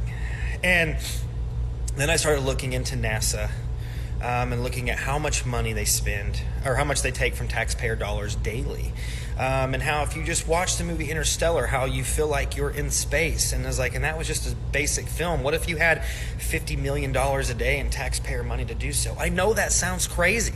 But the thing is, I tell people is that condemnation before investigation is the highest form of ignorance. My family hates hearing that from me. I quote that all the time. But it's so true. You know, and the thing is that I was that guy that made fun of people that were flat earth believers. I made fun of them. I couldn't stand them, as a matter of fact. I thought they were completely stupid. But when I finally one day, I was just like, you know what? Let me just see what they have to say. What is their argument? Why do these people hold so strong to it? And then as I studied Torah, and then I read the Bible, and things started clicking and going together, and it started to make more sense. So now instead of God feeling like he was just light years and dimensions away, he's not very far at all. And I feel so much better even in my faith because I know he's so close. And because I know he's so close, I watch what I do. I'm very careful with the things that I do anymore. You know, so it's just such a massive thing to take in, and it's hard to unlearn things that we've been indoctrinated in, you know, and just like the educational system's corrupt, it's the same thing. I encourage anybody just to go look into it before you bash it. Hope this helps, and it'll help your faith. Shalom. I'm not here to convince you. I'm just here to share and open your mind and do your own research. So I see some people in my comments saying, why would y'all listen to anything she gotta say? She believes that the earth is flat. Blah, blah, blah. I'm about to tell y'all why I believe the earth is flat. And I'm not forcing anybody to believe that the earth is flat, but I'm about to tell you for my reason why I believe the earth is flat. First off, God told Isaiah the difference between a ball and a circle when describing the earth. Yah said he created the earth as a circle and stretched it out. And after that, he put a tent over it to keep us from going outside of the firmament. As he sits on top of it, using it as a footstool. This is how he describes the earth. He also said he set the earth on its foundation so it cannot move. A foundation is a flat surface. He says the earth should never be moved, but scientists says that it's moving 1,040 miles per hour. He also talks about the four corners of the earth. A ball does not have corners, but a flat surface do. He created a firmament over the earth, creating anybody from going in or out, which also proves NASA is fake. He also talks about the four corners of the earth. A ball does not have corners, but a flat surface do. As I said, God told Isaiah the difference between a ball and a circle when describing the earth. If y'all don't know, the Hebrew Bible was the first Bible. The word circle can be described as a compass. The word corner can be described as quarter. He says he sets the earth as a compass. This is what he means when he states the corners of the flat earth. He also said he set the earth on its foundation so it cannot move. A foundation is a flat surface. He says the earth should never be moved, but scientists says that it's moving 1,040 miles per hour. There was a time that Yah told the sun to stay still and the moon stayed also, meaning it had to be moving for him to tell them to stay still. God also says he would deal with those who added and took away from his word. There was a verse in the Bible that proved that the earth was flat by saying it was flat. But the New International and King James Version has added and took away from God's actual word. And for those who mock and laugh at my videos and duet, remember they mocked and laughed at Noah too when he built that ark. I can't believe I'm about to make this video. I've been teased and mocked for just my family believing in the flat earth, and I didn't even proclaim that I did. But here is scriptural evidence that the earth may be flat. 1 Chronicles 16:30, tremble before him, all the earth. The world is firmly established, it cannot be moved. The world that NASA shows us is always spinning at however many miles per hour, and scripture says in 1 Chronicles that it cannot be moved. 1 Samuel 2:8, he raises the poor from the dust and lifts the needy from the ash heap. He seats them with princes and has them inherit a throne of honor, for the foundations of the earth are Yah's. On them he has set the world. Again, mentioning a foundation. Foundations are not supposed to move. They shouldn't be spinning at miles per hour. Isaiah 11, he will raise a banner for the nations and gather the exiles of Israel. He will assemble the scattered people of Judah from the four quarters of the earth. Now ask yourself, if the sphere that they show us, the globe, had four quarters, how does it have corners? I don't think a sphere or a globe can have corners. Job 26:10, he marks out the horizon on the face of the waters for a boundary between light and darkness. Job 28:24, for he views the ends of the earth and sees everything under the heaven. Ooh, I like this one. Now this isn't necessarily like evidence for a flat earth, but anyway. Psalm 75:3, when the earth and all its people quake, it is I who hold the pillars firm. Not me, but Yahweh. Again, it can never be moved. Psalms 104:5, he set the earth on its foundations, it can never be moved. Revelation 7:1, after I saw four angels standing at the four corners of the earth, again, four corners, the sphere might not be able to have four corners, that doesn't make sense, it doesn't have angles, holding back the four winds of the earth to prevent any wind from blowing on the land, or on the sea, or any tree. Thanks for watching. This is exactly why I fuck with her page, because she doesn't care about y'all feelings, and she only says facts. So yeah, I believe that the earth is flat because God says he created a firmament that is unmovable and it doesn't move. If it doesn't move, then how the hell are we rotating 24/7? If it doesn't move, we're rotating? That doesn't make sense. And then he also said he created the sun, the moon, and stars. Okay, but what about the other planets that NASA said that they found? There's no other planets. God didn't say he made them. He would have said that he created all that. And then in the Bible, they also talk about four corners on the earth, about blocking winds on the four corners. There's four people on the corners of the earth, four angels on the four corners of the earth. For it to have corners, it would have to be flat. Think about that. For it to have corners, it would have to be flat. But yet we have a round earth. And if the earth was round, then how come when we're moving, we're slowly rotating, right? How come you don't see trees slowly bent to the side all the time? It's straight down. The earth is flat. Amazing Space Telescope image was actually a slice of chorizo. Why are so many who believe in the globe so angry?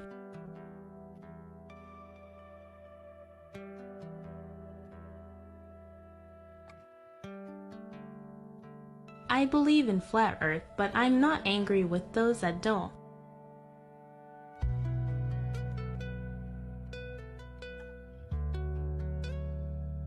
In my experience, those that scream the loudest stand on the shakiest ground.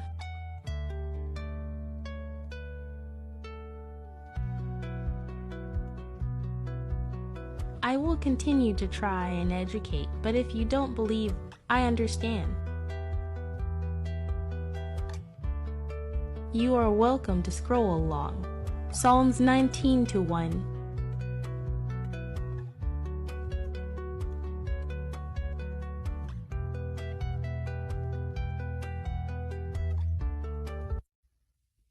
Real quick video and a suggestion. If you've never read this book or heard of this book, I suggest reading it. I believe it's a must read for anyone, but especially if you're seeking the truth. This is a great book written by Alex Gleason. You're probably familiar with him by the Gleason's map, but it's Is the Bible from Heaven? Is the Earth a Globe? Great read, great book.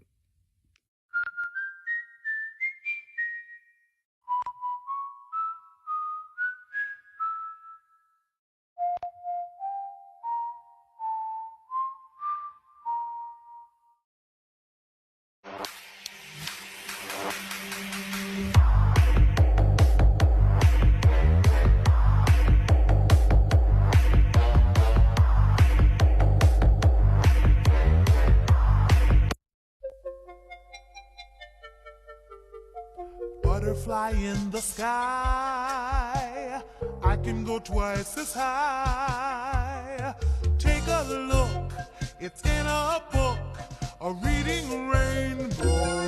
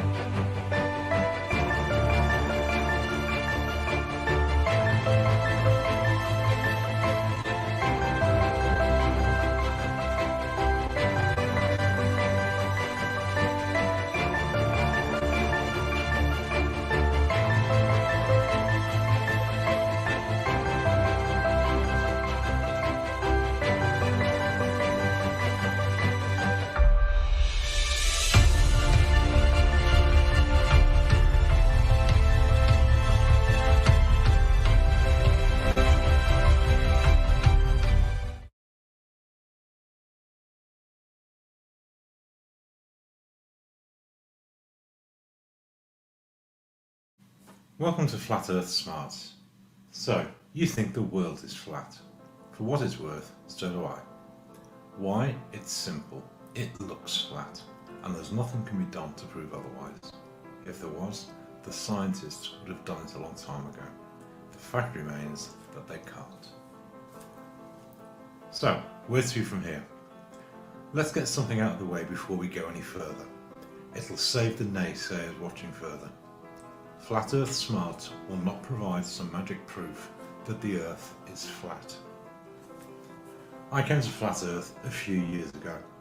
Don't concern yourself with how, except to say that I was on board with this when the story broke in 2015, and it afforded me the luxury of being able to sit back and watch it unfold without the need to weigh up the arguments. So why this now? Because there's not enough hours in the day. You undoubtedly walked into this without expecting it. You didn't go to school to learn about the Earth being flat. You didn't attend a college course to find out about it. Most likely, you were bumming around on the internet or killing time on YouTube and decided that you'd have a look at this ridiculous idea and shut those dumb flat earthers up once and for all. If you're like me, you grew up on a globe. This is one of the few subjects that are taught from a start position of ridicule. How many of us heard those stupid people in the olden days thought the earth was flat? Aren't they stupid? Well, guess what? It's 2016 and there's more questions now on the subject than there ever have been. I won't belabor you with them for a moment. As I said a moment ago, I don't have the magic proof, and I don't have a silver bullet that will kill the globe either. It's undoubted that YouTube's provided many of us, myself included, with lots of things to think about. So what's to be done with it all? There are not enough hours in the day to watch and think on all that people have to say on the subject. Maybe it's time to get smart on how we look into it. If you let YouTube lead you, you'll be bounced from one opinion to the next. None of them will agree with each other. Some will have good points, and some will be not so good. So, at the risk of sounding all biblical, how to separate the wheat from the chaff. If you've just come to this, perhaps the best suggestion is to turn off your computer for today, go to bed with a warm drink, and wake up ready to start on it tomorrow. If you've gotten this far, one more night and a good sleep is not going to stop you here. You will not find the answers if you stay up looking for the one video that will answer the matter. When you wake up in the morning, you can start and you'll have the rest of your days to look for some answers. But before you do, there's a few questions that you can answer, and you won't find the answers on YouTube or on the internet. If you can answer these questions for yourself, you can steer your own way through this maze, and hopefully you won't be swayed a long way by anybody else. Can you put everything you've learned about the world to one side for a while and look at a subject with a clean sheet of paper? Can you accept that what you think you know about the world might be wrong? Can you accept that everyone makes mistakes, even scientists? Can you believe in something that nobody else seems to completely agree with, or that people think is plain dumb? Can you form an opinion based entirely on things that you have discovered for yourself?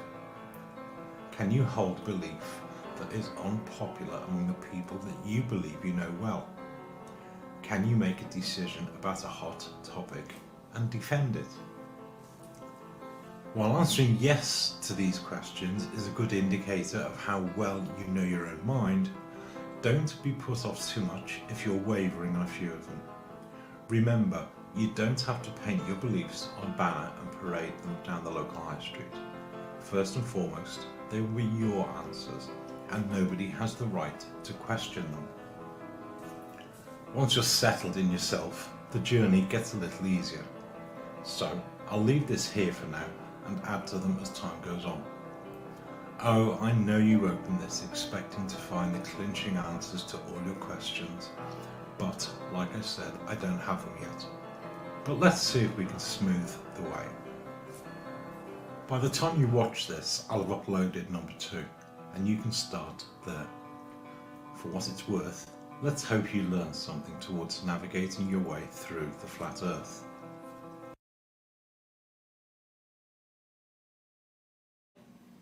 For those who've realised that the earth is flat, the subject usually hits them like a steam train. Lies hit people in different ways, and without doubt, the globe is one of the biggest lies ever told. Once the initial impact has subsided and a few early questions have been gotten out of the way, most of us wanted to tell someone else. If we had figured this out, surely others would want to know too. I'm sure many of us questioned whether we were losing our marbles, even if we only thought so, quietly. Some of us were fortunate enough to get a sensible reception to our news, or that it was accepted with respectful silence. Others have seen the total onslaught that comes from someone who still believes the earth is a ball. And so I ask you to spare a thought, for a moment, for someone who still thinks the earth is a sphere of some description. Given that flat earthers are, at best, considered to be some quaint throwback to days gone by, should we be too surprised at the response we get? For many, the first person you probably told was someone that's close. Have you ever wondered what their first thought was on hearing of your discovery? At first, it sounds like something from a bad comedy, and at its worst, it's seen as a first sign of madness. For some, our nearest and dearest will have eventually come to a point where they sat back quietly and watched as you seemed to sink. At that stage, it seems to take one of two broad paths. Complete apathy seems to be the most popular course of action thus far, as if to say, I'll leave him or her alone until they realise how dumb it sounds. Or they'll try to snap you out of it with all the usual objections, of which I'll speak later.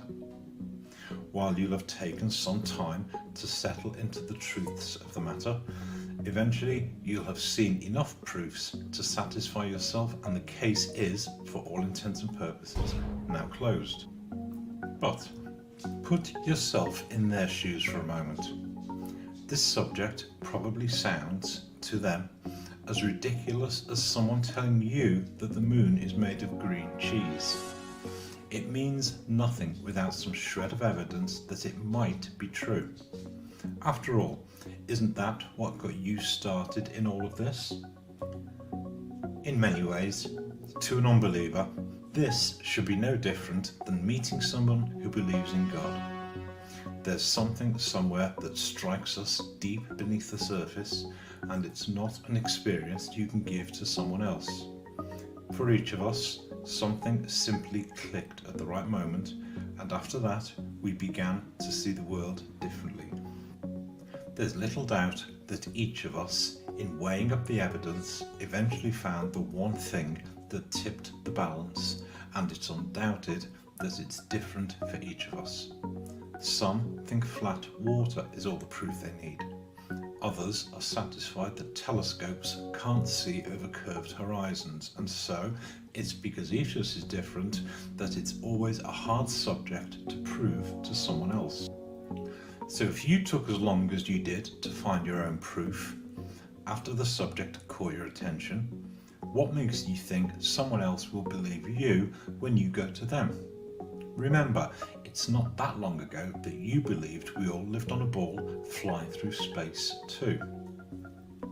I've told maybe a half dozen people, and the reactions have ranged from 30 minutes and they're cool with the idea, right up to a stony silence and tumbleweeds blowing down the street. Yes, there are people who seem to think that they know the shape of the world, and for some reason they believe it is their mission to put the stupid flat earthers straight. I'm not too concerned by someone who thinks he has to teach me a lesson, and neither should you be.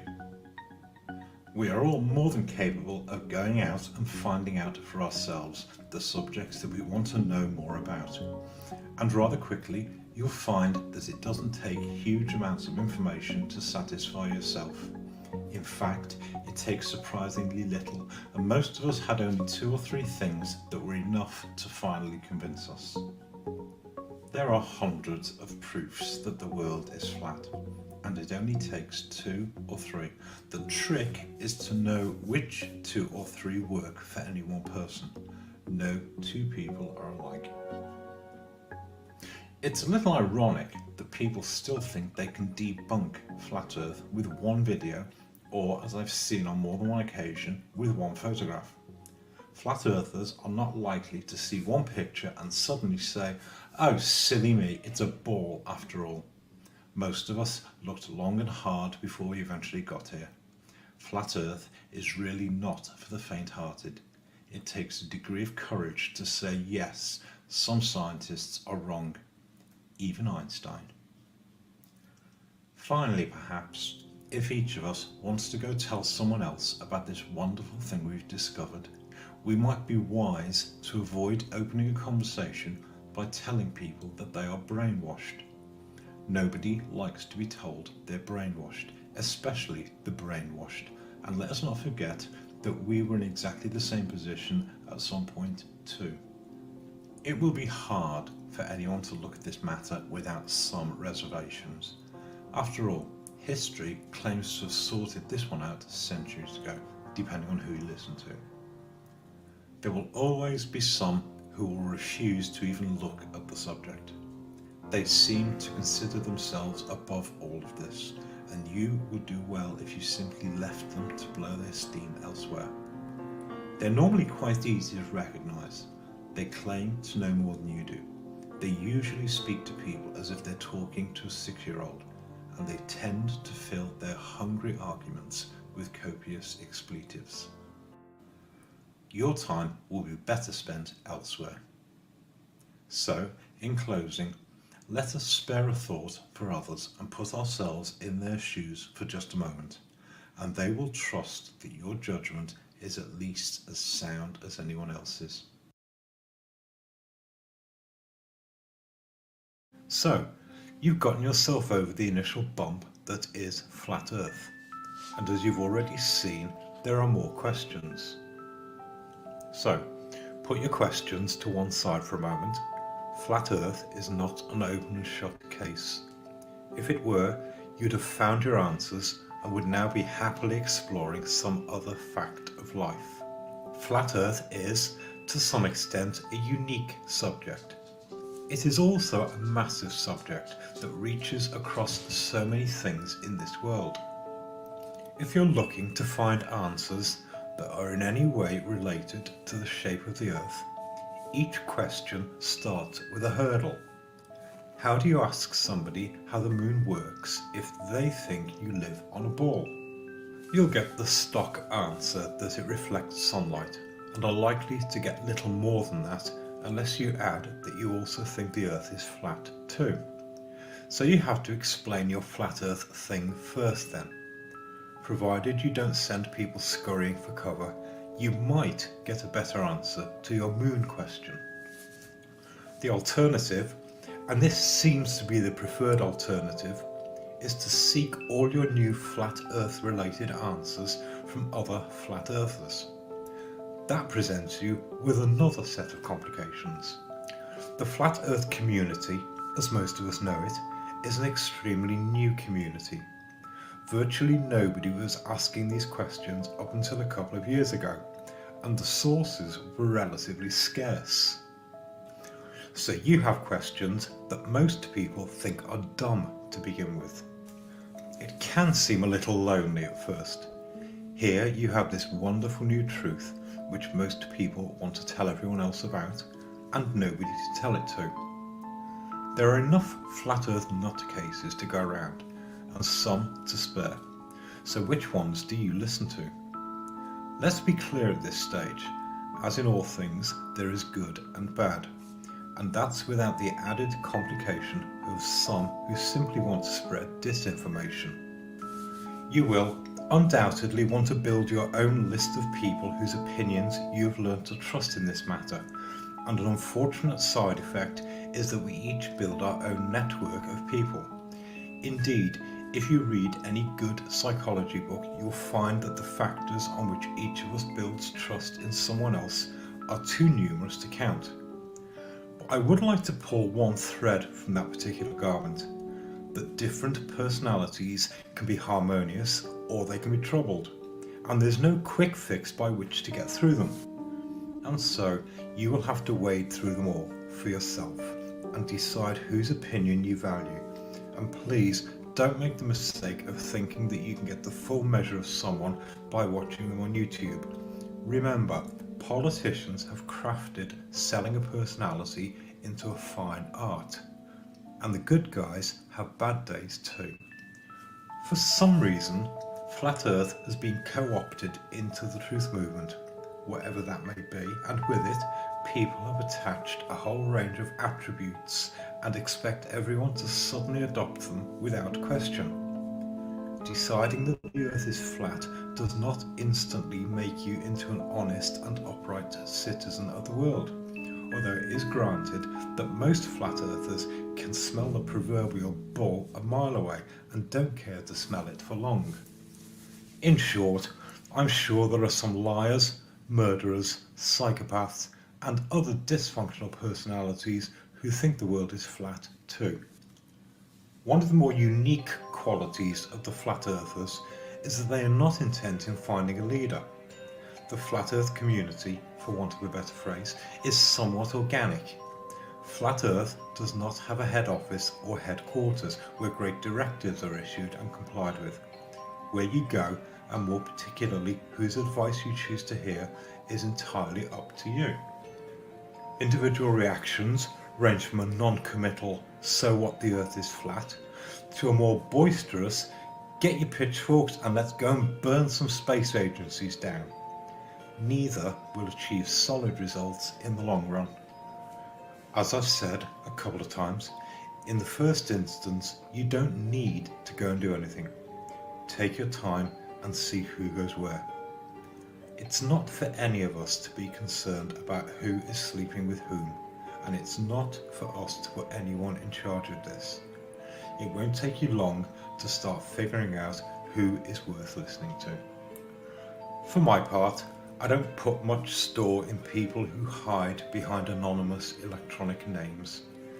If you put your trust in the arrangement of a few pixels on a screen, you are likely to gather nothing more than a few dots. Yes, this subject does engender a somewhat conspiratorial mindset, but against that, the only alternative is complete anonymity, which is as bad, if not worse. Some prefer to take the opposing view. In other words, they loudly proclaim themselves and all their worth, and expect instant recognition, and, while they can occasionally be a little tiring, I am inclined to give them a little more credibility. Yes, some have chosen to build themselves a career in the Flat Earth community. It's not for us to oppose or endorse them one way or another. There's nothing wrong in making a living doing something you enjoy, and in the right place they also attract others and bring good things together. So take something from their success. After all, what's to stop you doing the same thing?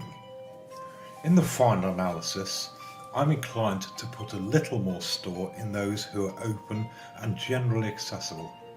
Some of the more recognisable names have been more than open about how you can get in touch with them, and while some have done nothing more than give a few contact details, others have been more than prepared to respond and should be appreciated for their time and effort.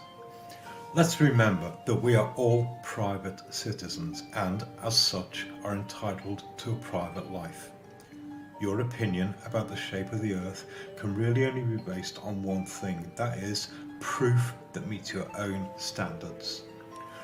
I trust Mark will forgive me for using his example, but if your reason for deciding the world is flat boils down to "that nice Mr. Sergeant said so," it is really nothing more than the same house of cards that has been used to build the globe for so many years. There are good flat earthers out there, and while I'm sure they have their own bad days, on balance their counsel is sound. Some have done some wonderful experiments, some have drawn some wonderful diagrams, and others seem to have a gift for putting the most complex arguments into plain speech. None of them have all the answers, and it can be a useful skill to simply see how others look at a problem.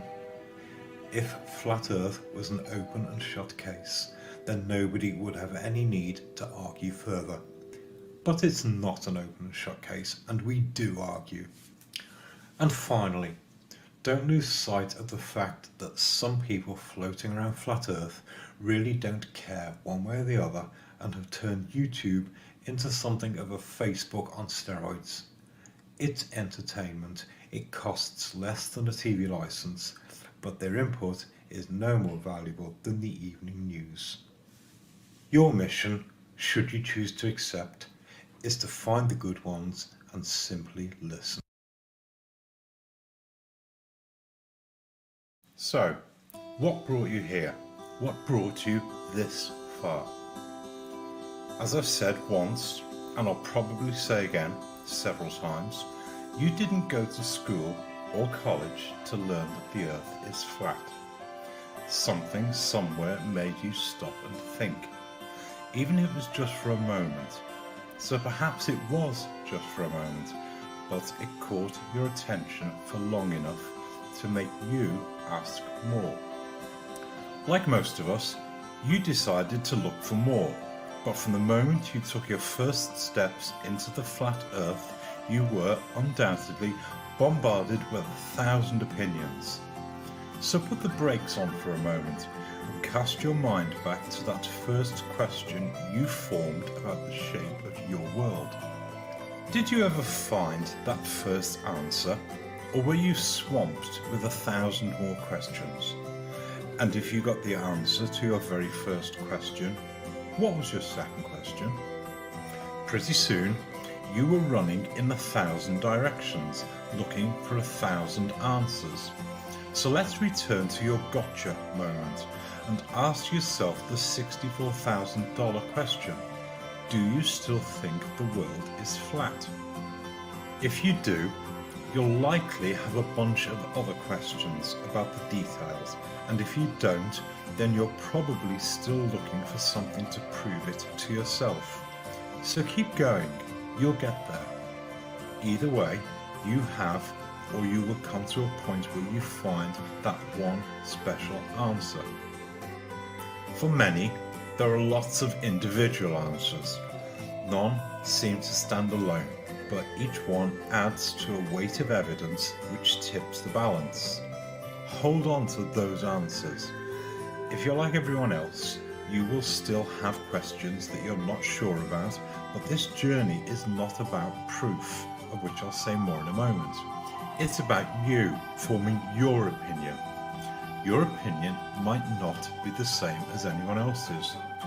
Your opinion might not be popular with everyone else. Your opinion might even be factually flawed in places. But it is your opinion, and it's what makes you who you are. There is a well-founded axiom used in the civil law courts that states an opinion, which is all a court decision amounts to, is to be reached on the balance of probability. It's different to that of the criminal courts, where an opinion or verdict must be beyond reasonable doubt. The opinions that each of us hold in this matter need amount to nothing more than a civil court opinion and be on the balance of probability. For some reason, best known to the opponents of the flat earth, their standard of proof seems to ask that it is beyond reasonable doubt. Whenever someone claims to debunk flat earth, they demand scientifically verifiable and repeatable proof. To that, I say this is not a court of law. Whatever your opinion be, right here, right now, you don't need to prove it to anyone except yourself. What's more, you have the right to change it again if more evidence comes to light. The courts can be appealed, why shouldn't you? So, for whatever opinion you hold on this matter at this moment in time, simply be settled in the fact that you hold an opinion, period. Do you really think those who believe that we live on a little ball flying through space went out and proved that for themselves? Of course they didn't. So what right do they have to demand you prove anything to them? Just satisfy yourself, that's enough for now. If you reach the stage of holding an opinion, irrespective of whether you think the earth is flat or not, you're probably looking at what to do next. To that, I would say fasten your seatbelt. In short, you're about to discard everything you've been told about the shape of the earth.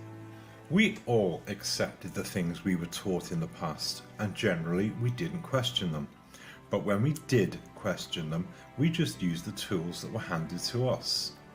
How many of us went out at night and accepted that the stars we saw were little suns, billions of miles away, that looked like flickering dots in the sky?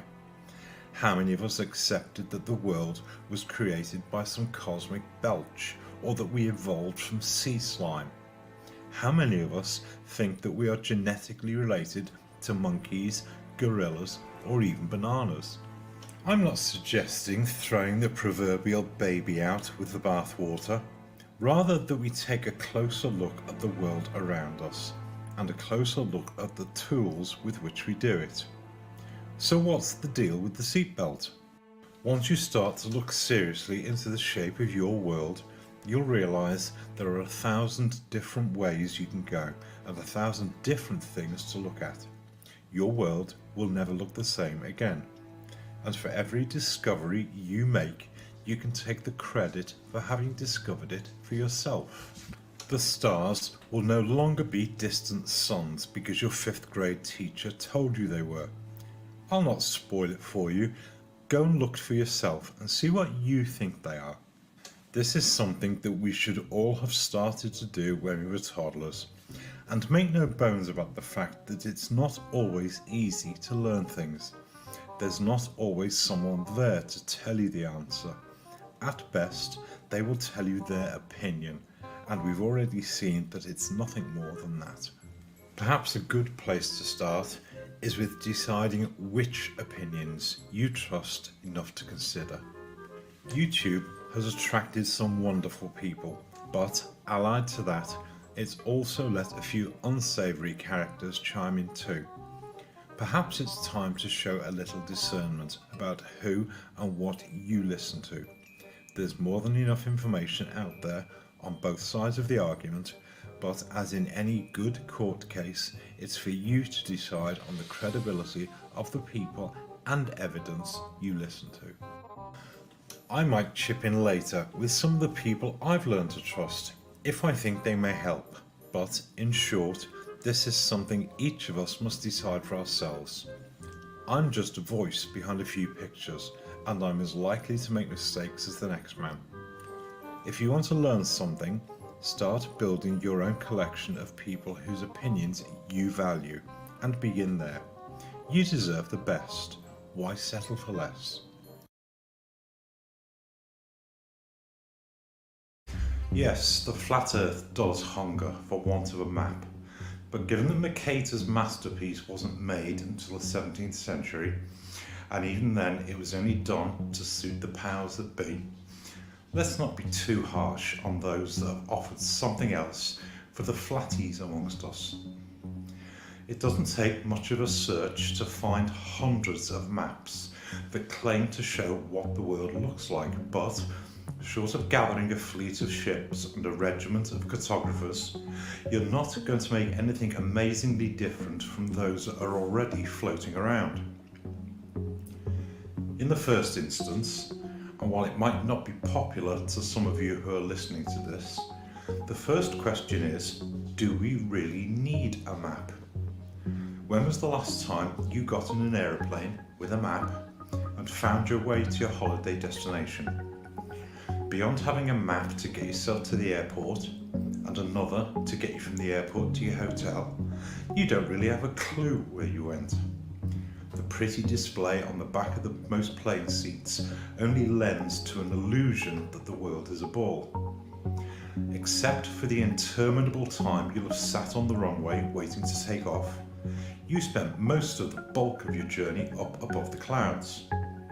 Okay, occasionally you may have had seen the odd speck of land, but while the bulk of intercontinental flights are over the oceans, the only other recognisable scenery you'll have seen was on the approach to the airports for what, 10 minutes? Hardly enough time to go mapping the world as you go. This really only matters for those who would like something on which to build their view of the world. No, you don't need a map, but it's a nice thing to have. Like most people, I'm pretty lazy when it comes to the mundane things of life. After all, why keep a dog and bark yourself? No, I'm not about to map the world, but between all those who've attempted to do so, there should be a fairly good idea of what's out there. So, step one, is to make a great big pile of all the maps you can find and fish out the rubbish. It makes the pile smaller before going any further. I found that all maps fall into one of two broad categories: circular maps with the North Pole in the middle, and squarish maps with the North Pole at one of the edges or corners. But before we go any further, I ask you to consider one thing: the sense of scale that's needed when thinking about the maps of the world. I'll use one familiar layout for a moment, as that's all we need at this stage. If we take any of the circular maps with the North Pole at the middle, the world is essentially a disk with a diameter of about 25,000 miles and given an approximate surface area of about 490,000 square miles. Yes, the surface area is about 2.5 times that of the globe, but the extra is mostly oceans and ice. Going upwards, commercial aircraft are limited to 45,000 feet, or about 8.5 miles. The Concorde topped out at 11 miles, military aircraft fly a little higher, and the International Space Station claims to orbit up to 260 miles. I'll use this map for a moment as it's one of the clearest. This little gap between Canada and Greenland is called the Davis Strait. In reality, it's 190 miles wide, so we can realistically scale 260 miles above the same map that would represent the height at which the ISS claims to orbit. If we draw the surface of the Earth to scale, this little line represents 200 miles. So the blue circle shows how high above the surface 260 miles would be. It's approximately half the width of the Davis Strait again, and shows how high the ISS flies. So the total envelope of airspace in which we are free to fly around and look at the world is this grey area. Any mapping of the world would need to be made from within this envelope. It would be like walking into a room with an extremely low ceiling and trying to see what the whole room looked like from a single standpoint. Or, more realistically, it would be like trying to see the whole room while standing in the pile of a thick carpet. It's realistically impossible. You can try the same thing yourself with any of the maps that claim to show pictures of the world, including the globe itself. Ask yourself, how high can any of us really go before we start claiming to see the whole world at a glance? Or that we can see the curvature, if you still think we live in a ball. If you look closely at all the maps you can find, you'll see rather quickly that they all show roughly the same thing. Yes, some have bits missing, like islands, or in some cases the poles themselves, and others have variously squished the sizes of certain continents to make their own bigger than others. Yes, some men really do have a thing about size, but that's not for us to worry about for now. The two main contenders in this battle are the circular maps that have the North Pole at the middle, and the square maps that have the poles at one of the edges or corners. Samuel Rowbotham is not the only person to have made a flat circular map of the world. The circular maps include Alex Gleason's map from 1892, the Hans Air Age map that was made in 1943, and of course the United Nations flag that was made in the late 1940s, and this old French map that still has New Zealand attached to Antarctica. This layout has been known for centuries. There are many others that show the same layout, and whether you agree with them or not, they all seem to show the same land masses as each other and have been proven. For all intents and purposes, they work as practical layouts. It's dishonest to continue claiming that every circular map is based on Rowbotham's work. The square maps are a little more varied, but generally show the poles at one of the edges or corners.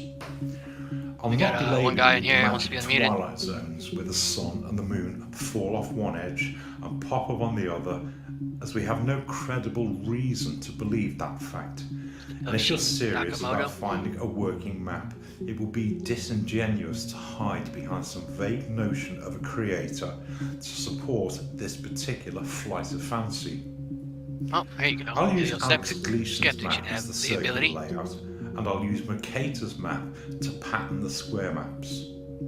I'll deal with the other variations as we go along.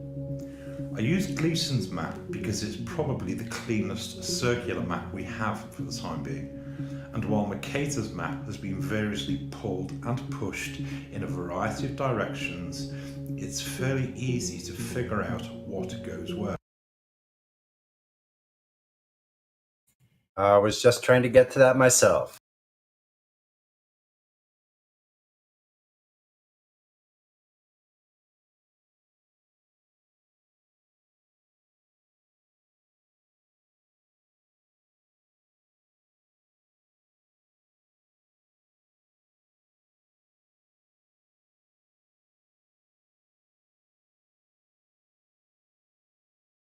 What's up? Who was that talking?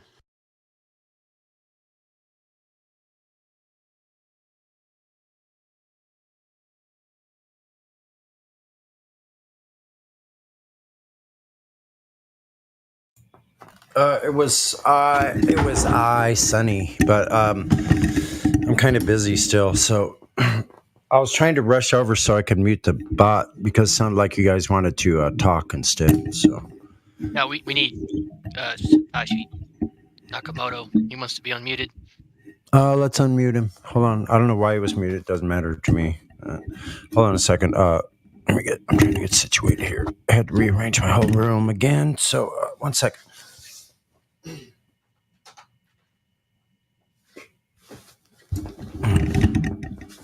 Let's unmute. Might have been hot micing.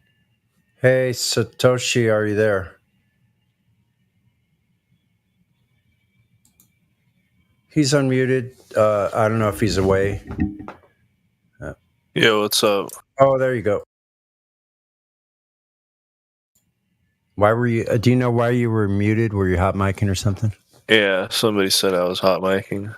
Oh, no worries. All right, I'll be in and out today, so you guys continue on as you were. Continue conversating.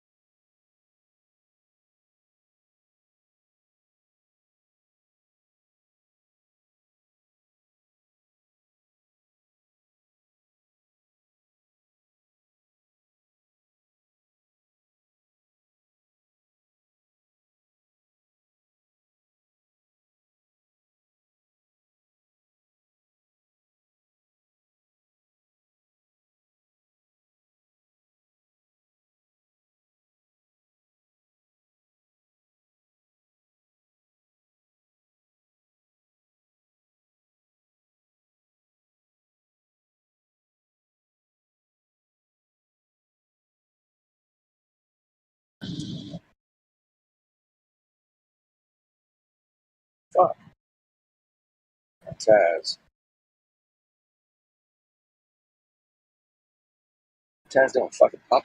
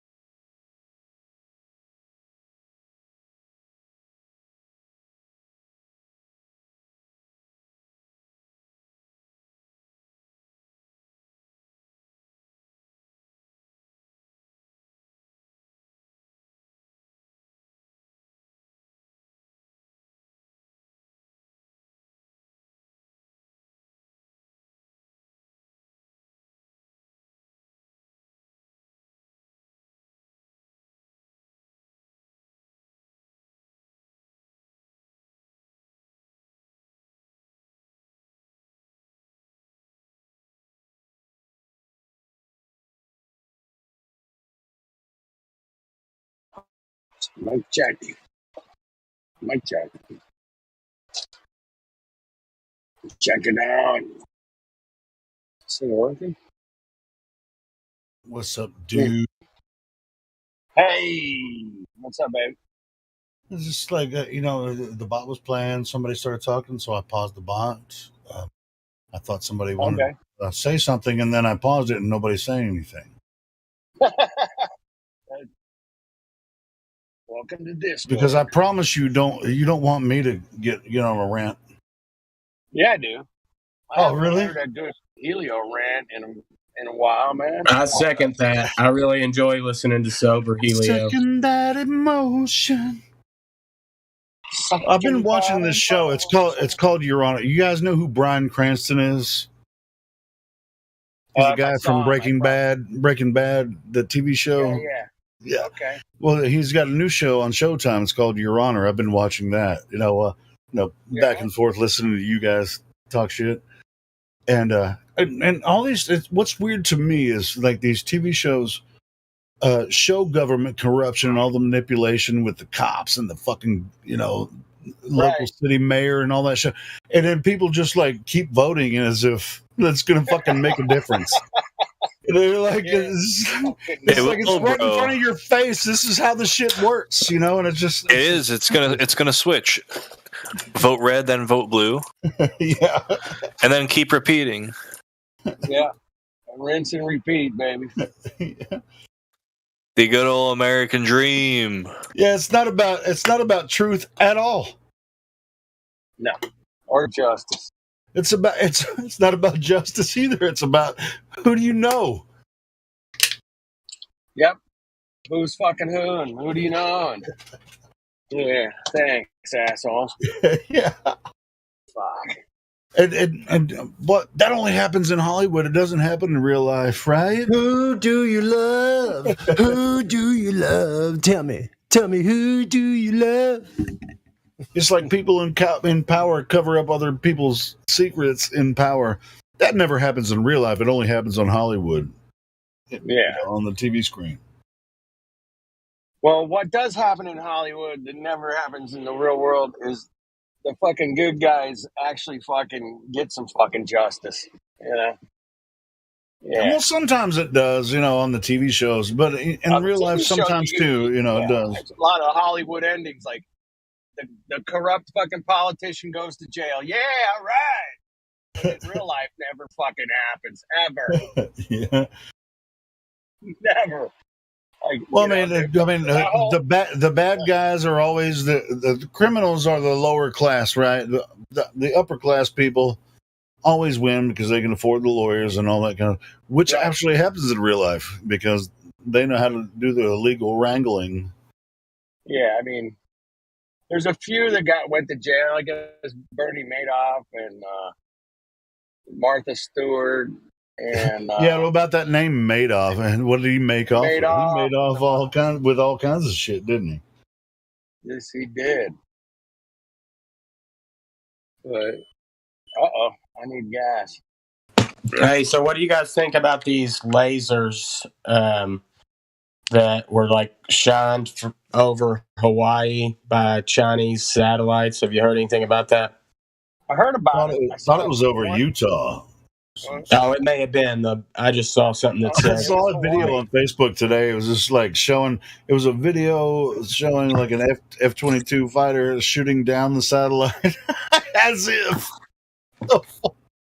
people believe any kind of bullshit that comes on. It's just the Chinese are spying on us. They don't need fucking Satelloons to spy on us. We volunteer every fucking bit of our life to TikTok, and that's TikTok's a Chinese freaking operation. You put all your fucking information on TikTok, the Chinese know everything that's going on with America. Oh, hell yeah. If people don't know this by now, then they have their fucking head in the sand.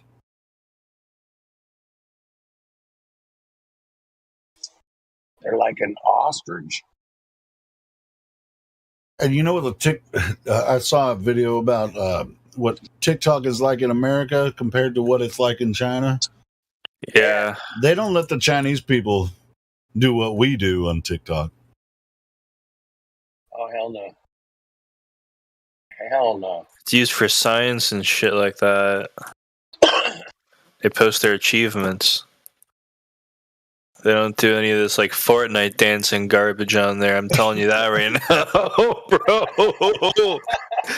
Do the Fortnite dance for TikTok, boys. Hey, watch this video. This is the funniest shit. I've watched it like freaking 40 times in a row.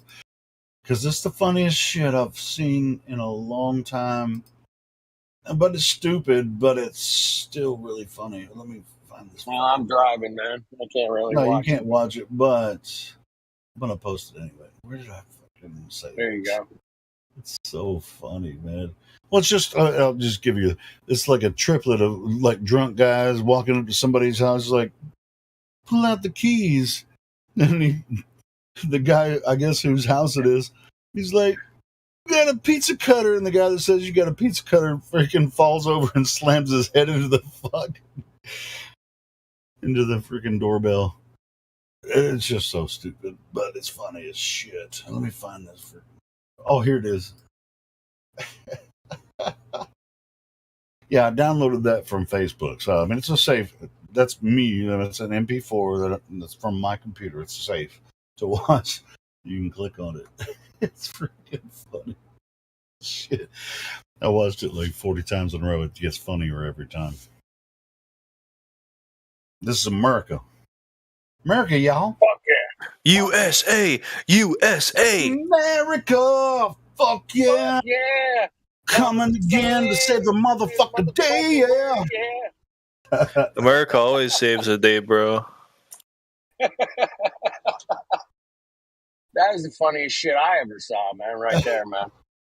Yeah, Idiocracy is the no, not Idiocracy. Well, that's I love That's that a good movie. But Team America World Police is also pretty freaking awesome too. That's from the South Park guys. Yeah, that's hilarious, dude. Yeah, Idiocracy is from Mike Judge, who didn't he do The Simpsons? Idiocracy documentary. Yeah, it's a documentary. It's like Costco, 20 miles long. And Starbucks is a whorehouse.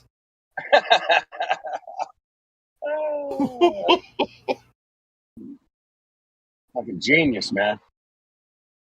Freaking awesome. Anyway, and then this pizza cutter thing, this freaking, I saw it today and it just freaking, I lost it, man. I just watched it on loop for like 40 times. And it never ceases to freaking make me laugh every single time. And you watch that show, Kicked in the Balls? Oh, ouch my balls. I think that's what the one on Idiocracy is. Ouch my balls. Different ways to get hit in the balls. Hey, and that's happening. Did you see? There are several videos where people like sledgehammer. Wait a minute. I'm sitting. I have a concrete block. Wait a minute. Sitting on my Did you say stomach. out? Wait a minute. Did you say ouch my balls? Is that a request or a statement? No, Ouch My Balls is a TV show. Okay, shit. See, like in the future, people are just like watching. Did that just go right over your head, Helio, or what? Probably. Right over his head. Obviously, it did. Okay, I'll say it again. Say it again. Maybe I'll. Say it again. Say what was the word again? Ouch my balls. Is that a request or a statement?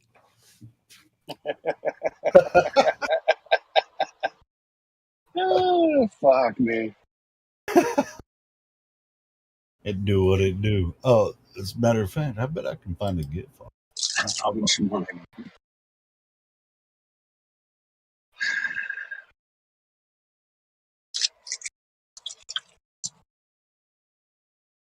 You'll love it when I get super sharp and poignant. It's all you guys' fault, though. You know, you guys are the ones that caused me to become focused and sharp and hyper logical, and you'll love it that way. Wait, coming back with a vengeance. I promise you. You won't be disappointed. And I'm even thinking there'll be some performances forthcoming here in the summer, possibly at the Flat Earth Get Together. That's if Kenny can drum up a drummer and and bebop a little bass player somewhere. You know why? Because California knows how to party. California knows how to party. Sonny. Yeah. Mark Sargent's coming to the thing, man. What the hell? Then I got to make sure I'm there. I wonder if I should ride my bike. I wanted to take that trek now. I think I'm just about ready. Hell yeah. No, I'll just start a week. I'll just start a week early or 3 days early. It'll be easy. Listen. I can ride. Let's see if I'm riding 10. Let's see. Just figure 10 miles an hour, right? For 2 hours, that's 20 miles. So 80 miles would be 4 hours. I could ride 80 miles. Wow, and you won't have to recharge the bike? 4 hours. No, it would take probably longer than if it's 80 miles. But if it's 60, let me see. I could do that, and I won't be doing 20 the whole time. Oh, dude. I could be doing 10 to 15. Never mind. That'll be a longer trip. Yeah, I'll take the train. Take the train. It's like fuck riding the bike. Like I did before. Why try to From reinvent San Diego the wheel? to LA? Yeah, that's a long fucking drive. No, I On the will one bike. day. One day I'll be riding up, and I'll ride up to Renee's house. I promise you. I will. I'll be able to. But not yet. I have a couple things still need to be taken Maybe care of. this summer when it's a little warmer. I just did another 500-mile maintenance on my rear wheel. I put about, let's see, I put 3,500 miles at least on that rear wheel. Damn. 3,500 miles.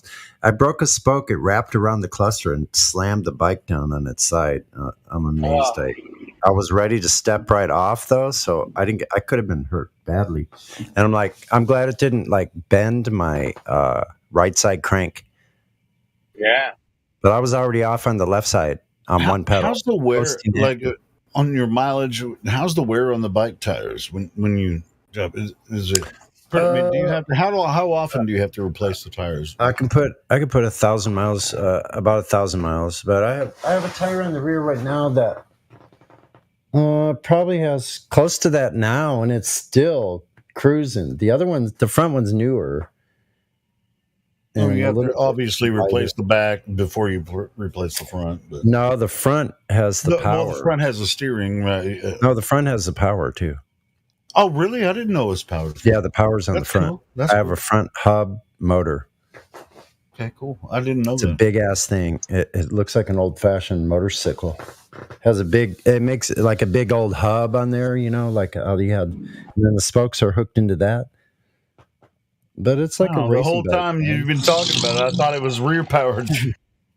No, weird. front powered because I knew I wanted to pull the trailer. And if you break down and you have a trailer with all your shit and your rear is out of commission, think how fun that is. Yeah. But if I have the front, I can just lift the front up, take the front wheel off, put another wheel on it, like a regular wheel if I had to, which I have an extra one. Holy shit. Mm-hmm. You're gonna have to give me a.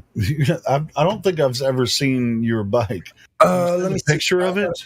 I got a picture of it somewhere. Yeah, let me look. Let me search this up. But I got to get my good chair in here. I'm trying to sit on my air mattress. That's not working. Wow! Now I got this thing full on concrete floors, no rugs, so I can just roll this chair around. Hold on. Let me adjust. And I got the city right in my windows. Everything. It's a new day. It's a bright new day. New dawn. It's a new day. It's a new. What is that song? I don't know, man. New way. What is that song? I like that. It's like a little Don't try to equate lame ass songs to what I say. No, never mind. I'm only kidding. No, I mean, just that little phrase. It's just a phrase. It's a new dawn. Caution. It's a new day. It's a new day. It's a new life for me. It's a new flat. Wait a minute. Hold on. Talk about focus. Yeah, I got a nice cartridge coming. Concentrate. That's going to be good. Anyway, I digress. Goddamn bike, brother. I digress. The bike picture. I forget. Yeah. Okay. Bike picture. Give me a picture of your bike. I want to see it. Yeah, I'll show it to you. I should be able to find it right on here. You know, I need a little movable desk that I can. Move it. Somebody's opening a beer. I can hear it. No, it's my mouse cover. I don't think it was you. Don't get excited. Because I know you're not opening a beer. No, I might be. I could use one beer. That wouldn't hurt me at all. Maybe a Guinness. Okay, what am I looking up? Oh shit! I'm still not working at full capacity. I'm just looking for a picture. Have you taken a picture of your Wasn't I bike looking that you can something? share with us? Oh, thanks. Duh. Thank you. That's it. Yeah, so I want to see a picture of your bike because you're I traveling. think it's on my phone. And earlier you were talking about traveling from San Diego to LA on your bike, and that you shouldn't do that. No, if not, it's on my phone, and I'll have to hook that up 1 second. But let me see. Could be hundreds of pictures. Not that one. Okay. I got almost an entire Zeppelin catalog of lyrics. Well, I am making muffins. Wait a minute. Do you have a phone, Sonny? Can you? I do. It's on my phone, and my pictures. Is your bike in your apartment right now? Yes. Can you take a picture of it and send it to us? I'm not using my phone. My Discord is on my laptop. All right, but you can also use your phone to take a picture of your bicycle. And I will. While you're using the computer, and then send it in live stream voice text. It's a very simple process.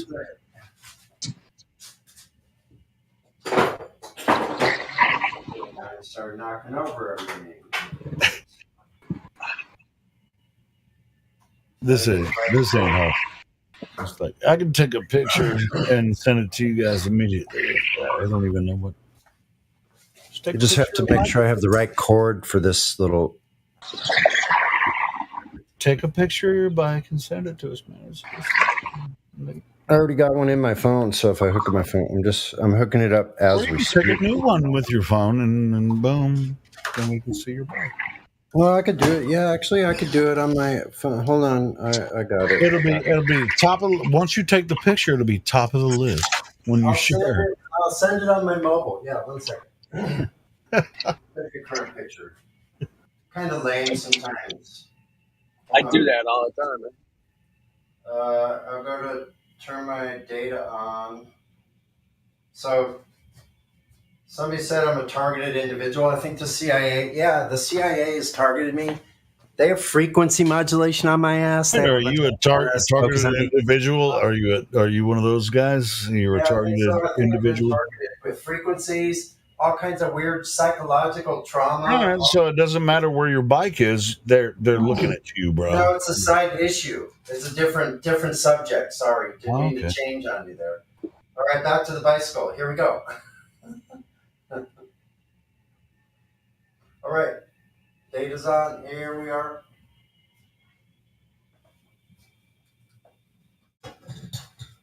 It's a new dawn. It's a new day. It's a new life. It's a new way. I don't even know what the lyrics are. Okay. Picture of the bike coming up.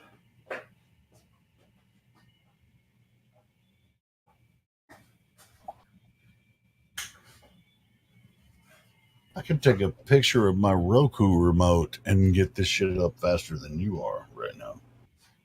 Oh, here we go. All right, that coming right up.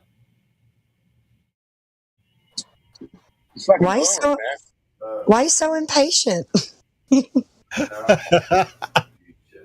No, I'm fucking with Sonny because I love that motherfucker. I love him. I'm just giving him shit.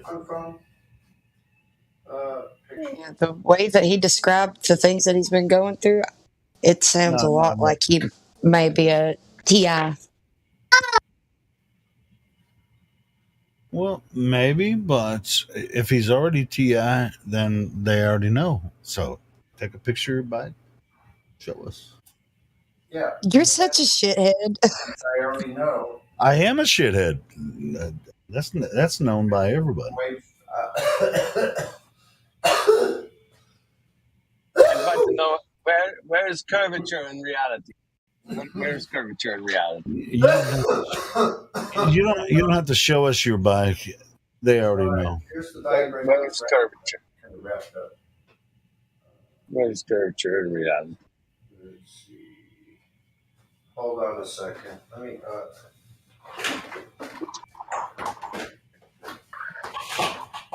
So you have less distractions.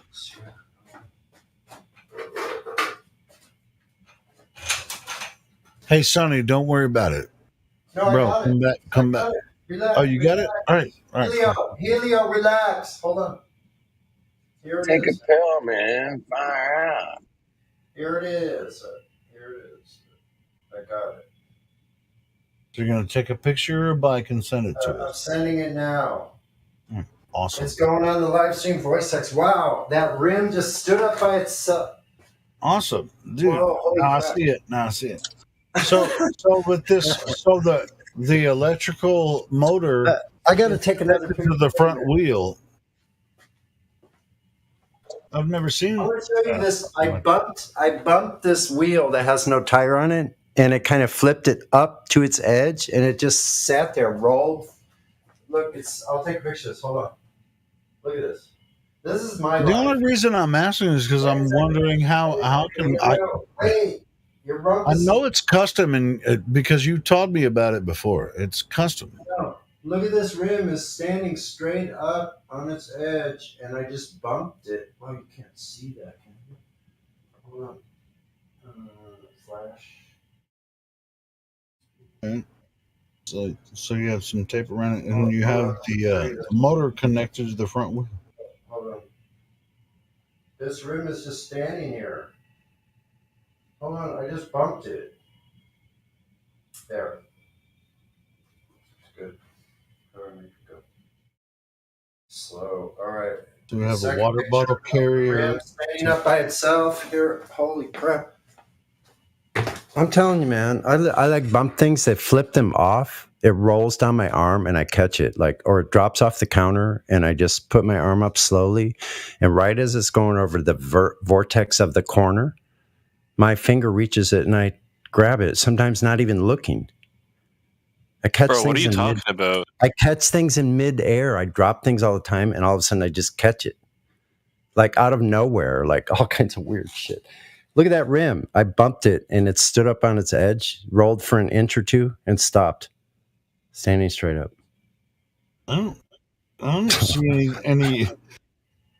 How can you have a bicycle that's motorized without a motorized by the front wheel? I mean, that doesn't make any sense at all. Yeah, it does. It pulls at the side. It pulls it when I put a trailer that weighs like 50 pounds. Where's it attached? Where's what attached? Where is the motor is on the front, is the front hub. And it's so like you can not start the pedals, but you can drive the bike by the motor. The motor goes when I pedal, it goes excrement. It goes extra. It goes excrement. Excrementally. Thus the brown tape. Oh God! I'm fucking with you, Sonny, man. I'm really. No, it's okay. I love it. I'm Keep trying to doing it. understand your bike here, bro. Okay, look on the front wheel. You see it on the left side. That hub is the motor itself. Okay, and so it drives the vehicle when you don't pedal. When I pedal, it pulls the bike. But the weight, why would you The put weight keeps the front wheel down. Otherwise, that sucker would spin out if I put it in second gear. I can literally smoke the tire. And I have another gear that I have rarely ever use third gear. But I could do 40 miles an hour in third gear, I'm sure. Yeah, I guess I can see that. Go ahead, bro. Yeah, I can see that. Yeah, I've gone up to like 32 miles an hour. When you generally ride a bike, you're depending on, your foot power. Well, look, I have that too. But see, the back force, the wheel in the front is for steering. But see, there's a ratio of pedal. There's a pedal assist. So the ratio of how much I'm pedaling and what gear I'm pedaling in senses that on my crank to the controller that controls the motor, or I could put it in direct. But direct is so useless. The pedal assist is so functional and so efficient that it's just freaking it's a delight. If you turn right next to the wall, if you turned it up and you hit the button to start the wheel turning, the front wheel will start turning. Yeah. It would actually, if I did it in place and held the handlebars, it would spin the front tire. Literally, so you have like a handle. It's like a motorcycle. You just have a. Yeah, it just pulls instead of pushes. There you go. All right, cool. That's all. It's just a pull, like a front wheel drive car, right? Yeah. So listen, I lean forward, and that puts the weight on the drive. There you go. Part and gives it more. So like if I'd go up trails that are gravel, and I only have one. Exactly. I'm trying to understand it. I only have one. I only have 1 1/8 inch tires. My tires are only 1 1/8. You stand on the pedals and then you push forward, and then it drives you up. I just pedal the bike like normal, and it pulls me faster. If I go faster, then it go faster and faster. If I go to higher gears, so it's assisted. It's assisted. It's pedal assist all the time, because what I found in my experience is if I use the actual direct drive, which I have a thumb controller, which I can use just like a paddle and do full, but it wastes the energy of the battery. You can never be as efficient as they already have it set up in the controller as pedal assist. So I use pedal assist on the trails, on the streets, on sidewalks, on gravel, on grass. I can go anywhere I want. On just like that badass guitar you showed me, you made this bike custom just like your badass guitar. Yeah, that's what I do with everything. I know that about you, brother. I'm just trying to understand it. It's really cool. I'll plug that guitar in, and it sounds really good in the room now. Dude, every time you play guitar, it sounds really good. Check this badass thing out. So, anyway.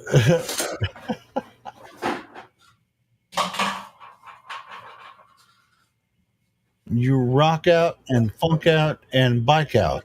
Well, it's Saturday. It's Saturday, right? Flatter Day. It's Flatter Day. It's Saturday. Saturday afternoon's all right. It's Flatter Day. Every day is Flatter Day. Which day is not?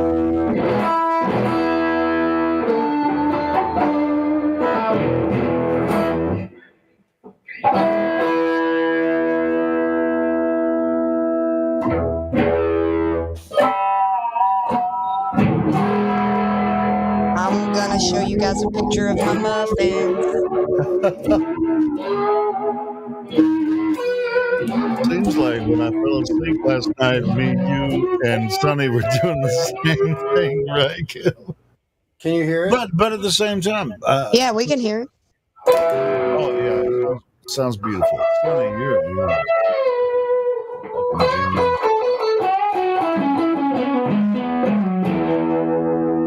Hey Kim, if you saw the setup on his guitar that he showed me, it was like, why would you set up a guitar like that? It's not too loud that for beast y'all? looks just like his bicycle. Hold on, not too loud for y'all? No, it's No, not. it's good. No, it's good, man. But he hasn't shown you that guitar. It looks hold on. just like his bike. He's like, I made this, bitch. Check this out. Here, this is with my slide, and I'm in standard tuning. Check this out.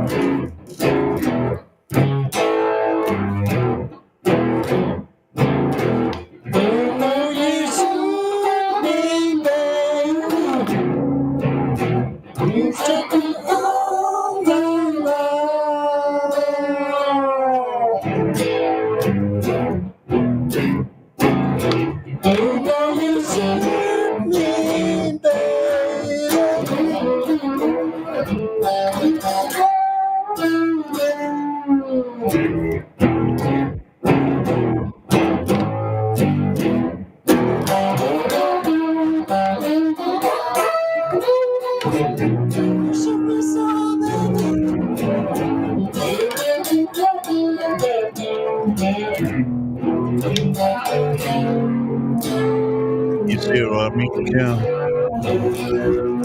That nigga's crazy. I'll get my harp out too. Do that too.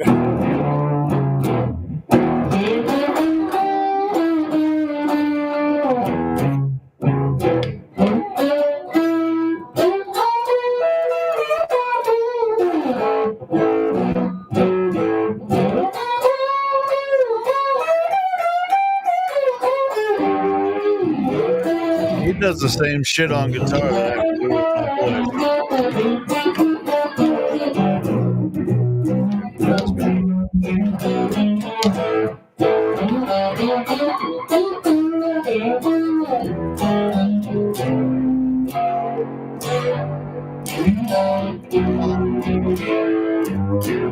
Listen to this part. Hold on.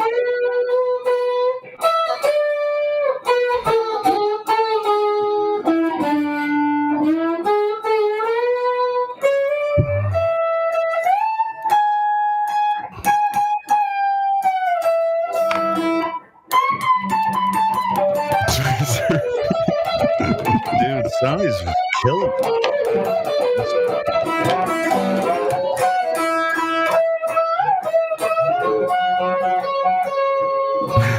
Hey, Sonny, bro, I know the feeling. I can do the same, or not the same shit, but once you get on a roll, Oh shit! no, that was fucking awesome. That was fucking. Guess what? I just like right at that moment, I You broke dropped the something. slide and I shattered it. What? What did you break a string? No, a slide. Now I have to find. Check this out. I mean, somebody's trying to talk.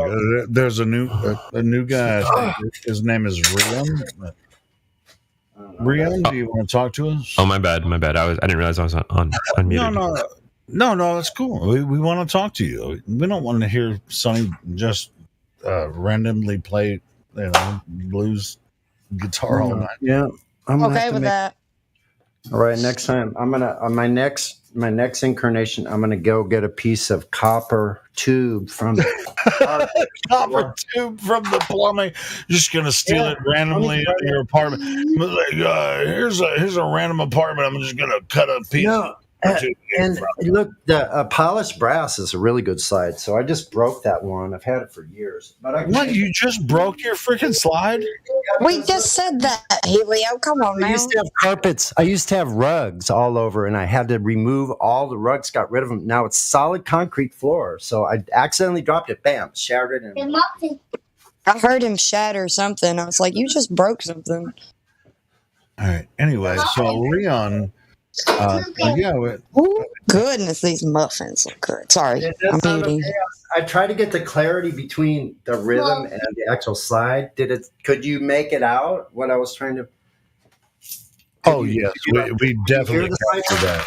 Yeah, all of that was very beautiful, and I'm jealous because I can't play guitar as good as you. Well, I love doing the slide, and actually, I have a harmonica, and I can put on a harmonica and do the slide guitar, sing slide guitar and rhythm at the same time.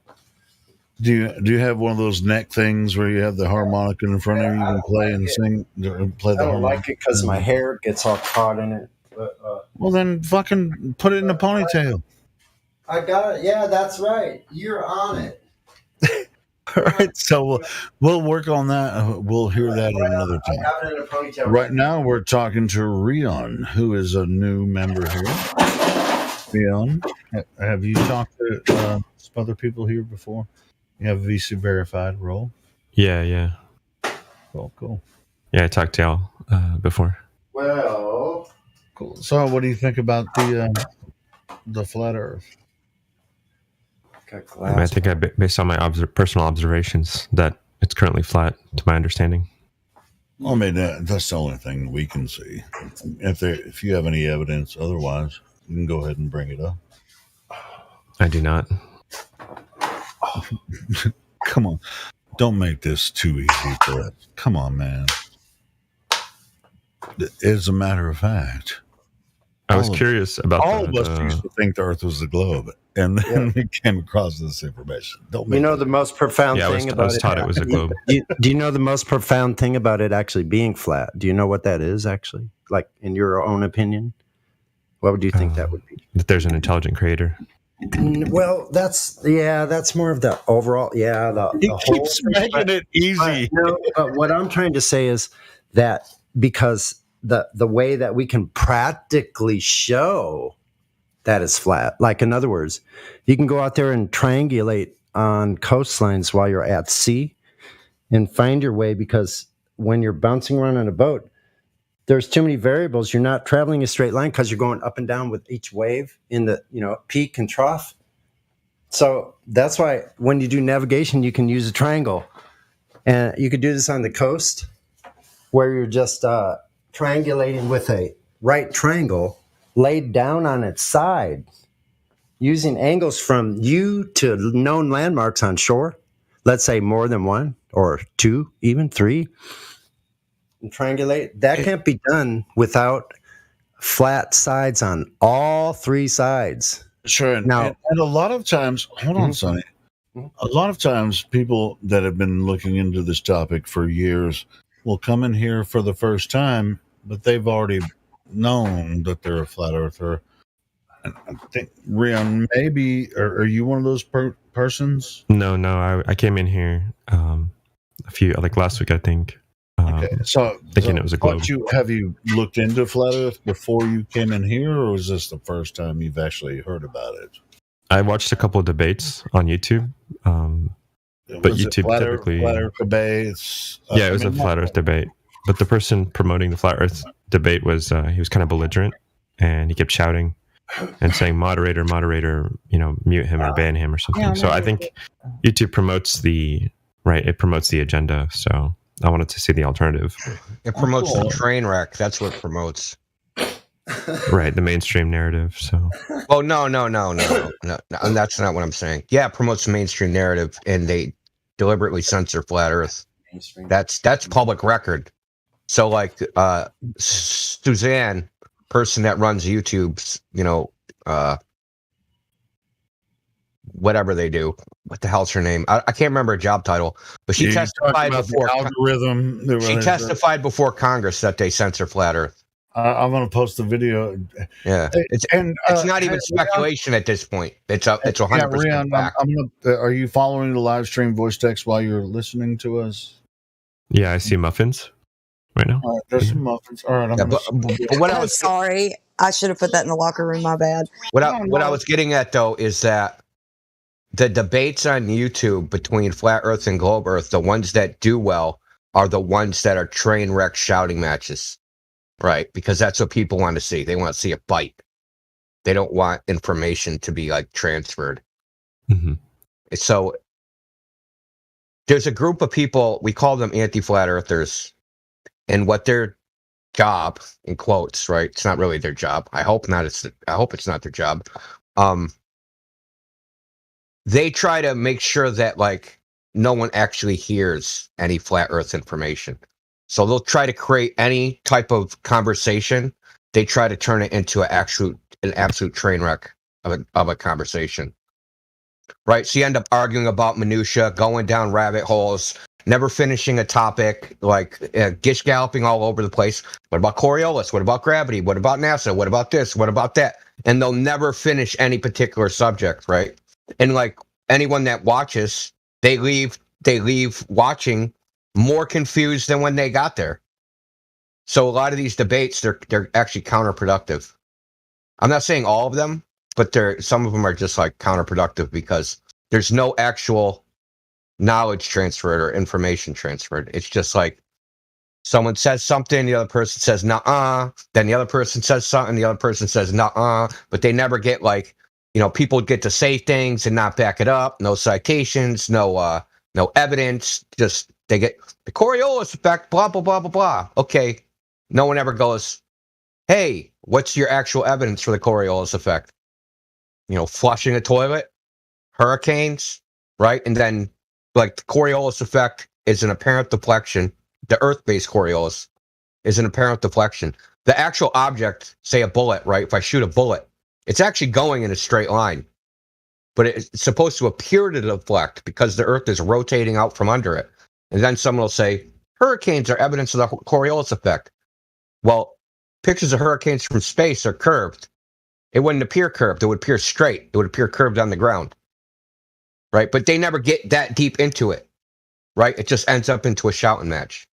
So I'm glad you're here because like what you're going to get off of YouTube and debates isn't going to be, it's just not going to have any substance to it. It's going to be more flash. You know what I'm saying? It's more like flashy bullshit than it is substance. Yeah, what brought me here was a debate between Witsit and this other fat guy. I don't remember his name. He's debating in like 2 hours too, which is kind of ironic.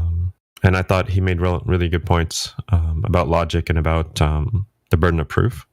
So, yeah, then I came here and heard you. That's kind of what we always have to boil it down to is kind of like the logical aspect of it. Because if you get into like the minutia, you just end up gish galloping all over the place and nothing happens. But if you just like, okay, this is how you think about it, right? So we experience the Earth is flat and motionless. The burden of proof is on the person saying that that's an illusion, that experience is wrong and incorrect, and that the Earth is actually moving and the Earth is actually curving, right? That's the burden of proof because that's not our experience. That's something else. And it's not obvious to anybody. You can go up on top of a mountain or fly in an airplane. You're not going to see a curved Earth. You can do whatever you want. You're not going to detect motion. So the burden of proof is on the person saying that all that is a bunch of bullshit, right? So, that's the fundamental, that's like the starting point from which you examine the entire thing. And which it is particularly good at like boiling things down to, their base components instead of like, jumping to like these crazy derivative arguments, right? Like GPS and, special relativity and black holes and, the whole heliocentric cosmology nonsense, right? Stars are like zillions of light years away, and right? These are just claims. They don't have any evidence to them. They're just silly claims. Stories, really. And I'm sure you've heard witches say, yeah, cool story, bro, because a lot of stuff the heliocentrists say they're just stories.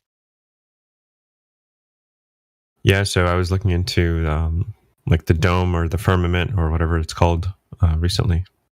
Kind of interested in that, but yeah, some people believe there's a dome, but not everyone. I particularly I don't think there's any evidence of a dome. I think we see the world as if it's a dome because of the constituents of the air, right? It's like you walk around, it's like you're walking around in a big bubble, right? So everything appears like there's this big dome around you. I don't think it's an actual structural dome. Though the air has to be contained by something. That's just deductive logic. It doesn't have to be a dome. You know what I mean? It could be any freaking shape. Doesn't have Yeah, to yeah, even be a shape. Yeah, true. Because like when we get into like, what shape is this? What shape is that? Like, what's the shape of a rock, right? Nobody knows the shape of the rock. Like people, it doesn't have a shape, but it has a form, but it doesn't have a shape. So people get into these like abstract like idealized shapes. It's got to be a sphere. It's got to be a square. It's got to be a freaking pyramid. It's got to be, you know, these the Platonic solids or the non-Platonic solids. Like it has to be one of these idealized geometric shapes. Like it doesn't have to be that. That's like in your head. We only use these idealized geometric shapes in the first place because they have like a property which is consistent, so you can like analyze it, right? So a sphere, for instance, every point on the sphere is equidistant from the center, so it has a particular mathematical property, and this is why like people are all over it, because they like that idea, right? But if I say a rock, right, like there's no property of a rock that you can say is uniform through the whole rock. Right. Yeah, so we like so it's kind of like we can't even teach that in school. Like, how would you even teach that? We're going to teach geometry using rocks. Like, good luck.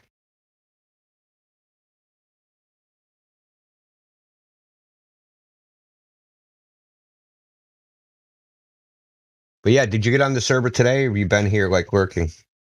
No, I've been here from like last week, I think. Oh, cool. I just join occasionally to listen in. I heard y'all discussing something with somebody named Alish before. Did you know that it's a YouTube stream? Are you aware of that? Yeah. Oh, okay. Yeah, you guys were talking about the pendulums and things like that. So I believe they mentioned that there's it's initiated by a person, and then there's some of them have motors. So I mean, yeah, like the ones you'll see in a museum or like in a mall or something. They're driven by a magnetic motor, and they have like adjustment. And you can actually just look this up. It's not even like complicated. It's just type in like a pendulum manual. And there's a couple companies that have pendulums that they sell. And in the manual it says, okay, if it's not processing the way you want, adjust these screws. You know what I mean? So it's like you're at, say, 45-degree latitude, the globe predicts it processes X amount per hour, and it's not doing that. So what do? Fiddle with the adjustment screws until it does it. You know what I mean? That's not any type of experiment. It doesn't prove anything. Mm-hmm.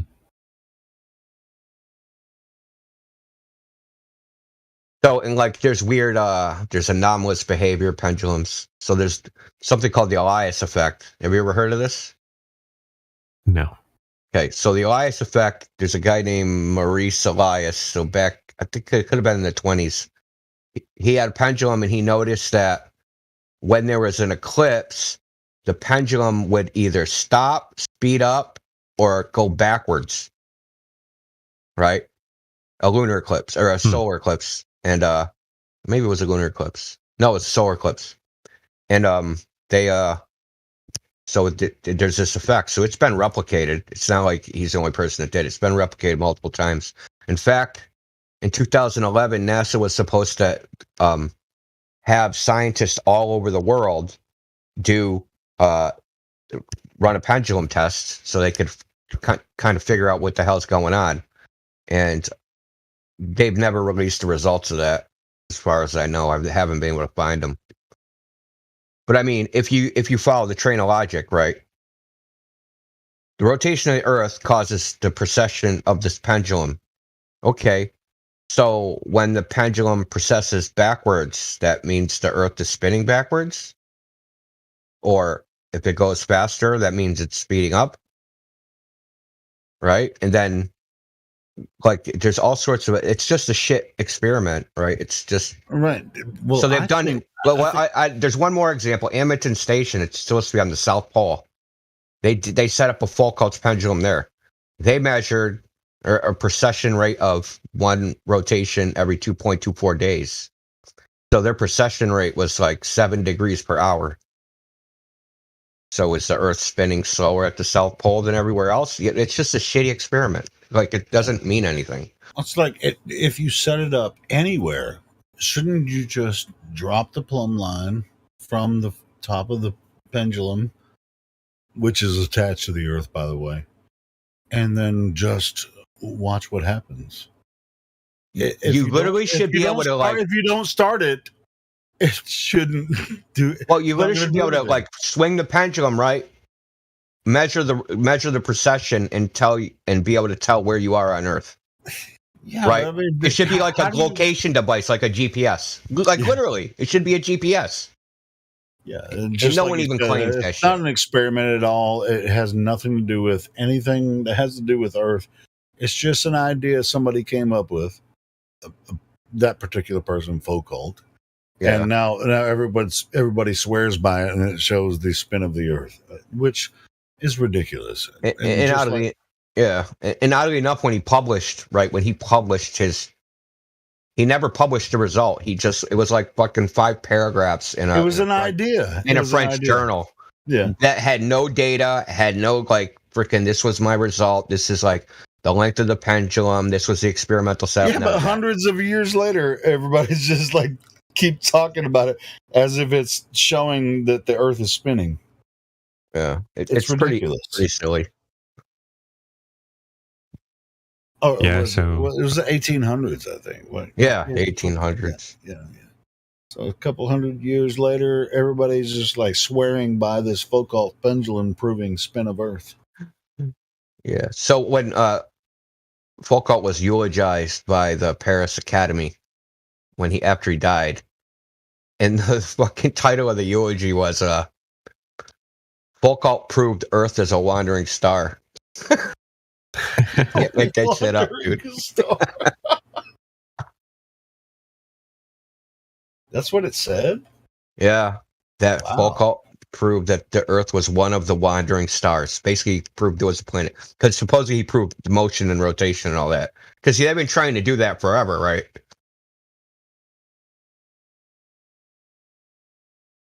Well, I mean, it's one of the planets, right? That's what. Yeah, so they have to prove it's moving, right? Because the planets appear to be moving, so you have to prove the Earth is moving. Because as you know as well as I know, right? Even it could be heliocentric or geocentric. There's no difference, like mathematically, because the Earth's orbit, according to them, is almost a perfect circle. Right, so like you can the sun is in the center, the Earth is in the center. You can't tell. So, but if the Earth is in the center, then it's not a wandering star. It's not moving. Yeah, so Foucault proved the Earth is quote unquote moving. That the Earth is rotating. Right, so you can use the logic and say, well, if the Earth is rotating, then it has to be one of the planets orbiting the sun. You know, it's not stationary.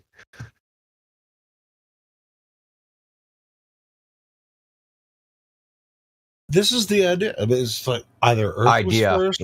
That's what you got. You got it right. It's an idea. Yeah, either Earth was first or the Big Bang Theory. I mean, and people claim that the Big Bang Theory is scientific, which is not. It's another creation story. Most people on Earth believe, without understanding, obviously, that Earth was first, not the Big Bang or wherever that came from. Most people actually believe the Big Bang to a fashion, but all creation stories throughout human history start with Earth as the original creation. Well, usually there's like a primordial state of reality, and then the Earth is the first thing. Yeah, and all they've ever tried to do is like, no, you're not important. The Earth's not important. It's not special. You're not special. No human being is special.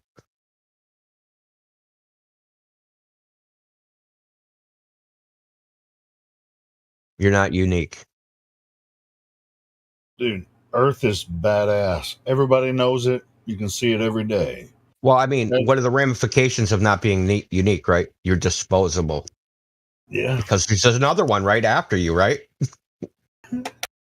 It's like everything is everything, isn't it? Everything's only 99.9% sure of that.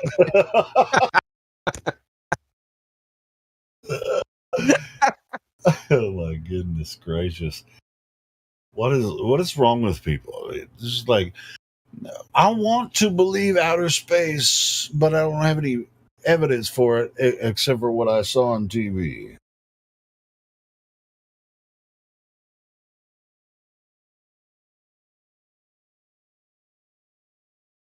Before television, everyone knew that the Earth was the Earth. Where we live, we have to exist here. Well, now you have the advent of television and Hollywood, and now all of a sudden space exists.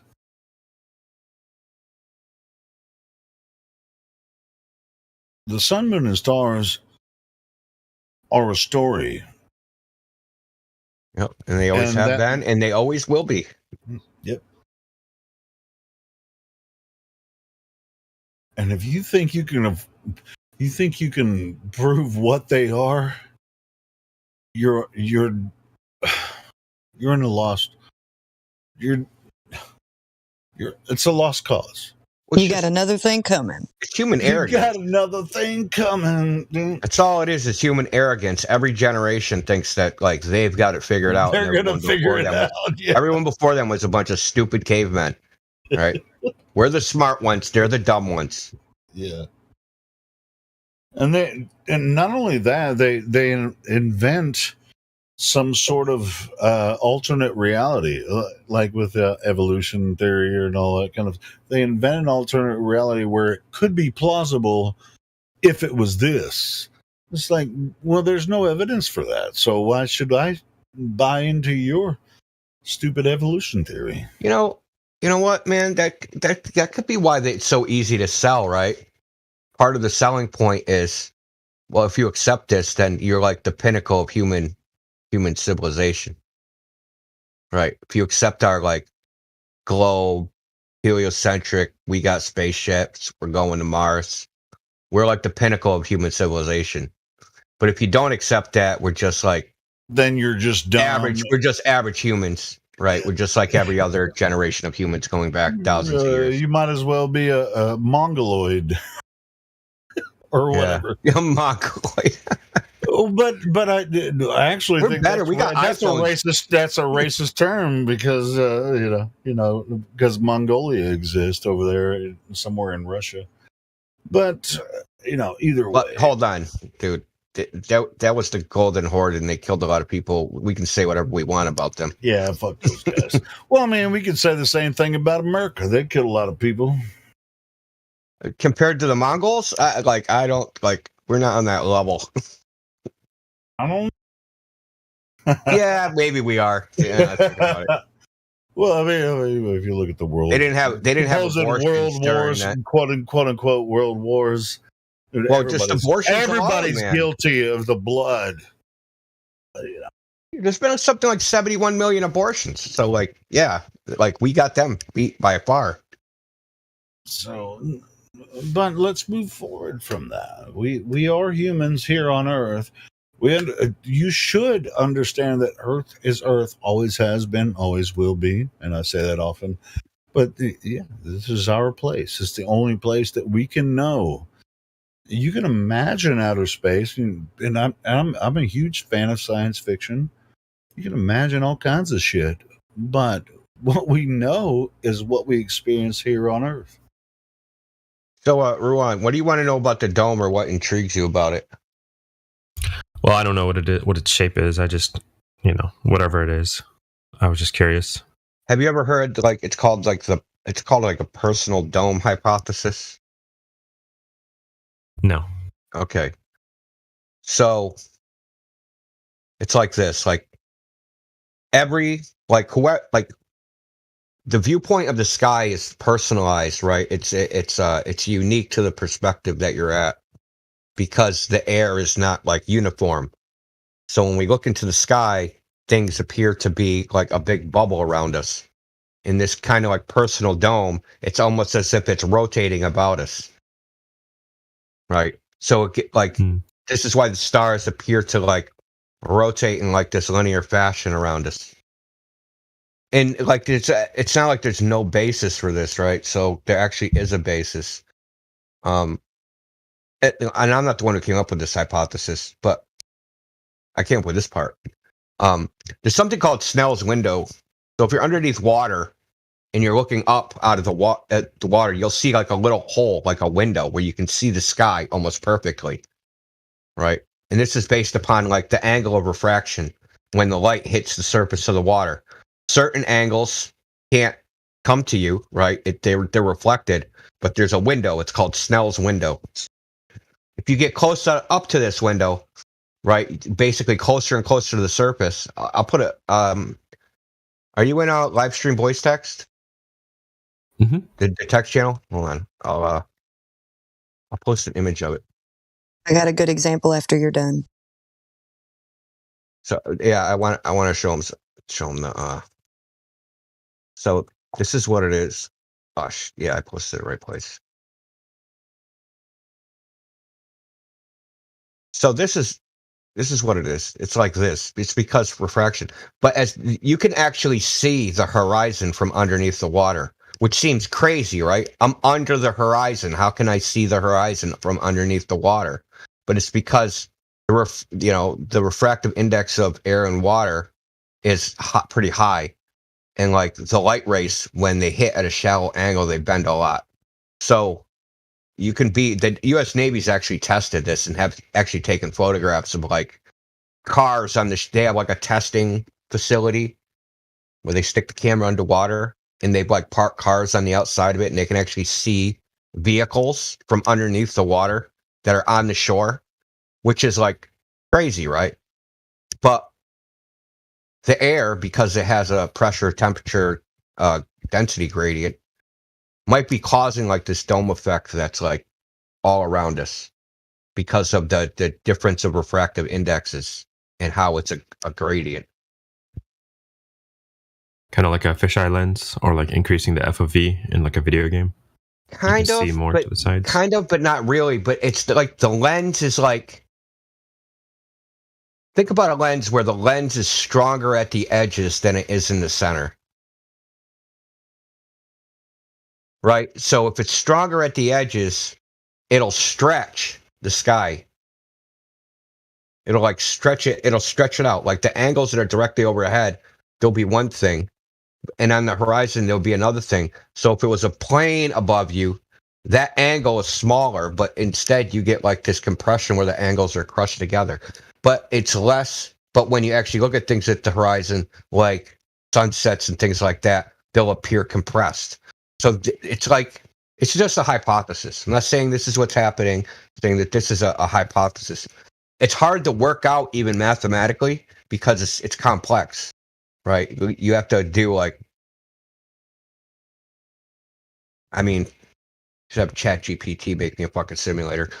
Yeah, I got you. Hey, I actually have to go. I have to go, guys. But yeah. Oh wait, I had such a good example.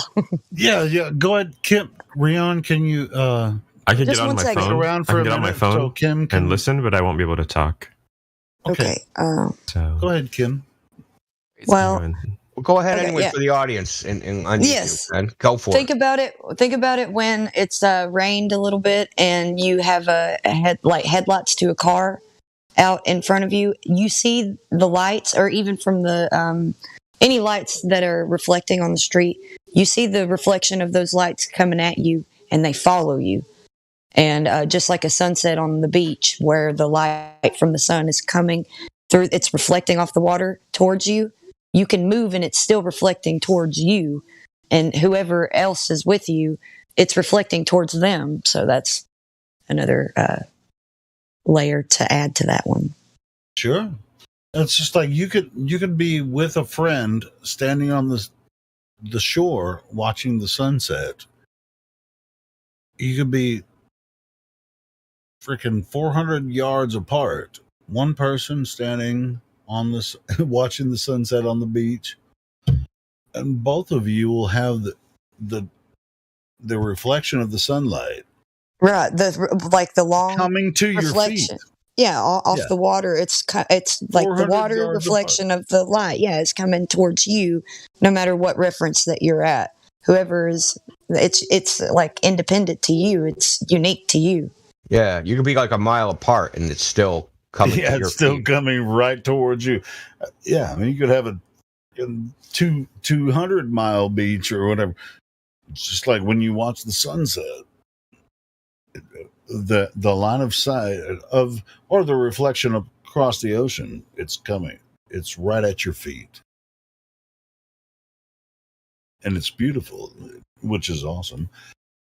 But it's just like, are we seeing the same sun? Is the sun a result of being 90? Well, that shouldn't be happening on a ball at all. It couldn't. It's impossible. Yeah, well, I mean, Impossible. the only way that could happen is if, like, relative to like where the sun is, you made like a concave arc, right? So that you kind of like made an arc so that the sun is like in the center of like, you know what I mean? Like you're facing towards the center of something. Like if you were here, like say you're here, right? And a mile away, someone is looking directly at the sun, and then a mile away from them, another mile away, they're looking at the sun. That if you drew a line between those three people, it should make like an arc. That's the only way that should happen, but not like a convex arc. Yeah, I can it would actually never draw it all out. happen. It's fucking With convexity, it would never happen. But now and then one you're person will be advocating lower for than the other, for the right? concavers now, India. Yeah. You know it's funny, I'm looking right now outside because it's raining here, and the street lights just have like a hot spot on the ground, and every time I move it's with me. That's just proven right there, man. You could go out and do it yourself. All of us can do it ourselves. Dude, the earth What is what proof? is flat because it looks flat. And people say, well, that's so too true, simple. Though. That's so true, though. It is true, but you know, It's so true. It's simple and complicated at the same time. I mean, I think it's pretty simple, actually. Yeah, but it can be complicated when you talk to people that believe that the globe when they have no evidence for this stupid globe Earth idea. But that's why we're here. Well, Quark, you know what we're talking about, right? So if I'm on a beach and I go get the sun, and the sun's on the horizon, right? The sun's setting. It's on the horizon. Oh, independent. It'll make a line on the water that goes right to my feet. But Yeah. it's only Oh, yeah. independent of the viewer. Yes. But if someone else at 10 miles, 100 miles down the beach, they go get the sun, there's a line from the sun going right to their feet. Exactly. And every single light on I've the been opposing making that shore argument will have for that light. 4 years now. There could be someone up and down the entire freaking East Coast. And the sun is going to go right to their feet, no matter where they are. Same time zone, right? Yeah. You're on the East same Coast time. or West Coast. I mean, sunrise on the East Coast, sunset on the West Coast of America. Bro, doesn't matter if you're in fucking Oregon or in California. That line of All that sight, light's gonna unless go there's to your there's feet. clouds in the way, that shit will just come right to your. All that light across the water is going to go to everybody's feet. But listen, it gets really complicated when you have to teach adults that water is flat. No, complex. Teach adults that water is flat. I like that, Sonny. That was a good one. Now, think about what it would look like if you were standing on like the ocean was spherical, right? The surface is a curved surface. How would the sun reflect off of a curved surface? Right? It would look kind of like a hot spot. It would No, like go you to like a wouldn't- center point. There'd be like a hot spot, and then it would diverge out again. Yeah, but you wouldn't be able to see it. It wouldn't be a necessarily. line, that's for It sure. wouldn't look like that. No, of course not. So Quark, did you come back with some proof of the globe? Why would I have proof of the globe? Because there is no globe. That's No, why. yeah, that's true. That's exactly true. You couldn't have. Exactly. It does. He's got proof that other people think it's a globe, and that's about it. I remember spending a while, or Miggy spending a while with you, Quark. And Yes, then a yes, bunch indeed. of us did after that. Yes, indeed.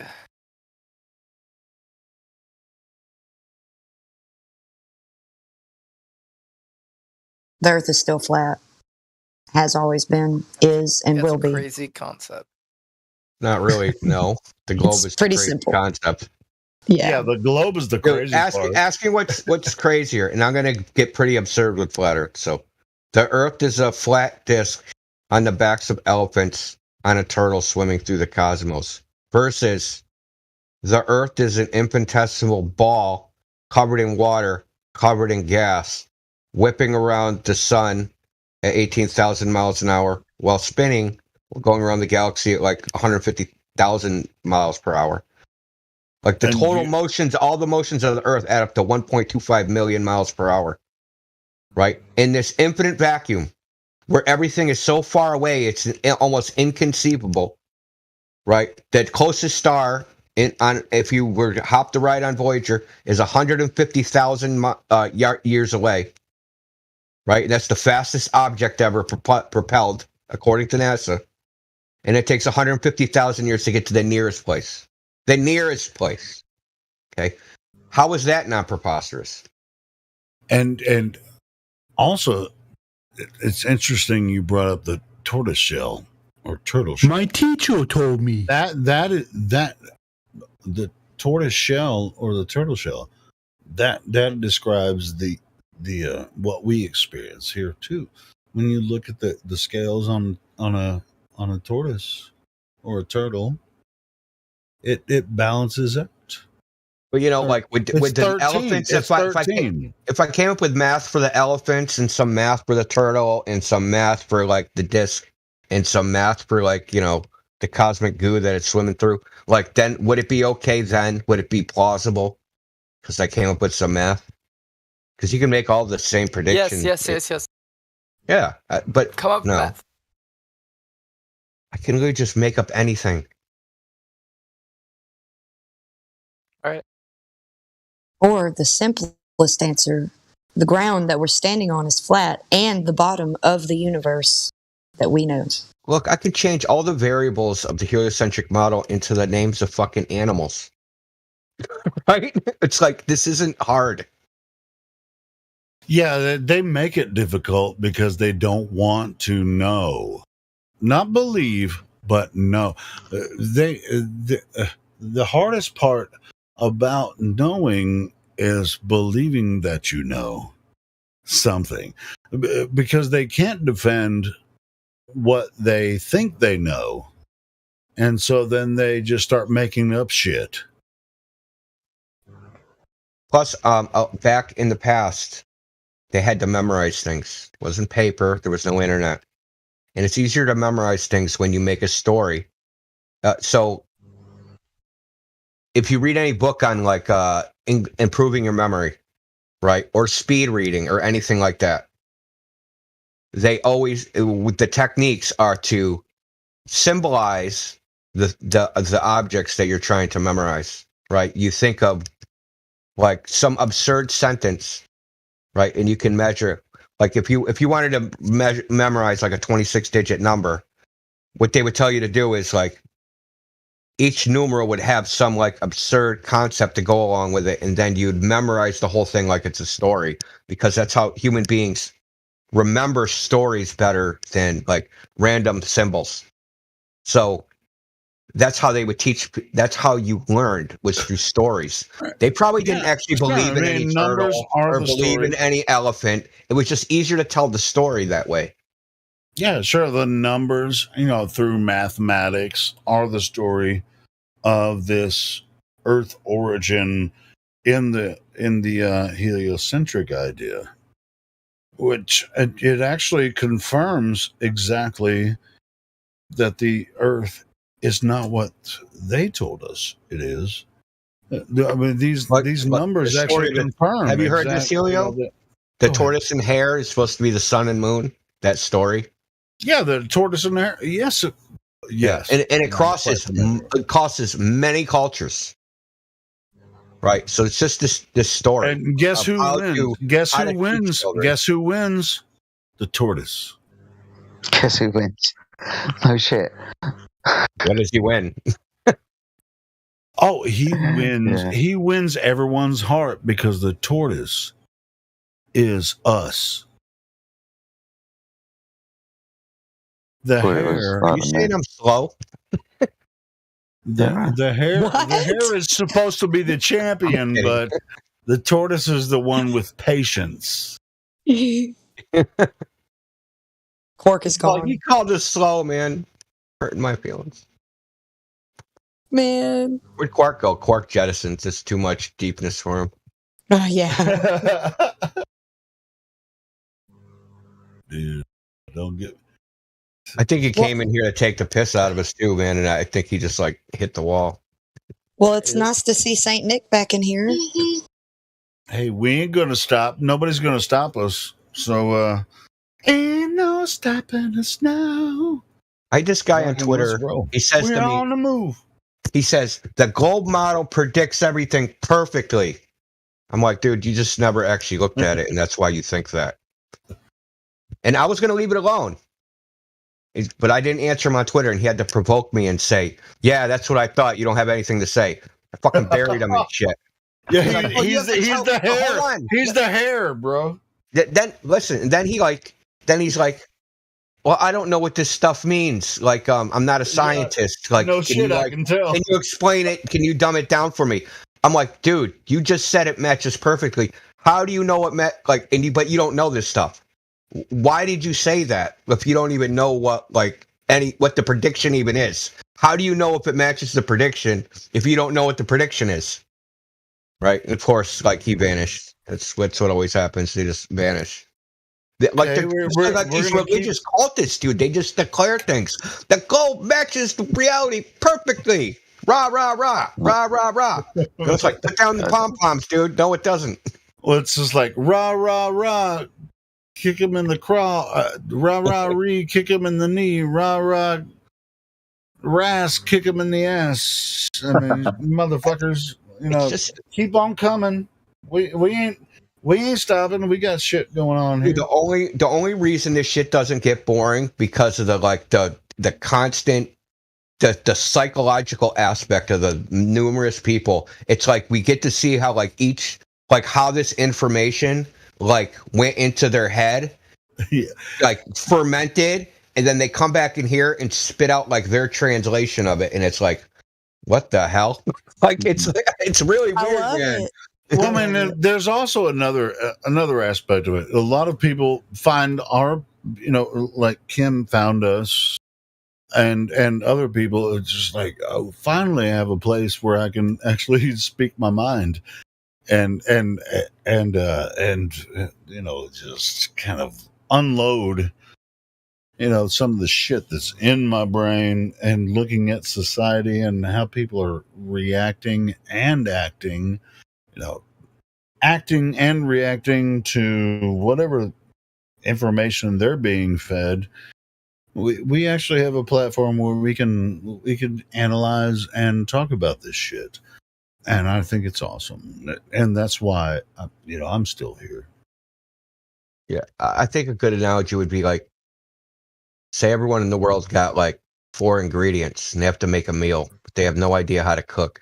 And then every person that comes in here, they're like, here, try this food. And it's like, ugh. You know what I mean? It's like everybody's made this crazy, their own unique recipe from the information they got. And none of it is the actual gold model. Yeah. It's just their interpretation. And it's a weird, I feel like it's a weird voyeur. Man, you butchered the hell out of that. Yeah, they're all voyeurs. They're all voyeurs to the flat Earth, right? It's like I'm here to listen. That's what you hear them say it a lot. It's like, I'm just here to listen. But once you really start asking them questions, if they're willing to talk, then they're going to start talking. Like, bro, I used to be a flat earther, so we can relate. And then they're like, oh, okay. I didn't know that flat earthers were real people. Thought I was going to be a voyeur in this fucking conversation, but now I'm involved. Well, they butcher the flat Earth as much as they butcher the globe. So, I mean, Well, they butcher flat Earth and globe, and some flat earthers butcher the globe and flat. So, you know, we're all involved in this, you know. yeah, It's not like anyone has a lock on what reality is. yeah, But of course not. But it's just really strange. It's just to me. That's why this topic never gets boring, because each individual that comes in here, their perspective and like how they processed, because they're all being fed this exact same information, right? From grade school, from kindergarten, they're being fed the exact same thing with almost no deviation. And like how it's like the telephone game, right? That like you give the information, it just gets passed along, and then like how it comes out is completely different than how it went in. It's like watching the telephone game over and over again. Except for there's no other people in the freaking line. It's just them, and it's been stewing in their brain for like a decade and a half. And then they have to like regurgitate like what they think they've been taught for the last 15 years. And it's just so. You know what's really cool about this platform, though?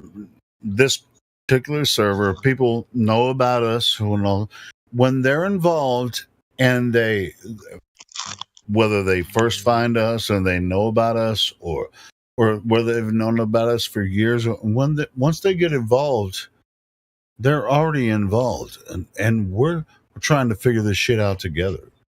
So it's not like anyone's trying to manipulate anyone into a certain position. You know, when it comes to the purpose of the server is actually for us. It's not for us to confuse or manipulate people. You come in here with a free mind, right? Or you should. And it's like, if you don't like the server, then get the fuck out. I want people to realize the actual state of things, right? The actual state of like what they actually know about the globe, what they've actually been taught, what the actual evidence they've been taught is, right? Just like the actual situation, right? How much, like, because Mickey gives the 3 points, right? And like, I don't think anyone yet has ever come in and said, yes, this is how, like, and answered all 3 points. Like, how did they measure this? How'd they measure that? How'd they measure that? Right? Gas pressure out container. No one's ever they come in asking us questions. Well, I'm just saying it's like they've never considered any of that, right? They've never even thought any of that in their head. They thought somewhere out there's somebody that did it. And then when they come in here, they have to get smacked in the face. Like, no one's ever done that? Like, but they, beneath the it must be very jarring for Globers.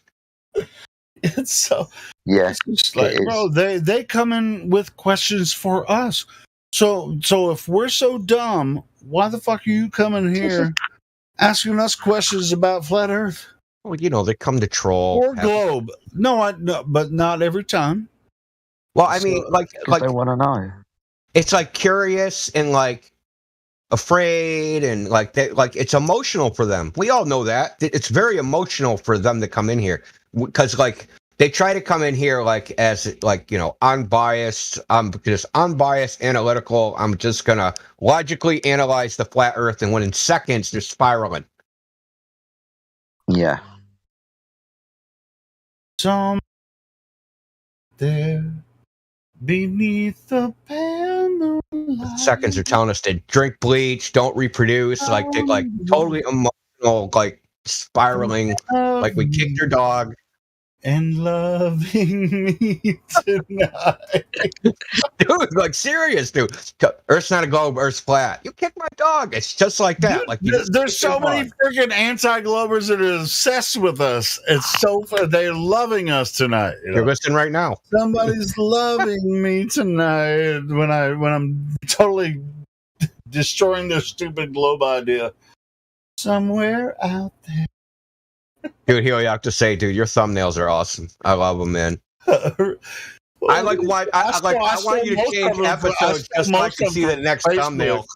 I stole most of them from Facebook, bro. I mean, that's fine, dude, but they're hilarious, man. They're totally fucking hilarious.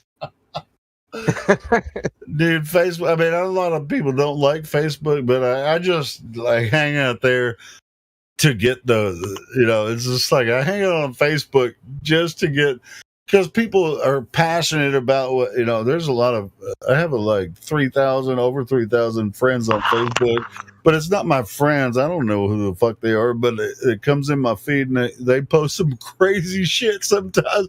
And I have to freaking grab those fucking memes because they put out some awesome shit. Oh, we got somebody I'm new in not here. that creative, but they are. We got somebody new in here. Well, never mind. They don't have any roles. Oh, that's fine. What's your name? Cringe. Cringe? Yes. That sounds Yeah. promising. Doesn't it? I'm gonna take a gamble. It's so much fun to do it. It's so much fun to do it sometimes. At least it ain't cringe. Okay, Cringe, you're unmuted if you want to talk. Hello. Hey, how's it going? Hello, Good, how are welcome. you? Hi. Hey, we I'm can just hanging BC out. verify you right here. So if you want to leave and come back, you'll be unmuted. It's a real simple, one-step process. Okie dokie. Okay, do you agree to the rules? The rules that yes, are in sir. the welcome channel. So in the welcome channel, the rules are posted. All right. So as long as you verbally agree to the rules, then I'll give you BC It verify. generally means don't be an asshole and Yeah. have an open dialogue with us. I concur. Yeah, it's be a normal human being, but it's in detail because people try to be lawyers. So Yeah, I'm on your guys' side. I'm making a flat pizza right now. ha. Well, no one thinks the Earth is a pizza. Oh, I Pizza am has hungry. a bottom.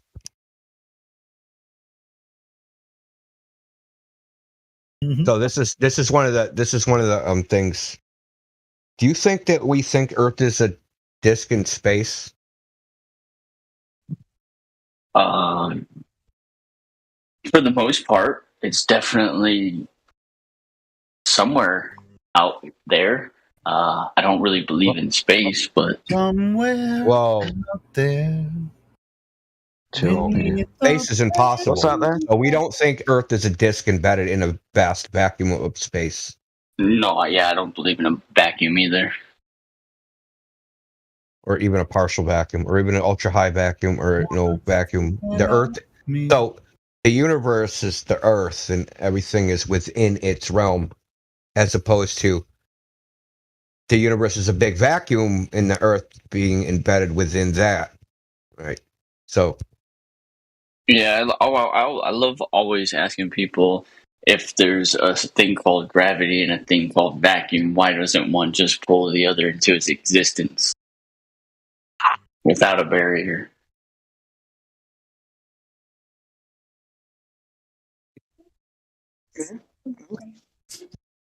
Oh. Anybody else want to touch that? I'm sitting here enjoying.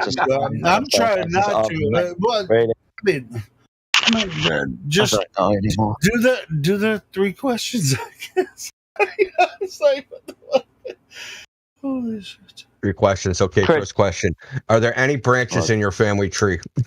I don't have a family tree. I don't have anything in this world.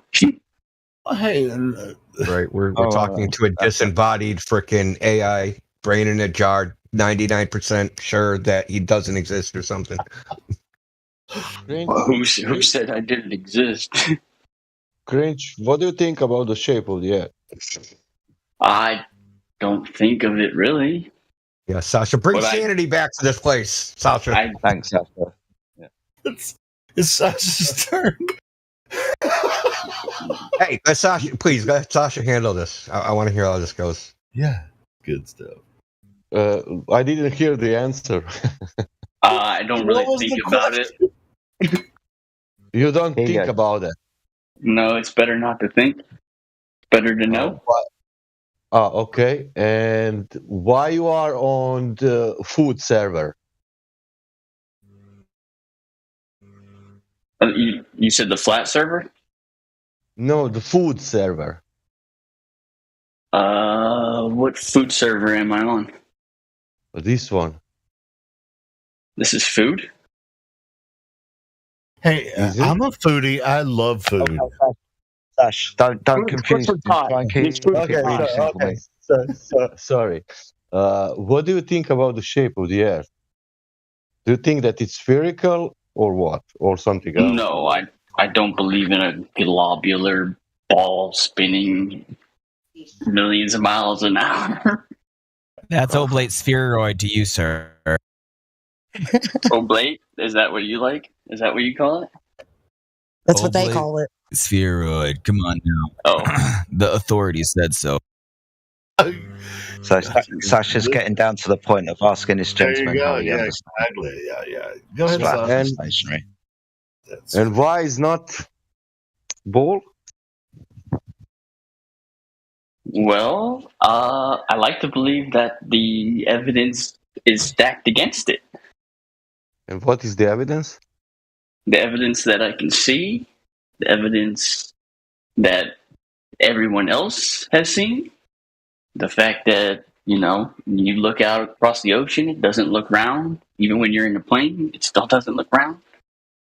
The photographs from 500 miles away, But it's big.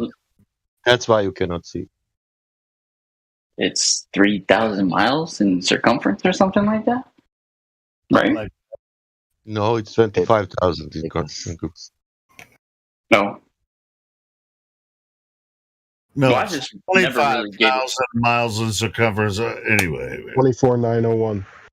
Yeah, it's But it's big because of that, because it's big, and of course that you will see flat. You cannot see the curvature. Okay. That's why. 2 seconds, Sasha. I mean, it's Finish your okay point. if you're new to the topic, but just become familiar, and we'll have an open dialogue with you. So, Nobody's trying to take the piss out of you. Next question would be, no, not at all. But the next question would be, how long have you been studying the flat Earth, my friend? I don't really study it, but I have gone to a couple of meetings here in Florida. Okay, Flat so Earth is meetings? I get you. So is the flat Earth something? The flat Earth understand? Then something that is just blatantly obvious to you. Is there pizza in the oven? Hold tight. What's the background noise? I'm going to go take a smoke, and I won't interrupt. Go ahead, guys. No, you're fine, Helio. You're good. I just want to finish the point off with this guy and help Sasha along the way, because I know where he's trying to get or where we should be going with this gentleman. So you kind of use your natural observations and how you understand the world. We don't see curvature, and we're obviously not moving. And you go with your base instincts, yeah? That's where you're coming from with understanding, yeah? Yeah. And you don't really pay it that much attention. It's just that obvious to you. It's like I've never really seen Mercury or Venus pass in between the sun either in my 34 years. And I don't know why that's not. That's because I believe we are geocentric, some kind of flat disk. How long have you had this belief, mate? Probably about 3 years. I actually used to make fun of it a lot when I was younger until I started really questioning everything academia has ever said. How old are you, may I ask? 34. I'll be 35 this year. Awesome stuff. So you kind of, you said about 3 years ago, so just after you turned 30, you came to the understanding that the Earth was flat. Yeah. Yes, sir. Yeah, cool. It's all right, buddy. Just trying to get your background and trying to give you an even platform so everybody can understand where you're coming from. That's all, mate. That's all we want to do. We get a lot of people coming in here and from globe side and flat side, and when flat earthers come into a server, it's nice to understand, their story.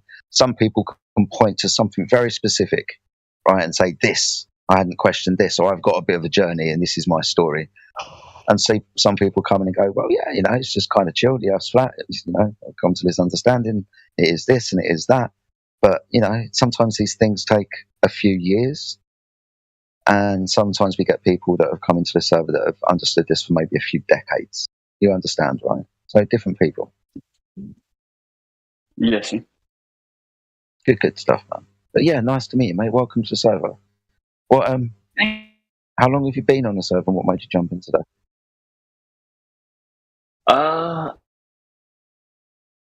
I've actually been in for probably about 2 years since there was a Flat Atlantic, I think, 2 years ago, in Flag. Awesome stuff. Okay. Florida, and I forget the gentleman that introduced me to this channel, and you guys were live in here, so I jumped in. Awesome stuff, man. Morning. Like I said. Hello, mate. How are you? I'm good, thanks. Awesome stuff. We were just talking to Crench. He's just jumped into the server. Sasha and him were talking about, what he understands No. it have to be. That was it. Yeah, Just the normal global answer. It's big, and now you need to say something. Why it's not big? Grinch, do you know why Earth is not big?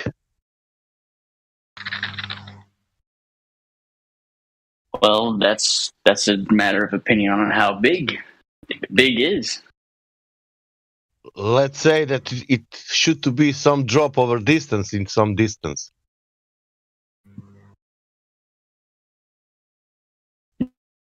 No, I don't know why it's not that big. Because with your height, you cannot see more than 3.5 miles. If you are on the globe. That makes sense. Yeah.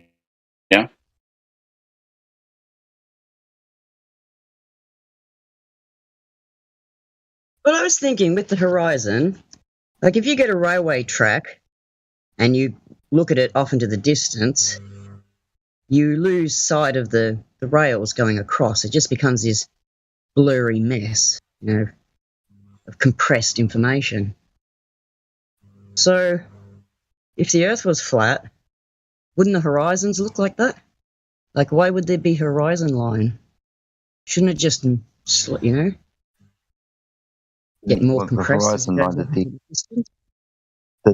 what do you mean the horizon, which is an optical phenomenon, the limitation of your view as you look across the surface, which is solid, and into the atmosphere, where they appear to meet in the far off. So you don't think of the horizon if that's what you're looking across. It wouldn't happen where, sorry? I don't see why that would happen on a flat Earth. Really, it should just go off forever and get smaller. Hold on 2 seconds. What I just explained to you wouldn't happen on the flat Earth, even though that's what we see. Right? So you're saying that the horizon wouldn't happen on the flat Earth, but not that one. Well, what do you mean, not that one? Because we're talking about a horizon as we look across the surface, primarily water in this instance, right? The horizon over a distance of water in the distance. Now, obviously, we can look at that, and that rises up to variably to the midpoint of our view, depending on our altitude.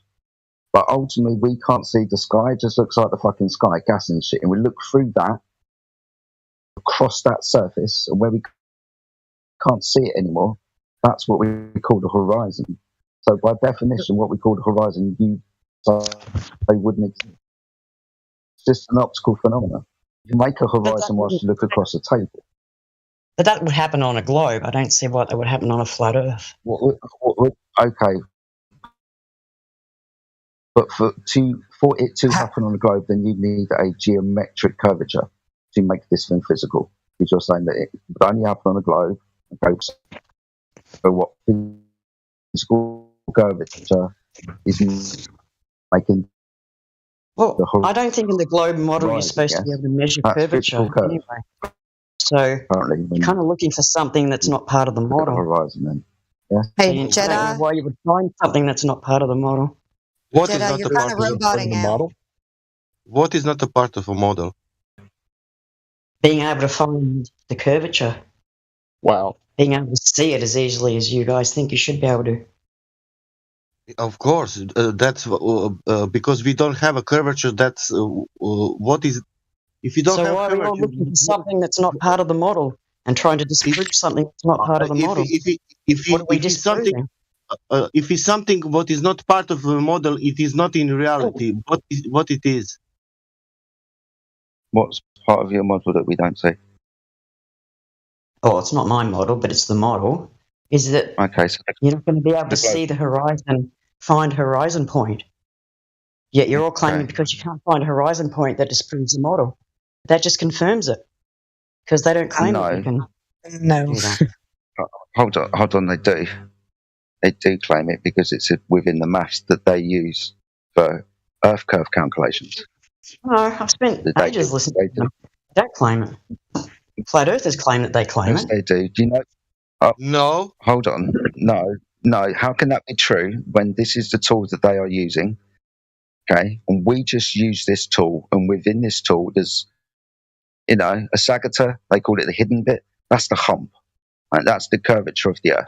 Right? That's the physical bit that they are saying that things hide behind. That's why curve calculators exist. This Why isn't would our there be one claim. on We a just flat Earth? There wouldn't be one on a flat Earth. There'd be no horizon point. Exactly. There is no. Yeah, there'd be a horizon on a flat And it Earth. would just get hazy. That's nonsense, dude. Think about what you're saying. Yeah, just think about what you're saying. The horizon is the dividing line where the sky appears to meet the ground. Now, if you don't see a horizon, then you have to see 100% sky or 100% ground. Listen, you're not listening. 100% sky or 100% ground. Which one would it be on a flat Earth? I don't know what you're talking about, but I don't see why the there would be no horizon is where the line. sky appears to meet the ground, right? Yeah, why would there Above be it no is horizon sky, line? on the top is sky, on the bottom is ground, right? The dividing line that divides them visually is the horizon. Now, if you don't see that dividing line, you have to see all of one or all of the other. No, you don't. You would No, see. you don't. I can see So why not? Why not? Why would you see the sky and the ground at the same time? where they hit each other would just be a blur. I can still see the sky and the ground at the same time, and then off in the distance, instead of a line, a physical line that's visible, would just be blurry. Why? It would just be blurry. Why would it be blurry? Why? Because the same as a railway track. It would just be so compressed that you couldn't see the information. It would look like a line. No, Hold on. That's what. Yes, it would. Hold on. That's what you're seeing. Line. Literally what you're It saying. wouldn't. I've taken distance photos. Are you dense? And it goes Are you blurry. dense? You're an Australian. You've been bit by a spider. Are you dense? Jesus No, actually, Christ. You just agreed with us. You just agreed. When you gave your railroad track example, you agreed with us. Do you even realize that? That are the lines of the tracks rising up to meet the sky. Yeah, and it would be fuzzy. You have a hard time working out the difference between the sky and the ground. That's not what you initially said. What you initially hold on, me. And I can look down them, and I can see where they definitely meet. It's not a blurry line. No, that means it's round. What you If it was flat. Why are you saying that about if it was flat? Why are you saying that? No. Why are you saying that? Because that's reality. No. That's what you If see. you've never seen that, how are you saying that? Because the Earth's not flat. Because No, that's what you not would what I'm asking, you dense motherfucker. Listen, That's listen, you dense mongoloid. Listen, you dense, gasoline puffing Aussie. His first claim was there'd be no horizon on a flat Earth. That was his first claim. I'm a girl. Tell And me, no, there would not be a tell straight me, horizon tell line. me how you know. Tell me how you know what a flat Earth would look like. Geometry. Oh, No, God. I'm asking for a real answer, not some fake answer. Geometry and You drawing. go into any geometric program. If you go into any geometric program and you build a three-dimensional world, you are going to have a flat horizon if you have a flat world, and it's going to look like two descending points. Calm down. All right, well, I disagree. You can't disagree, It's or like you're a a bit of moron. Minecraft. You're a moron. You're a moron. Have you never? You've been hit Look, by a Dean, kangaroo. I want to get back to it. The best thing you can do is name calling. Name calling doesn't No, make you right. listen. You're not being honest. It's that simple. You're not being honest, and that's when you're getting names called at you. You initially said there'd be no horizon on a flat Earth. Then you admitted it would. What? Not a straight line, not a visible Like, Then as what in- shape? What form would it take then?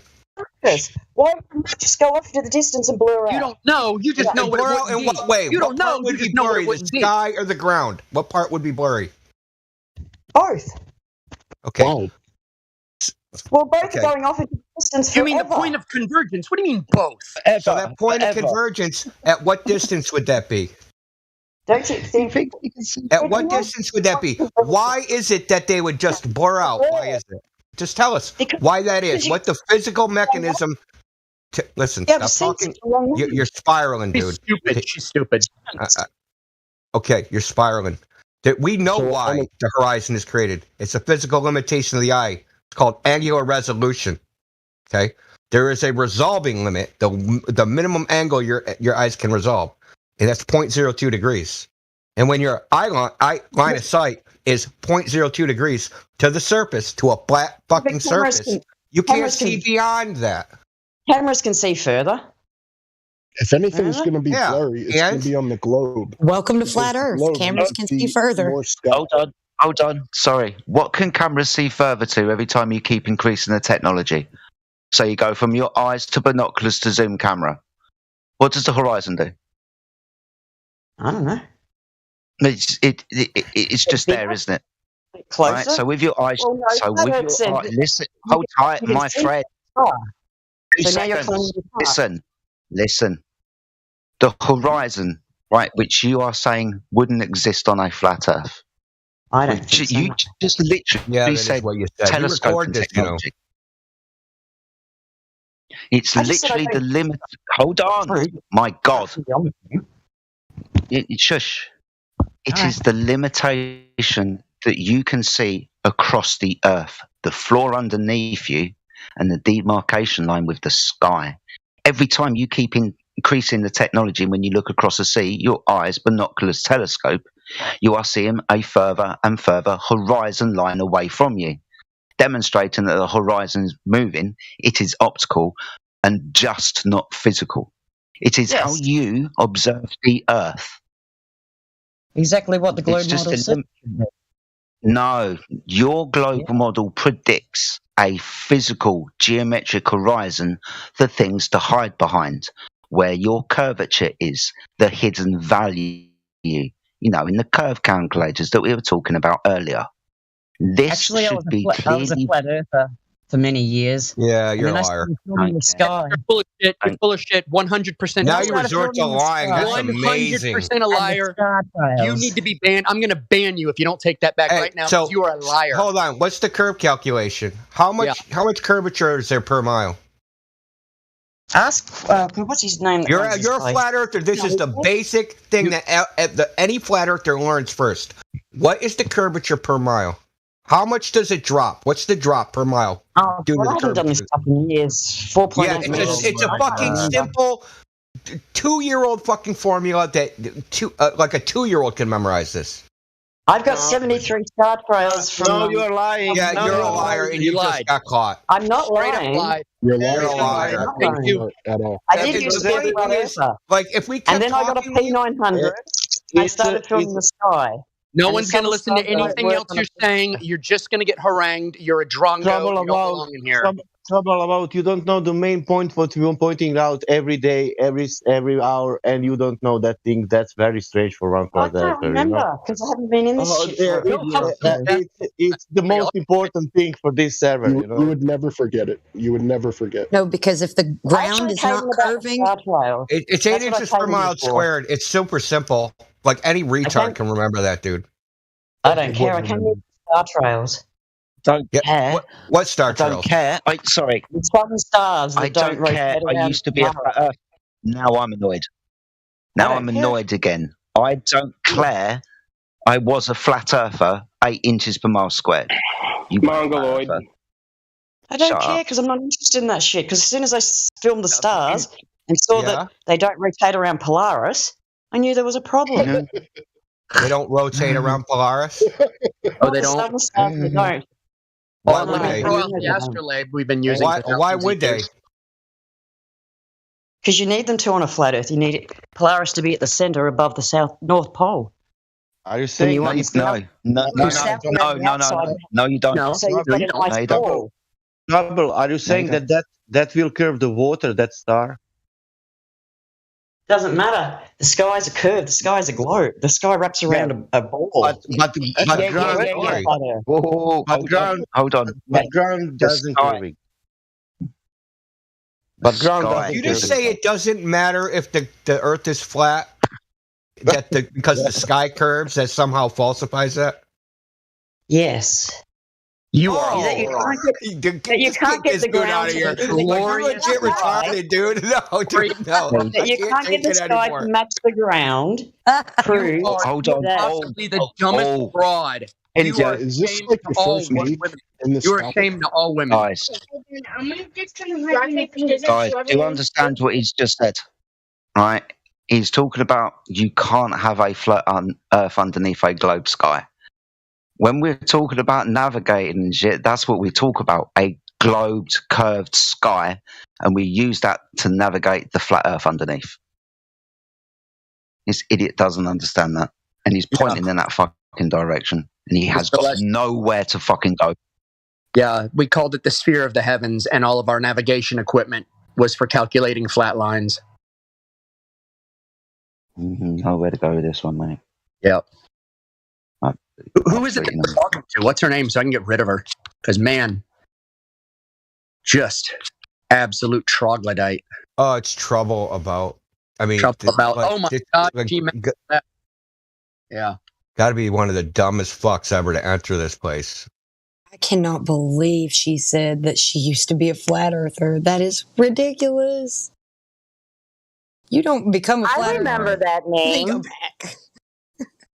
Trouble About. Now, once a flat earther, now not. Okay. But doesn't know the curve calculation. Had the lady. Didn't know 8 inches per mile squared exists because, somehow that's a tough formula to remember. Yeah, I left the reason for ban on her. I just got rid of her. What was the ban reason? Liar. No, I can't repeat it. I thought I remembered Trouble About had a YouTube channel several years ago. Maybe that's what's going on. I can confirm that Trouble About has done nothing but cause trouble everywhere. So, Yeah. if she's in here, I don't think she should be allowed in here, in my opinion. She's not. She's not. She's gone. All right, cool. So anyway, go ahead. Hey, that was a good laugh. That was a good laugh. So here's the fucked up part. Yeah. Listen to this. That person's been on this server since 2019 and doesn't know the curve calculation. They were verified in 2021. BC verified. Womp womp. I mean, just take my word for it. Take my word for it. She doesn't know shit. She's just a troublemaker. I used to be a flat earther. Yeah, I used to be a flat earther. Yeah, I've been in a flat earth server for 4 years. I don't even know what they think. I know. You guys know who she is. I mean, it's just I know.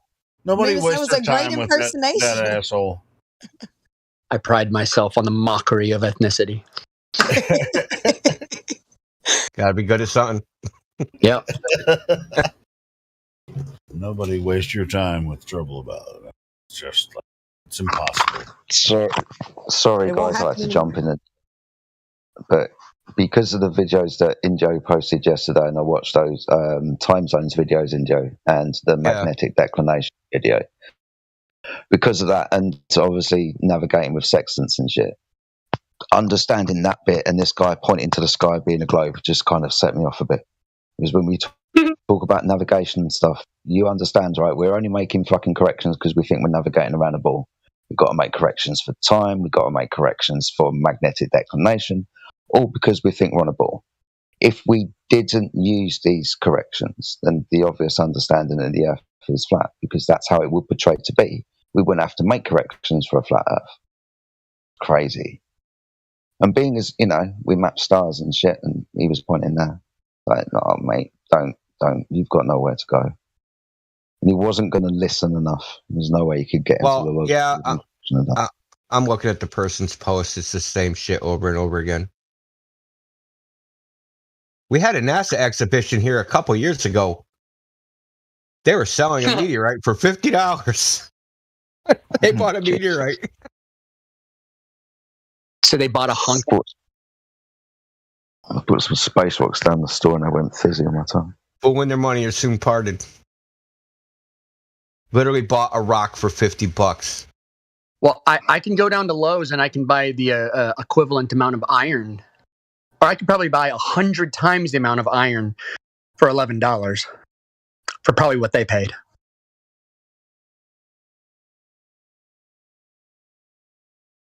Yeah, he's been posting crap for a while. Doesn't deserve to be around there. Oh, shit, sorry. Look, and you just melt it down, hit the molten thing with a baseball bat, and have the chunks and say these are meteorites. $50 each, thank you. I melted down a piece of frickin' rebar, made $10,000 off of it. From a scientific point of view, if you find random chunks of iron everywhere, doesn't your hypothesis have to derive from the environment you find them in? Like, these are all terrestrial chunks of iron people find on the ground. Why do they think they came from the sky? Because of, I don't know, you've only got a certain amount of causes that you can attribute, and some of them are kind of magical, right? Yeah, because I would say the existence of, could I say the existence of iron is a phenomena? It's really, really hard to do that because a phenomena is something happening at the moment. We've just got iron, which is a concrete noun. What specific is difficult? What cause of iron? Right. That's the best we can do. How about the past appearance of iron is the phenomena? Because to appear is to do, right? So it did appear at some point. Has it changed? Has it? Oh, I have no idea. Changed? So that would be something happening, wouldn't it? I guess so. I guess it's a little nebulous, isn't it? It can be, yeah. I mean, obviously we can study shit, but I don't know if we can. What are we trying? What's the question? If it's what is causing this, or if it's something else we're trying to ask about it. What caused the iron to appear? Or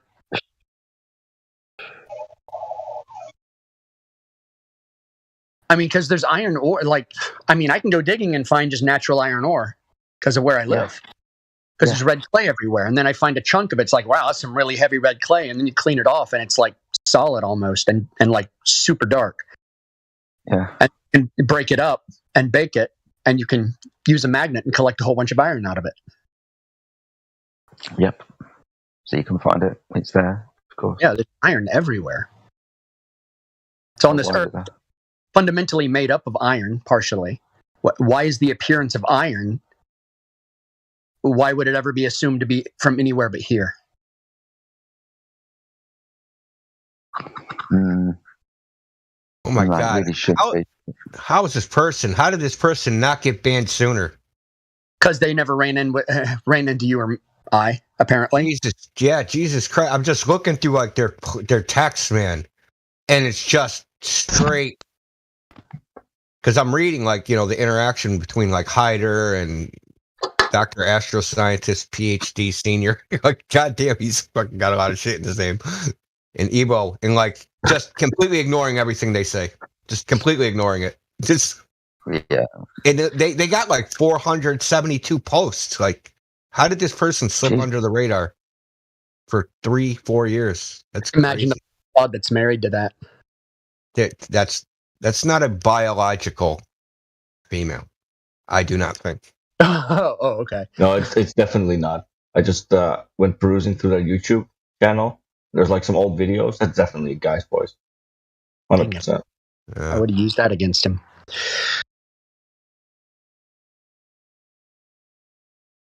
Well, I mean, I'm reading a lot of posts. They get the person goes out of their way to tell people they're a female multiple times. Would they be able to define woman for me though? That'd be the interesting thing. Well, see, maybe they were just doing a good job, but my first thought when I heard him was, that's a female. Well, I mean, you know, can't usually hide that too well. I'm a female. You guys yeah, if you yet? if you overload Yeah, in the estrogen, and there's things that'll make your voice a little bit higher. Maybe it's just because she's an Australian. I'm a female too. I mean, come on, guys. I mean, come on, guys. Listen. Or maybe I sound like if I do that. You just sound like Jim Carrey Vera from freaking Living Color. I'm such a Helio, I'm a girl. I can't believe you mistook me. Helio, you can be female. That's all right. But how for God's sake we cannot have the horizon on the flat Earth? That I cannot get it. And yeah, me too. Yeah, exactly. Hashtag me too. Thank you. There you go. Hashtag me too. That covers everything. It's just a blanket. Doesn't the hashtag, isn't that the pound sign? So isn't it just pound me too? Jenny says she loves my voice, my chick voice. Hey, Jenny, it's so good to meet you. Look at the woman. Actually, it's just it's a high gay voice. I can do that shit. But I can do it really good. But I actually had fun doing it. It sounded so pretty. So awesome, isn't it? It's so amazing. You're so pretty. Oh, look at your skirt. It's so. How did you come up? How did you find this? Where did you go to go into this? Whatever, We created a monster. You created a monster. I can go very low, and I can go very high. I do prefer your male voice. Helio minute. No, you don't have to fuck with me. I'm just fucking around. Go ahead, guys.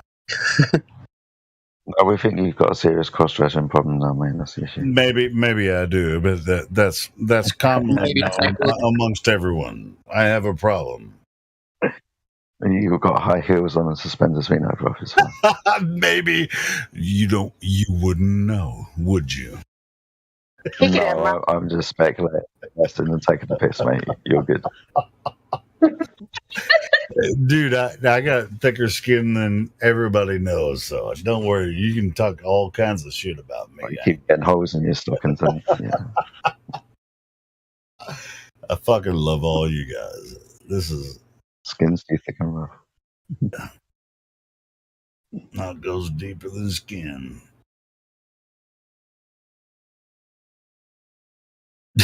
Where were we?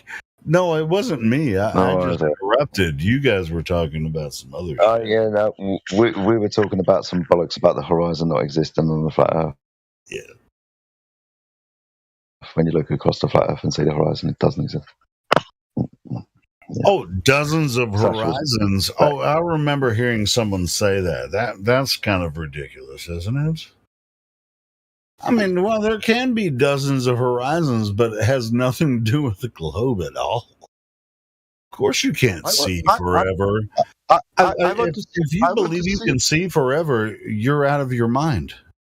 I want to see the video showing the distance when the ground meets the sky, and there is not a line. I want to see that video. Oh shit, that person's been on here before. I totally forgot about him.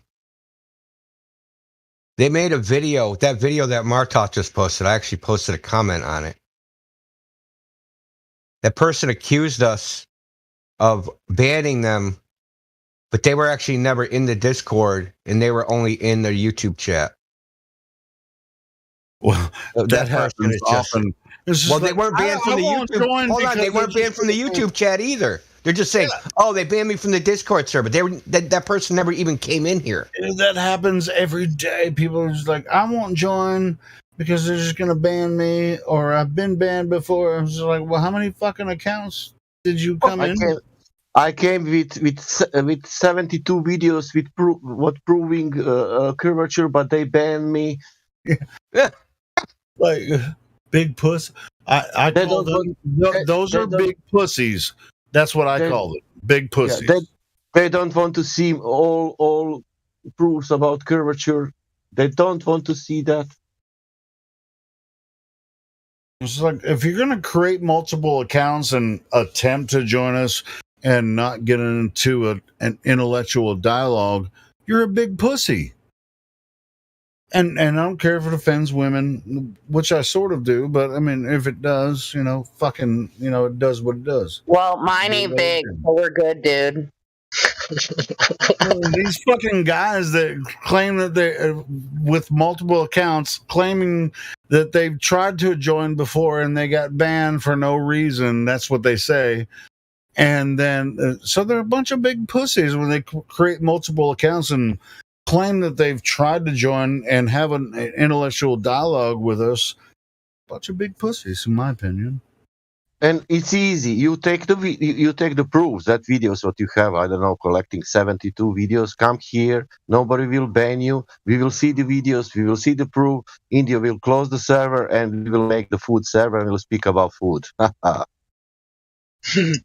And when, we'll they're turn in it the into a YouTube foodie chat, server. when they're in the YouTube chat and say, I won't join because you're just going to ban me, you're a big pussy.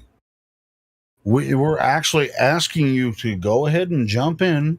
Whatever account you have, we'll unban it. If, one of the hundreds of accounts that you've tried to join before, come in here and talk to us. And then we'll decide right now. I mean, every day is judgment day for you, big pussy. Judgment day.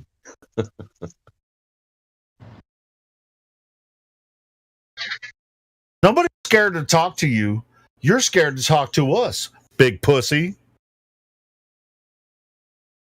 Well, whoever it is, doesn't need to speak even with us. Can go in nature and see what water is doing.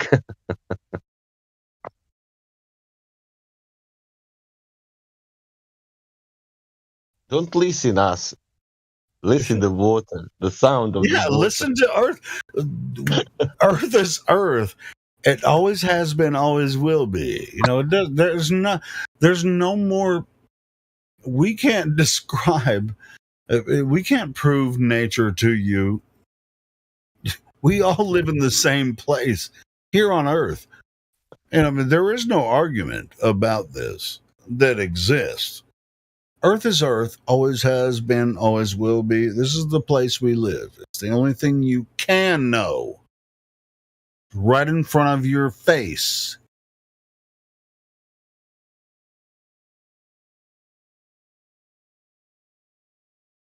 Saying that to shut down the entire discussion, but the stupid globe idea that people have, it's a poison upon real spirituality and humanity. And it must be destroyed because it's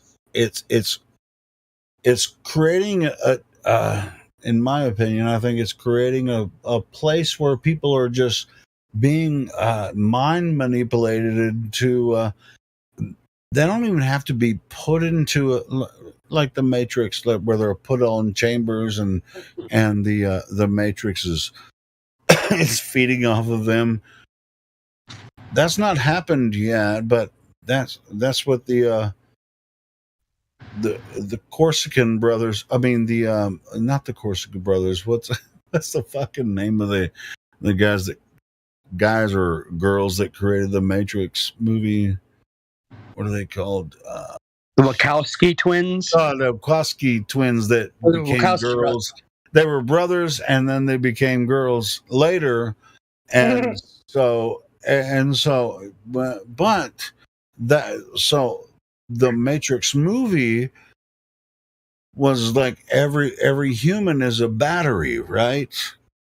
And they couldn't think for themselves without a scenario being involved, just like what we're going through with all this the maps of the world and the governments and all what this scenario of function, and it's essentially the same thing, but we are in the Matrix, but we as humans have our physical punch in the face, right? I can actually punch somebody in the face. Don't threaten me. Ilya, you don't know what you are saying. You are connected with the wires, and you are in some kind of, I don't know, capsule.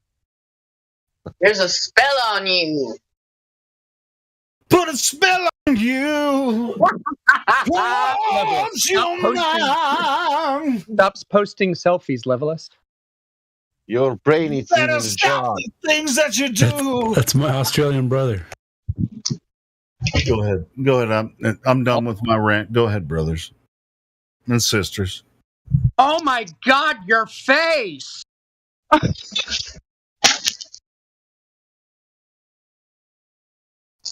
What the fuck?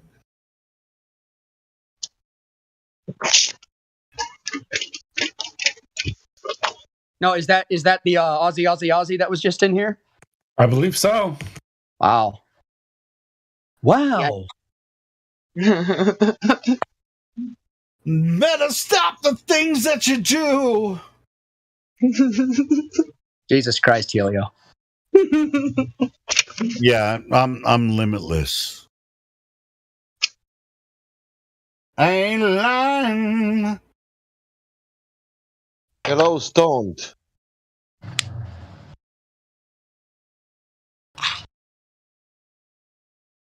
Stoned?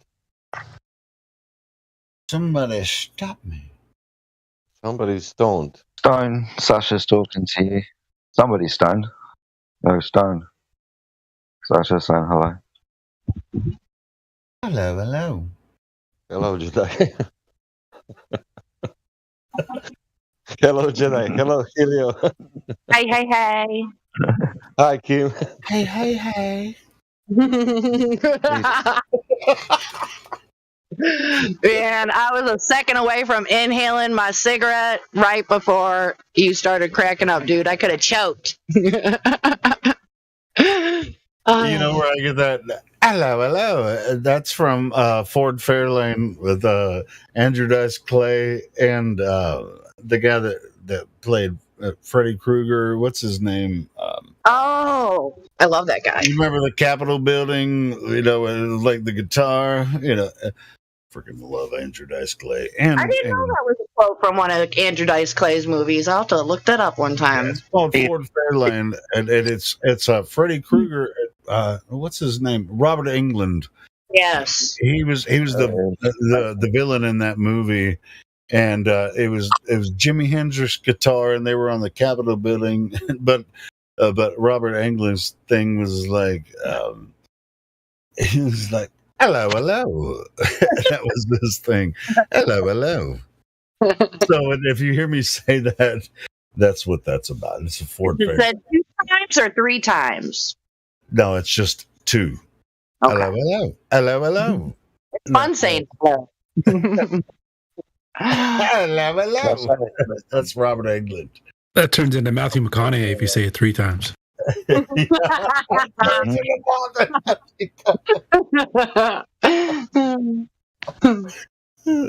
but that's from Ford Fairlane with Andrew Dice Clay and Robert Englund. Whenever I think of Andrew Dice Clay, I always think about how he took the hand with a cigarette and he extended it real fast. He snapped it and then he puts it behind his head and then he smokes. I can do several of his jokes pretty well. No. Let's not. No, I hate Andrew Dice Clay. No. I freaking love him. He's such an asshole. I'll remind you later, Helio. Kill me before Anyway, that Ford Fairlane movie was pretty decent, but it had Freddy Krueger in it, which is not Freddy Krueger, it's Robert Englund that played Freddy Krueger, but he was the adversary in that movie. It's totally fucking corny and all that kind of shit, but it's just like, but hello, and that's his shtick in that movie in Ford Fairlane. But anyway, go ahead. I think we done here. Moving on. And so if you hear me just say hello, that's what it is. If you Now watch the movie, you'll see what I'm talking about. The more you know. Now you know. And knowing is half the battle. So you think you're done here, and I just got back from being on a phone call with my husband. Kim, have you seen Ford Fairlane? No. Is that a continuation of the Mailman movie with Costner? I don't think Wasn't one of them called Ford Fairlane? Anyway, I was actually gonna. No, never mind. Okay, well, I don't think it is. I mean, it's just like Andrew Dice Clay. He's in love with his car and stuff. I mean, it's kind of like I said, it's corny. Man, you just rumpused all over my little raid. I was gonna come in and make a statement about how technology can make things so much better. Check it out. Hey, Jenny, guess what? I changed the battery in things, like things that are old don't run down, and like I got my little vaporizer that vaporizes flour. It's the bomb, and then I got some batter to put on top of it. But anyway, I digress. But what I was going to say is, it turned this little handheld vape from a old broken down Volkswagen Jalopy to a freaking Ferrari. Okay, that's the end of my technology statement. Thanks. Yeah, don't be surprised. Kind of an inside thing between you and Jenny. Wait, what happened? Walked away. Did you say Sunny? No, I changed the battery in my vaporizer, and it turned it from turned it back into brand new again. So it like charges really quick, and it's very. I would love to have a vaporizer for flour. That would be great. Well, so the reason I brought it up is because how knowledge can change everything. That if you have knowledge of how to change things, you have something that you think is all broken down, you could actually repair it yourself and make it as good as new. That's what I like to do. Nice.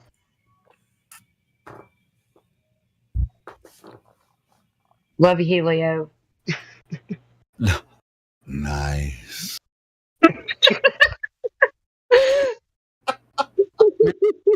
Youngling is almost crazy as me. Almost. I'm trying to stop smoking. So if I could just vape only, then that's key. Baby step. If I take one hit off of anything you guys are smoking, it makes me go bonkers. And then you don't want me to see me there, I promise. That depends on your ETOH level at the time, That's though. not true. No. It doesn't matter what I take a hit off. Man. I can't smoke marijuana anywhere. I can't smoke ethanol anymore. Well, I drink ethanol, but I can't. I can't drink whiskey or vodka anymore. I'm in the same place, but I resorted. No, wait a minute. Shit, you don't let me fucking finish it. Don't let me finish a sentence. So how could you ever get the point? Anyway, I was making a little joke. It's not true though. I don't drink whiskey or vodka anymore, so I resorted to snorting them instead. It was a joke, but I don't do either one of those. Well, it's just like I don't smoke anymore, but I do drink. So anyway, I don't smoke my alcohol. I don't smoke alcohol in the morning anymore. I get up and play my banjo. Wait. No, I don't have a banjo. Wait. Dude, I was about to say, motherfucker, if you have a banjo in the house. I could play one though. Let me tell you. Hey, look who just joined the live stream voice text. Zern. He's a fucking awesome musician. You guys ever talked to him before? Wait, who? Zern. I mean, he's Wave like Mixer. old Yeah, school. man. Yeah, I met Wave Mixer. Is that what you're talking about? Zern, the guy right in the live stream voice text right now. Zern, the globe. Zern. I don't see Zern. Wait a minute. Where are you looking? In the live stream voice text. Oh, my bad. He's not in the voice channel. Surfing the globe. Surfing the globe. That dude. Surfing the globe. He's an OG. If it's the same guy, he's totally OG flat dude, and he's a brilliant. Wait a minute. Mimas is going off on Saturday night here. I might have to pull out the whammy bar. What? Where did I put that whammy bar? What the fuck? Right on, right. Yes. Hey Zern, why don't you go ahead and just join our chat, man? We're just sitting here fucking around. I'm gonna go for a bike ride out in the frigid weather we're having right now. It's gotten cooler. It's like 70 degrees high to freaking like 50 degrees high. Hey Zern, I can give you the flat earth roll if you're the same guy I remember from back in the day. I know you're a flat earther. He's got a flat earth roll. What are you talking about?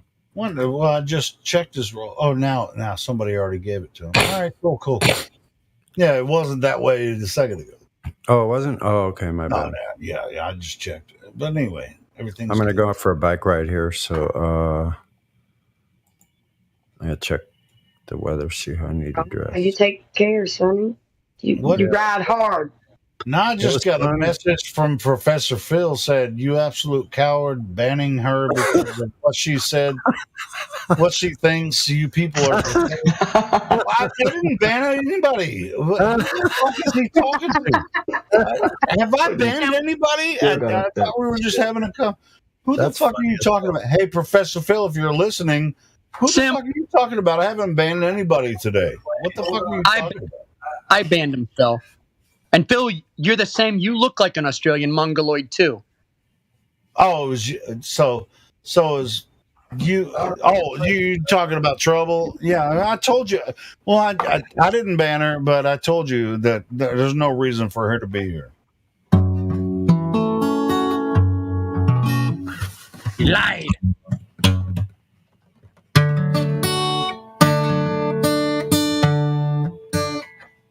Yeah. Don't be a liar.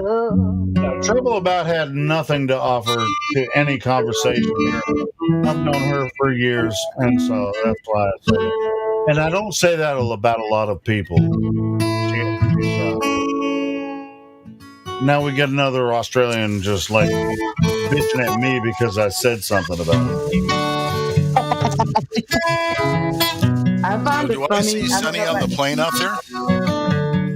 Sonny is right here, waiting on the plane.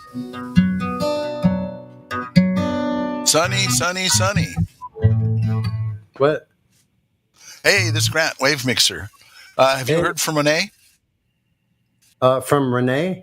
Yeah. No, but I heard Kenny today was mentioning something. Well, Mark Sargent's going to be coming out to meet next month. That sounds great, man. Yeah. Anyway, good morning, everybody. So I'm going to be quiet and listen to Sonny play. Good evening. Howdy, hi, Kim. Howdy.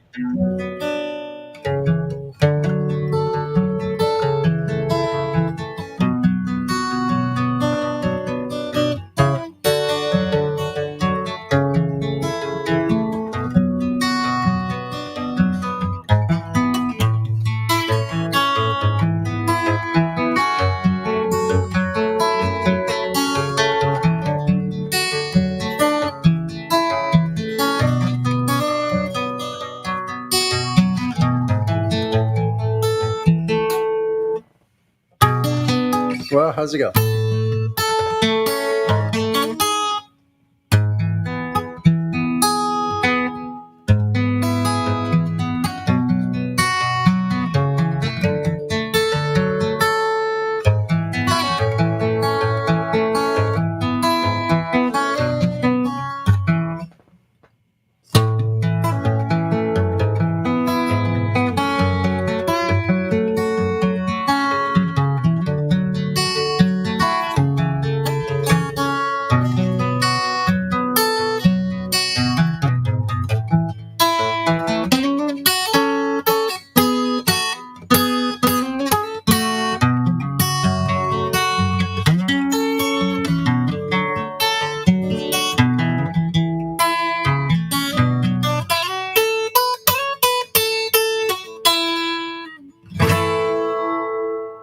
Thanks. Sorry to rumpus the whole crowd.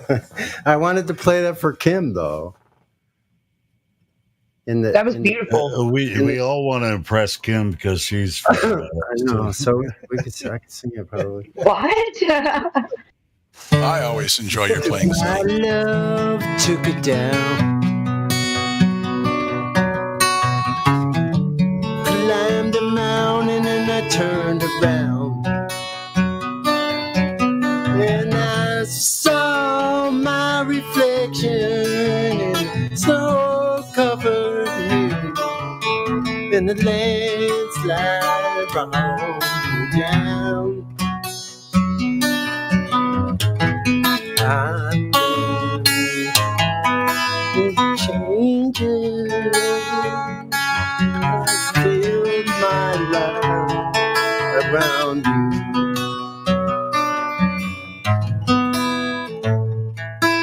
I don't know. Forgot the words. You can't remember everything, can you? I get older, I'm getting older too.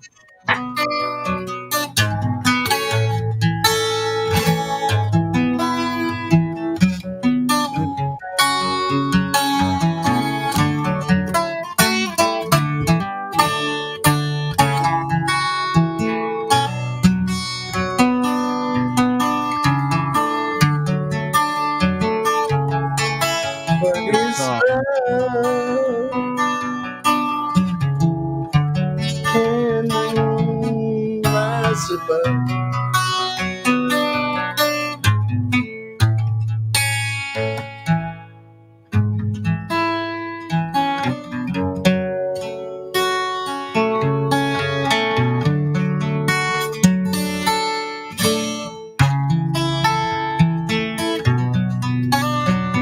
Sonny, you're an asshole. Thank you. Because I can hear exactly what you're doing, for you. Hold on. and you play better than a lot of. I've known some good guitar players. Listen, I got one more. Awesome. I got one more. Hold on. I got You one better more. make it quick. One more, because since I got we the- have the more paperwork. conversation God, to let me move just toward. say- Come Let me on. say a couple words. You One better more. make it Since I got quick. it's one more while I got the capo on still. Sorry.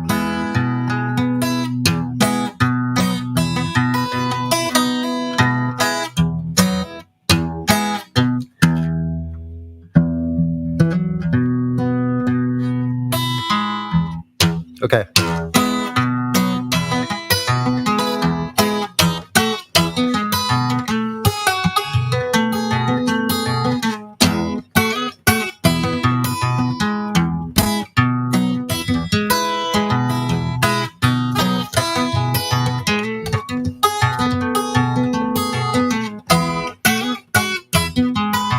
She broke down and finally let me in.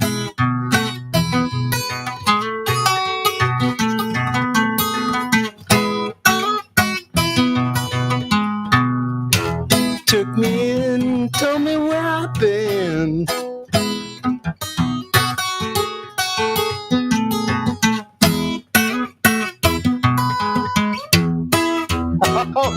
Gone down one time, but then down two times. Never going back again.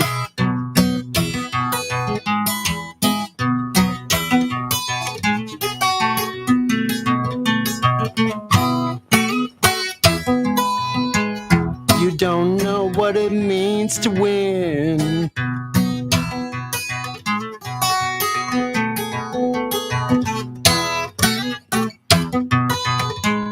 Come on back and see me again.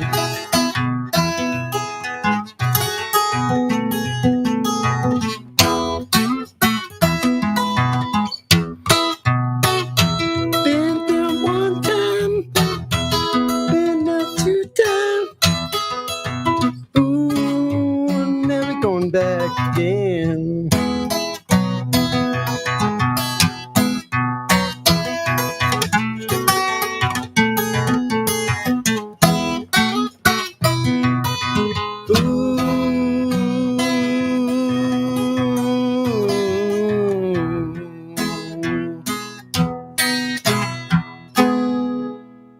Wow. Yes. That was fucking awesome, Sonny. That was so good, man. That was fucking awesome. Holy shit. You're making me cry and laugh at the same time. You guys, dude, that was You're making me awesome, cry. bro. Which one was that good? Damn it. I missed it, didn't I? Shit. You just missed it? Just go in the live stream and rewind a little bit. That was freaking awesome. No, don't do it again. Don't do it again.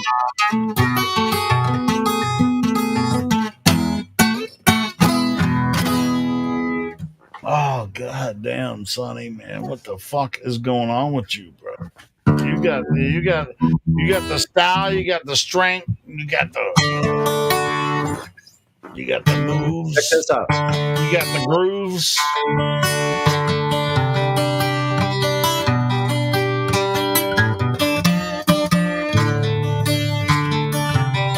It doesn't mean that I want you to play all night. Lying, cheating, hurting, that's all you seem to do.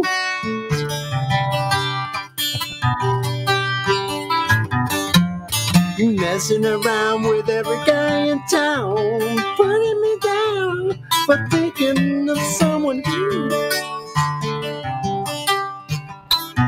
Let's take a vote. Who wants Sonny to play his guitar all night? You've been bad to me, woman, but it's coming back home to you.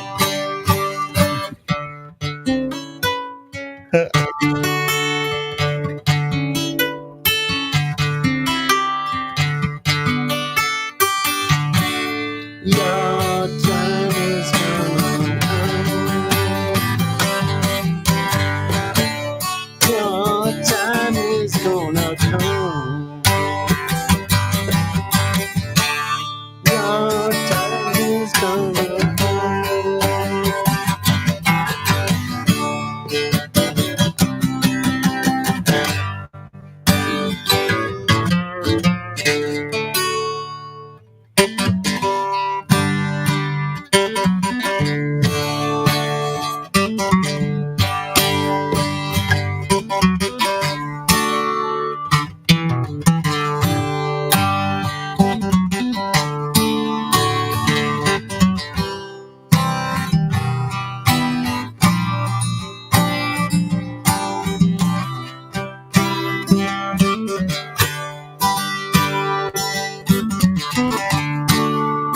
Motherfucker.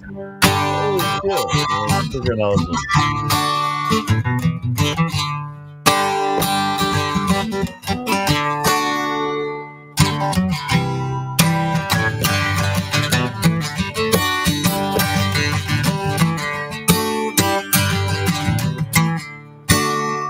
Hey, lady, you got the love I need. And baby, more than enough. Oh, darling, darling, walk with me. Oh, you got so much, so much, so much.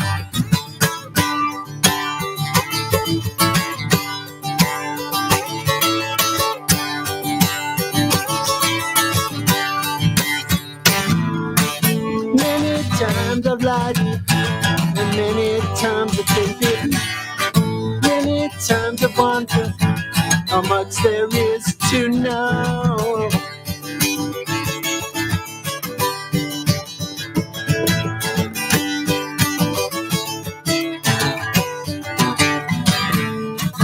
Many times I've lied, many times I've listened, many times I've wandered along the open road.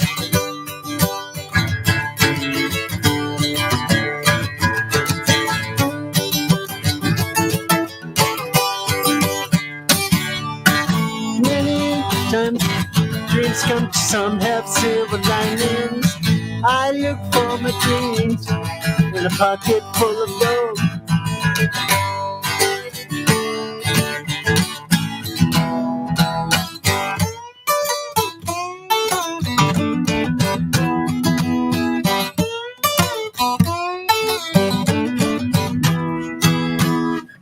Okay, I'm gonna end it right there.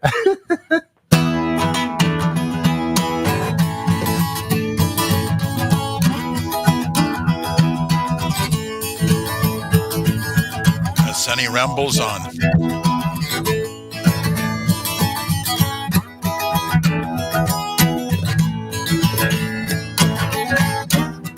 Leaves were falling all around.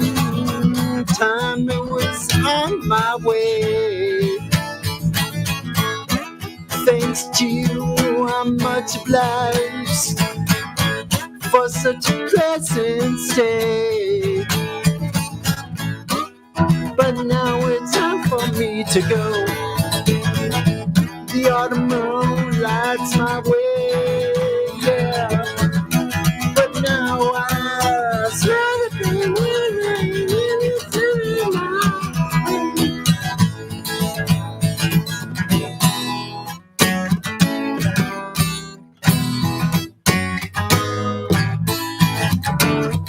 Sometimes I grow so tired, but I know one thing I gotta do where I'm long.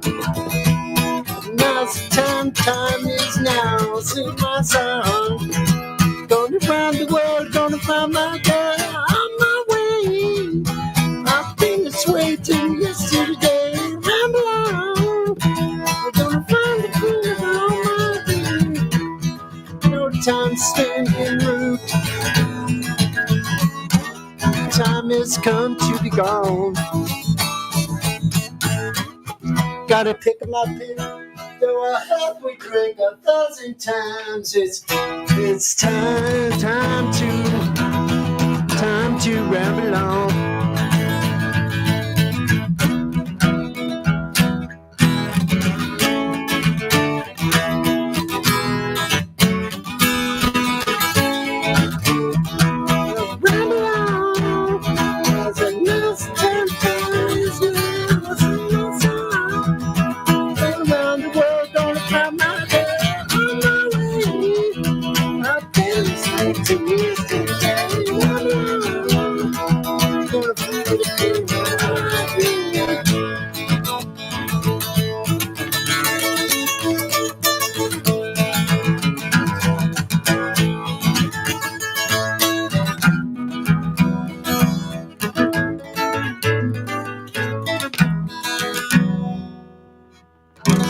And you know, it was the darkest days of martyr.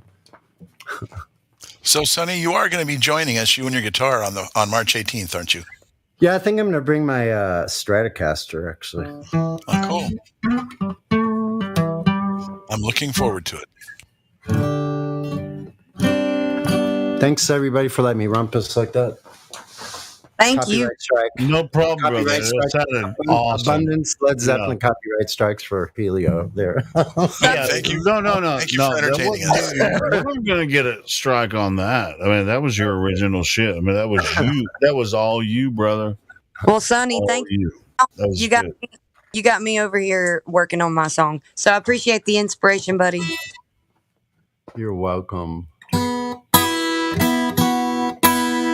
Actually, I was trying to stop you, but then you just said, "Fuck you, Helio, I'm going."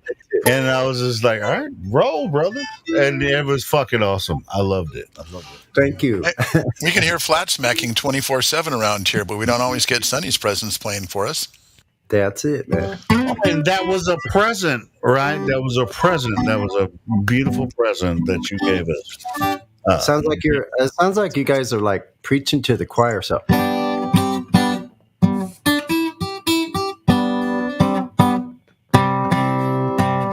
Sounds like a choir.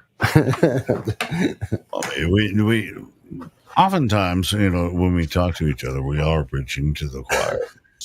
I mean, we disagree amongst each other a lot of times, but the purpose of the server is to introduce new people to the topic if they have big enough balls to come in here and actually talk to us. Well, you all might disagree on some topics, but I think we all agree that Sonny kicks ass playing guitar. I'll come back with the electric. Nobody later. It's still Saturday night, is it not? Yeah, it's Saturday. It starts from noon until 11, or as Mark Sargent put on here, 12 p.m. till whenever. It's right. Oh, you mean get together? No, I'm just talking about today here on the. Okay, yeah, but right on March 18th, right? Yeah. Yeah, March 18th from 12 p.m. till whenever. 12 p.m. to whenever. Whenever sounds good. Yeah, I wish I didn't have to leave the same night. You talking about a beat up there in California? Yeah, another one. It'll be my third one. This will be the one where I originally met Sonny at. Yep. Which I hardly remember. I mean, I do now. It's coming back. But did you have like a wide brim hat on? No, I had a white baseball cap with a red Mitsubishi star on it, and a big red nose by the end of the day.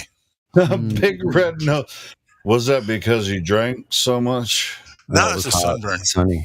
Yeah, I was out in the sun all day. It was really bright. And I had my P1000 on a tripod right next to the that's what I trampoline remember. there. But I just can't picture your face, and I'm sure it'll just, as soon as I see you, I'm sure it'll go. See, the reason you had the red nose is because you didn't put the 75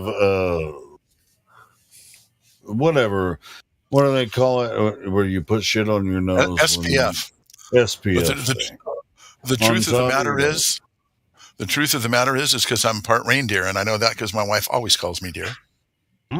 See, she knows, but you don't.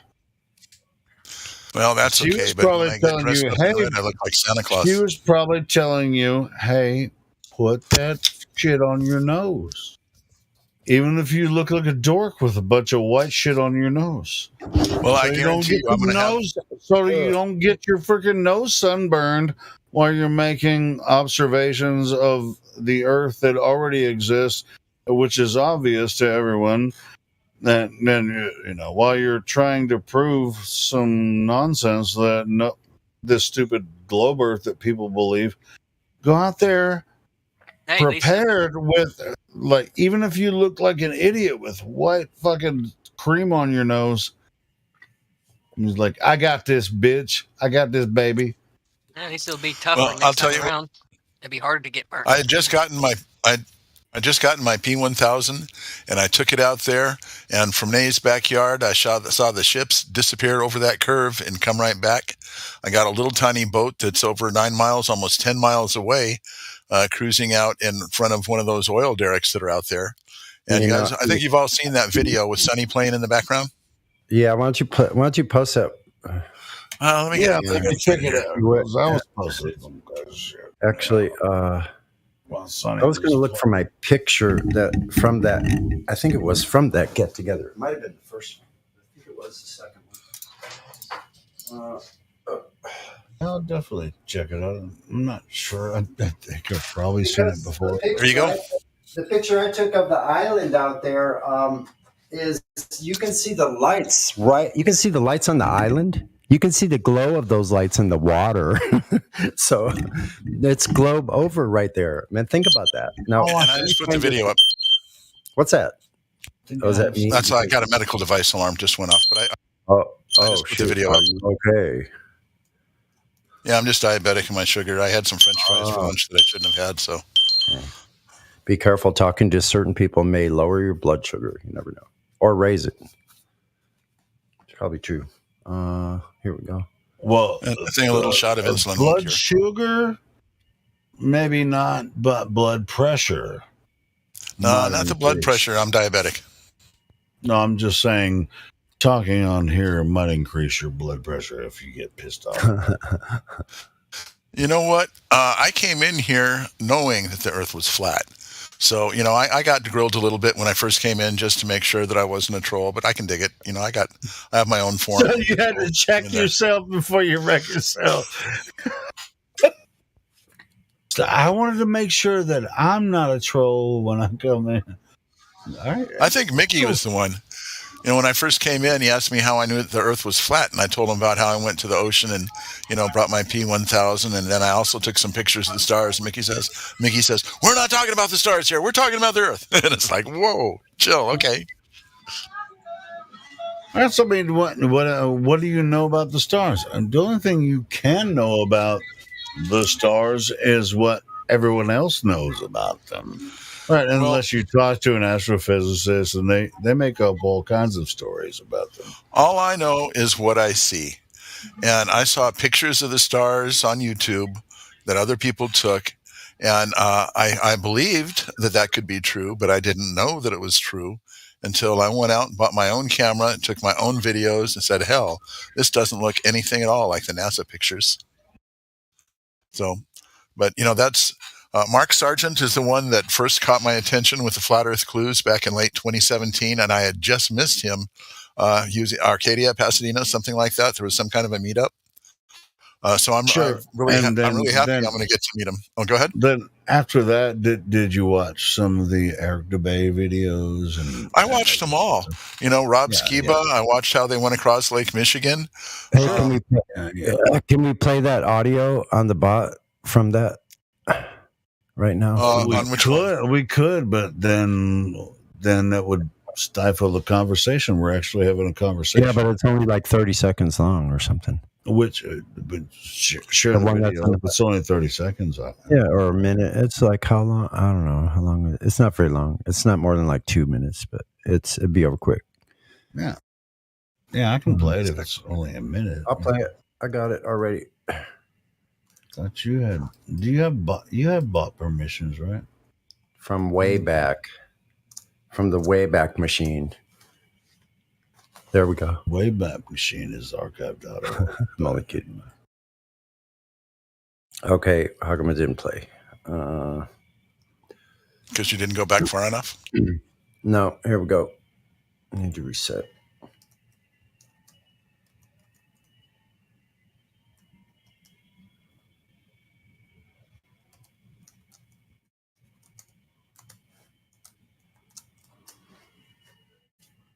No. What the heck? It's only minute 16, but why won't it play? Okay, hold on. Let me check. You may have to recover the bot. It's still in here. Yeah, but what? See, before I started talking. Oh, you know what? They took away my role. Listen, they took away my role. When they took my other role, they thought you were hacked, so they did. They must have took the DJ role. You didn't have the role. I had it. I've had it for 2 years. Hey, they took it. Have the role, you wouldn't be able to see it. I know that they took it. Can you give me back DJ? Because they took it from me, apparently. Yeah, they only took it just because they thought his account was hacked. They were making sure. Yeah. All right. Whoever have access to the server. I got you. You can play it then, or whatever. Well, I can play it, but I want to give you a role back too. I appreciate that. The Agent Smith and me. All the other. Now try it again. All right. Looks like it's on there. I love yous all. I'm gonna go watch this debate. Which debate? Witsit. Oh, Witsit's was it on Flat or the other channel? I love you all. You all could probably watch it and still stay on here, but I can't. Wait, Kim, can you post a link in the live stream voice text? So Levelist did. Okay, cool. I'm gonna watch it. All right. Talk to you later, Kim. Nice to hear you on here. Here we go.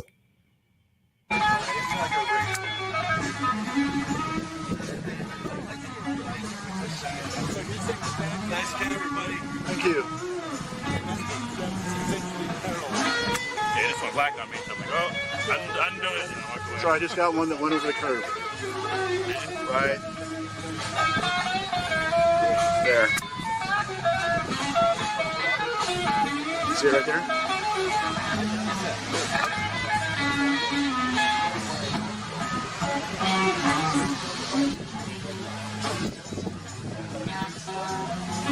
How high the brightness goes on there? Okay. Could be a tiny bit more bright and sweet. Yeah. I guess we are outside. Well, yeah, it's because you have to look at it directly. Yeah, man, that'd be so awesome to watch it at night with that big stars. Daytime's cool too for the boats and stuff. The stars, so much to see out there. Okay, so this is so far you can't even see the oil rig that's out there. Am I hearing something wrong, or does this sound like unlistenable? The Well, fuck there's is wind that? noise from there. That's the wind noise from the camera picking it up. Okay, well, I just hear people talking randomly. I mean, what the fuck was that? Sonny, Well, that was me standing at the camera. That They're was me talking talking to some about of the the observation that Wave Mixers was talking about at the island at the get together last I year. know, but it was just like I had heard some music and Yeah, because there's like, people random- playing music in the random back. people It probably was me, but anyway, all right. No worries. Well, if it's a video that you can only understand from the video, you won't be able to explain it with the audio. It just wouldn't make sense to people unless you can see it. Is that the case where you're playing a video that we can't see here in the audio? I'm just wondering, because all that sounded like some twisted, weird shit.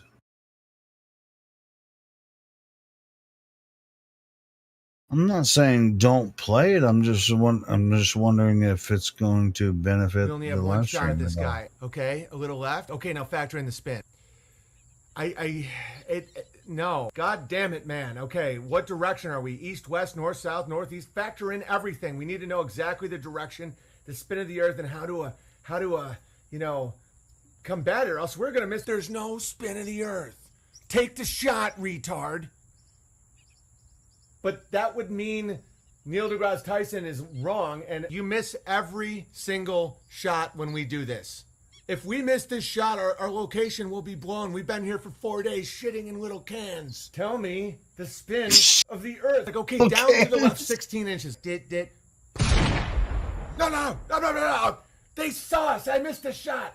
I guess it was spinning a little faster than I thought. I like that one, Sonny. That's a better Globe one. Earth sniper. I can see the mirage. No, that's the target. Must be a mirage.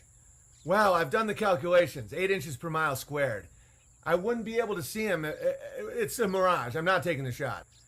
It's him. Like, every sniper just shoots people. That's a fucking mirage. Or that means Neil deGrasse Tyson, the bike thief with the answers, is somehow misleading me. Globe, Earth, sniper. Okay, if you factor in the curve.